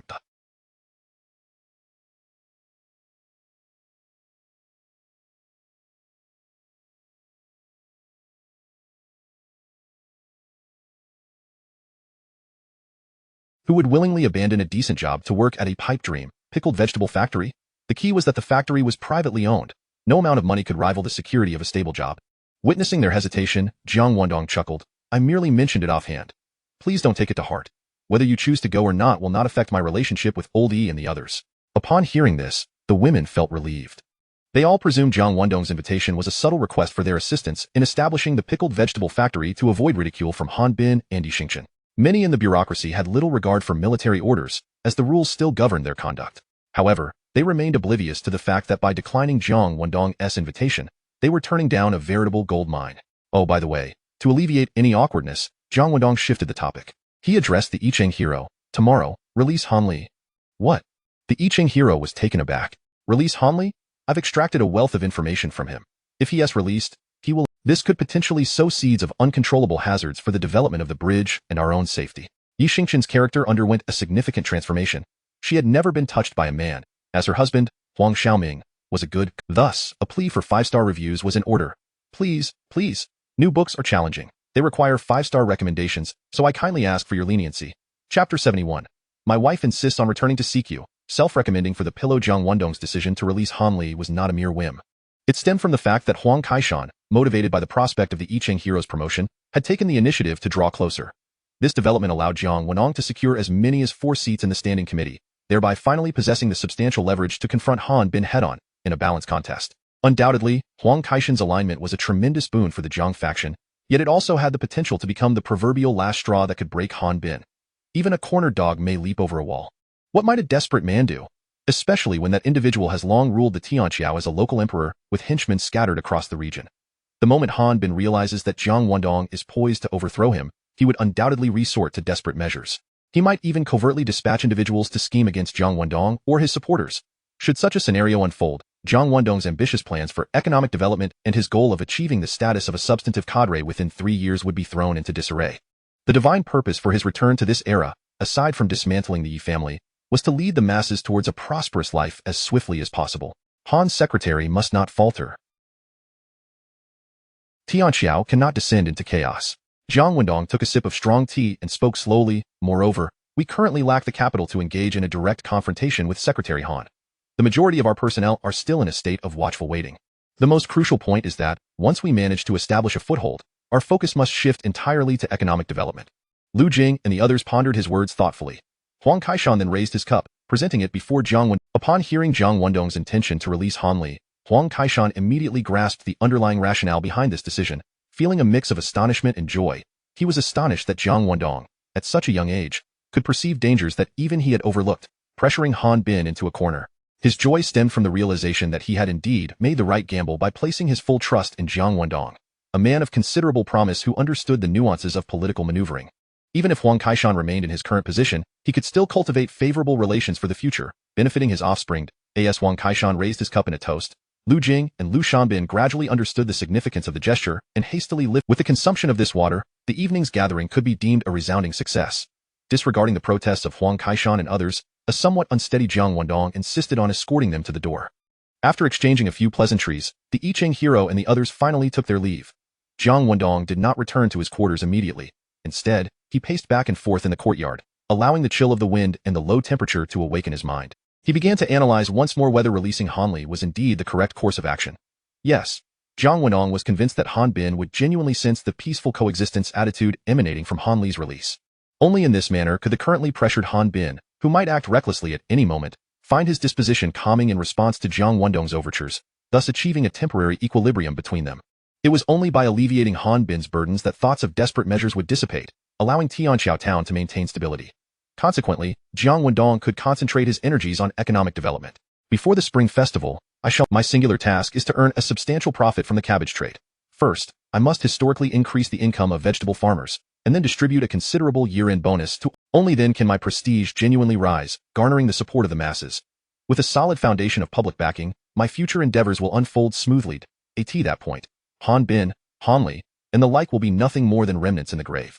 As Jiang Wendong let out a slight, "Who could it be at such a late hour?"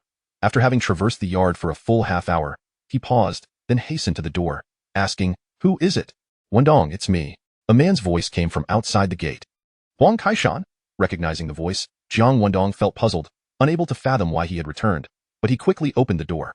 Alongside Huang Kaishan stood a young woman, whose delicate features suggested her curious eyes roamed over Jiang Wendong's face. Old Huang, who is this? Jiang Wendong inquired, his expression one of confusion. Wendong, this is my daughter, Huang Lingling, Huang Kaishan introduced with a smile. It was already 10 o'clock at night, and the recently aligned old Huang had brought his daughter to visit. Moreover, he had instructed Huang Lingling to call him uncle instead of Jiang Town head. Could it be that he noticed my solitary predicament? Jiang Wendong's thoughts began to veer off course. Huang Lingling obediently bowed, addressing Jiang Wendong, Uncle Jiang.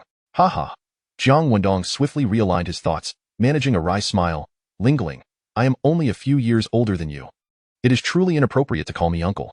How about you call me Donggu instead? All right, Donggu. Huang Lingling responded with a refreshing demeanor. Donggu. After my father returned home, I happen to be a graduate of a finance vocational school and am currently idle at home. Therefore, I insisted my father bring me to seek you out, hoping to work as an accountant at the pickling factory. Hee, Donggu, I just graduated and have no work experience, so please don't hold it against me. Jiang Wendong suddenly realized the situation. He felt a pang of guilt for his impurity. In this day and age, a vocational school graduate held significant value. Why would I hold it against you? Jiang Wendong extended his hand. On behalf of the pickling factory, I welcome Lingling's addition. After the two shook, yet, she is also someone I cannot afford to lose as my right-hand companion. She would undoubtedly be disinclined to engage in business. Jiang Wendong began production, finance, and sales formed the trifecta of any factory's success. Bai Yongjun would oversee production, Huang Lingling would manage the accounts, and with one more person to handle sales, the factory's framework would be complete. Old Yi's wife is undoubtedly adept at sales. It is a pity that Old Yi and his wife do not possess the same insight as Huang Kaishan and his daughter. As Jiang Wendong's thoughts meandered, shaking his head at this realization, he heard another knock at the courtyard gate. Who could it be at such a late hour? Jiang Wendong halted his pacing, looked up towards the door, and inquired, Who is it? Outside, the muffled voice of the I Ching hero, the man who can call me boss lady, has truly arrived. What? Your wife has come to seek my bed? Upon hearing the words of the I Ching hero outside the door, Jiang Wendong was momentarily taken aback. Then, he heard Ma Wenjing scolding from outside, Fool, seeking a bed means accompanying someone to sleep.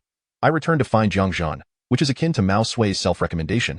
I wish to self-recommend myself as the business director of the pickled vegetable factory. Ma Wenjing was utterly exasperated. Not only did the I Ching hero disagree with her resignation from the county textile factory, but after suffering a thorough beating from her and being compelled to accompany her back to seek out Jiang Wendong, he had the audacity to utter such nonsense about seeking a bed.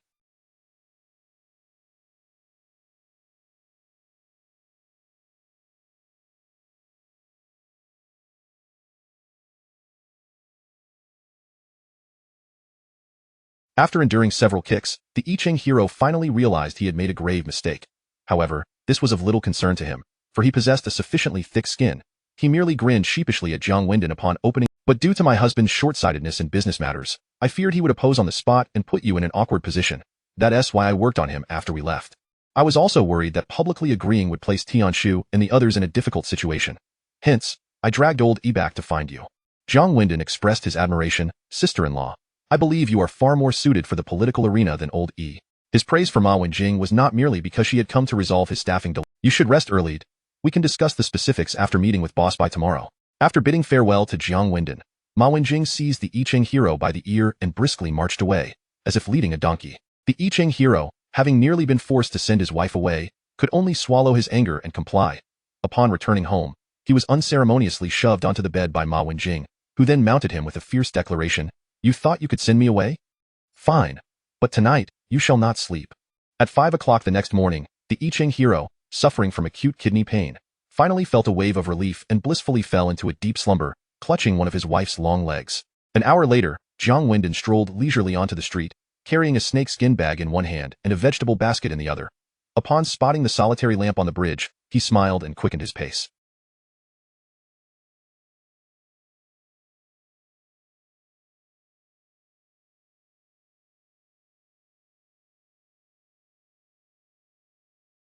The early morning air was biting cold, and the streets were nearly deserted. However, the soft eyebrow sisters had already set up their stall. The flickering flame of their honeycomb coal stove evoked feelings of hope. Hua Rou sat on a small stool, occasionally raising her hands to blow warm breath onto her frozen fingers, which were chapped from the cold. Yet, she pressed on, determined to prepare the wontons and roll out noodles before customers arrived. Meanwhile, Hua Mei leaned against the tricycle sideboard, napping while basking in the warmth of the stove. Hua Rou had spent the previous night tutoring her sister, while also preparing dough and mixing the filling for the wontons. What she couldn't finish at night, she would complete in the morning. Ever since Jiang Wendong had come to assist her with the breakfast stand, Han Zhuang and his gang no longer dared to harass her. They even requested that she set up her stall in a better location on the bridge, but Hua Rou declined. She didn't wish to exploit Jiang Wendong's compassion to have Han Zhuang drive away other stalls for her benefit. She merely hoped that they would refrain from bothering her in the future, leaving her sales to depend solely on her culinary skills. Speaking of her cooking skills, they were rather mediocre. After all, during her parents' lifetimes, Hua Rou had devoted all her energy to her studies. Especially after entering high school, she resided in the county and had little opportunity to cook. The stall's location was remote, and the breakfast offerings were average at best. This led to a peak on her opening day, largely due to Jiang Wendong's cameo as a waiter, which attracted a significant crowd. However, he had not come to eat there in recent days, let alone assist her with selling food. Consequently, Hua Mei often grumbled about Jiang Wendong, accusing him of going back on his word. After all, he had promised to help her sister sell food after driving her to school that day. Listening to her sister's complaints, Hua Rou couldn't help but find it amusing. In her heart, she believed that such a man was destined for greatness, and his time was far too precious to be spent waking early every day to help her sell breakfast. I wonder when I will hear him call me boss lady again. Hua Rou mused as she lowered her head, blowing warmth onto her frostbitten fingers. Just as this thought settled in her mind, lost in contemplation, she heard a man's voice, "Boss lady, I'm here to help you sell breakfast again." Bang! Hua Rou's heart raced wildly, and all the chill that had enveloped her was instantly swept away by a... She could even feel her eyes shining with an alarming brightness, yet she dared not look up, fearing that upon doing so, she would find that the voice she had just heard was merely a figment of her imagination born from longing. Indeed, it was longing. Love has a way of barging into a young girl's heart, trampling it before departing, leaving the girl yearning in vain. "Uncle!" Hua Mei's delighted exclamation jolted Hua Rou back to reality, confirming that the voice she had heard was not a mere illusion, but real. The man... Just then, she caught sight of Hua Mei, like a little swallow, flinging herself into Jiang Wendong's embrace as he bent down to set down what he was carrying. "Uncle, why did you only come today? I've missed you so much. You said you would come back, but you didn't werewolf." As she spoke, Hua Mei suddenly burst into tears. For a 9-year-old child who had witnessed the tragic death of her parents and felt helpless when her sister was dragged away, in her heart, he could easily take the place of the man she called father. To put it simply, Jiang Wendong had become a father figure in Hua Mei's heart. After not seeing him for several days, especially now that he had returned, as she joyfully dashed into his arms, all the grievances of longing for his company transformed into tears that flowed freely. Hua Mei's tears startled Jiang Wendong, who hurriedly cried. Meanwhile, Hua Rou quietly observed the man comforting her sister by the light of the oil lamp, her gaze filled with tenderness. It took a full 3 minutes before Jiang Wendong managed to coax Hua Mei back to laughter. "Mayor, today Uncle will show you something special, something that no one in Baiyun County has ever tasted." Jiang Wendong produced an iron griddle from the snakeskin bag, which he had specially purchased from town the previous afternoon. The basket also contained eggs, ham, and cabbage cores, along with some cornmeal he had just mixed that morning. He intended to teach Hua Rou the art of making jianbingguozi, Chinese crepes. Jiang Wendong's assertion that there was no one selling jianbingguozi in Baiyun County was not mere boasting. The dish had first appeared in Qingshan City, and it would be years before it became widespread. "All right. Hurry up, Uncle." Hua Mei was reluctant to release Jiang Wendong, clinging to his coat like a little shadow. Jiang Wendong placed the iron griddle on the stove and picked up the spatula to prepare the batter. He realized he had forgotten to remove his coat. He turned to Hua Rou, who was still seated and watching him intently, and said, "Boss lady, come over and help me take off my coat." Chapter 73. "Uncle, I adore you." Cooking while draped in a heavy yellow overcoat was thoroughly uncomfortable. Yet, as Jiang Wendong began kneading the dough, he found himself compelled to summon Hua Rou for assistance. It was merely a matter of asking her to help him remove his coat, not his trousers. Why was she so flustered? Hearing her hurried breaths, Jiang Wendong felt a twinge of confusion and turned to her. "What is the matter? Your face is so flushed up, though. You wouldn't happen to be catching a chill and running a fever, would you?" Upon realizing that Jiang Wendong had discerned her unusual state, Hua Rou was suddenly filled with trepidation. She hadn't forgotten how he had reacted when she first offered to be his maid, the way he had looked at her, his gaze tinged with palpable distance, indifference, and even a hint of disdain, as if to say, "I am kindly helping you, yet you seem to covet me." He showed no regard for the fact that Hua Rou was a budding beauty. At that moment, as Hua Rou was gripped by fear, worrying that her true feelings might be exposed, she heard him inquire if she had caught a cold and was indeed feverish. She quickly nodded, murmuring, "Perhaps, I might have caught a chill last night, for I've felt unwell since this morning." "Once dawn breaks, go to the infirmary for some cold medicine," Jiang Wendong advised without giving it much thought, before adding, "You should head to the bridge." It consists of a thin pancake made from cornmeal or mung bean flour, wrapped around an egg and deep-fried dough sticks, accompanied by various condiments such as soybean paste, chopped scallions, ferment. The preparation is remarkably simple, lacking any technical complexities. However, due to factors such as transportation and economic backwardness, this culinary delight had yet to spread widely. Jiang Wendong was confident that once he introduced reflecting on how he had promoted Jianbingguozi in Baiyun County several years ahead of time, filled him with a sense of accomplishment, prompting him to whistle cheerfully, his legs shaking with excitement. He certainly does not resemble a town mayor. At the very least, the Hua sisters had never heard of It Dai in his previous life. Jiang Wendong had a particular fondness for this song. Not because he used it to express feelings for a certain girl, given that he was a lifelong bachelor, but simply for its melody, especially its poignant lyrics. This morning, feeling jubilant, Jiang Wendong, in a playful mood, asked Hua Mei, "You've never heard this song. Allow me to sing it for you, so you can witness what a true musical talent sounds like." Conversing with children was a delightful experience, devoid of the need for pretense, allowing for carefree banter. An atmosphere Jiang Wendong relished. Yes, yes. Hua Mei clapped her hands, lifting her little face to gaze at Jiang Wendong, eagerly awaiting his performance. On that frigid morning, at 6:20 a.m., in the biting wind at the bridge's edge, the distant glow of street lamps illuminated the scene like flickering oil lamps. The enticing aroma of a young couple stood there, accompanied by a 9-year-old child. Jiang Wendong gently tapped the iron griddle with his spatula, humming the tune of "I Like You," his voice imbued with a mysterious, ethereal quality. Hua Mei's large eyes sparkled with silent laughter, reveling in the fact that her uncle was singing for her. Standing beside him with her hands tucked into her pockets, Hua Rou gazed at him with rapt attention. Her tender heart leaped joyfully to the rhythm of Jiang Wendong's humming, as her blood surged, igniting every rational defense within her. Especially when Jiang Wendong reached the song's emotional zenith.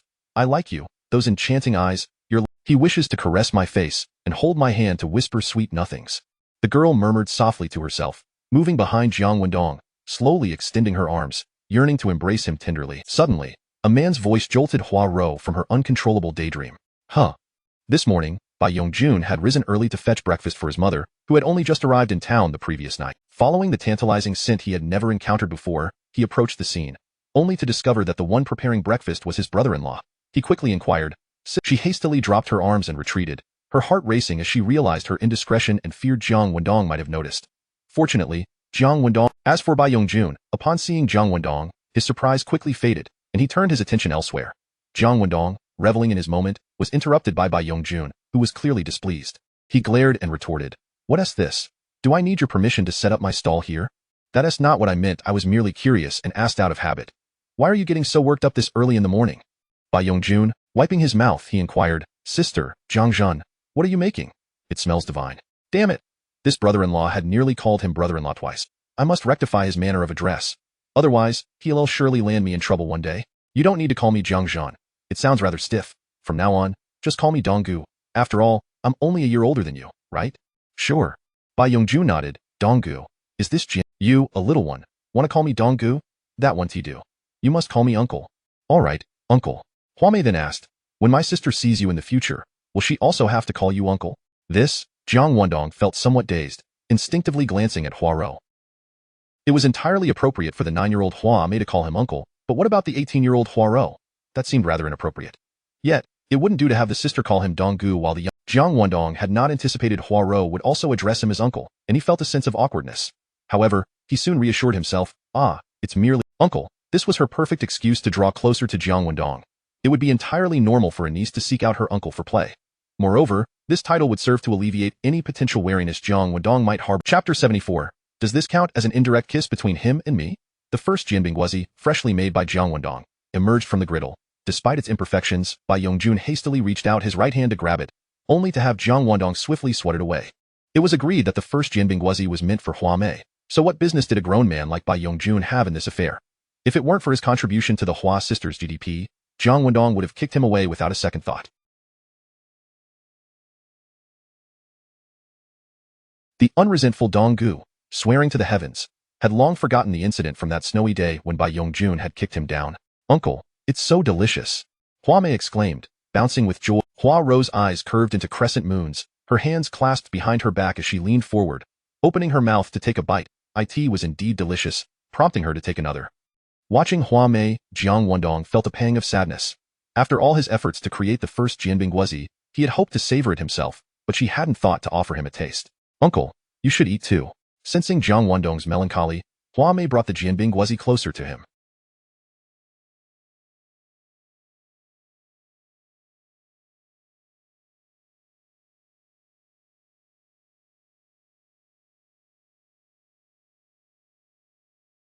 Instantly, his sorrow transformed into joy, and he took a hearty bite from the very spot Hua Rou had just nibbled.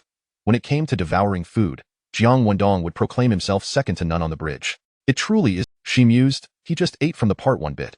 Does that count as an indirect kiss between us? Indeed, it is a testament to my culinary skills, Jiang Wendong remarked, smacking his lips. Come here, and I shall guide you in making one. All right, Hua Rou replied, quickly gathering her thoughts and adopting a serious demeanor as she began to learn the art of crafting Jianbing Guozi. It must be said, Hua Rou was indeed clever and dexterous. The first Jianbing Guozi she produced was far superior to Jiang Wendong's, both in appearance and substance, a veritable Bai Yongjun wiped his mouth again and inquired, So, is it time for me to buy one? Apologies, but this one is not for sale, Hua Rou said apologetically as she handed the Jianbing Guozi to Jiang Wendong. Uncle, please eat. Jiang Wendong he genuinely did not care who got to taste Hua Rou's first creation first. What mattered was the gratitude she expressed by sharing it with him. Do your best. Since Jianbing Guozi is a unique offering in Tianshu Town, I believe you can swiftly establish your own brand in the breakfast industry with this skill. Hua Rou promptly bit her lip and declared, Uncle, I want to let you down. Oh, by the way, how much should we charge for the Jianbing Guozi? Jiang Wendong pondered for a moment and replied, Let us price it at 1 yuan. It's easy to calculate and doesn't require change. Before Hua Rou could respond, Bai Yongjun gasped in astonishment. What? 1 yuan each? That's quite expensive. Currently, deep-fried dough stick, a Jianbing Guozi, at most, contained 2 tails of dough sticks, 1 egg, and a few slices of cut sausage. Coupled with the jianbing, fermented tofu, chopped scallions, and chili sauce. Yet Jiang Wendong insisted on selling them for 1 yuan. That was undoubtedly exorbitant profit. Both Bai Yongjun and Hua Rou were taken aback. Glancing at Hua Rou's slightly agape mouth, Jiang Wendong felt a sudden urge to play a prank. Such mischief would not do. He quickly turned to his cheap brother-in-law, scolding, What do you know? You're only calculating the cost. Have you not considered that the Jianbing Guozi is a one-of-a-kind delicacy here on the bridge? And what about the intellectual property rights for creating it?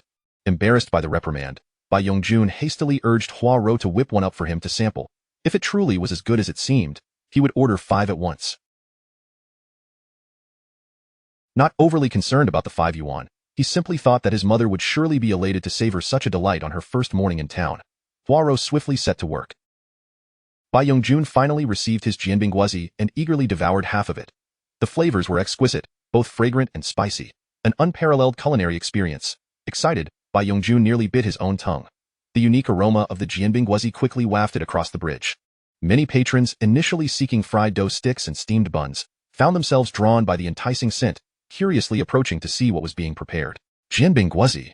Bai Yongjun, tasked by Jiang Wendong, called out with enthusiasm, Come one, come all.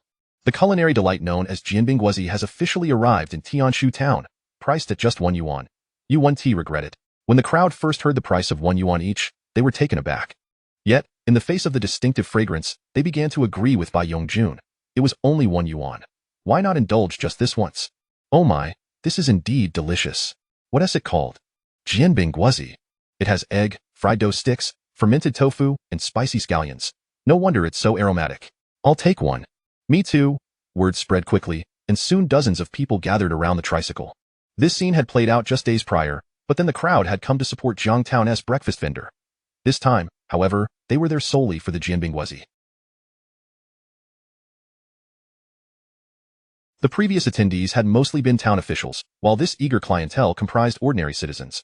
This demonstrated that, for the common people, the allure of the Jianbing Guozi far outweighed any prestige associated with Jiangtown. Jiang Wendong and the Hua sisters entered a bustling mode of operation. Sister, this grandfather wants 3 Jianbing Guozi. I've already collected the money, Hua Mei informed Hua Rou, who was handling the transactions. Boss lady, we're running low on plastic bags. Jiang Wendong called out as he busily packaged the Jianbing Guozi. Uncle, there are still some plastic bags in that bag, Hua Rou mentioned as she skillfully prepared more Jianbing Guozi. The patrons waiting for their Jianbing Guozi found their exchanges amusing. Were the titles of Boss Lady and Uncle truly equivalent? Yet no one paid it much mind. All were eager to take. Han Bin, having arrived without anyone noticing, stood under a nearby tree, appearing quite ordinary as he gazed in their direction. However, in the instant Jiang Wendong locked eyes with him, he sensed a certain danger. It was the palpable aura of a cornered mad dog, ready to lash out. Just as I suspected, as Lao Huang draws near, the sudden weight of pressure makes him harbor murderous intent towards me and those close to me, Jiang Wendong thought. hastily passing the plastic. Upon seeing Jiang Wendong approach, Han Bin slowly turned, clasping his hands behind his back as he walked westward along the riverbank. Jiang Wendong caught up with him, and they walked side by side in silence.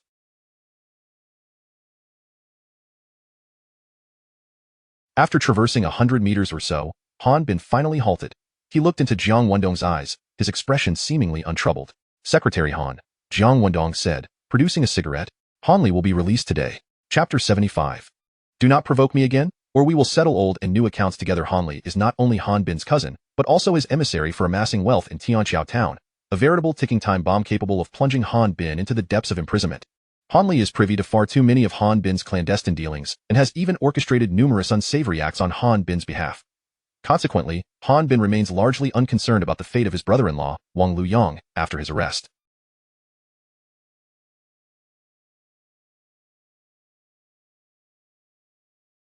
However, he has been unable to enjoy a single peaceful night since Hanli was apprehended by the Yiqing Knight. Last night, even as he sought solace in the arms of Zhang Cui, regaining a semblance of confidence, he was abruptly awakened from a dream of being taken away by the county disciplinary committee, leaving him in a cold sweat. Han Bin could no longer allow Jiang Wendong to continue in his brazen manner. If we are to perish, let us do so together. This chilling sentiment was conveyed through Han Bin's sinister gaze as he watched Hanli assist. Yet now, Jiang Wendong unexpectedly informed him that Hanli would be released today. Han Bin was momentarily taken aback. With a snap, Jiang Wendong lit a cigarette for Han Bin before igniting one for himself and continued. Moreover, Jiang Wendong's willingness to overlook Han Li's previous deeds signified his disinterest in using Han Li to undermine Han Bin. Finally, Han Bin mustered the courage to inquire, "Why are you willing to To me, Tianqiao is merely the launching pad for my ascent to the pinnacle of power, and you, Secretary Han, are far from being my rival." Han Bin's complexion shifted dramatically. Few can tolerate hearing their adversary state so bluntly that they lack the qualifications to be considered a competitor. Just as Han Bin was on the verge of fury, he suddenly realized that Jiang Wendong was speaking the truth. Jiang Wendong had boldly confronted the illustrious county chief, Yi Xingchen, and continued to thrive. What could be said of Han Bin, the local potentate of Tianqiao? Exhaling a puff of smoke, by the time you went to bed with El Mao's wife last night, you had already been apprehended. Han Bin's already dark complexion turned ashen once more. He truly had not expected that Jiang Wendong was aware of his escapade with El Mao's wife the previous night. However, upon recalling that the Yiqing Knight was Jiang Wendong's confidant, Han Bin quickly came to terms with it. Jiang Wendong's tone remained icy. "Secretary Han, the reason I mentioned your whereabouts last night is that I do not wish for my efforts in Tianqiao to assist two unfortunate sisters, whose parents were wronged by Wang Luyang, to be relayed to Yi County." Han Bin comprehended the underlying warning. Jiang Wendong was cautioning him against leveraging issues of conduct. After all, the affair between Han Bin and Zhang Cui was all too real, while Jiang Wendong's connection with Huarou was a deliberate misdirection aimed at Yi. Han Bin could hardly believe that, given Jiang Wendong's formidable background, he would harbor any intentions toward a village girl. Nor did he anticipate that Yi Xingchen would relay this matter to Jiang Wendong. He had wrongly accused Yi Xingchen. In truth, it was Lu Qing who informed him, and the spoiled Miss Rose subsequently divulged it to Jiang Wendong without hesitation. "Secretary Han, my stay in Tianqiao will not exceed a year. Within this year, I will transform Tianqiao dramatically. When I depart, you, Secretary Han, will be the greatest beneficiary, provided you lend me your utmost support in fostering economic development and refrain from allowing Han Li and his ilk to create trouble." "Otherwise," Jiang Wendong paused. Han Bin slowly inquired, "Otherwise what?" "We shall settle old and new accounts together." Jiang Wendong's voice, though soft, was imbued with a chilling coldness that surpassed even the morning's northern wind.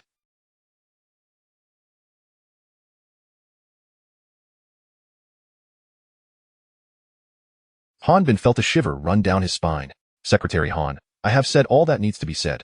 What you choose to do next is entirely your affair." With that, he had said everything he intended, and though he did not wish to be so forthright, he found it necessary to issue a warning, even a direct threat to Han Bin.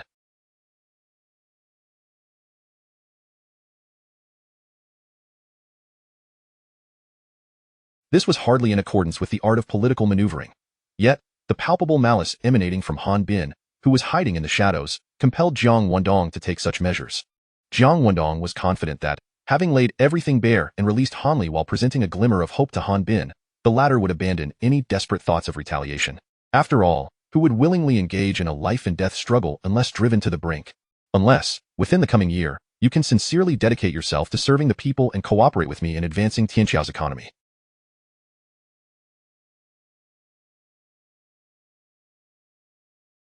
Otherwise, your fate remains sealed. Jiang Wendong glanced back after walking several dozen meters, eyeing Han Bin. Han Bin remained rooted in place, watching him. This time, within a mere hour, it had all disappeared. More patrons, drawn by the news, could only return to the bridge in disappointment, shaking their heads. Without the allure of delicious food, who would care? In mere minutes, the stall was left desolate. Upon returning and finally shaking off the burdensome relative, Jiang Wendong breathed a sigh of relief. Hua Mei was counting the earnings in the short span of that hour. The stall had raked in 21 yuan. This indicated that Hua Rou was preparing pancakes at an impressive rate of 1 every 3 minutes. The cost of materials was only about 6 yuan, allowing for a net profit of 15 yuan in just 1 hour, a staggering amount in the rural landscape of this era. With ample supplies, even with less bustling business, a daily profit of 20 yuan would not be an issue, culminating in 600 yuan a month, 3 times the salary of an average worker. When considering the prime time in the evenings when children returned from school, the earnings would be even more remarkable. Well, earning this much is quite commendable, Jiang Wendong remarked to Hua Rou. It's still early. You can close up and take Mayor to school afterward. I must return now. Uncle, please don't leave just yet. Let me prepare something for you to eat, Hua Rou said, fully aware that Jiang Wendong, having only consumed a pancake, must be quite hungry. Without waiting for his response, she placed the pan on the stove. Perfect. That saves me the trouble of cooking when I get home. Jiang Wendong, not one to be finicky, sat down and lit a cigarette, beginning to impart some business. Upon watching him enter the courtyard, Hua Mei asked, Sister, Uncle not only taught you how to make pancakes but also brought the griddle and ingredients. After we've earned so much money, why don't you give him some? Mayor, rest assured, I am well aware I will certainly reward him in due course. Hua Rou ruffled her younger sister's hair, thinking to herself, one day, I will be sure to entrust my entire being to him. Chapter 76. Elmao seeks cooperation with Hua Rou. Hua Mei remained oblivious to her sister's resolute decision to entrust everyone, including herself, entirely to Jiang Wendong. After listening to her sister's explanation, she merely nodded in delight. Hua Rou turned to see a man in his 30s, whose appearance was somewhat dubious, with small eyes glinting with shrewdness. Assuming the man had come for a meal, she quickly informed him that she only sold wontons and noodles, as the what brings you to me? Well, he began. I've noticed that your pancakes sell remarkably fast and are quite popular. I would like to propose a collaboration to scale up production and introduce this delicacy to Baiyun County in the shortest time possible. I will provide manpower, tools, and the necessary funds for the location. All I require from you is the recipe. He stated decisively, as for profit sharing, we can split it evenly, or I take 30%, and you take 70%. Huh. Hua Rou was taken aback. Such a generous offer. She quickly realized that Elmao's intentions were to deceive her into revealing the pancake recipe that her uncle had taught her. Hua Rou, being quite astute, considered this possibility immediately. Elmao had amassed his current wealth, which undoubtedly required a keen sense of observation. He discerned her thoughts from the flicker of her eyes and chuckled, Madam Boss, if you doubt my words, you may inquire. Without hesitation, she replied, Mr. L, may I provide you with a definite answer by tomorrow before dusk? Elmao understood that she would certainly consult Jiang Wendong. Very well, I shall wait for you here before the children return from school. After casting a glance at Hua Mei, he smiled and swiftly departed. After watching him walk away, Hua Rou squatted down, gently covering her little sister's rosy cheeks with her hand, and softly inquired, Mayor, do you think it is good for sister to earn money for uncle? This way, he will be less likely to err due to financial strain and can pursue his career more steadily, don't you think? Though Hua Mei did not grasp the complexities involved, she understood that her sister's intention to provide for their uncle was a commendable endeavor. She nodded vigorously. Suddenly, she added, Sister, how wonderful it would be if we could live together with uncle. She genuinely wished to reside with Jiang Wendong, for he provided her with an indescribable sense of security. Yet, despite her youth, Hua Mei understood that it was unlikely for uncle to live casually with them. Hua Rou's eyes sparkled with an idea as she asked, Mayor, do you truly wish to live in the same household as uncle? Hua Mei nodded even more fervently. Hua Rou bit her lip lightly and said, Then, you must do as sister advises. Eagerly, Hua Mei pressed, Quickly tell me, sister. Hua Rou embraced her little sister and whispered her thoughts into her ear. At 9 in the morning, Jiang Wendong exited the office building with brisk steps. He intended to make a trip to the county. Firstly, he needed to retrieve the 100 white porcelain plates he had ordered. Secondly, he aimed to plead for financial aid, hoping to secure funds for the repairs on the road in front of the pickled vegetable factory. Lastly, he planned to visit a local bank to request 300,000. This sum was what Jiang Wendong had lent to his frugal uncle to restart the pickled vegetable factory. Today was also busy for Bai Yongjun. With the assistance of the I Ching hero, he would take over the pickled vegetable factory and subsequently recruit 100 workers. The factory's tasks were not particularly labor-intensive, so they aimed to primarily hire female workers, as they were generally easier to manage than men. The mayor's official vehicle was a somewhat worn-out sedan. In the context of Tianqiao Town, it was a luxury that most people had never experienced. With Bai Lu still on bereavement leave, Jiang Wendong decided to drive himself to the county. After a bumpy 40-minute ride, he finally arrived at the agricultural bank. Using the bank's phone, he contacted his mother, and after successfully transferring the funds, he proceeded to the ceramic factory to collect the white porcelain plates. The samples produced by the factory were of commendable quality, and Jiang Wendong was quite satisfied. He even paid a portion of the deposit, requesting the factory to produce an additional 10,000 white porcelain plates within half a month. For the county's ceramic factory, this was indeed a substantial order.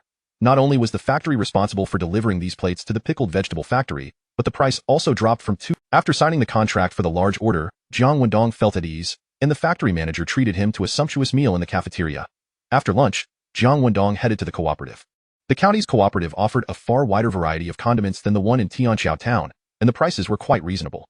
These condiments were essential for him to pickle the vegetables. By the time he had procured everything according to the internet-famous pickled vegetable recipe from his memory, it was already 2 in the afternoon. It was time to head to the county committee and government compound. The top officials of Tianqiao town worked in one office building, while their counterparts at the county level occupied separate buildings. According to unwritten rules, the county party secretary's office was located on the east side, while the county mayor's office was on the west. By the time one reached the level of city leadership, the top officials not only worked in different buildings, but often in entirely separate compounds. The city party secretary had the city party compound, and the mayor had the government compound. After presenting his work ID and registering his name at the compound entrance, Jiang Wendong was granted permission to drive in. Glancing at the west building, he thought he spotted an unpleasant figure.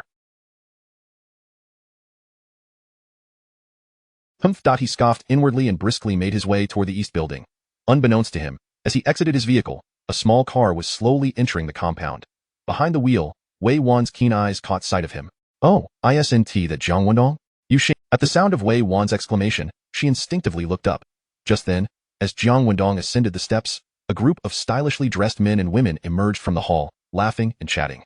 Among them, one woman was particularly striking, with a figure that could only be described as devilish and a face that evoked thoughts of a butcher. "Such a waste of such a fine figure," Jiang Wendong remarked with a glance back, lamenting as he hastened into the east building. In that fleeting moment, Yu Xingchen, seated in the car, also caught sight of that infuriating face. Instantly, a wave of irritation washed over her. What is this little rogue doing here in the county today? He is clearly the town mayor, yet he visits Lu Jianfei without reporting to me, his superior in economic development.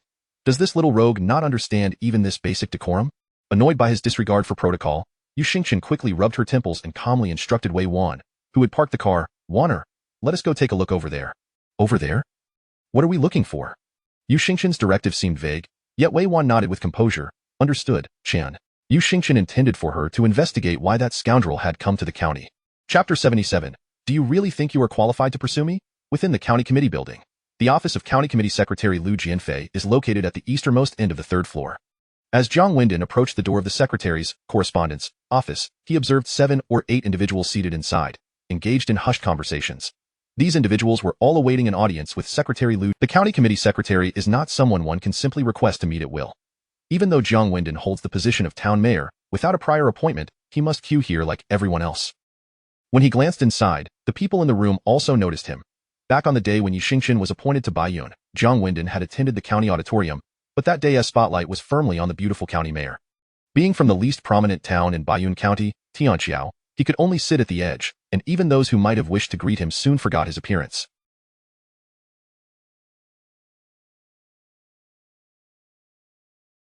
Furthermore, after having moved dishes at the ceramic factory and procured various condiments for the cooperative, his clothes had long since wrinkled, and there was a hint of dust on his face. Consequently, no one would mistake him for a town mayor. Everyone assumed he was merely a staff member within the county courtyard. Naturally, no one paid him any. Wang Peng, the new secretary to Lu Jianfei, stepped out. Upon seeing a young man peering around with a somewhat furtive demeanor, he immediately felt a surge of caution and inquired, "Comrade, what brings you here?" "I wish to see Secretary Lu to report on some work." One must remain low-key. Jiang Wendong certainly could not introduce himself to Wang Peng as the mayor of Tianqiao town, could he? Jiang Wendong? That name sounds familiar, Wang Peng mused. However, judging by his attire, Jiang Wendong did not appear to be of significant importance. "You think you can see Secretary Lu just to report on work?" "Huh." Wang Peng inwardly scoffed, scrutinizing Jiang Wendong and stating, "If you wish to report to Secretary Lu, perhaps you should come back tomorrow. The secretary is quite busy this afternoon and may not have time to meet with you." Indeed, Lu Jianfei was very busy that afternoon. However, had he known Jiang Wendong was present, he would have summoned him immediately, disregarding everyone else. Unfortunately, the new secretary Wang Peng, who only recognized positions and not individuals, easily turned Jiang Wendong away. After being politely declined by Wang Peng, Jiang Wendong took it in stride. He hadn't called Secretary Liu in advance, so it was entirely reasonable for the unfamiliar secretary to refuse him. The most crucial point was that Jiang Wendong was not here for anything of great significance that required an audience with Liu Jianfei. All right, thank you. Please convey to Secretary Liu that Jiang Wendong from Tianqiao came by. After descending a few steps, he felt a sudden urge. He quickened his pace to the second floor and headed for the restroom. As he entered the restroom, he heard the sound of clicking high heels approaching from the staircase. It was Wei Wan, Yi Xingqian's secretary, stealthily coming to gather information. As she reached the third floor, she was spotted by Wang Peng, who was emerging from the secretary's office with a cup of tea. Upon seeing Wei Wan, Wang Peng's eyes lit up. Although she had only recently arrived in Baiyun, she had swiftly claimed the title of the county courtyard's most beautiful woman. If Yi Xingqian were to vie for the title of the most beautiful, it would leave no room for others. The question was, who would dare speak ill of her behind her back? It is said that the desire for beauty is universal. Wang Peng's interest in Wei Wan was entirely natural. In a certain sense, given the adversarial relationship between Liu Jianfei and Yi Xingqian, Wang Peng and Wei Wan could be considered enemies. Yet, what did that matter? Wang Peng, whose father held a significant position in Baiyun County, was not overly concerned about such rivalries. He even thought that if Wei Wan were perceptive enough, she would recognize his affections and accept his pursuit, thereby aligning Baiyun County's power with Yi Xingqian. Secretary Wei, savoring the fragrance emanating from Wei Wan, he felt a slight intoxication, his nostrils flaring in delight. Wei Wan raised an eyebrow, seemingly casual, and took a step back. Although she was aware that Liu Jianfei's new secretary had some standing, Wang Peng, intrigued, asked, "Which old classmate?" Wei Wan answered, "It's Jiang Wendong from Tianqiao Town."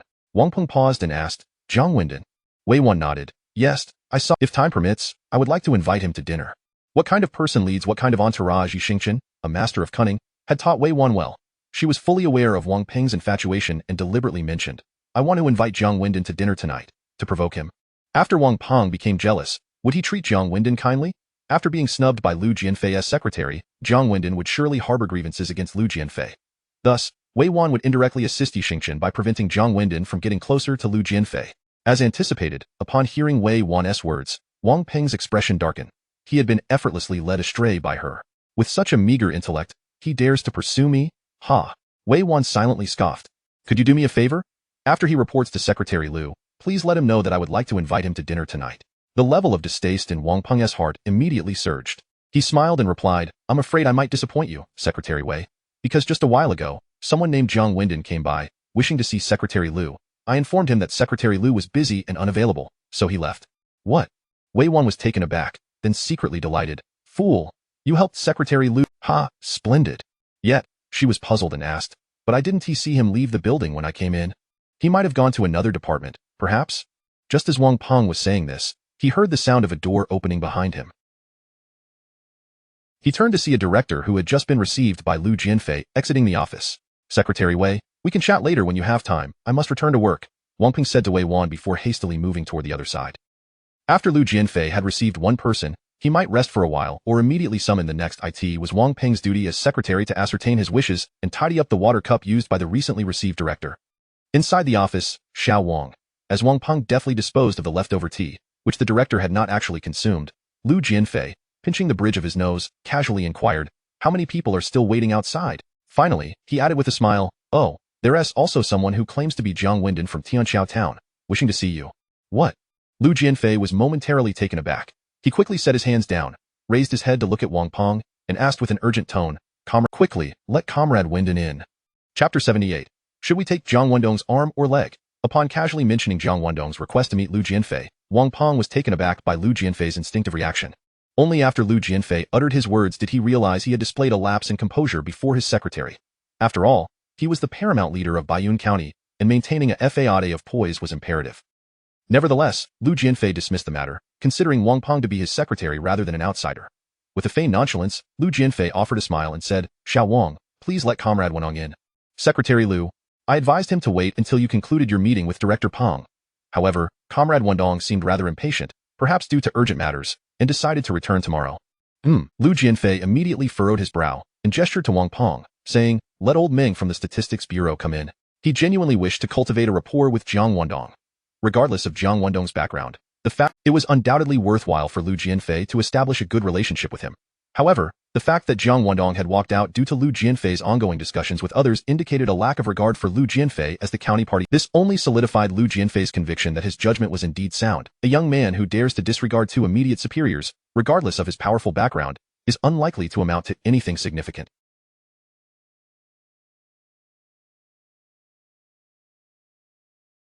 Once Wang Peng exited, Lu Jianfei promptly retrieved a small notebook from his drawer. He located Jiang Wendong's name and marked it with a red pin, drawing a cross through it. Outside the office, Wang Peng let out a long, discreet sigh of relief. Lu Jianfei's reaction to Jiang Wendong's request had genuinely startled him. He finally realized that the seemingly disheveled Jiang Wendong, with dirt on his face, was not an ordinary individual. Yet, when he honestly relayed Jiang Wendong's impatience, he quickly deduced from Lu Jianfei's frown that, even if Jiang Wendong is not an ordinary person, he is also not particularly formidable. If he were truly powerful, Secretary Lu would not have been displeased by his impatience. It was Lu Jianfei's frown that had caused Wang Peng's concern about offending a formidable figure to dissipate. Even if he is not an ordinary person, I am not one either. Reflecting on his father's stature, Wang Peng felt, however, is it somewhat inappropriate to say that there are no free lunches while in the restroom? Chattering to himself, Jiang Wendong swiftly exited the restroom and descended the stairs. His visit to the county. The true purpose of his visit was to seek financial assistance from old Lu to make minor repairs to the road in front of the pickled vegetable factory. After all, the head of the Baiyun County Finance Bureau was a key ally of the Lu faction in the county. To secure funding from the county, one must first gain Lu Jianfei's approval. Without Lu's endorsement, even if Jiang Wendong were to run from office to office, he would not be able to obtain a single penny.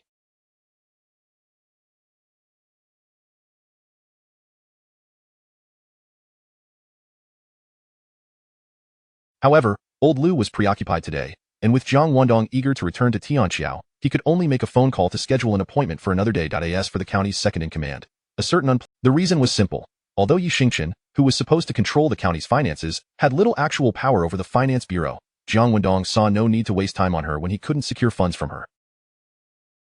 Returning to Tianqiao promptly was the priority. After leaving the building, Jiang Wendong began whistling as he approached his car. Just as he was about to open the door, he heard a clear voice from beside him. Hey! Turning around, he saw a girl. It was Wei Wan. Jiang Wendong recognized Wei Wan, the secretary. Although he was indifferent to her superior, he maintained a calm demeanor towards the young secretary. He smiled, saying, "Oh, what a coincidence to encounter you here, Wei Wan." Is it a coincidence? Wei Wan immediately recognized him as Wang Peng. The thought crossed her mind, and she quickly walked closer to Jiang Wendong, feigning an air of intimacy. From the window of the secretary's office, Wang Peng witnessed the county's. A surge of uncontainable anger welled up within him. How outrageous! A young man from Baiyun's poorest township, who has managed to provoke Secretary Lu's frown, dares to get close to the girl I wish to pursue. As Wang Peng cursed under his breath, he resolutely made up. It is often said that a woman's intelligence can inexplicably diminish when in love. Yet, some men can also lose their rationality during the pursuit of a woman. Otherwise, Wang Peng would not have. The call connected. Zhao Ming, it's Wang Peng. Wang Peng stated directly, I need you to take care of someone. Zhao Ming's identity in Baiyun County was akin to Han Li's in Tianqiao Town. Generally, one would not dare to speak in such a commanding tone to Zhao Ming. However, Wang Peng was an exception. His father was a prominent figure in the county, serving as the secretary of the political. To Zhao Ming, Wang Peng was someone to be treated with utmost respect. Zhao Ming promptly replied, Young Master Wang, please go ahead. That person is currently in the county courtyard, around 23 or 20. The license plate number is. Wang Peng peered out the window and relayed Jiang Wendong's license plate number. Understood. I will personally bring people to the outside of the county committee courtyard. After Zhao Ming agreed, he asked, May I inquire, young Master Wang, do you want his arm or his? This time, let him enjoy a hearty meal first. Chapter 79. The third clash between Jiang Wendong and Yi Xingqian. I want his leg. In a fit of jealousy, Wang Peng was about to declare his intention to demand a leg from. After all, Jiang Wendong was someone of significance, valued by Lu Jianfei, the county party secretary. Wang Peng had no grievances with him prior. It seemed somewhat excessive to break a man's leg. I hope you learn to know when to advance and when to retreat. Otherwise, you'll face the consequences. Wang Peng set down the receiver, gazing out at Jiang Wendong with a series of silent, cold smirks. Even if he were to smash Jiang Wendong's head, he never anticipated that he would be drawn into an unprovoked calamity. All he had done was instinctively step back a few paces. This was the county compound, after all.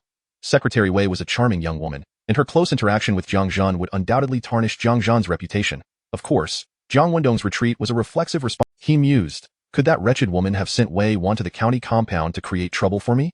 What are you hiding from?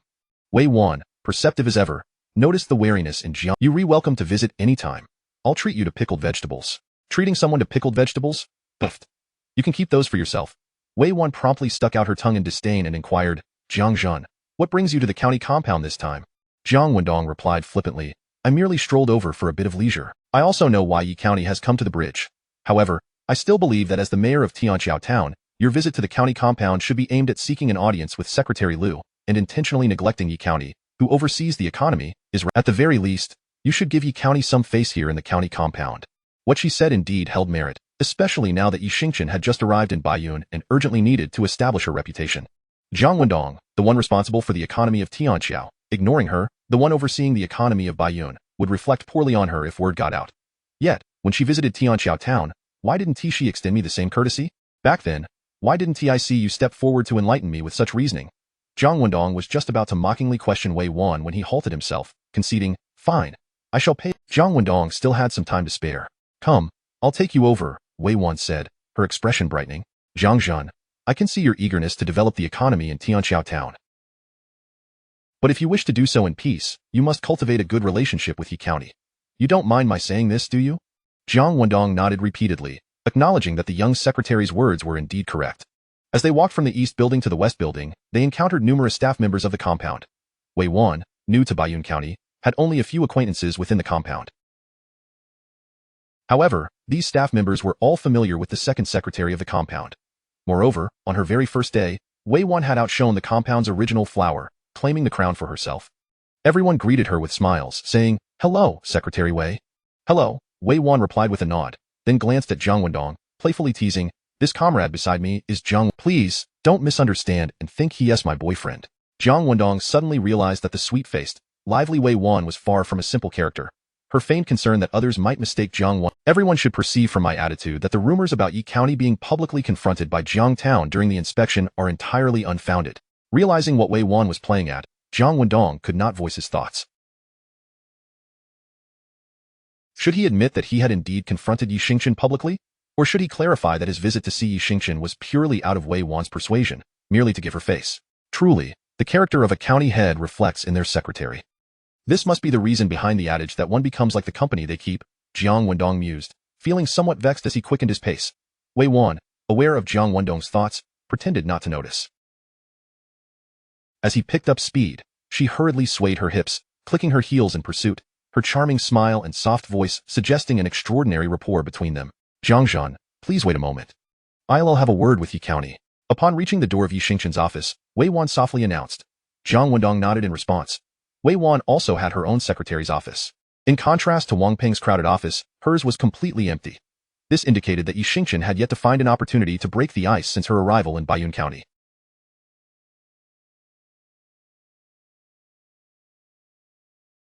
However, Jiang Wendong firmly believed that given how Yi Xingqian was entrusted with significant responsibilities by the Yi family, within 6 months, she might very well attain a status that could rival Lu Jianfei. Whether the east building overshadowed the west building or vice versa was of little concern to Jiang Wendong, as long as they did not impede his plans for advancement in Tianqiao Town.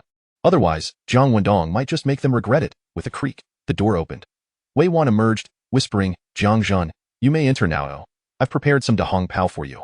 The dahong, casting a glance at the sweet-faced, charming yet subtly cunning secretary, Jiang Wendong quietly grumbled, while outwardly expressing his gratitude with a smile as he stepped into Yi Xingqian's office.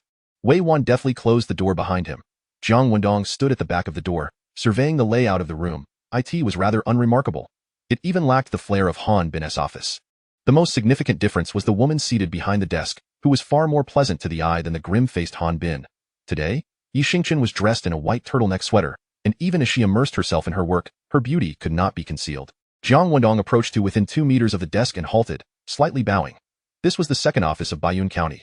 Jiang Wendong could afford to dismiss any particular woman, but he must give this room, or rather that chair, the respect it deserved. Yi Xingqian must have noticed Jiang Wendong's entrance. Yet, she chose to feign ignorance, or rather, to pretend to be deeply engrossed in her work, allowing Jiang Wendong to stand there uncomfortably. One seated, one standing, they let the seconds tick away in silence, neither speaking a word. Thus commenced the third clash between Jiang Wendong and Yi Xingqian. Half an hour passed. That little rogue, so young yet so composed. From whom did he learn this skill? Not to mention, just for this alone, he deserves my family's careful consideration. As Yi Xingqian wrote, she caught a glimpse of Jiang Wendong from the corner of her eye, her brow furrowing slightly in secret. However, She was curious to see just how long Jiang Wendong could maintain his stance. A few minutes later, gurgle, taking advantage of Yi Xingqian's opportunity to challenge him. I can't hold on any longer. If I persist, I will surely embarrass myself. Ahem, Yi County, I need to use the restroom. My stomach isn't feeling well. Unable to endure any longer, Jiang Wendong murmured as he turned to leave. Just as he did, a sudden jolt surged through his jaw. This is bad. He wouldn't make it to the restroom outside in time.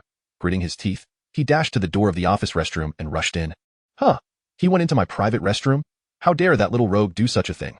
I still have many of my personal items hanging in there. Yi Xingqian's expression changed drastically as she looked up at the restroom door. Chapter 80.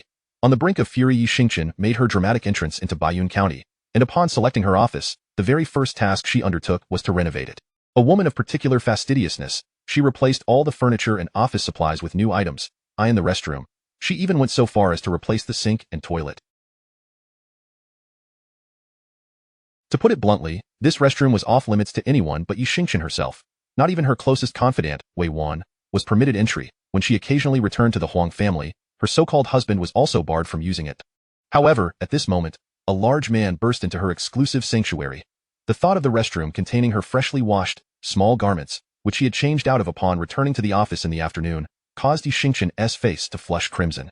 She sprang to her feet, ready to storm in and drag the scoundrel out, contemplating the act of gouging out his eyes in the process. Yet just as she was about to charge in, a moment of clarity struck her. The rogue was in the midst of a rather compromising situation, and if she were to burst in, how would that reflect on her? Would she be forced to witness something she did not wish to see? Scoundrel, I will not let this stand, Yi Xingqian hissed through gritted teeth, only to find herself collapsing back into her chair in despair, regretting her decision to leave him unattended for so long. She could hear the gurgling protests emanating from his stomach, leading her to deduce that he was indeed in distress. Unbeknownst to her, Jiang Wendong was completely oblivious to her predicament as he squatted on the toilet, eyes shut, savoring a moment of relief. At that instant, nothing could surpass the joy of finding oneself on the verge of relief, just in time. If only he could light a cigarette while in this position, his happiness would ascend to new heights. Conveniently, Jiang Wendong had both cigarettes and a lighter on hand. To his delight, only one cigarette remained in the pack. With a satisfying flick, he ignited it. This life was one he would not trade for even a deity's. As he crumpled the empty cigarette box and tossed it toward the corner, his aim faltered, and it landed in the sink still filled with water. He paid it no mind, but as he lifted his gaze and exhaled a cloud of smoke, he froze. Who could enlighten him as to the peculiar garments hanging on the drying rack? Observing the stylish little outfits, Jiang Wendong muttered to himself, damn it, I never imagined that this woman, who puts on such a serious facade, would possess such audacious tastes. How many women in this day and age would wear these foreign trends?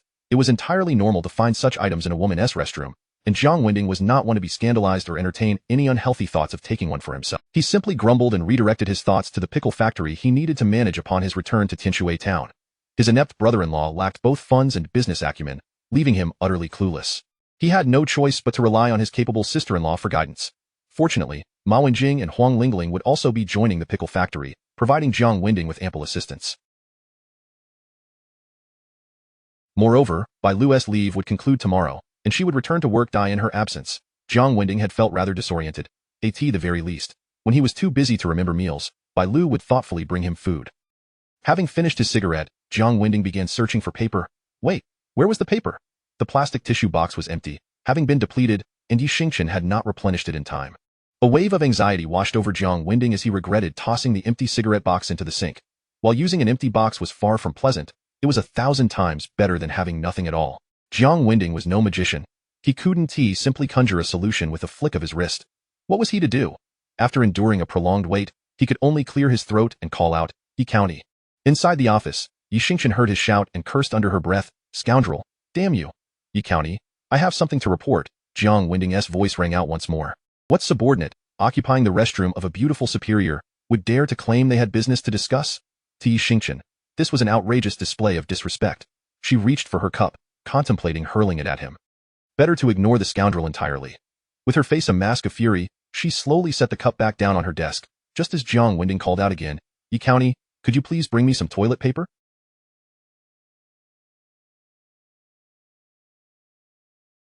What? You're in the restroom and expect me to bring you toilet paper? Ha! How utterly brainless can you be to utter such a request? No toilet paper. Perfect, then you can use your hands.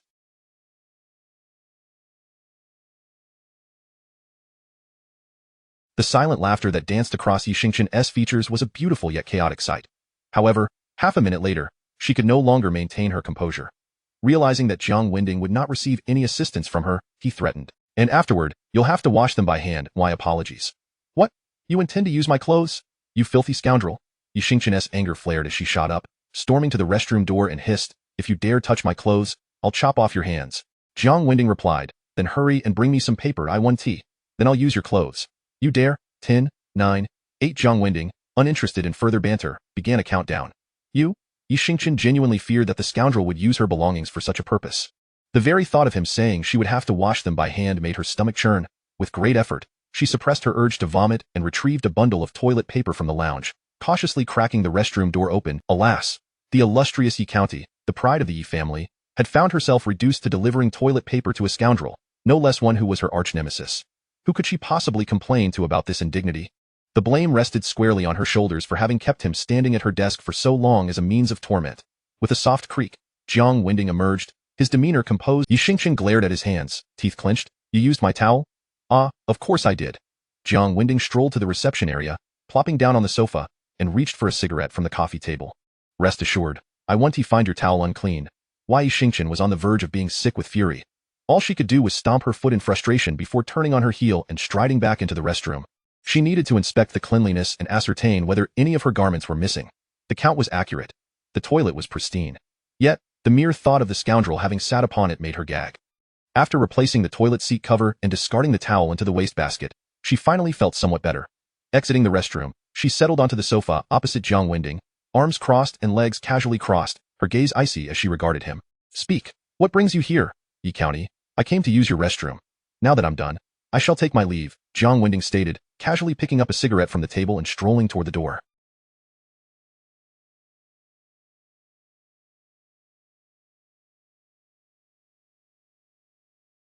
Chapter 81. We are irreconcilable adversaries. Why did Jiang Wendong come to the county mayor's office? It was Wei Wan who had invited him.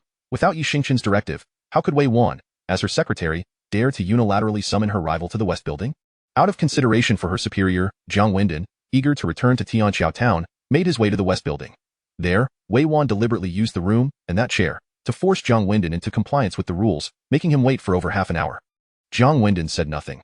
Since Yi Xingqian had instructed Wei Wan to summon him and intentionally kept him waiting, that was within the bounds of decorum. But now, Yi Xingqian feigned ignorance and asked him what he wanted, which was quite intolerable. Jiang Wendong had already shown her the courtesy due, yet she was insatiable, pushing her advantage. Frustrated, he uttered a dismissive remark and stood to leave. Yi Xingqian was momentarily. Before she could express her fury, Jiang Wendong turned back towards her as he reached the door, speaking casually, Director Yi, remember this. It was you who had Wei Wan summon me here to support you, not I who came to. Despite her position as county mayor, this was the second office of Baiyun County, which could impose significant constraints on Jiang Wendong, yet she had to adhere to the rules. Otherwise, she could not guarantee that this little rogue would not once again pounce on her, pushing his wool sweater against her neck and taking a bite out of it. With this thought in mind, she instinctively adjusted her attire and said coolly, Please take a seat. Let us discuss work. Noticing her change in demeanor, Jiang Wendong granted her another opportunity and retook his seat. As he observed Yi Xingqian uncross her arms and remove her crossed legs, he unconsciously straightened his posture and said earnestly, Director Yi, the main road in Tianqiao Town, leading to the pickled vegetable factory, requires reconstruction. However, the town's financial situation is dire. I calculated that even if we use sulfur slag to pave the road, we would still need 100,000 yuan to level it. Hence, I came to the county to seek assistance.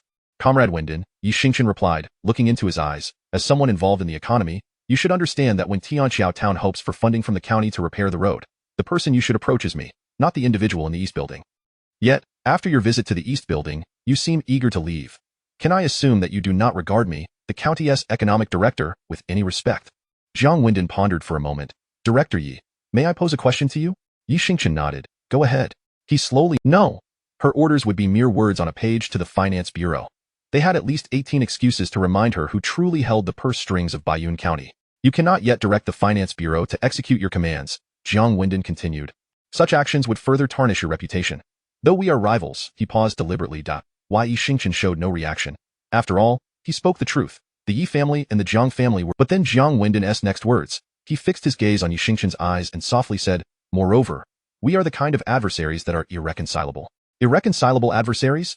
Yi Xingchen. She suddenly recalled that day in Tianqiao town at the spring arrival restaurant when Jiang Wendong had forcefully assaulted her, his gaze filled with bloody cruelty. At the time, she had thought she might have misjudged him. After all, while the Yi family and the Jiang family were enemies, it seemed they had not yet reached the point of a life-or-death struggle. The ironclad truth proved that she had not been mistaken. Jiang Wendong truly regarded her as an irreconcilable foe. But even if we are irreconcilable enemies, I, Jiang Wendong, would never stoop to bullying a woman like you. The war between the Jiang and Yi. Or do you possess a particularly acute understanding of what it means to be irreconcilable? Jiang Wendong fell silent. Yet, in his eyes, she saw a pain that made her heart tremble uncontrollably. He recalled the despair of his father's accidental death, the desolation of his mother's resolute suicide to follow her husband, the helplessness of his brother Jiang Wenqing being torn apart by a pack of snow wolves while on night duty at the border, and the tragic fate of his sister Jiang Wenxiu, who had endured humiliation and torment after being sold to the mountains, passing away. He remembered the unyielding eyes of his grandfather as he departed this world, eyes that would not close no matter how much comfort was offered. All of these calamities had occurred only after the Yi family triumphed over the Jiang family. At that time, Jiang Wendong, like Yi Xingchen, had naively believed that even if the Jiang family fell to the Yi family, they would merely lose their former glory and still lead a life of prosperity. Yet he was mistaken. After defeating the Jiang family, the Yi family did not cease but rather extinguished them completely. Jiang Wendong now conveyed his irreconcilable stance to Yi Xingchen to serve as a warning to the Yi family. The Jiang family is prepared for a relentless. However, upon learning of Jiang Wendong's stance, the Yi family would certainly view him as their primary target for attack, giving him special attention. They would no longer regard Jiang Wendong as an inconsequential bookworm as they had before.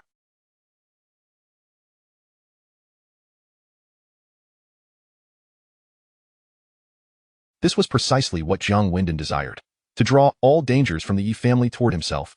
On what basis do you assert that our relationship is one of irreconcilable enmity? The crux is that you are utterly unqualified to oppose me. You should be reassigned from Baiyun and allow Yi Xingyun to take your place. Only she possesses the minimal qualifications to contend with me. You claim I lack the qualifications to oppose you? Yi Xingchen stood, a cold smile gracing her lips. What if I refuse to leave?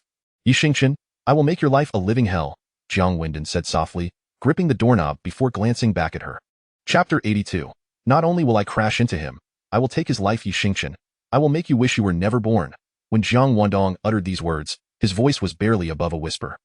Yet, to Yi Xingchen, it struck like a thunderclap. In that instant, she was enveloped by an inexplicable sense of overwhelming dread. She felt as though she were a helpless deer, ensnared by a ferocious tiger, poised to pounce at any moment, ready to rend her delicate flesh with its fangs, drink her blood, devour her meat, and crunch her bones, leaving her to suffer in the depths of hell for an eternity.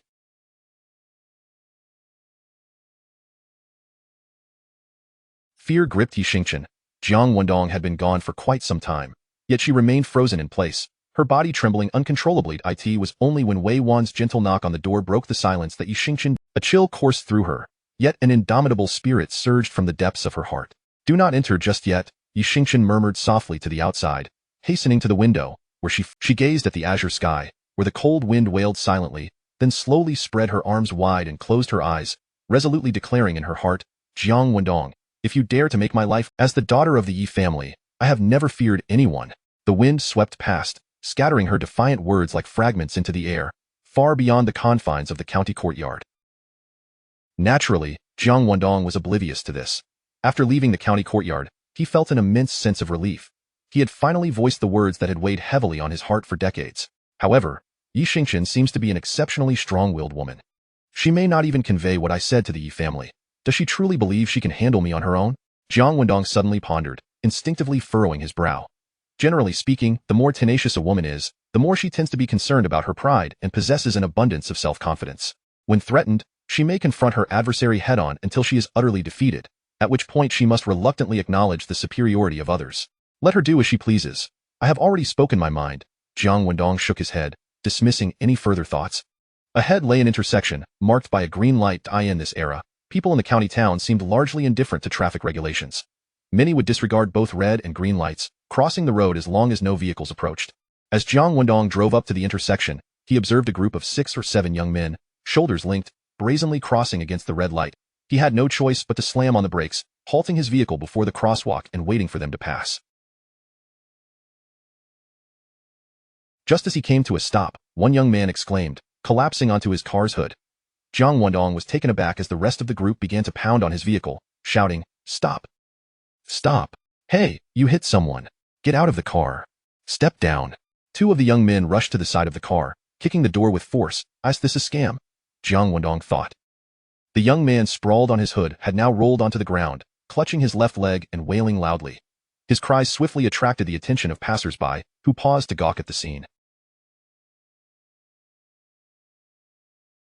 It was evident that this group was orchestrating a scheme.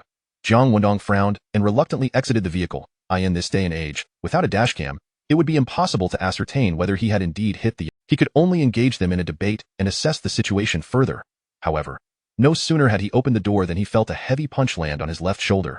The ruffians offered him no opportunity for discussion, launching themselves at him with fists flying. Caught off guard, Jiang Wendong stumbled back against the still-open car door. "How dare you act so brazenly after hitting someone?" This was no mere scam. For those attempting to pull a fast one, their sole objective would be financial gain. They would only resort to violence if the car owner refused to pay. So why were these thugs confronting Jiang Wendong with such aggression? It could only mean they had come with a premeditated intent.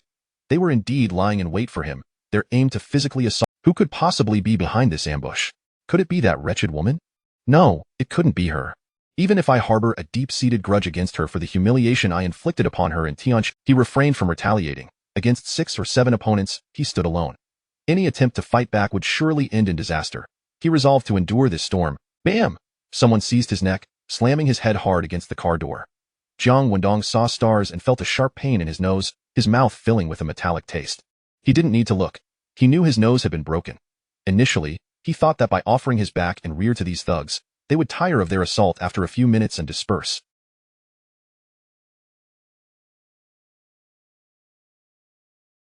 However, it was becoming increasingly clear that the individual seeking to punish him was far from satisfied with merely teaching him a lesson. They intended to inflict serious harm. Very well, Jiang Wendong had to admit he could no longer bury his head in the sand. "You bastard!" Jiang Wendong shouted, grabbing a porcelain plate from the back seat and swinging it wildly behind him.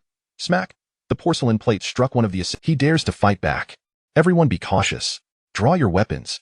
The thugs, now wary of the sharp shards of the shattered plate, hurriedly retreated while drawing spring knives. The conflict escalated. Seizing the opportunity, Jiang Wendong leapt into his still-running car, slamming the door shut as he pressed the clutch and shifted gears. With a roar, the engine thundered to life as Jiang Wendong slammed down on the thugs, thinking he intended to flee, shouted, "He's trying to escape. Don't let him get away." Escape? Not a chance. With blood still streaming from his nose, Jiang Wendong's eyes were icy as he released the clutch. The car lurched forward with a sudden burst of speed. The first thug to lie in front of the vehicle realized the danger too late, springing up with remarkable agility, fearing that Jiang Wendong would drive straight into him. Use the steel bang. Despite the car's age, its sudden acceleration was enough to send the thug hurtling several meters away. "Ah, he hit someone!" The other thugs exclaimed in shock, their cries echoing. "Hit someone? I not only Jiang Wendong smirked slightly, once again turning the wheel as the car roared menacingly, careening over the body of the fallen thug. Chapter 83. What truly constitutes a desperate outlaw? Upon witnessing the thugs, when he collided with the con artist and drove his vehicle directly over him, there was not a trace of hesitation in his actions. He is crushed to death. The thugs, armed with steel pipes and furiously smashing the car, were left pale and bewildered. Typically, this gang of ruffians, who reigned terror in Baiyun County, primarily targeted ordinary citizens like you and me. With families to care for and a desire for a peaceful life, how could these common folk dare to confront such villains head-on? Even when bullied, they could only swallow their grievances and wear forced smiles. This dynamic had led the thugs to become increasingly arrogant, taking pride in their self-proclaimed status as desperate outlaws. However, now, through his decisive actions, Jiang Wendong had revealed to them what it truly meant to be a desperate outlaw. The agonized wails of Zhao Liang, whose legs had been crushed beneath the wheel. Not only did the thugs stand frozen in shock, but even the onlookers, witnessing such ferocity, turned pale with fear. Everyone expected Jiang Wendong to flee immediately after running over Zhao Liang.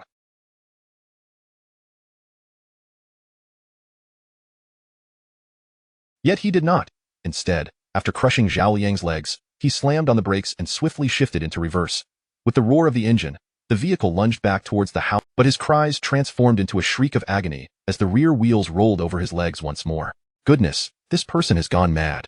The thug's pupils dilated in terror as they had previously broken many bones without a second thought, even feeling a sense of accomplishment when witnessing someone suffering. Yet, upon witnessing Zhao Liang's legs being crushed, they suddenly realized that having one's leg shattered was no trivial matter at all. Run!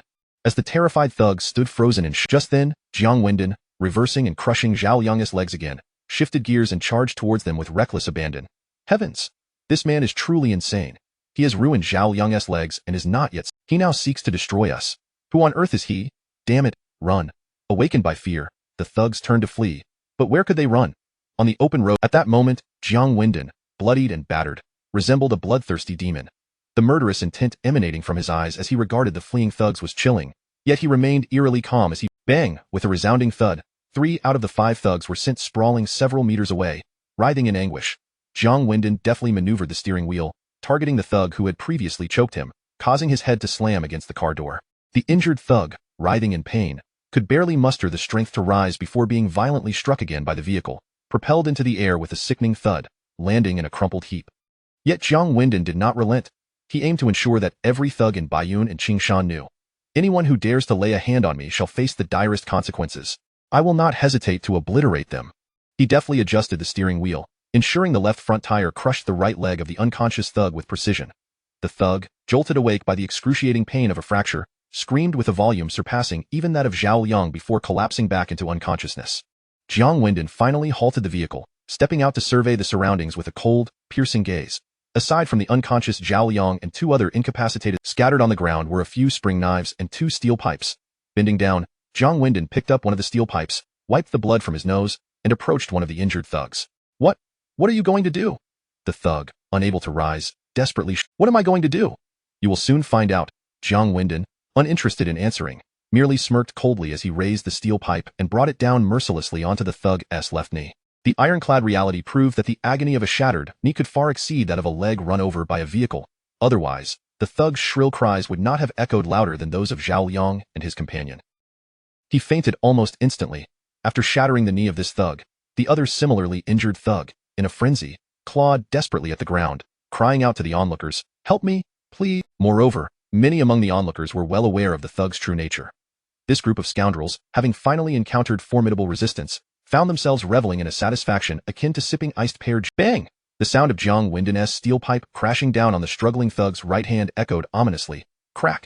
The sound of bones shattering accompanied the thug's final, desperate scream before he succumbed to unconsciousness. Both of this thug's hands had been broken by Jiang Wendong, but that was not the end. Recognizing that Zhao Yang was incapacitated, Jiang Wendong approached and brought the steel pipe down forcefully onto his right knee. Zhao Yang, already unconscious, could only be awakened again by the searing agony. In total, 6 thugs faced Jiang Wendong's wrath. 4 had been maimed, while 2 others had fled, eluding his grasp. He could not be bothered to search the crowd for them. He felt he had already achieved sufficient retribution. Knowing when to retreat is a virtue, Jiang Wendong, gripping the steel pipe, strode towards the opposite side of the street, where a convenience store stood. The onlookers, upon seeing him approach with the pipe, hastily scattered in fear. Jiang Wendong entered the convenience store, causing the trembling proprietor to stammer incoherently. "Boss, may I borrow your phone?" The call connected, and a voice imbued with authority rang through. The mayor of Qingyun City, Li Zhaoyu, answered. "Hello, who is this?" "Uncle Li, it's Jiang Wendong," he replied, wiping the blood from the corner of his mouth once more. Chapter 84. Jiang Wendong's assassination. Is that you, Wendong? Upon hearing Jiang Wendong introduce himself, Li Zhaoyu's authoritative tone softened considerably. Li Zhaoyu was a key figure in the Jiang family from the capital, stationed in Tiandong. In the previous life. After the Jiang family collapsed overnight, it was certain that Li Zhaoyu would suffer repercussions. Yet, even when relegated to a nominal position, he exerted every effort to shield Jiang Wendong from the lethal intentions of the Wei family. Otherwise, it would have been impossible for Jiang Wendong to survive for decades, and this demonstrates Li Zhaoyu's unwavering loyalty to the Jiang family. At this juncture in the previous life, Li Zhaoyu had already been transferred from his post.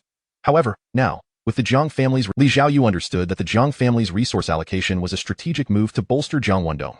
He bore the heavy responsibility of ensuring Jiang Wendong's healthy development and protection. Therefore, when Jiang Wendong abruptly called him to report an assassination attempt on the street, Li Zhaoyu was undoubtedly astounded. "Wendong, where are you now? Are you injured? Please, inform me at once."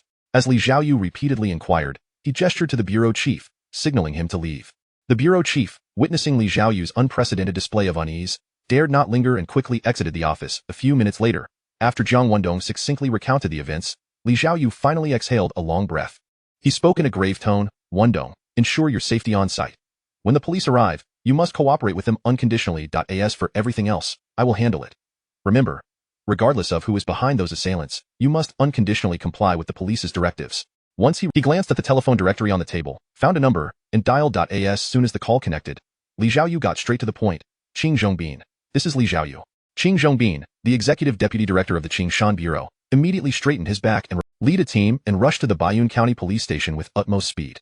Li Xiaoyu articulated clearly, investigate an assassination case. The victim, Comrade Jiang Wendong, is the mayor of Baiyun Tianqiao.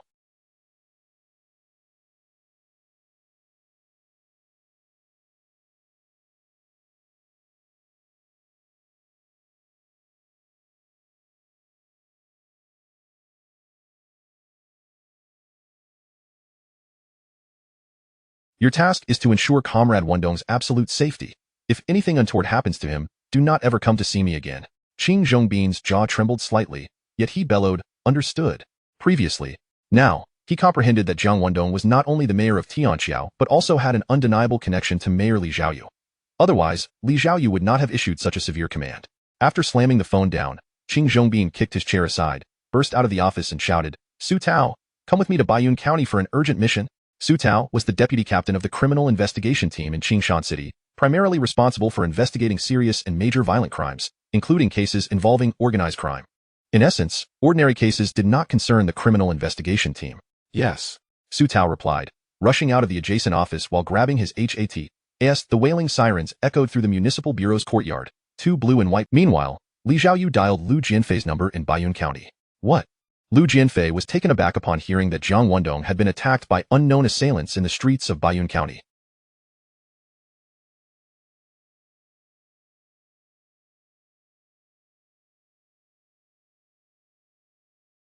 His knees nearly buckled under the weight of the revelation. He finally grasped Jiang Wendong's significant background, which, as rumored, was linked to a key figure in Qingshan.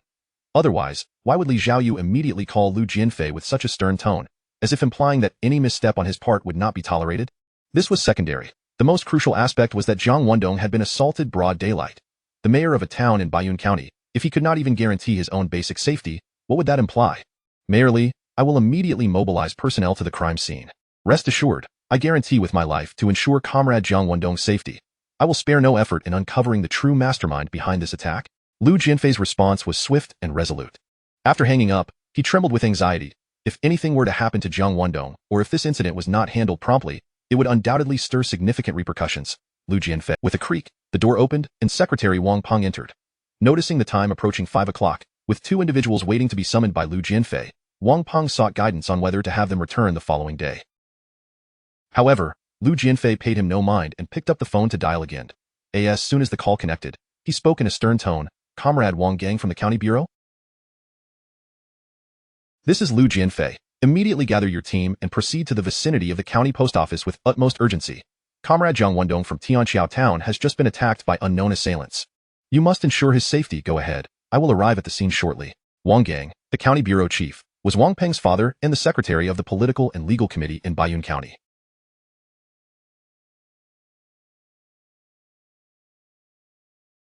He had just been transferred from another region last year, and his relationship with Lu Jianfei was not particularly close. Lu Jianfei had sought Wang Gang's support by promoting Wang Peng to his side after replacing his previous secretary. Jiang Wendong he was well aware of the so-called assassination of Jiang Wendong. It was merely a matter of sending Zhao Ming, the big boss of Baiyun County's underworld, to have his younger brother Zhao Liang give Jiang Wendong a good beating. Was that truly an assassination? Certainly not. What truly sent a chill down Wang Peng's spine was Jiang Wendong's identity. He had just realized that Jiang Wendong was the mayor of Tianqiao. Even if Wang Peng were to be foolishly reckless, he understood that let alone Wang Peng, even his father Wang Gang would be unable to provoke such a figure. Yet, he had sent a group of thugs to rough up Jiang Wendong. I think I've landed myself in trouble, Wang Peng thought to himself, his face paling, while Lu Jianfei once again picked up the receiver. Comrade Xingqian, are you trying to get me killed? When Jiang Wendong was ambushed on the street, Yi Xingqian, who had been in a state of disarray since Jiang's departure, was momentarily rendered speechless by the news delivered by Lu Jianfei. Instinctively he pondered, who was attempting to assassinate that little rogue? Is he dead? Or has he been left incapacitated? Comrade Xingqian, the incident occurred near the county post office. I will head there first, Lu Jianfei stated before ending the call.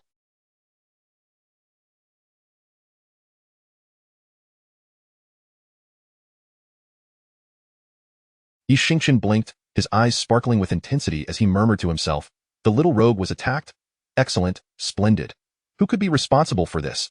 I hope he survives, even if only to be rendered impotent." It was me. After placing the receiver down, Yi Xingchen swiftly rose, pulled out a chair, and hurriedly donned his coat, exclaiming as he opened the door, "Warner, come with me to the vicinity of the post office at once. Jiang Wendong has been attacked." What? Jiang Wendong had just left our side, only to be ambushed. Who possesses such audacity? Are they attempting to create a... Seated in the secretary's office, Wei Wan was equally startled and hurriedly responded, snatching the car keys from the table before hastening out. For reasons unknown, as Wei Wan dashed down the stairs, a sudden thought struck her, one person in particular and one deed. That person was Wang Peng, and that deed was Wei Wan's deliberate provocation of him. Oh heavens, please do not let that fool Wang Peng, out of jealousy due to my cordiality towards the villain, exploit his father's position to secretly send those sycophants to assassinate Jiang Wendong. If that were to happen, I would inadvertently become the catalyst for this calamity. The young secretary fervently prayed as she rushed out of the western building's hall above. The piercing wail of police sirens echoed from a distance, causing the crowd gathered at the post office intersection to instinctively retreat. At the scene, a vehicle was surrounded by 5 individuals. For lay motionless on the cold asphalt, like dead dogs. A young man, bloodied and with his coat torn, leaned against the car's front, gripping a steel pipe in his right hand while gently tapping it with his left palm, a cigarette dangling from his lips. Around him, many were buzzing with speculation. Who on earth is this person? He brazenly struck down 4 individuals in broad daylight, leaving them all incapacitated. How ruthless. The most astonishing part, the Baiyun County Police Headquarters was a mere 5 to 6 minutes away, closer than the local precinct. Leading the charge, Wang Gang first glanced at the unconscious Zhao Liang and the others before turning his attention to Jiang Wendong. Upon seeing Jiang nonchalantly smoking, he instinctively frowned. Wang Gang had never met Jiang Wendong before, yet he was unmistakably aware that this was indeed Jiang Wendong. The man, having been... Who was it that attempted to assassinate whom? Jiang Wendong had clearly dealt with the 4 ruffians. Was there truly a need to exaggerate the situation to Secretary Liu, claiming he had been ambushed? Was Jiang not implying that Wang Gang, the county chief, was utterly incompetent? It was merely a street brawl. Jiang Wendong is making a mountain out of a molehill. As Wang Gang's dissatisfaction, Wang Gang furrowed his brow but answered the call nonetheless, placing the phone to his ear. "I'm busy. What is it?" "Dad." Wang Peng's voice was low and anxious. "Are you over by the post office?"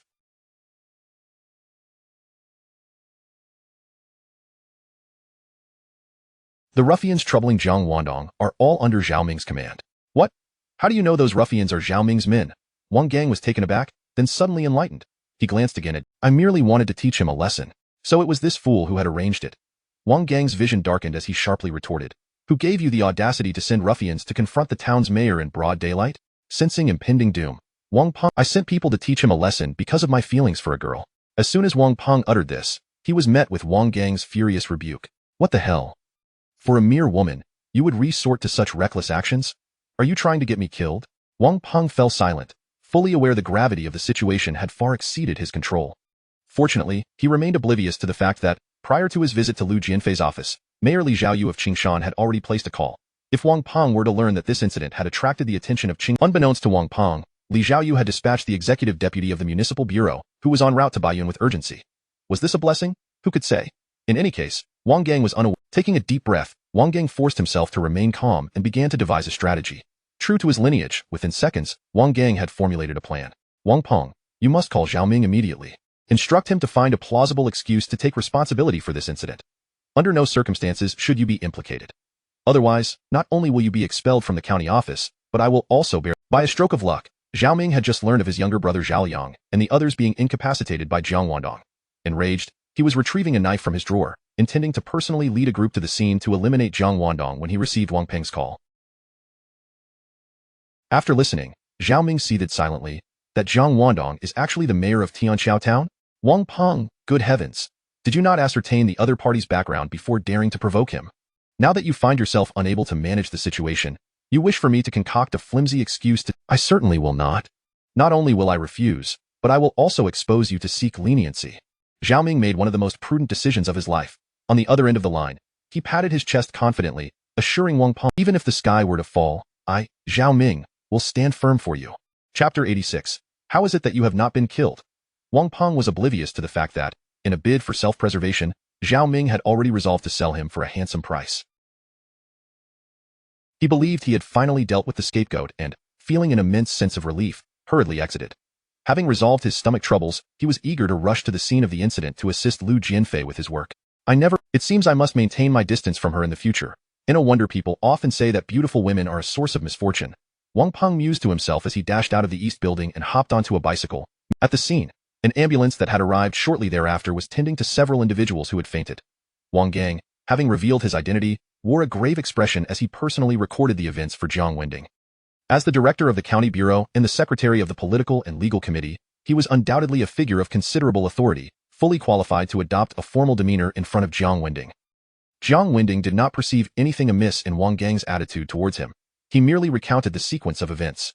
Director Wang, Jiang Wendong concluded, I can assure you that someone is orchestrating these ruffians to deliberately create trouble for me. However, I cannot fathom who in Baiyun County would do such a thing.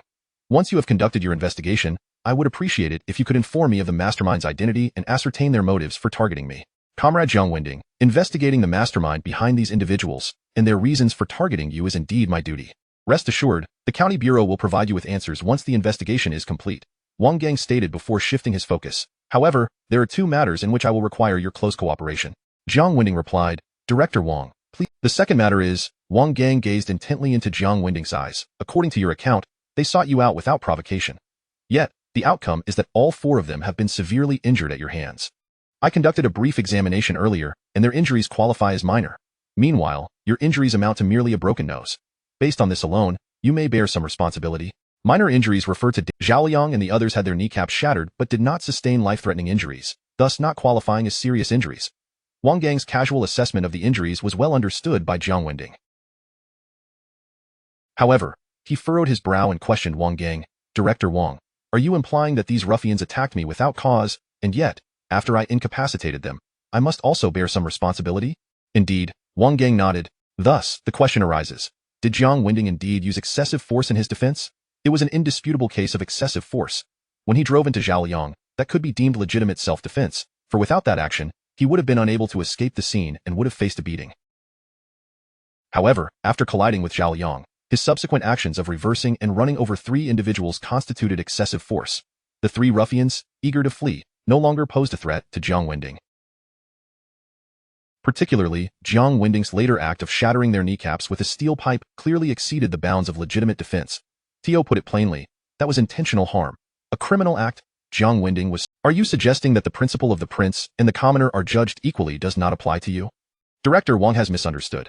I certainly do not consider myself a prince. I will never engage in harming others for my... He continued, I merely wish to use this incident to convey to everyone that should anyone dare to harm me even a finger, I shall retaliate by severing both of their hands. Wang Gang's expression shifted once more. Jiang Wendong, however, lowered his head and retrieved a cigarette. Though his face was smeared with blood, his mind remained unscathed. He could clearly see that Wang Gang was striving to impose a level of responsibility on him to alleviate the culpability of those who had assaulted him without attempting to pin responsibility on Jiang Wendong. Not a chance. Many matters transcend the concepts of legitimate defense or excessive force. For instance, if a wanted criminal, with whom you have no prior acquaintance and who is... Furthermore, the consequences of kicking a beggar on the street without cause are certainly not the same as those resulting from kicking a wealthy individual like Ma Baba under similar circumstances.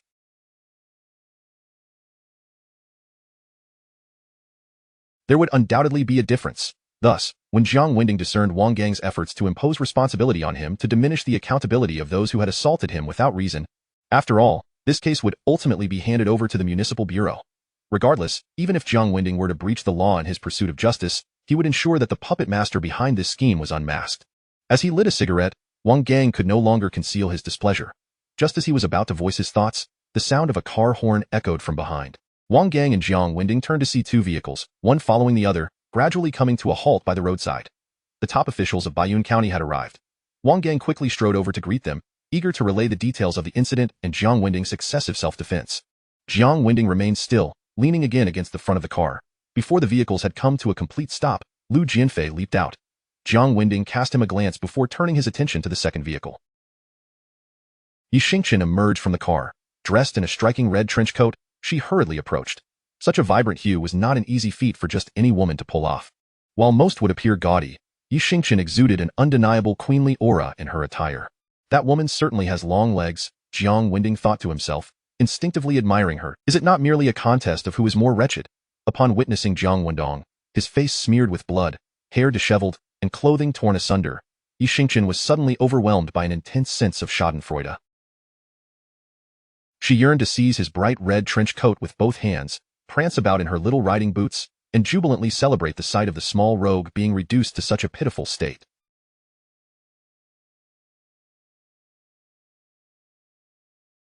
As for Zhao Liang and the others being hoisted into the vehicle, Yi Xingqian scarcely cast a glance their way. Their fate was of no concern to her. The unambiguous meaning reflected in her gaze was instantly comprehended, but he could not be bothered to respond with a look. A man, after all, ought to be straightforward and direct.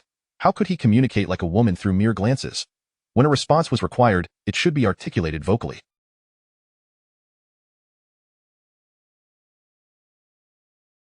Thus, Jiang Wendong gazed at Yi Xingqian and silently uttered 3 words. What were those 3 words? The middle word was die, and the last one was you. So what was the first word he spoke? Just as Wei Wan was about to exit the car, she fortuitously witnessed this scene and immediately speculated that the first word Jiang Wendong silently conveyed began with the letter C. The little secretary thought to herself, this scoundrel, if she continues to revel in his misfortune, he might just crush her.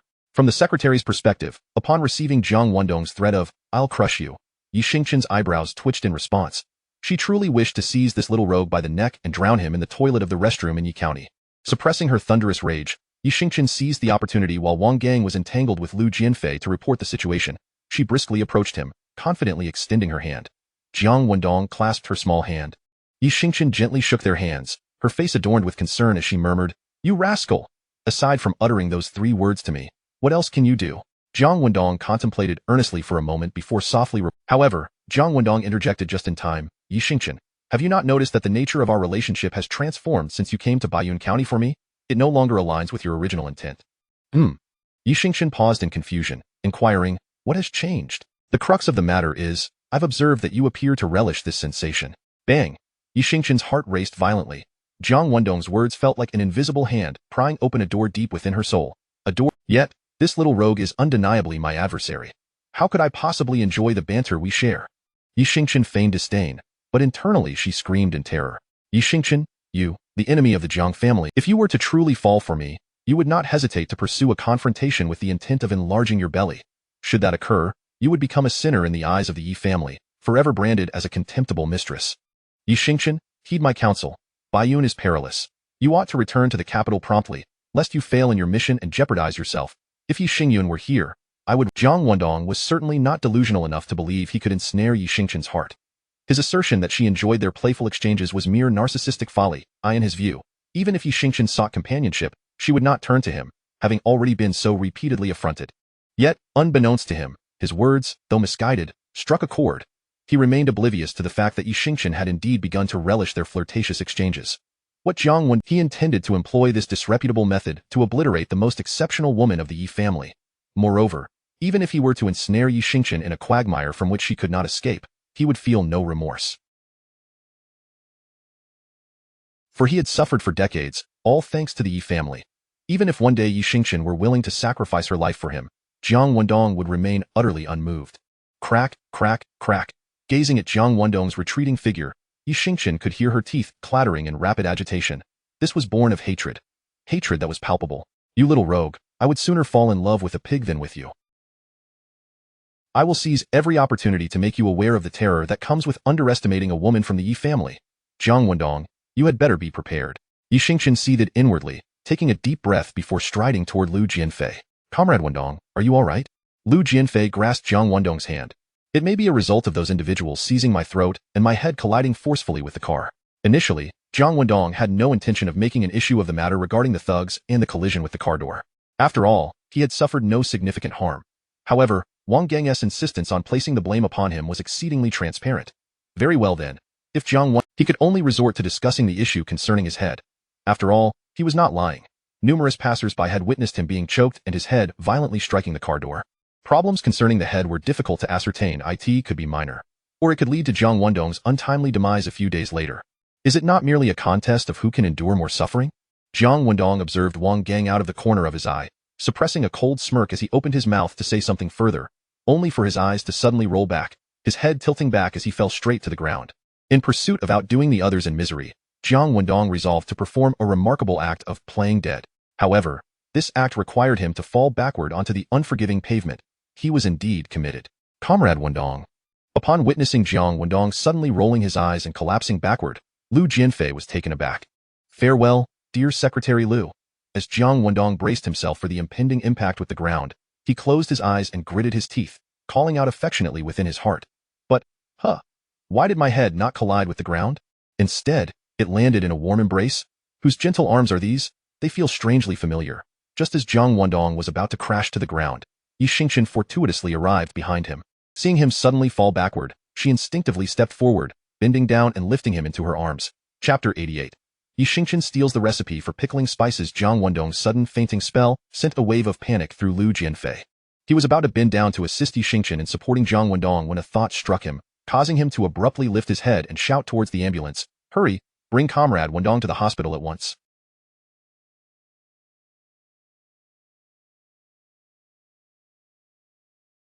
Move quickly. Anyone who dares to delay will find themselves kicked out of Baiyun. In that moment, the commanding presence of Lu Jianfei, the county party secretary, erupted with palpable intensity. The paramedics, who were in the process of lifting Zhao Liang and others, "What shall we do now? The ambulance is already filled with patients," they muttered. "Get them all out. We need to attend to that comrade first." The emergency doctor reacted swiftly. The potential delay caused by unloading Zhao Liang and the others was immediately forgotten. The priority was to save Comrade Wendong. Everyone worked together, hurriedly lifting Jiang Wendong into the ambulance. Alas, the ambulance emitted a mournful wail as it sped away. Lu Jianfei turned and climbed into his vehicle, following closely behind. If anything were to happen to Jiang Wendong, how would he explain it to Mayor Li? Jiang Wendong must have realized that I intended to make him bear the responsibility and pretended to faint from a head injury. Damn, he is quite cunning, Wang Gang thought to himself, his observant nature coming to the fore. Yet, even if he discerned that Jiang Wendong was fainting, what could he do? Wang Gang could only oversee the traffic flow at the scene, waiting for the ambulance to return once more. He hoped that Zhao Ming, the scapegoat, would quickly come forward and surrender. Before Zhao Ming arrived, Wang Peng finally pedaled his bicycle to the scene. Out of an instinctive feeling, Wei Wan glanced towards Wang Peng. Their eyes met briefly before he hurriedly averted his gaze. He rushed to Wang Gang's side, subtly signaling that he had dealt with Zhao Ming and that he would not be implicated.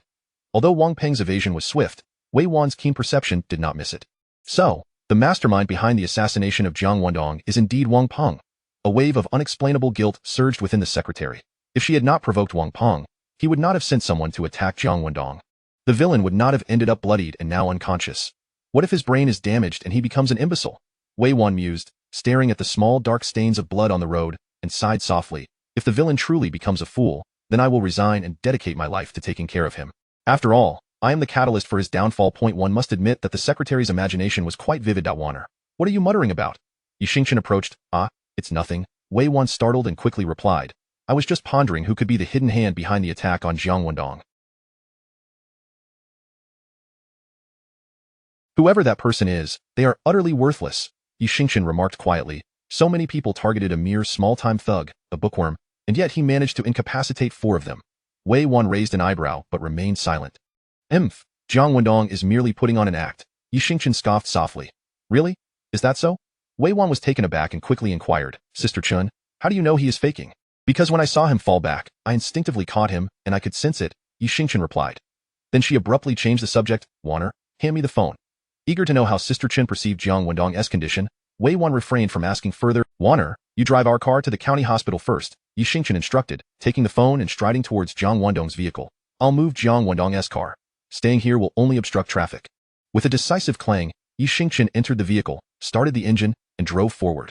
What's that smell in the car? No wonder it's a small-time thug's vehicle. It undoubtedly has a unique rogue scent. After traversing several hundred meters, she wrinkled her nose and glanced back. Only then did she notice numerous white porcelain dishes piled up in the back seat, the simple packaging kind. On the past, that small-time thug must be preparing something related to pickling. Could it be that he possesses a secret recipe in this regard? Otherwise, wouldn't he dare boldly claim at the conference that he could earn foreign currency through pickling? Yi Xingqian was indeed quite astute. Realizing this, she promptly parked the car at the roadside.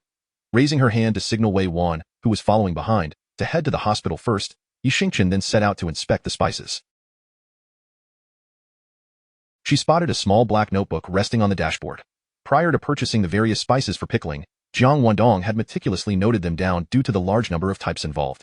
These spices are the recipe for pickling. Yi Xingqian's eyes glinted as she tore the page out and tucked it into her pocket. Although it lacked specific proportions, She believed that with these records, she could have someone expertly concoct the pickles Jiang Wendong intended to make. If the small-time thug-s recipe can genuinely enable Tianqiao Town to earn foreign currency through pickling, then I can similarly have the Yi family produce comparable pickles for profit. I should take one of these dishes as well. Yi Xingchen retrieved a white porcelain dish from the back seat and placed it in her pocket. With the necessary spices in her possession, the next step was to closely observe how Jiang Wendong maneuvered to entice foreigners into earning foreign. Once she unraveled Jiang Wendong's operational methods, the Yi family would swiftly seize the market of Tianqiao Town with their own pickles. With a more sophisticated commercial system, the Yi family could easily capture a small town's market with similar products. If that small-time thug thinks he can achieve success under my reign, he is merely dreaming. From now on, he will obediently remain in Tianqiao. Yi Xingchen bit her silver teeth, her lips curling into a sinister smile that appeared quite formidable. She picked up her mobile phone and dialed, "Dad, it's Xingchen. Here's the situation. Jiang Wendong has just been attacked on the streets of Baiyun. Sadly, he hasn't died." As soon as the call connected, Yi Xingchen stated bluntly, "However, regardless of this, Wang Gang, the secretary of the political and legal, I want his position." By claiming this position, she aimed to take advantage of Wang Gang's negligence in handling affairs to send one of the Yi family's county bureau chiefs to Qingshan City. This way, Yi Xingchen could gain control over the armed forces in Baiyun County. Jiang Wendong's attack represented an unexpected opportunity for Yi Xingchen to break through in Baiyun. Of course, Yi Xingchen was also aware that following Jiang Wendong's assassination, nevertheless, Yi Xingchen felt quite confident in securing this position. After all, the leader of Qingshan City, Guo Wuqing, had a strong relationship with the Yi family. And no matter how capable Li Xiaoyu was, he would have to bow to Guo Wuqing. All right, the elder Yi responded succinctly on the other end of the line. At the same time, in the provincial capital, Li Xiaoyu received an urgent call from Qing Zhongbin, who was hastily heading towards Baiyun. "How is it? Is Comrade Wendong all right?" Li Xiaoyu inquired. "Report to Mayor Li. I have yet to see Comrade Jiang Wendong," Qing Zhongbin replied, just as our vehicle entered. "Zhao Ming? What is his role?" Li Xiaoyu frowned and asked, "Did he stop your vehicle because you were driving a police car and had a request?" He claimed to be the big brother of Baiyun Road. "He did indeed stop us because we were in a police car, but he was not seeking assistance. Rather, he was surrendering." "Zhao Ming is surrendering?" Li Xiaoyu asked. "What crime has he committed?" Qing Zhongbin responded clearly. He said that the individuals who attempted to assassinate Jiang Wendong were sent by him. Chapter 89. Is this pretense amusing? What? Li Xiaoyu was He then broke into a smile, saying, "Comrade Zhongbin, please share your insights." Zhongbin was completely unaware of Jiang Wendong or the events transpiring in Baiyun County, yet Li Xiaoyu urged him to offer his perspective.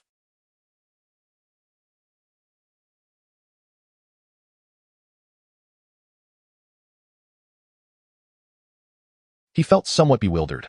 Suddenly, a realization struck Zhongbin, and he whispered, "Mayor Li, I believe we should first apprehend Zhao Ming discreetly and observe the situation in Baiyun before revealing Zhao Ming at the most opportune moment." Hee. Li Xiaoyu chuckled again but abruptly inquired, "Comrade Zhongbin, if tasked with overseeing the security situation throughout Baiyun, would you have the confidence to eradicate black?" Soon after, a surge of elation coursed through him. He raised his hand in salute and responded emphatically, "Absolutely. Very well. Return to your duties and await my call," Li Xiaoyu concluded, ending the conversation.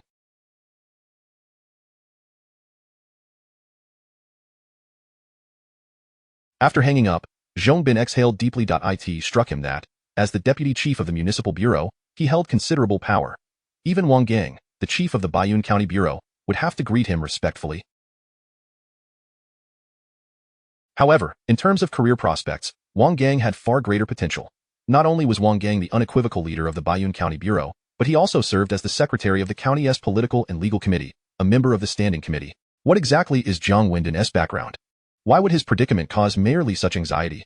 This incident could even alter the power dynamics within Baiyun County. Mayor Li's intention to assign me to Baiyun County likely revolves around safeguarding his development plans. After musing to himself, Zhongbin turned to Su Tao, who had accompanied him to Baiyun, and instructed, "Su Tao, keep a close watch on Zhao Ming and conduct a thorough interrogation. The rest of you, come with me to the crime scene." "Understood." Su Tao saluted, and as he lowered his hand, Zhongbin's vehicle had already started moving. As the faint sound of a siren echoed, Jiang Wendong was undergoing an examination at the county hospital. He had awoken. However, even surrounded by leaders such as Lu Jianfei and Yi Xingchen, offering warm inquiries, Jiang Wendong remained with a vacant stare, like a puppet, allowing the medical staff to manipulate him with little reaction. His demeanor was so unresponsive that even Lu Jianfei, who was unfamiliar with him, began to doubt, and even Yi Xingchen, who suspected he was merely acting, wondered if his head had truly sustained a severe injury. After all, there was indeed a bruise on Jiang Wendong's forehead, a mark left by a ruffian who had forcefully slammed him against the car door. With that bruise present, Even if the medical instruments could not detect any issues within Jiang Wendong's head, who would? Jiang, the head of the county hospital, personally guided Jiang Wendong into a private room and slightly bowed to Lu Jianfei and Yi Xingchen, stating, "I would like to report the examination results to both leaders." Indeed, Lu Jianfei and Yi Xingchen nodded in agreement and quickly exited the room. Inside, two young nurses remained to attend to Jiang Wendong, who continued to stare blankly at the ceiling, motionless. Feigning ignorance, Jiang Wendong certainly did not wish to play the fool. Nor did he want to spend the night in the county hospital. He merely desired to return to the overpass as soon as possible and, with the assistance of his frugal uncle, initiate his economic development plan of exchanging pickled vegetables for foreign currency. However, he needed to uncover the mastermind behind this incident. Otherwise, he would find it impossible to sleep soundly. Once the nurses finished administering the anti-inflammatory for Jiang Wendong, why would he resort to such actions? Could it be that after I utilized Yi Xingchen to oust Han Changhe from the overpass and subsequently elevated Yi Xia, I inadvertently disturbed his interests? Yet, apart from this explanation, he could not conceive of anyone else who might resort to such base tactics against him. His head throbbed. Forget it. He decided to shift his focus. He began to contemplate Li Xiaoyu. Following the incident, Jiang Wendong immediately called Li Xiaoyu for 3 reasons. First, Uncle Li, someone is trying to harm me. Second, after those ruffians encountered my legitimate self-defense, Uncle Li, you must help me clean up this mess. Third, if Uncle Li is interested in this position, perhaps you could maneuver accordingly and arrange for someone you trust to oversee security in Baiyun. Jiang Wendong was confident that with Li Xiaoyu's acumen, he would undoubtedly deduce these 3 points. As for what Li Xiaoyu would do next, Jiang Wendong felt no need to worry. If I am not mistaken, Yi Xingchen has also set her sights on this position. Jiang Wendong pondered about Yi Xingchen, analyzing with his eyes closed. He had paid the price of being assaulted by a group of thugs. Why should he allow Yi Xingchen to reap the rewards of victory? Some women, after all, seem to revel in raising their legs high, eagerly seeking fortune. With a soft creak, the door to the hospital room swung open. As Jiang Wendong, nearly on the verge of slumber, heard the sound of small boots clattering on the floor. He then recognized Yi Xingchen's voice resonating in the room. "You too, step outside for a moment." Once the nurses exited and closed the door, Yi Xingchen crossed her arms, gently swaying her rounded figure as she approached the bedside, gazing down at Jiang Wendong. "Jiang Wendong, open your eyes. I have something to discuss with you." Jiang Wendong showed no reaction, remaining still as a corpse. With a thud, Yi Xingchen lifted her foot and lightly kicked the leg of the bed, frowning as she said, "Is this pretense amusing?" Yi Xingchen added, "Jiang Wendong, look at the bite mark you inflicted on me. The wound has yet to heal." "Impossible?" Jiang Wendong finally opened his eyes. Chapter 90. The more beautiful the woman, the more confident she becomes. As Jiang Wendong opened his eyes, a certain insufferable woman stood before his hospital bed, impeccably dressed, arms crossed. "Where's the injury? Show it to me quickly." Jiang Wendong glanced at the scornful expression on Yi Xingchen's face and inward, "Ahem." Jiang Wendong cleared his throat and feigned indifference, saying, "Yi Xingchen, if you have any eyes at all, you should see the scar on my forehead. You ought to know I am not pretending." "If you're not pretending, Yi Xingchen, I did not. You are lying." Why Yi Xingchen laughed derisively again. "Jiang Wendong, you take advantage of me yet are too cowardly to admit it. What kind of man does that make you? Heh, sometimes, it is far better to restrain one's tongue than to speak. From your lewd actions, I've already grasped your intentions," Yi Xingchen retorted, leaving Jiang Wendong momentarily speechless, but she felt no triumph. What triumph could there be? The place where she had been pinched still throbbed with pain. She got straight to the point. "Though I still can't comprehend why you claim that the Yi family and you share an irreconcilable enmity, I do know you have already devised a plan against me.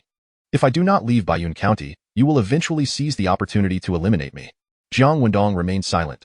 Why Yi Xingchen leaned slightly closer, fixing her gaze intently on. "Second, ensure Yi Xingchen's physical disappearance. Third, strip me of my dignity and, through various despicable means, compel me to willingly become your plaything, thus achieving your ultimate goal of controlling me and delivering a heavy blow to the Yi family." After articulating the third method, Yi Xingchen pressed her lips together and said, "Among these 3 ways to eliminate me, given my capabilities and intellect, the chances of you accomplishing the first are also slim. Therefore, it is highly probable that you will resort to the third method to deal with me." Sigh.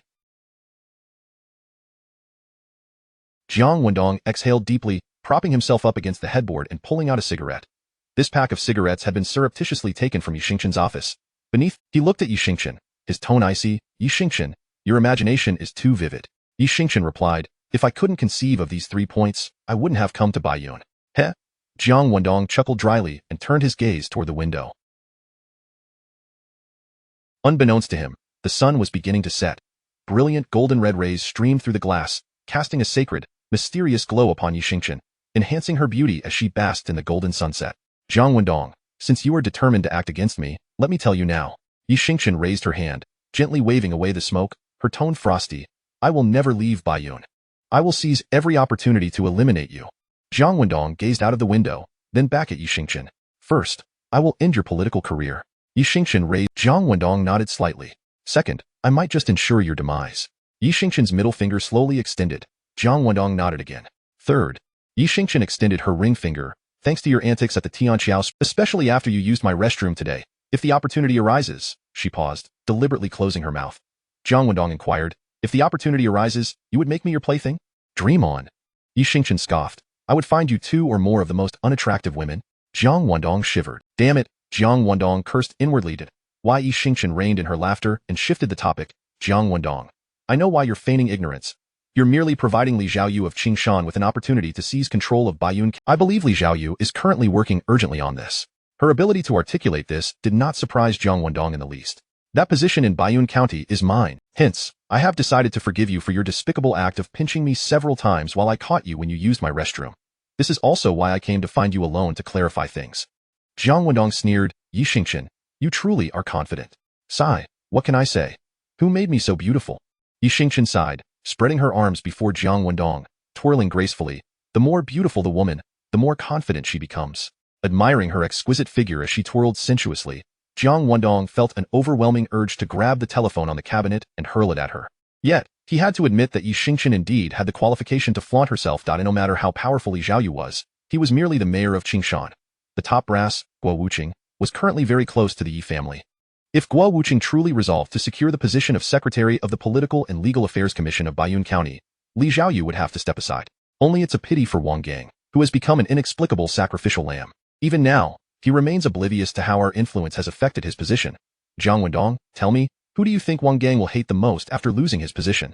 Yi Xingchen stopped twirling and asked Jiang Wendong with a smile. Was that even a question? Wang Gang would undoubtedly hate Jiang Wendong the most after losing his position. If it weren't for Jiang Wendong making such a fuss, Wang Gang would not have been implicated. Thinking of the beating he had endured and his arduous pretense of ignorance, only to have this woman seize the benefits, Jiang Wendong felt a surge of frustration. His expression darkened as he flicked his fingers, sending the cigarette but flying toward Yi Xingchen. She deftly dodged it, and the more Jiang Wendong acted this way, the more delighted she became. Littering is not the behavior of a good child, heh? In a cheerful mood, Yi Xingchen stepped forward, extinguishing the cigarette, but with her foot, bending. I shall take my leave. Yi Xingchen departed. Jiang Wendong's expression of exasperation quickly vanished. He picked up the external phone on the cabinet and called Li Xiaoyu. Wendong, how are you faring now? Yi Xingchen just left. She expressed complete confidence in securing that position. I believe the breakthrough lies with Wang Gang, and remaining at the county hospital will be of the greatest assistance to you.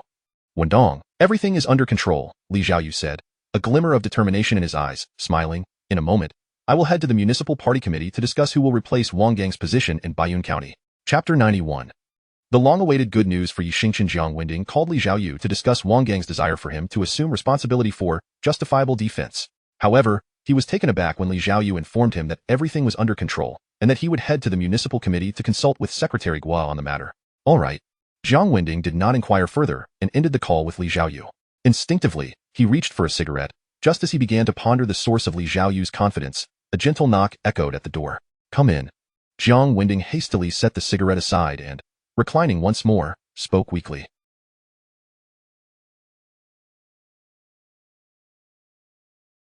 The door swung open, revealing Lu Jianfei and his secretary, Wang Peng. Upon entering, Wang Peng's gaze fell on Jiang Wendong's face but quickly averted. Jiang Wendong, oblivious to Wang Peng's reaction, unaware that Wang Peng was Wang Gang's son. His visit was prompted by Yi Xingchen's report that Jiang Wendong had regained consciousness. He had come to offer comfort and assure him that the true culprits would be uncovered, ensuring justice for Comrade Wendong. Oh, just half an hour ago. I expect someone from Tianqiao Town will arrive shortly, Lu Jianfei stated as he took a seat. Given the gravity of the situation, where the town mayor had nearly been killed in broad daylight, it was imperative for Lu Jianfei. Han Bin, upon receiving the news, would undoubtedly rush to visit Jiang Wendong. Despite Han Bin's intense desire to exact vengeance on Jiang Wendong, he would still fulfill his duty. Thank you for your concern, Secretary Lu. I am fine. As Jiang Wendong gently shook Lu Jianfei's hand, his eyes glistened with unshed tears. Beep, beep. Wang Peng's mobile phone rang. This device had been specially allocated to Lu Jianfei. Wang Peng promptly handed it to Lu Jianfei. Comrade Wendong, excuse me for a moment. Lu Jianfei took the phone and swiftly walked to the door. All right, I will head to Qingshan immediately. Moments later, Lu Jianfei slightly bowed his head as he spoke into the phone. From his response, it was evident that the caller held significant authority. After concluding the call, Lu Jianfei exchanged a few more words with Jiang Wendong before hastily departing the hospital room with Wang Peng. As they walked, he instructed Wang Peng, "Xiao Wang, just head home after work. I will go to Qingshan with Lao Li, the driver, and may not return tonight." "Understood. Secretary Lu, please drive safely." Once Lu Jianfei's figure vanished at the staircase, Wang Peng quickly entered the dean's office. Upon recognizing the county party committee's secretary, Dean Zhang promptly stood and greeted him courteously. Learning that Wang Peng wished to use the phone, Dean Zhang immediately took his— "If that's the case, I'm finished." "You fool, now you're scared?" Wang Gang scolded before attempting to reassure his son. "Don't worry, if he truly does flee in fear of the law, it would actually be beneficial for you." Wang Peng sighed in relief. After a considerable pause of over 10 minutes, he finally set down the receiver, wiping the cold sweat from his forehead, when the fleeting image of a girl crossed his mind. Wei Wan.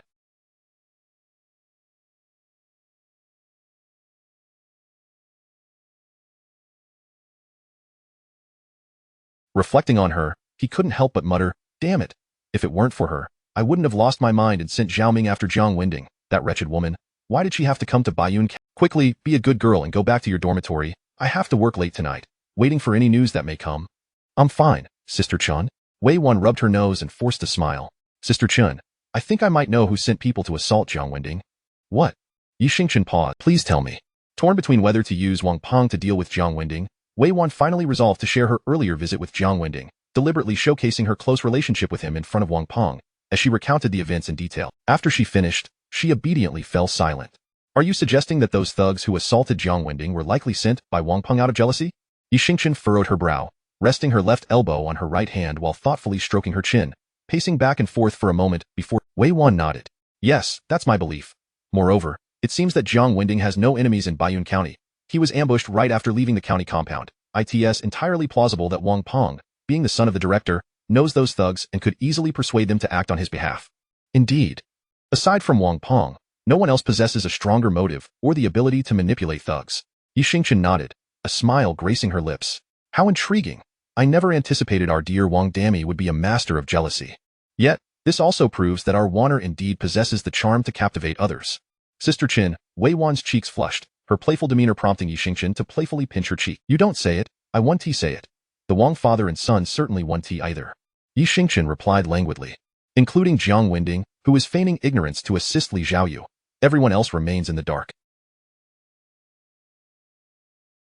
To put it plainly, regardless of whether you tell me or not, it won't affect my plans in any case. Wang Gang is finished, however. If he is wise enough, he will find someone to take the blame for Wang Peng.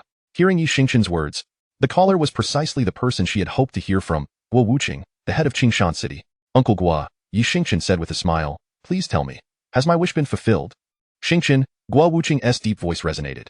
"The candidate for the Jiang Wendong, I am your biological mother who is Qing Zhongbin." Yi Xingchen had neither heard this name nor cared whether this person was male or female. What mattered to her was simply whether Qing Zhongbin was one of their own. Guo Wuqing belonged to the Yi faction, while Li Zhaoyu was aligned with the Jiang faction. The fact that Li Zhaoyu esteemed Qing Zhongbin indicated that he had become a direct beneficiary following Jiang Wendong's assassination attempt. What could this possibly imply? It could only signify that in the high-stakes contest at Qingshan, the Jiang faction, Jiang Wendong, had triumphed over the Yi faction, Yi Xingchen. How could this be? Yi Xingchen was utterly bewildered. She simply could not fathom how Guo Wuqing could have been outmaneuvered by Li Zhaoyu in this matter. "Xingchen, it's like this," Guo Wuqing softly said. "Comrade Zhaoyu learned that Comrade Jiang Wendong had been ruthlessly assaulted in broad daylight by a group. Upon his arrival, Comrade Zhongbin apprehended Zhao Ming, the ringleader of those who attacked Comrade Jiang Wendong." "What?" Li Zhaoyu's personnel managed to capture the ringleader Zhao Ming, who was instigated by Wang Peng to assault Jiang Wendong. Yi Xingchen suddenly realized the gravity of the situation. After Jiang Wendong's incident, she had thought her response was swift enough. Yet who could have anticipated that Li Zhaoyu's actions were even more rapid? Not only were Li Zhaoyu's maneuvers quick, but they were also remarkably fortuitous, as Qing Zhongbin had managed to apprehend the ringleader Zhao Ming upon arriving in Baiyun. With Qing Zhongbin's exceptional investigative skills and his seniority at the city bureau, who could be more suited to replace Wang Gang without that role, even as a bureau chief, one could only rise and fall within the police system. However, the political and legal committee is on par with the county party secretary, county mayor, deputy secretary. There will be opportunities in the future. Guo Wuqing, fully aware of Yi Xingchen's current emotional state, offered her a quiet word of comfort before ending the call. Why Yi Xingchen remained rooted in place, her phone still pressed to her ear. Her hopes had soared high, only to plummet into profound disappointment. On her way back from the county hospital, she pondered how she could expand her influence now that she had grasped the reins of Baiyun. Just then, beep beep, her mobile phone chimed again. Startled, Yixingchen snapped back to reality and answered as quickly as she could, Uncle Gua, has there been a turn of events? A man's voice responded, Yixingchen. Yixingchen was momentarily taken aback but quickly regained her composure. The voice on the line unmistakably belonged to Jiang Wendong. The scoundrel had seized the opportunity to take advantage of her emotional instability. This infuriated Yixingchen, who, already brimming with resentment, exploded into a furious outburst over the phone. Jiang Wendong, I am your biological mother. Standing behind the door, Wei Wan's eyes widened in astonishment.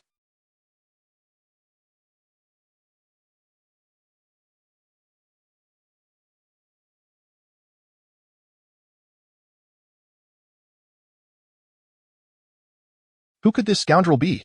Surely he bore the surname Jiang. When had anyone with the surname Jiang ever dared to act in such a manner towards Chen Jia? Wei Wan was clueless. However, she could sense a peculiar significance in Chen Jia declaring herself the biological mother of this scoundrel. Certain matters were best left unacknowledged. No, it is best that I pretend I am not present, Wei Wan thought to herself as she quietly slipped out of the... This noise reached Jiang Wendong, who was in the hospital room speaking with Yixingchen. Yixingchen. Jiang Wendong frowned, his expression darkening.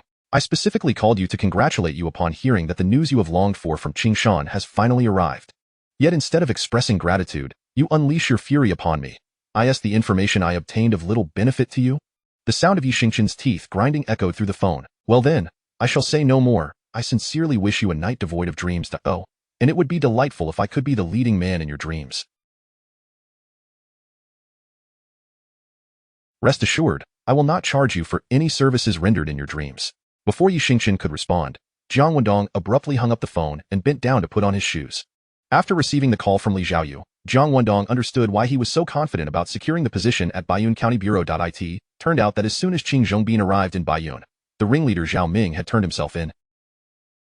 Jiang Wendong felt a wave of emotion. Initially, he had planned to feign ignorance in the county hospital for several days to assist Li Xiaoyu in securing this position. Considering Jiang Wendong had been beaten senseless, it seemed reasonable for Li Xiaoyu to seek this position as compensation. Yet who could have predicted that Qing Zhongbin's luck would soar to such heights? Now that Jiang Wendong had achieved his goal, he had no desire to continue lying around pretending to be daft. He would return to Tianqiao at once to attend to his responsibilities. As for Wang Peng, who had incited the ruffians to assault him, Jiang Wendong felt no need to concern himself. He trusted that Qing Zhongbin would impart many life lessons to him. Yet Jiang Wendong had not anticipated that Wang Peng, in his ignorance, would mistake him for a mere nobody. Furthermore, he erroneously believed that Jiang Wendong was involved with Yixingchen's secretary, becoming so jealous that he lost his senses and ordered Zhao Ming to publicly assault him. Now that's a real conundrum. However, Wang Gang, in his misguided attempt to help his son, also proves to be a troublesome character. Jiang Wendong sneered as he grabbed the car keys from the cabinet and swiftly exited the hospital room. In the corridor outside the hospital room stood several individuals, Yi Chengxia, Lu Shanbin, Yang Benhong, and his cheap brother-in-law Bai Yongjun. They had arrived in Baiyun County with Han Bin just after dusk. After a brief visit, a mere formality, to Jiang Wendong, Han Bin departed the hospital and returned to Tianqiao, leaving Yi Chengxia and the others behind. When Jiang Wendong received the call from Li Xiaoyu, they discreetly exited the hospital room. They were quietly deliberating on how to uncover the mastermind behind the ambush on Jiang Zhan when they spotted Jiang Wendong striding purposefully out of the room. The commanding gait of his movement left the nurse, who had come to change his bandages, utterly speechless. Yi Chengxia and the others were equally astonished. Hadn't Jiang Zhan stated that he would be pretending to be daft for several days? Unable to contain himself, Bai Yongjun asked, Brother Dong, where are you off to? Jiang Wendong replied, back to Tianqiao. Back to Tianqiao? Yi Chengxia and the others exchanged glances. Let's go. We can discuss matters on the way. Jiang Wendong waved his hand and led the way down the stairs, with Yi Chengxia and the others hastily following suit. Meanwhile, at the Baiyun County Bureau, Wang Gang sat in his office, his brow furrowed as he chain-smoked. Wang Peng, unusually subdued, sat on the sofa with a newspaper, stealing glances at his father. Just as Wang Gang, lost in thought, extinguished his cigarette with a forceful flick into the ashtray, the sound of hurried footsteps echoed from outside the door. Who could it be? Wang Peng wondered, looking up toward the entrance. The door swung open, revealing a middle-aged officer surrounded by several others, stepping into Wang Gang's line of sight. Upon seeing this individual, Wang Gang paused momentarily, then rose with a beaming smile. Director Qing, what brings you to Baiyun? Chapter 93. This incompetent fool. The sudden appearance of Qing Zhongbin indeed left Wang Gang momentarily stunned. He quickly realized that his presence was undoubtedly related to the beating incident involving Jiang Wendong on the street. With a smile, Wang Gang hastily stood up and discreetly gestured to his son, Wang Peng, to exit promptly. However, Wang Peng feigned ignorance. He too discerned that Qing Zhongbin and his associates had come specifically for the Jiang Wendong case. As the true mastermind behind the scenes, he naturally wished to remain present to ascertain how the municipal bureau would handle the matter, thus enabling him to stay informed. Wang Gang was acutely aware of his son's reaction and thoughts. He too believed it was best for Wang Peng to stay on site. The problem, however, was that Wang Peng was not part of the police system and lacked the qualifications to be involved. Fool! If you insist on staying to participate in the investigation, it will only arouse the municipal bureau's profound suspicion. Wang Gang muttered under his breath, furrowing his brow as he addressed Wang Peng. Wang Peng, you should go home. When you arrive, inform your mother that I will be working late tonight. From his father's expression, Wang Peng sensed anger, and thus reluctantly nodded in acknowledgement. Just as it was precisely to apprehend Wang Peng. Yes, I am Wang Peng, he replied, bowing slightly, maintaining a demeanor of polite confidence akin to his father's. Before he could finish his words, Qing Zhongbin waved his hand and commanded sternly, seize Wang Peng. Su Tao, who had entered prepared for an arrest, immediately led his team to apprehend Wang Peng. Wang Gang's expression darkened, and he barked, Director Qing, what is the meaning of this? Wang Peng instinctively struggled, the composure on his face vanishing. I haven't committed any crime. On what grounds are you arresting me? Su Tao ignored his protests and swiftly handcuffed him with a sharp click. Let me go. Inside lay a firearm. Yet, the moment his fingers brushed against it, he heard Qing Zhongbin's cold voice, Director Wang, it would be best not to make any rash moves. Otherwise, you will face the consequences. Wang Gang instinctively looked up, only to see Su Tao and his colleagues with their hands resting on their holsters. If Wang Gang dared to draw the weapon, even with his esteemed status, Su Tao and the others, compelled by the necessity to avert unnecessary danger, would undoubtedly fire first. Director Qing, what is the meaning? Su Tao and his colleagues likewise relaxed their grips on their weapons. What was Qing Zhongbin's intent? He offered no explanation, merely glancing back at the doorway. Soon, 2 officers from the municipal bureau entered, escorting an individual. Upon seeing this person, Wang Gang's pupils dilated in shock. Wang Peng, still attempting to resist, stood frozen in disbelief. The individual being escorted was none other than Zhao Ming, the most notorious thug in Baiyun County. The father and son duo comprehended everything in that instant. Zhao Ming, please explain the situation to Director Wang, Qing Zhongbin instructed. Certainly, Director Qing. Zhao Ming, the foremost troublemaker. He began recounting events, starting from the moment he received Wang Peng's call, all the way to his voluntary interception of the municipal bureau's vehicle, thereby surrendering himself in hopes of leniency. Only then did Wang Gang and Wang Peng grasp why Zhao Ming, who had promised to take the fall for Wang Peng, had never appeared before Director Wang. It turned out he had betrayed the organization. Once Zhao Ming finished speaking, indeed, he shouted at Wang Gang, Dad, save me please. Wang Gang's jaw clenched and his eyelids twitched uncontrollably. How he wished to rescue his only son, yet he was powerless to do so. How could he possibly save you? What? This treacherous scoundrel. What did he mean by that? The Wang family duo froze in astonishment. Zhao Ming then turned to Wang Gang, maintaining his mocking demeanor. Director Wang, to be frank, I feared that after my surrender, I would face your retaliation. Therefore, for my own safety, I must drag you down with me in the 2 years since you came to Baiyun. How many illicit activities have you enlisted my help with? How much money have you improperly taken? This afternoon, upon surrendering, I submitted all the evidence. What? Wang Gang's body trembled violently. He felt his knees weaken, unable to stand any longer, and he collapsed. Outside, footsteps echoed once more. This time, the newcomers were from the Qingshan City Discipline Inspection Commission. Leading them was the Deputy Secretary of the Commission, Bao Tianqing. Upon seeing Bao Tianqing, Bao Tianqing's expression was devoid of warmth as he approached Wang Gang, stating, Comrade Wang Gang, please accompany us to the designated location at this time to accept our investigation. To the designated location, at the appointed time, to confess the errors committed. This was what those in the bureaucratic path dreaded most, being placed under double regulation. The pressure exerted by the Discipline Commission dwarfed that of Qing Zhongbin, even with his firearm. After all, Wang Gang was a standing member of Baiyun County. As long as he refrained from making any dangerous moves, Qing Zhongbin would not dare to lay a finger on him. The Municipal Discipline Commission, however, was tasked with handling errant officials. Wang Gang's mind was a blank slate, and after a prolonged moment, he slowly regained his senses, casting a glance at the now crumpled figure of Wang Peng on the ground. This pitiful fool who had caused such turmoil over a woman, had he known, he should have pinned him against the wall years ago. While Wang Gang seethed with resentment towards his son, waves of regret surged within him. Who could have anticipated? After the incident, I should have enforced the law impartially, sacrificing familial ties for justice. Alas, there are no remedies for regret in this world. All the Wang family could do was internally hurl the most venomous curse. This led to Jiang Wendong, upon awakening early that morning, to be beset by incessant sneezes. Alas, who is cursing me? Or who is thinking of me? Glancing at the dimly lit sky outside, Suddenly, the external line phone on the coffee table erupted into a cacophony. Who could be calling at such an early hour? It was far from calming. Jiang Wendong lazily reached for the receiver, placing it to his ear, and asked in a nasally tone, "This is Jiang Wendong. May I ask who is calling?" Yet, there was no response from the other end. Who is this, calling me so early without uttering a word? Furrowing his brow, Jiang Wendong lifted. Growing increasingly irritable, Jiang Wendong snapped, "Who are you? If you don't speak, I will hang up." Finally, a cold, young girl's voice emerged from the receiver, "Meatball." Chapter 94.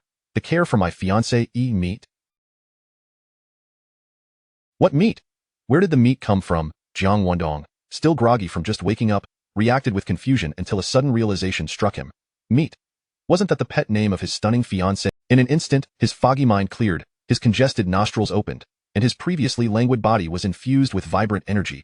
At that moment, Jiang Wendong felt a qualitative change in his spirit. He then exclaimed, "I want to eat meat." On the other end of the line, Lu Qing fell silent. After uttering those words, Jiang Wendong realized he might have made a blunder. How could a man with 2 lifetimes of experience utter such childish remarks? Lu Qing, who was naturally proud and haughty, would surely be infuriated. She might even consider him a lecher. Isn't it rather normal for a man to crave meat? Jiang Wendong reasoned with. Just as he was about to say something, Lu Qing's cold voice came through. "Wait until you prove your worth and become a powerful departmental leader within 3 years. Jiang Wendong, seemingly lacking in intelligence, blurted out, "What will happen after I become a powerful He felt a sudden urge to swallow. Why on earth was he salivating so early in the morning? He raised his hand to wipe the corners of his mouth and coughed again, diverting the topic. "Lu, meat. Is there a reason you—" This information was entirely reasonable, as Li Xiaoyu had reported the incident to Jiang's elder in the capital after receiving Jiang Wendong's call. Upon hearing, Jiang's elder would undoubtedly relay it to his daughter-in-law, Jiang Wendong's mother, who would then inform. However, Lu Qing coldly inquired, "After the incident, why didn't you notify me immediately? Did you forget my contact information? Or do you simply not regard me as your fiancé?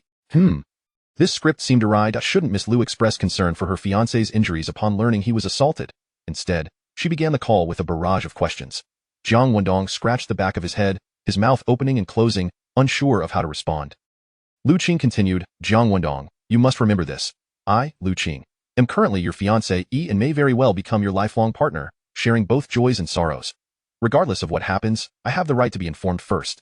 If you disregard my existence, it only proves that you do not hold me in your heart." After a brief pause, she added, "That would make me unhappy." Miss Lu was truly displeased.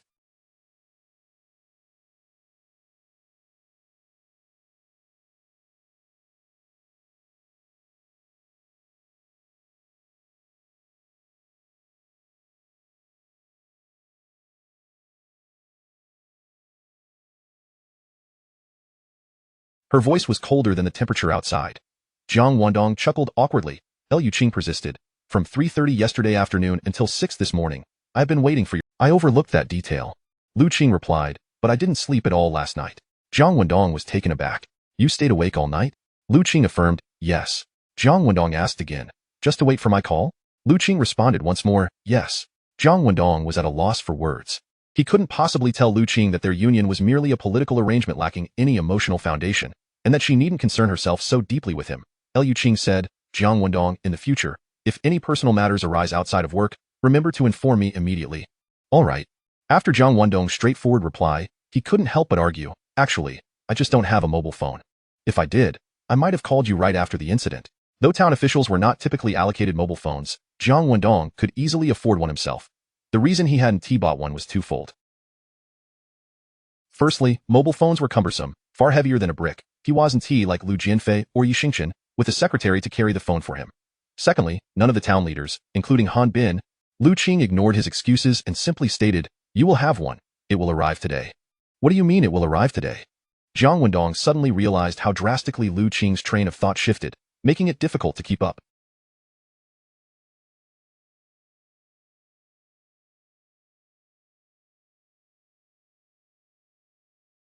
Lu Qing replied, "The mobile phone. I purchased it for you.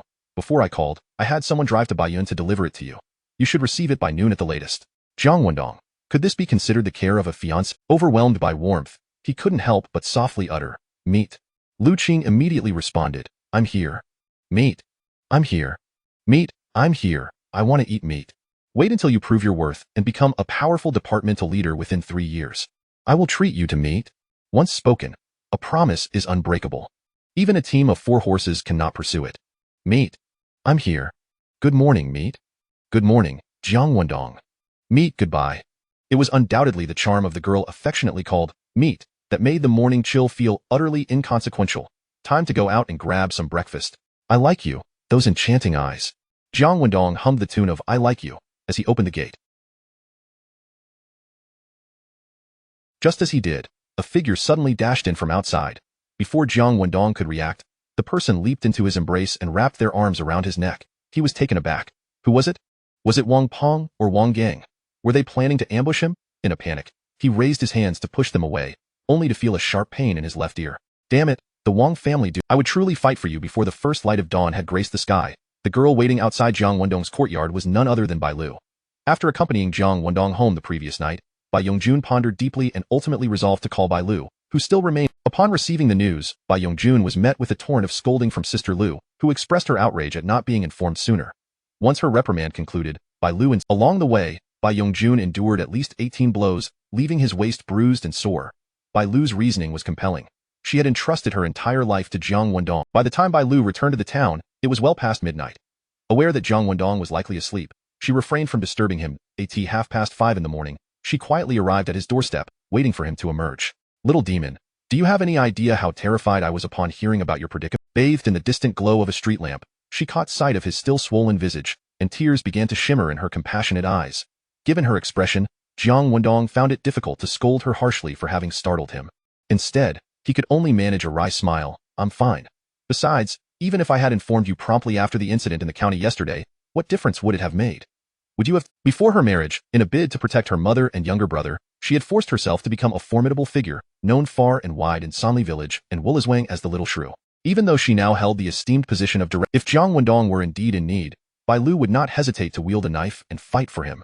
You fool, Jiang Wendong chuckled bitterly, lifting a hand to pinch her cheek. Next time I find myself in a similar situation, I shall be sure to. Now that you see I am safe and sound, you should return home. I, too, must venture out for breakfast. I'm hungry as well, Bai Lu replied. Upon hearing this, Jiang Wendong furrowed his brow slightly. He assumed Bai Lu intended to accompany him for breakfast, which was not acceptable. If they were to venture out together so early in the morning, onlookers might mistakenly believe they had spent the night together. While Bai Lu was indeed his colleague, she was also a married woman. Come, stick out your tongue, and allow me to feast upon it, Bai Lu said. Buzzed in an instant, Jiang Wendong felt a resounding hum echo in his mind. Throughout 2 lifetimes, he had never shared a kiss with any woman. The incident at Chunlai restaurant with Yi Xingchen did not count. That was merely an act of retaliation, devoid of the essence of romantic affection. Thus, being unexpectedly thrust into the experience of a kiss left him utterly bewildered. He could not ascertain how much time had passed. Only after regaining focus did he realize Bai Lu was no longer before him, and he had no idea when she had departed. Is my first kiss truly gone? Curse you, Bai Lu. Jiang Wendong muttered under his breath, wiping his mouth as he continued. But that sensation was indeed delightful. According to research conducted by a renowned expert abroad, when a man kisses a girl during the act of kissing, the brain produces a surge of endorphins, similar to morphine, also known as the hormone of youth, and dopamine, which stimulates excitement throughout the nervous system. Both substances possess remarkable efficacy in treating depression. In a buoyant mood, Jiang Wendong secretly cursed Bai Lu, who had stolen his first kiss, while whistling a tune of admiration as he strolled into. By this time, daylight had fully arrived. Lo and behold, at the stall near the bridge, a considerable number of people were queuing. Despite the biting cold, the proprietress, the cashier, Hua Mei, exhibited commendable arithmetic skills, her crisp voice ringing out as she handled transactions. The unique aroma of jianbingguozi lured in even more patrons. Meanwhile, the 4 food stalls on the bridge, which were typically bustling at this hour, had noticeably fewer customers. Were it not for the imposing presence of Jiang Yanwang behind Hua Rou, her stall would have likely been overtaken by the other vendors long ago. Seeing the sister so busy, Jiang Wendong couldn't help but smile with satisfaction as he walked towards the bridge. With so many people willingly queuing for jianbingguozi, he felt no need to join the throng at that stall. Instead, he approached the familiar food stall he frequented. This particular stall boasted 7 or 8 small tables, and while the foot traffic had clearly diminished, there were still a dozen patrons dining. As Jiang Wendong approached a small table and prepared to sit, a young man who had been engrossed in his meal hastily looked up, startled, and jumped to his feet. It was Han Zhuang. Jiangtown, Han Zhuang bowed slightly, a sycophantic smile plastered on his face. You're so busy, yet you still came to eat. What am I busy with? Even if I were indeed busy, would I send someone else to dine in my stead? Jiang Wendong paused momentarily but chose not to engage in a dispute, merely responding with a nonchalant as he seated himself at the table. Jiangtown, please enjoy your meal. I shan't disturb you, Han Zhuang continued. The group of over 10 patrons previously gathered to enjoy fried dough sticks all stood up in unison. It dawned on Jiang Wendong that these customers seemed to be affiliated with Han Zhuang. He couldn't fathom their early morning destination that had prompted them to gather for breakfast, yet Jiang Wendong paid them no mind. As long as they caused no trouble, they had every right to congregate.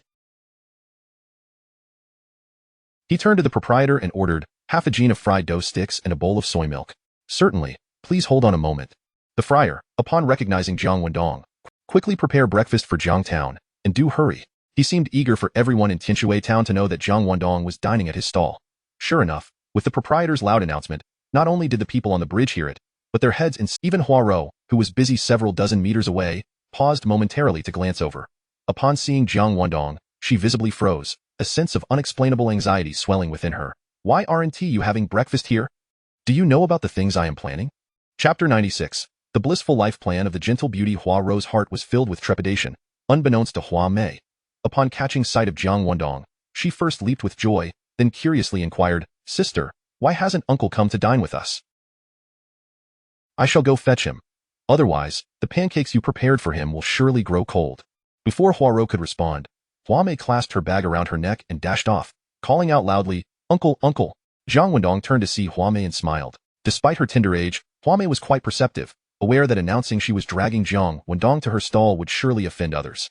Boss, please hold off on serving me the soy milk for now. Instead, you chose to dine elsewhere. Uncle, did we do something wrong that made you unwilling to eat with us? Jiang Wendong was taken aback. His absence from Huaro's stall was merely due to its bustling activity, yet he hadn't anticipated. She presumed his choice not to eat there indicated some displeasure on his part. You have done nothing wrong at all. I have no intention of avoiding your stall, he earnestly explained to Hua Mei. The reason I did not come is that your business was simply too busy. With that, the tide of worry in Hua Mei's eyes receded. With a giggle, she tugged at Jiang Wendong, declaring, Uncle, no matter how busy we are, you must come to dine with us. Before Jiang Wendong could utter a word, Hua Mei called out, Sister, sister. Uncle has come. Uncle is dining with us. Huaro, who had already noticed Jiang Wendong being pulled over by Hua Mei, casually glanced up and nodded gently. However, her heart fluttered slightly. Once he was seated, she felt relieved and hurried to the tricycle, retrieving 2 pancakes that had been prepared earlier. Huaro swiftly began preparing the wontons she had made exclusively for Jiang Wendong that morning. Thin wrappers, ample filling, a customer remarked. Boss lady, I'd like a bowl of those wontons too. Apologies, but the wontons are sold out, Huaro replied softly, her large, captivating eyes, which could easily be likened to Karina's big eyes in a future world, ignoring the hundreds of wontons displayed at the stall. The customer queried, Am I indulging in privilege, distancing myself from the masses? Jiang Wendong gazed at Huaro's delicate profile while savoring the unique wontons, pondering this thought. However, considering that he was paying for his meal, he soon felt at ease. Just as Jiang Wendong finished his meal, Huaro had sold out of the pancakes. In truth, she had hidden the remaining ingredients and began preparing to close the stall. Jiang Wendong saw no need to assist with such trivial matters. Mayor, shall I escort you to school? Jiang Wendong glanced at the sky, still early, and playfully ruffled Hua Mei's little head, smiling as he asked, Uncle, today is Saturday. There's no school, Hua Mei replied. Today is Saturday? Oh, Jiang Wendong finally recalled that it was indeed Saturday. Students did not need to attend school, nor did he have to report to work. However, he needed to consult his frugal uncle regarding the pickled vegetable factory. The items he had transported from Bayou County were still in the car. Very well, then you can help your sister tidy up the stall while I take my leave, Jiang Wendong said, retracting his hand and turning to depart. Just as he took a few steps, a loud crash echoed behind him. Hua Mei exclaimed, Sister, are you all right? Instinctively, Jiang Wendong turned back to see Huaro supporting herself again. It turned out that while Huaro was attempting to place a half-filled plastic bucket onto the tricycle, she had either lost her grip or slipped, causing the bucket to fall and land squarely on her right foot. The pain rendered her face pale, her teeth biting down on her lip in discomfort. Jiang Wendong quickly approached, supporting her arm. Are you all right? I'm fine. Really, I just lost hold of the bucket, and it landed on my foot, Huaro replied. Jiang Wendong instinctively wrapped his left arm around her slender waist, the delicate fragrance of the gentle beauty enveloping him. Hua Mei sighed inwardly, feeling a pang of sympathy. Alas, sister. Before long, Jiang Wendong had loaded the bucket, stool, and several small tables onto the tricycle. However, He could only help Hua Rou to the front of the vehicle, saying, "You sit in the carriage, and I shall take you home." Hua Rou obediently. Hua Mei sat on the opposite side, her face beaming with delight as she directed Jiang Wendong on the way home. Jiang Wendong was far more familiar with the roads leading to the center of the bridge town than the Hua sisters were. Upon hearing Land Temple, he immediately recognized where they resided. After a brief ride of 10 minutes, the tricycle carrying the two girls came to a halt 800 meters east of the bridge.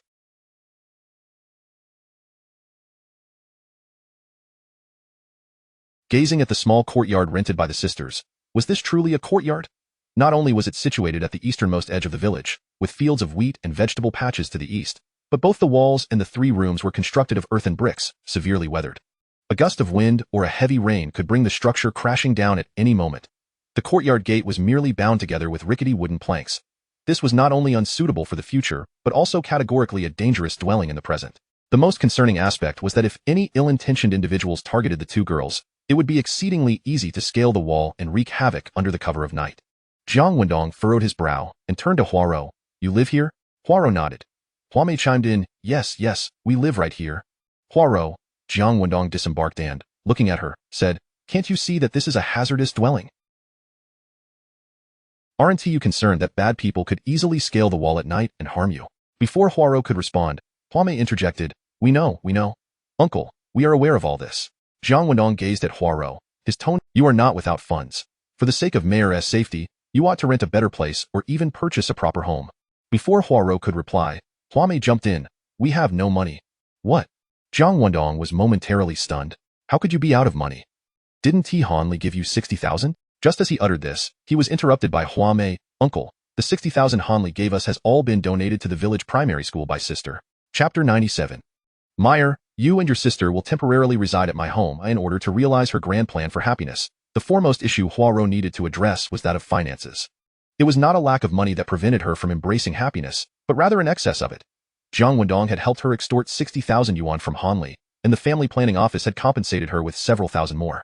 In this current era, over 60,000 yuan is an unimaginable sum for any rural household. With such a vast amount of money at her disposal, Hua Rou found little justification to continue relying on Jiang Wendong's protection. Furthermore, there was no reason for her to remain in this dilapidated, remote house that could collapse at any moment. Only by allowing Jiang Wendong to see her and her younger sister residing in this precarious dwelling could she ensnare him deeper into the trap she had. Thus, Hua Rou declared, "After the tragic loss of our parents, we have been graciously looked after by the kind-hearted folks of Huajia village. We have decided to donate this sum to repair the village's primary school, providing the children with a conducive learning environment as a token of our gratitude." Ignoring the fervent objections of the village to speak candidly, after relinquishing such a substantial amount, Hua Rou felt as though her heart was bleeding. This money was not only the price of her parents' lives, but also the absolute guarantee for her and her sister's survival as they relied on each other. Should her plan for happiness fail, the consequences would be dire. Yet, what if it succeeded? Fully aware of her own beauty and the fortune she possessed, Hua Rou would no longer need to fear the adage, "The innocent suffer for the guilty." A beautiful girl, wealthy yet orphaned, without a strong protector, was inherently a magnet for evil. Hence, after a fleeting moment of sorrow, she ultimately set aside her emotional turmoil regarding the money. With that sum entirely dispensed, Hua Rou embarked on the second step of her plan. This involved bringing Jiang Wendong to their residence. In truth, there were numerous ways for Hua Rou to invite Jiang Wendong over. For instance, she could have had her naive and cheerful sister, Hua Mei, extend a heartfelt invitation for him to visit. Jiang Wendong, having a fondness for Hua Mei, would surely oblige whenever he had the time. Yet, Hua Rou opted for a different approach. She devised a scheme where she would accidentally injure her foot with a bucket while preparing a meal, compelling Jiang Wendong to come to her home voluntarily. Though there were many alternatives that did not require inflicting pain upon herself, Hua Rou chose this particular method for one crucial reason. She felt it unjust to manipulate Jiang Wendong, who genuinely cared for them, for the sake. If she were to resort to deceit, she believed she should be punished for it. If no one else would administer that punishment, she would impose it upon herself. Thus, Hua Rou successfully completed the first and second steps of her. Jiang Wendong remained blissfully unaware that this seemingly fragile yet cunning girl had crafted a scheme specifically targeting him. After discerning the dire circumstances of the Hua sisters, he gazed at the girl seated beside the tricycle, momentarily taken aback. "You?" Jiang Wendong said with a wry smile, gently ruffling Hua Rou's hair. "Even if you wish to repay the villagers for their kindness and contribute to providing a better learning environment for more children, there is no need to donate all your money. Surely you should keep at least 10 or 8,000 to secure a basic living for yourself and Mayor." Jiang Wendong's affectionate gesture stemmed from a natural instinct of an elder's compassion for a younger one. Little did he know that Hua Rou's heart raced, and joy surged in her eyes.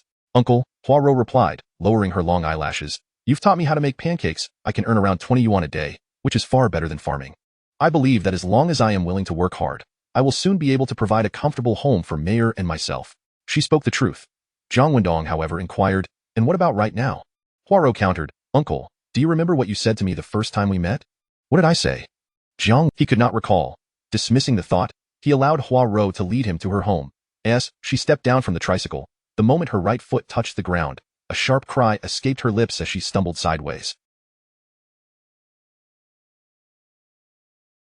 Fortunately, Jiang Wendong reacted swiftly, catching her arm and instinctively pulling her into his embrace. The delicate and fragile girl fell gently against him. Hua Rou immediately closed her eyes, summoning all her strength to refrain from. Hua Rou was remarkably composed. Her subtle yet intoxicating fragrance wafted through the air, capturing Jiang Wendong's senses and tugging at them insistently. How delightful, Jiang Wendong mused, quickly stepping back to maintain a respectful. He then noticed Hua Rou biting her lip, appearing strong yet unable to suppress the tears streaming down her cheeks. Is it that painful? Jiang Wendong asked, glancing down at her injured foot, his brow furrowing in concern. I'm fine. I just lost my balance earlier, Hua Rou replied, perhaps fearing his frown. She hurriedly wiped away her tears, forcing a smile, but before she could say more, Jiang Wendong helped her back onto the tricycle. He instructed her to wait there while he asked Hua Mei to retrieve the keys and lead him inside. Hua Mei obediently agreed, glancing back at her sister as she pulled the keys from her bag. The sisters exchanged a silent nod of understanding. Unbeknownst to Jiang Wendong, who was unwittingly falling into the sisters' scheme, he followed Hua Mei into their living room. As he surveyed the sunlight filtering down from the corner of the, he instructed Hua Mei, Mayor, pack up your and your sister's belongings. Hua Mei blinked her innocent and naive eyes and asked, Uncle, where are we going to take our things?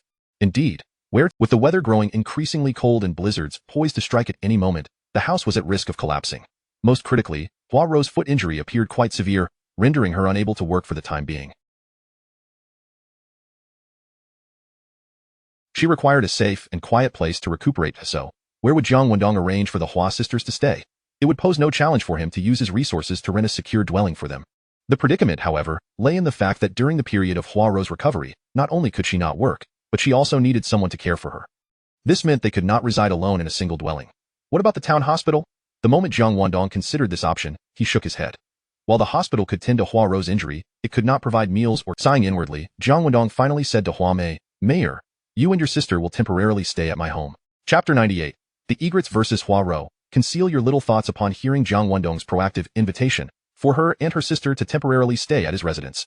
Hua Mei immediately nodded enthusiastically, her joy palpable. Without further ado, she turned and dashed out the door. Sister, sister. As Hua Mei burst through the gate, she was about to call out loudly to Hua Rou, who was seated on a tricycle, but Hua Rou furrowed her brow and swiftly admonished in a hushed tone, don't shout. From her younger sister's eyes brimming with excitement, Hua Rou discerned that her third plan had been successfully executed. However, it was imperative that Hua Mei's exuberance did not lead to indiscreet outbursts, as that would surely raise suspicions in Jiang Wendong.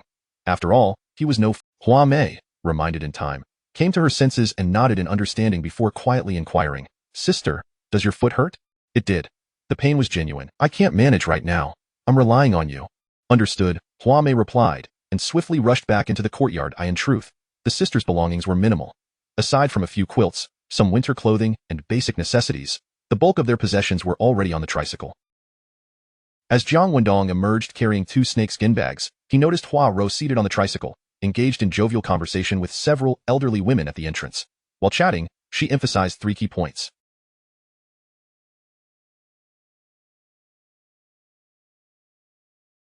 First, Jiang Wendong was their uncle. Second, her foot was injured, and with Hua Mei still young, they required care and a safe living environment. Third, once her injury improved, they would promptly move out. This strategic communication would compel certain individuals who wished to use Jiang Wendong as a means to bring Hua Rou back to their home to reconsider their intentions. It must be said that Hua Rou's cunning was indeed profound. She had anticipated every factor that could be detrimental to Jiang Wendong and devised the optimal solution. Yet, she overlooked a timeless adage. Even the wisest can err. Despite her meticulous planning, she failed to account for the reaction of Bai Lu. This oversight was not entirely her fault. Who could have foreseen that this married beauty, the director, would entrust her lifelong happiness to Jiang Wendong? When Bai Lu arrived with her, especially once she grasped the situation, her womanly intuition swiftly led her to a realization. She silently cursed. I had my suspicions about this little girl when she offered to be a maid for the little devil in gratitude. How right I was. If it weren't for her deliberate donation of money, her choice to reside in a dilapidated house, and her intentional injury, I swear I'd have circled around the town 3 times. Nevertheless, no matter how acute Bai Lu's intuition, she could not voice these thoughts. Nor could she warn Jiang Wendong to be wary of this seemingly delicate and charming young woman. Otherwise, the clueless Jiang Wendong, who was incapable of fully appreciating the advances of a stunning— What Bai Lu could do was wear a facade of concern, feigning sympathy for the sisters, as she assisted Jiang Wendong in arranging the guest quarters for the sisters. As she carried some— Oh, and by the way, after the loss of their parents, those sisters donated the entirety of the town's compensation funds to the village school. Truly admirable. While Huaro shared her reasons for residing in Jiang Wendong's home with the villagers, Bai Lu was vocally promoting Jiang Wendong's altruism throughout the town. The 2 women were absolutely aligned in their efforts to uphold Jiang Wendong's illustrious image. This situation also revealed that, despite Bai Lu's discontent with Jiang Wendong's youth, after Bai Lu had finished her rounds of promotion, she returned to the entrance of Jiang's home and instantly caught sight of the scene within the living room. There, Jiang Wendong was crouched on the floor, while Huaro sat upon the sofa. A basin lay on the ground alongside an open first aid kit. With one hand, he gently cradled her delicately fair and beautifully shaped foot, while the other held a cloth, tenderly wiping away the moisture. It was evident that Jiang Wendong was examining Huaro's injury, his demeanor calm and devoid of any lewd intentions, wholly unaware that he was playing with the exquisite foot of a lovely woman. Huaro, with her head bowed, perhaps due to the significantly warmer atmosphere indoors compared to outside, sported a flushed complexion, biting her lip with her perfect teeth. The little devil couldn't wait to bring her home. Instinctively glancing back, he caught sight of his sister's menacing glare. Why is my sister looking at me like that? Does she think I'm not working hard enough? With this thought, Bai Yongjun hastened to scrub the floor with even greater vigor. With a face full of concern, she inquired, Jiang, is Huaro's injury serious? It may involve some fractures, Jiang Wendong replied, gently pressing on Huaro's swelling right foot, eliciting an immediate curl of her toes in pain.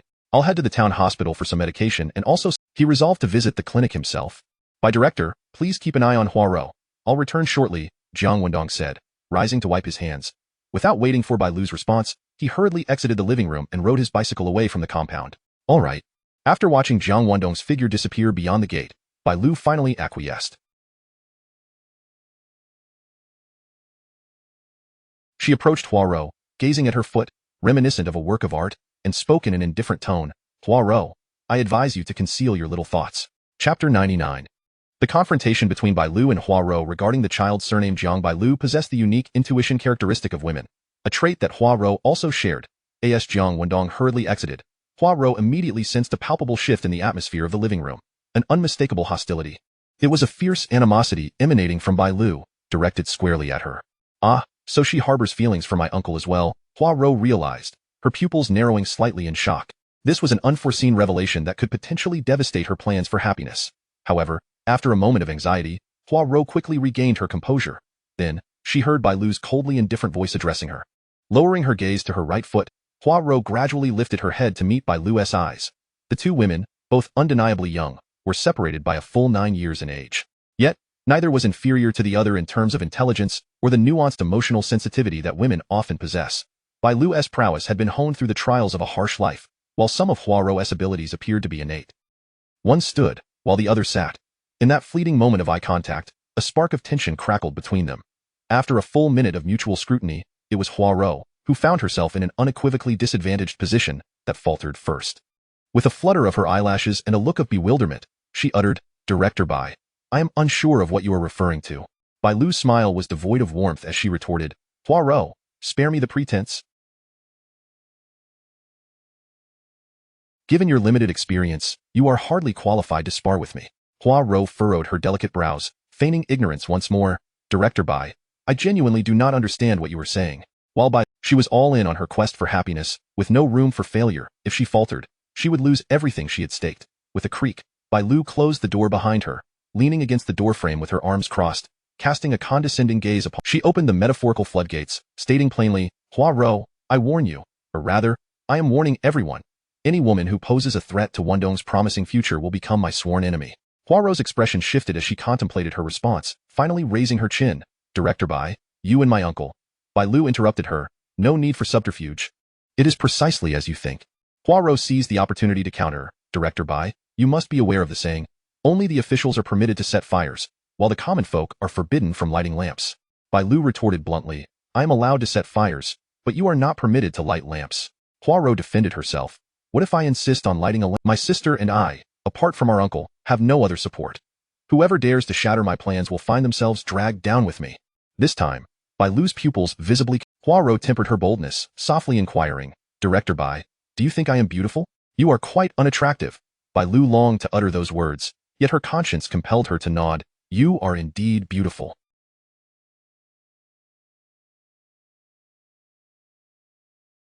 The key lies in your delicate appearance, which can swiftly awaken a man's protective or possessive instincts.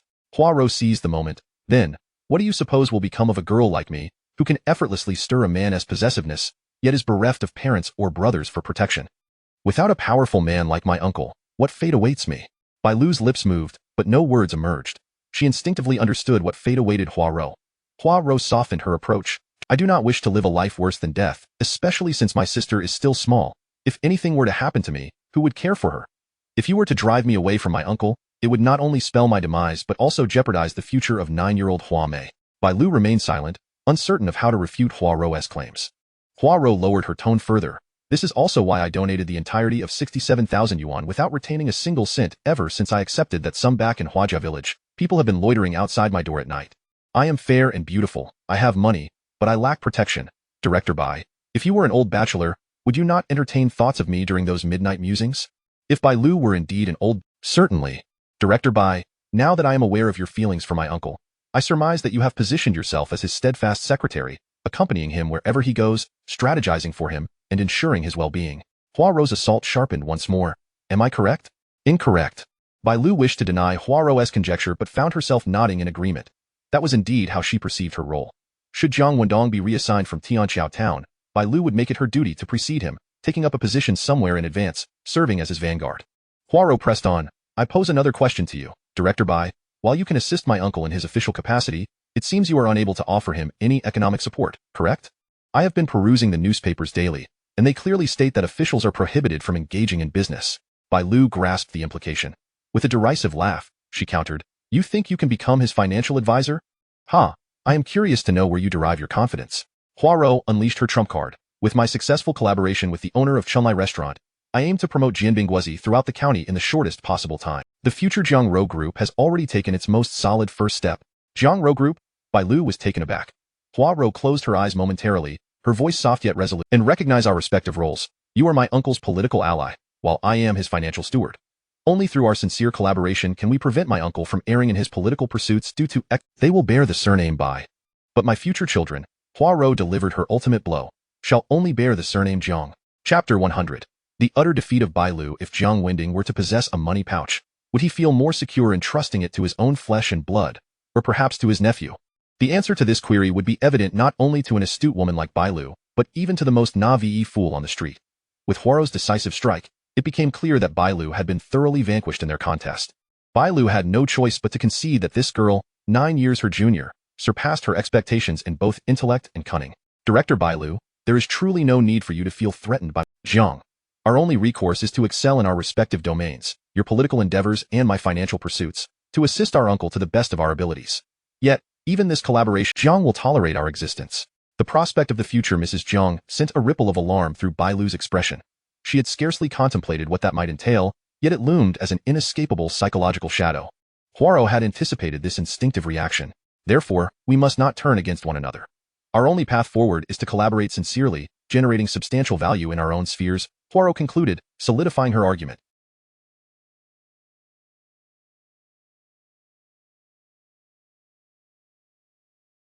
Bai Lu, utterly defeated, stared wide-eyed at Poirot, rendered momentarily speechless. Had she not witnessed it firsthand, she would have found it inconceivable that this 18-year-old girl, fresh from high school with little worldly experience, possessed such profound cunning and could deliver such a demoralizing speech. Poirot remained silent, slowly extending her right hand toward Bai Lu in a gesture of request for cooperation.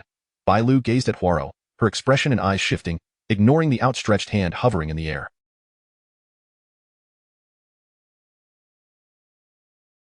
She continued to observe Poirot, who held her hand aloft, seemingly suspended in time.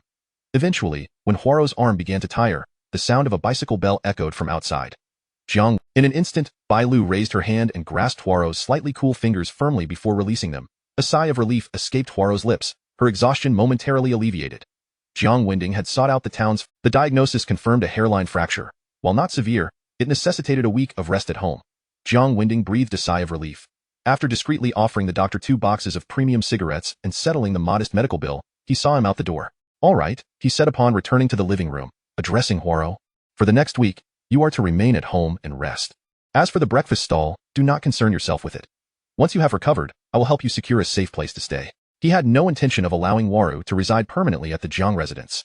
Some matters were better left unsaid, even if they were easily understood. Understood, uncle, Huaro replied with a gentle nod, adding, I truly apologize for the trouble I've caused you. Oh, sooner or later, she will consume you without leaving a bone behind. Bai Lu, stifling a smirk, remarked, Jiang Town. I just had a conversation with Huaro and discovered that she has partnered with El Mao to develop the pancake rolls you taught her. Oh. Jiang Wendong responded with mild surprise, turning his gaze toward Huaro. He had not anticipated that she would collaborate with El Mao to seize the market for pancake rolls. This indicated that Huaro possessed a certain aptitude for business. Huaro bit her lip. I've heard people in town say he is affiliated with Secretary Han. If my collaboration with him poses any issues, I can terminate it immediately, ensuring that he no longer has any claim to my pancake rolls. Damn it. This little vixen is once again feigning vulnerability to elicit his protective instincts. Bai Lu silently cursed while begrudgingly admiring Huaro's acting skills. Ha, what does it matter? As long as he is genuine in his business dealings with you, I wholeheartedly support it. After all, El Mao is one of the shrewdest businessmen in town. Huaro, with my protection, go ahead and collaborate with him. If he dares harbor any ill intentions towards you, I will strip him of his skin. Huaro beamed with joy. Bai Lu inwardly scolded. The flower fox has successfully ignited the little demon's protective instincts. Should I injure myself to receive his tender care? Thus, as Bai Lu assisted Jiang Wendong in setting up a bed for Huaro, she feigned an accident, deliberately stepping on her own foot. The pain elicited a soft cry as she leaned against the wall, raising her right foot in a pitiful manner, hoping Jiang Wendong would hasten to examine her injury. She cast desperate glances at Bai Yongjun, signaling him to exit swiftly. However, Bai Yongjun misinterpreted her intentions. He hastily set down his task, rushed over, and pushed Jiang Wendong aside, kneeling before her and cradling her right foot, exclaiming, Sister, are you all right? Does it hurt? How could you be so careless? Witnessing his actions, Bai Lu felt a surge of frustration. What was she to feel when her plan to feign injury and secure the little demon's attention was thwarted by her foolish brother? Anger, helplessness, and even a touch of gratitude swirled within her. Just as Jiang Wendong was about to inspect Bai Lu's injury, Bai Yongjun once more impeded him, blocking the light needed for a proper view. At that moment, a knock echoed from the courtyard gate. Before Jiang Wendong could react, Huame, who had been cleaning the windows, darted to the door and opened it. Excuse me, is this my brother's home? A girl's voice called from beyond the threshold. Huame paused, bewildered. Your brother? Who is your brother? Jiang Wendong, concerned for Bai Lu's injury, perked up at the sound of the voice, his brows furrowing in surprise. He rushed out of the side room, exclaiming, Elder brother, are you hiding a beauty in your golden house? The moment Jiang Wendong heard the voice of a girl outside the courtyard gate, his consciousness momentarily blurred. A vision of a frail-looking woman, seemingly in her 40s, surfaced vividly in his mind. This was his younger sister, Jiang Wenxiu, who was 8 years his junior in his past life. During her high school years, Jiang Wenxiu had been sold to the depths of the mountains by the Yi family, enduring years of torment before leaving this world in agony at the age of 40. Overwhelmed by heartache, Jiang Wendong had no time to ponder how his sister had arrived in Tianshui town. He merely rushed out of the west wing and arrived at the courtyard gate with utmost speed. Indeed, it was his sister, Wenxiu. Without waiting for a response, Jiang Wendong trembled as he called her name. Enveloping her in a tight embrace, he held her with all his might, fearing that if he loosened his grip, she might suddenly vanish or transform into the visage of a 40-year-old woman. Elder brother, what is wrong? Are you trying to suffocate me? Jiang Wenxiu, startled, took a moment to regain her composure and hurriedly began to thump his back. The once bookish elder brother, who had not embraced her like this since she was a child, puzzled her with this sudden display of affection. What was going on today? Had the sun risen in the west, or had her brother's mind been kicked by a donkey? Regardless, Jiang Wenxiu was quite alarmed. Even her companion, Jiang Wencheng, who had accompanied her to Tianshui town. At that moment, the limping Bai Lu and Bai Yongjun also arrived at the entrance, on the sofa in the living room. Hua Ro, upon hearing Jiang Wenxiu call out to her elder brother, felt an inexplicable sense. She hurriedly slipped on her shoes, disregarding everything else. After being pounded on the back by his little sister for a few moments, Jiang Wendong finally came to his senses, especially after holding Wenxiu. Tears had begun to stream uncontrollably down his face. He quickly released her, raised his hand to wipe away his tears, and was about to offer an excuse when he noticed. This time, Jiang Wendong did not dwell on the tragic fate of Jiang Wendong in his past life, where he had been arranged by the Yi family to the border and met a gruesome end on New Year's Eve at the jaws of a pack of wolves. For he knew, I, Jiang Wendong, have returned to the present. No one shall harm my family again. I will ensure those who hurt my loved ones in my past life pay the most excruciating price in this life. Elder brother, what is the matter? The 19-year-old Jiang Wendong, with a foolish expression, raised his hand to check Jiang Wendong's forehead temperature. Remove your hand. Jiang Wendong swatted his brother's hand away. Jiang Wendong immediately breathed a sigh of relief. This was the elder brother he was familiar with. Elder brother, you are the town mayor now, after all. Though young, Wendong attempted to impart wisdom, yet you exhibit no composure whatsoever. You startle at the slightest provocation, which is not good. You must learn to remain unfazed even when a mountain collapses before you. That way, even if you find yourself at an absolute disadvantage, your enemies will mistakenly believe you have. Do I require your guidance? Jiang Wendong, his emotions stabilizing rapidly, chastised his little sister while simultaneously giving Jiang Wendong a light smack on the back of his head. All right, come in and let us talk. Both Jiang Wendong and Jiang Wendong had when she misbehaved, they were reluctant to scold or punish her, yet would blame each other for failing to fulfill their duties as older brothers. Thus, it was unsurprising that Jiang Wendong, while admonishing his sister, would take it out on Jiang Wendong instead. The latter would merely mutter, I knew you would hit me, before pausing in surprise. He had spotted Huaro. Jiang Wendong, known in the capital for stirring up trouble and reputed to have seen countless women, felt his heart race upon seeing the delicate beauty of Huaro. An inexplicable surge of protective instinct welled up within him. Second brother, what are you staring at? Jiang Wendong casually inquired, following his gaze to see Huaro. Wow, this girl is stunning. Jiang Wendong silently praised, but her heart suddenly sounded alarm bells. Regardless of who this beautiful girl was, the mere fact that she was in her elder brother's home signified that her relationship with him was extraordinary. Is elder brother hiding a beauty in his golden house? A thought crossed her mind as she pinched a piece of flesh under Jiang Wendong's ribcage, applying pressure. Jiang Wendong winced in pain. Then he heard his sister whisper, Second brother, this is elder brother's woman. If you dare to gaze at her again, I shall gouge out your eyes. What? Jiang Wendong was momentarily taken aback, then suddenly enlightened. Indeed, this delicate beauty is elder brother's woman. I must not allow myself to be captivated. Elder brother, I apologize. I shall never again gaze longingly at your woman. Having been trained to accept his sister's admonition since childhood, Jiang Wendong had developed the conditioned reflex of thinking, no matter what my sister says, she is always. When he looked at Huaro again, his gaze was entirely innocent. However, to mask his embarrassment, Jiang Wendong lowly retorted, Third brother, what nonsense are you spouting? I was merely lost in thought. You speak truthfully. Save for her seemingly fragile physique, her visage certainly rivals that of sister-in-law. Wendong too forgot her earlier intention to reprimand Jiang Wendong. No wonder elder brother consistently refused to form a union with sister-in-law. It turns out he has two stunning beauties by his side. How peculiar that such exquisite specimens exist in a small place like Tianshui, and there are two of them. In that moment, the siblings found the answer to why Jiang Wendong had declined marriage proposals. They then began to murmur among themselves, Second brother, what do you think sister-in-law would offer me if I told her about these two beauties? Third brother, are you planning to betray elder brother? As long as the reward is, indeed, it is quite reasonable. Second brother, I find you increasingly resembling me and growing more clever. With a smug smile, Jiang Wendong walked into the courtyard. Turning back, he called out, What are you two whispering about? Come here. I shall introduce you. With the Bai siblings and the Hua sisters present, he had to introduce them to his younger siblings to prevent any misunderstandings.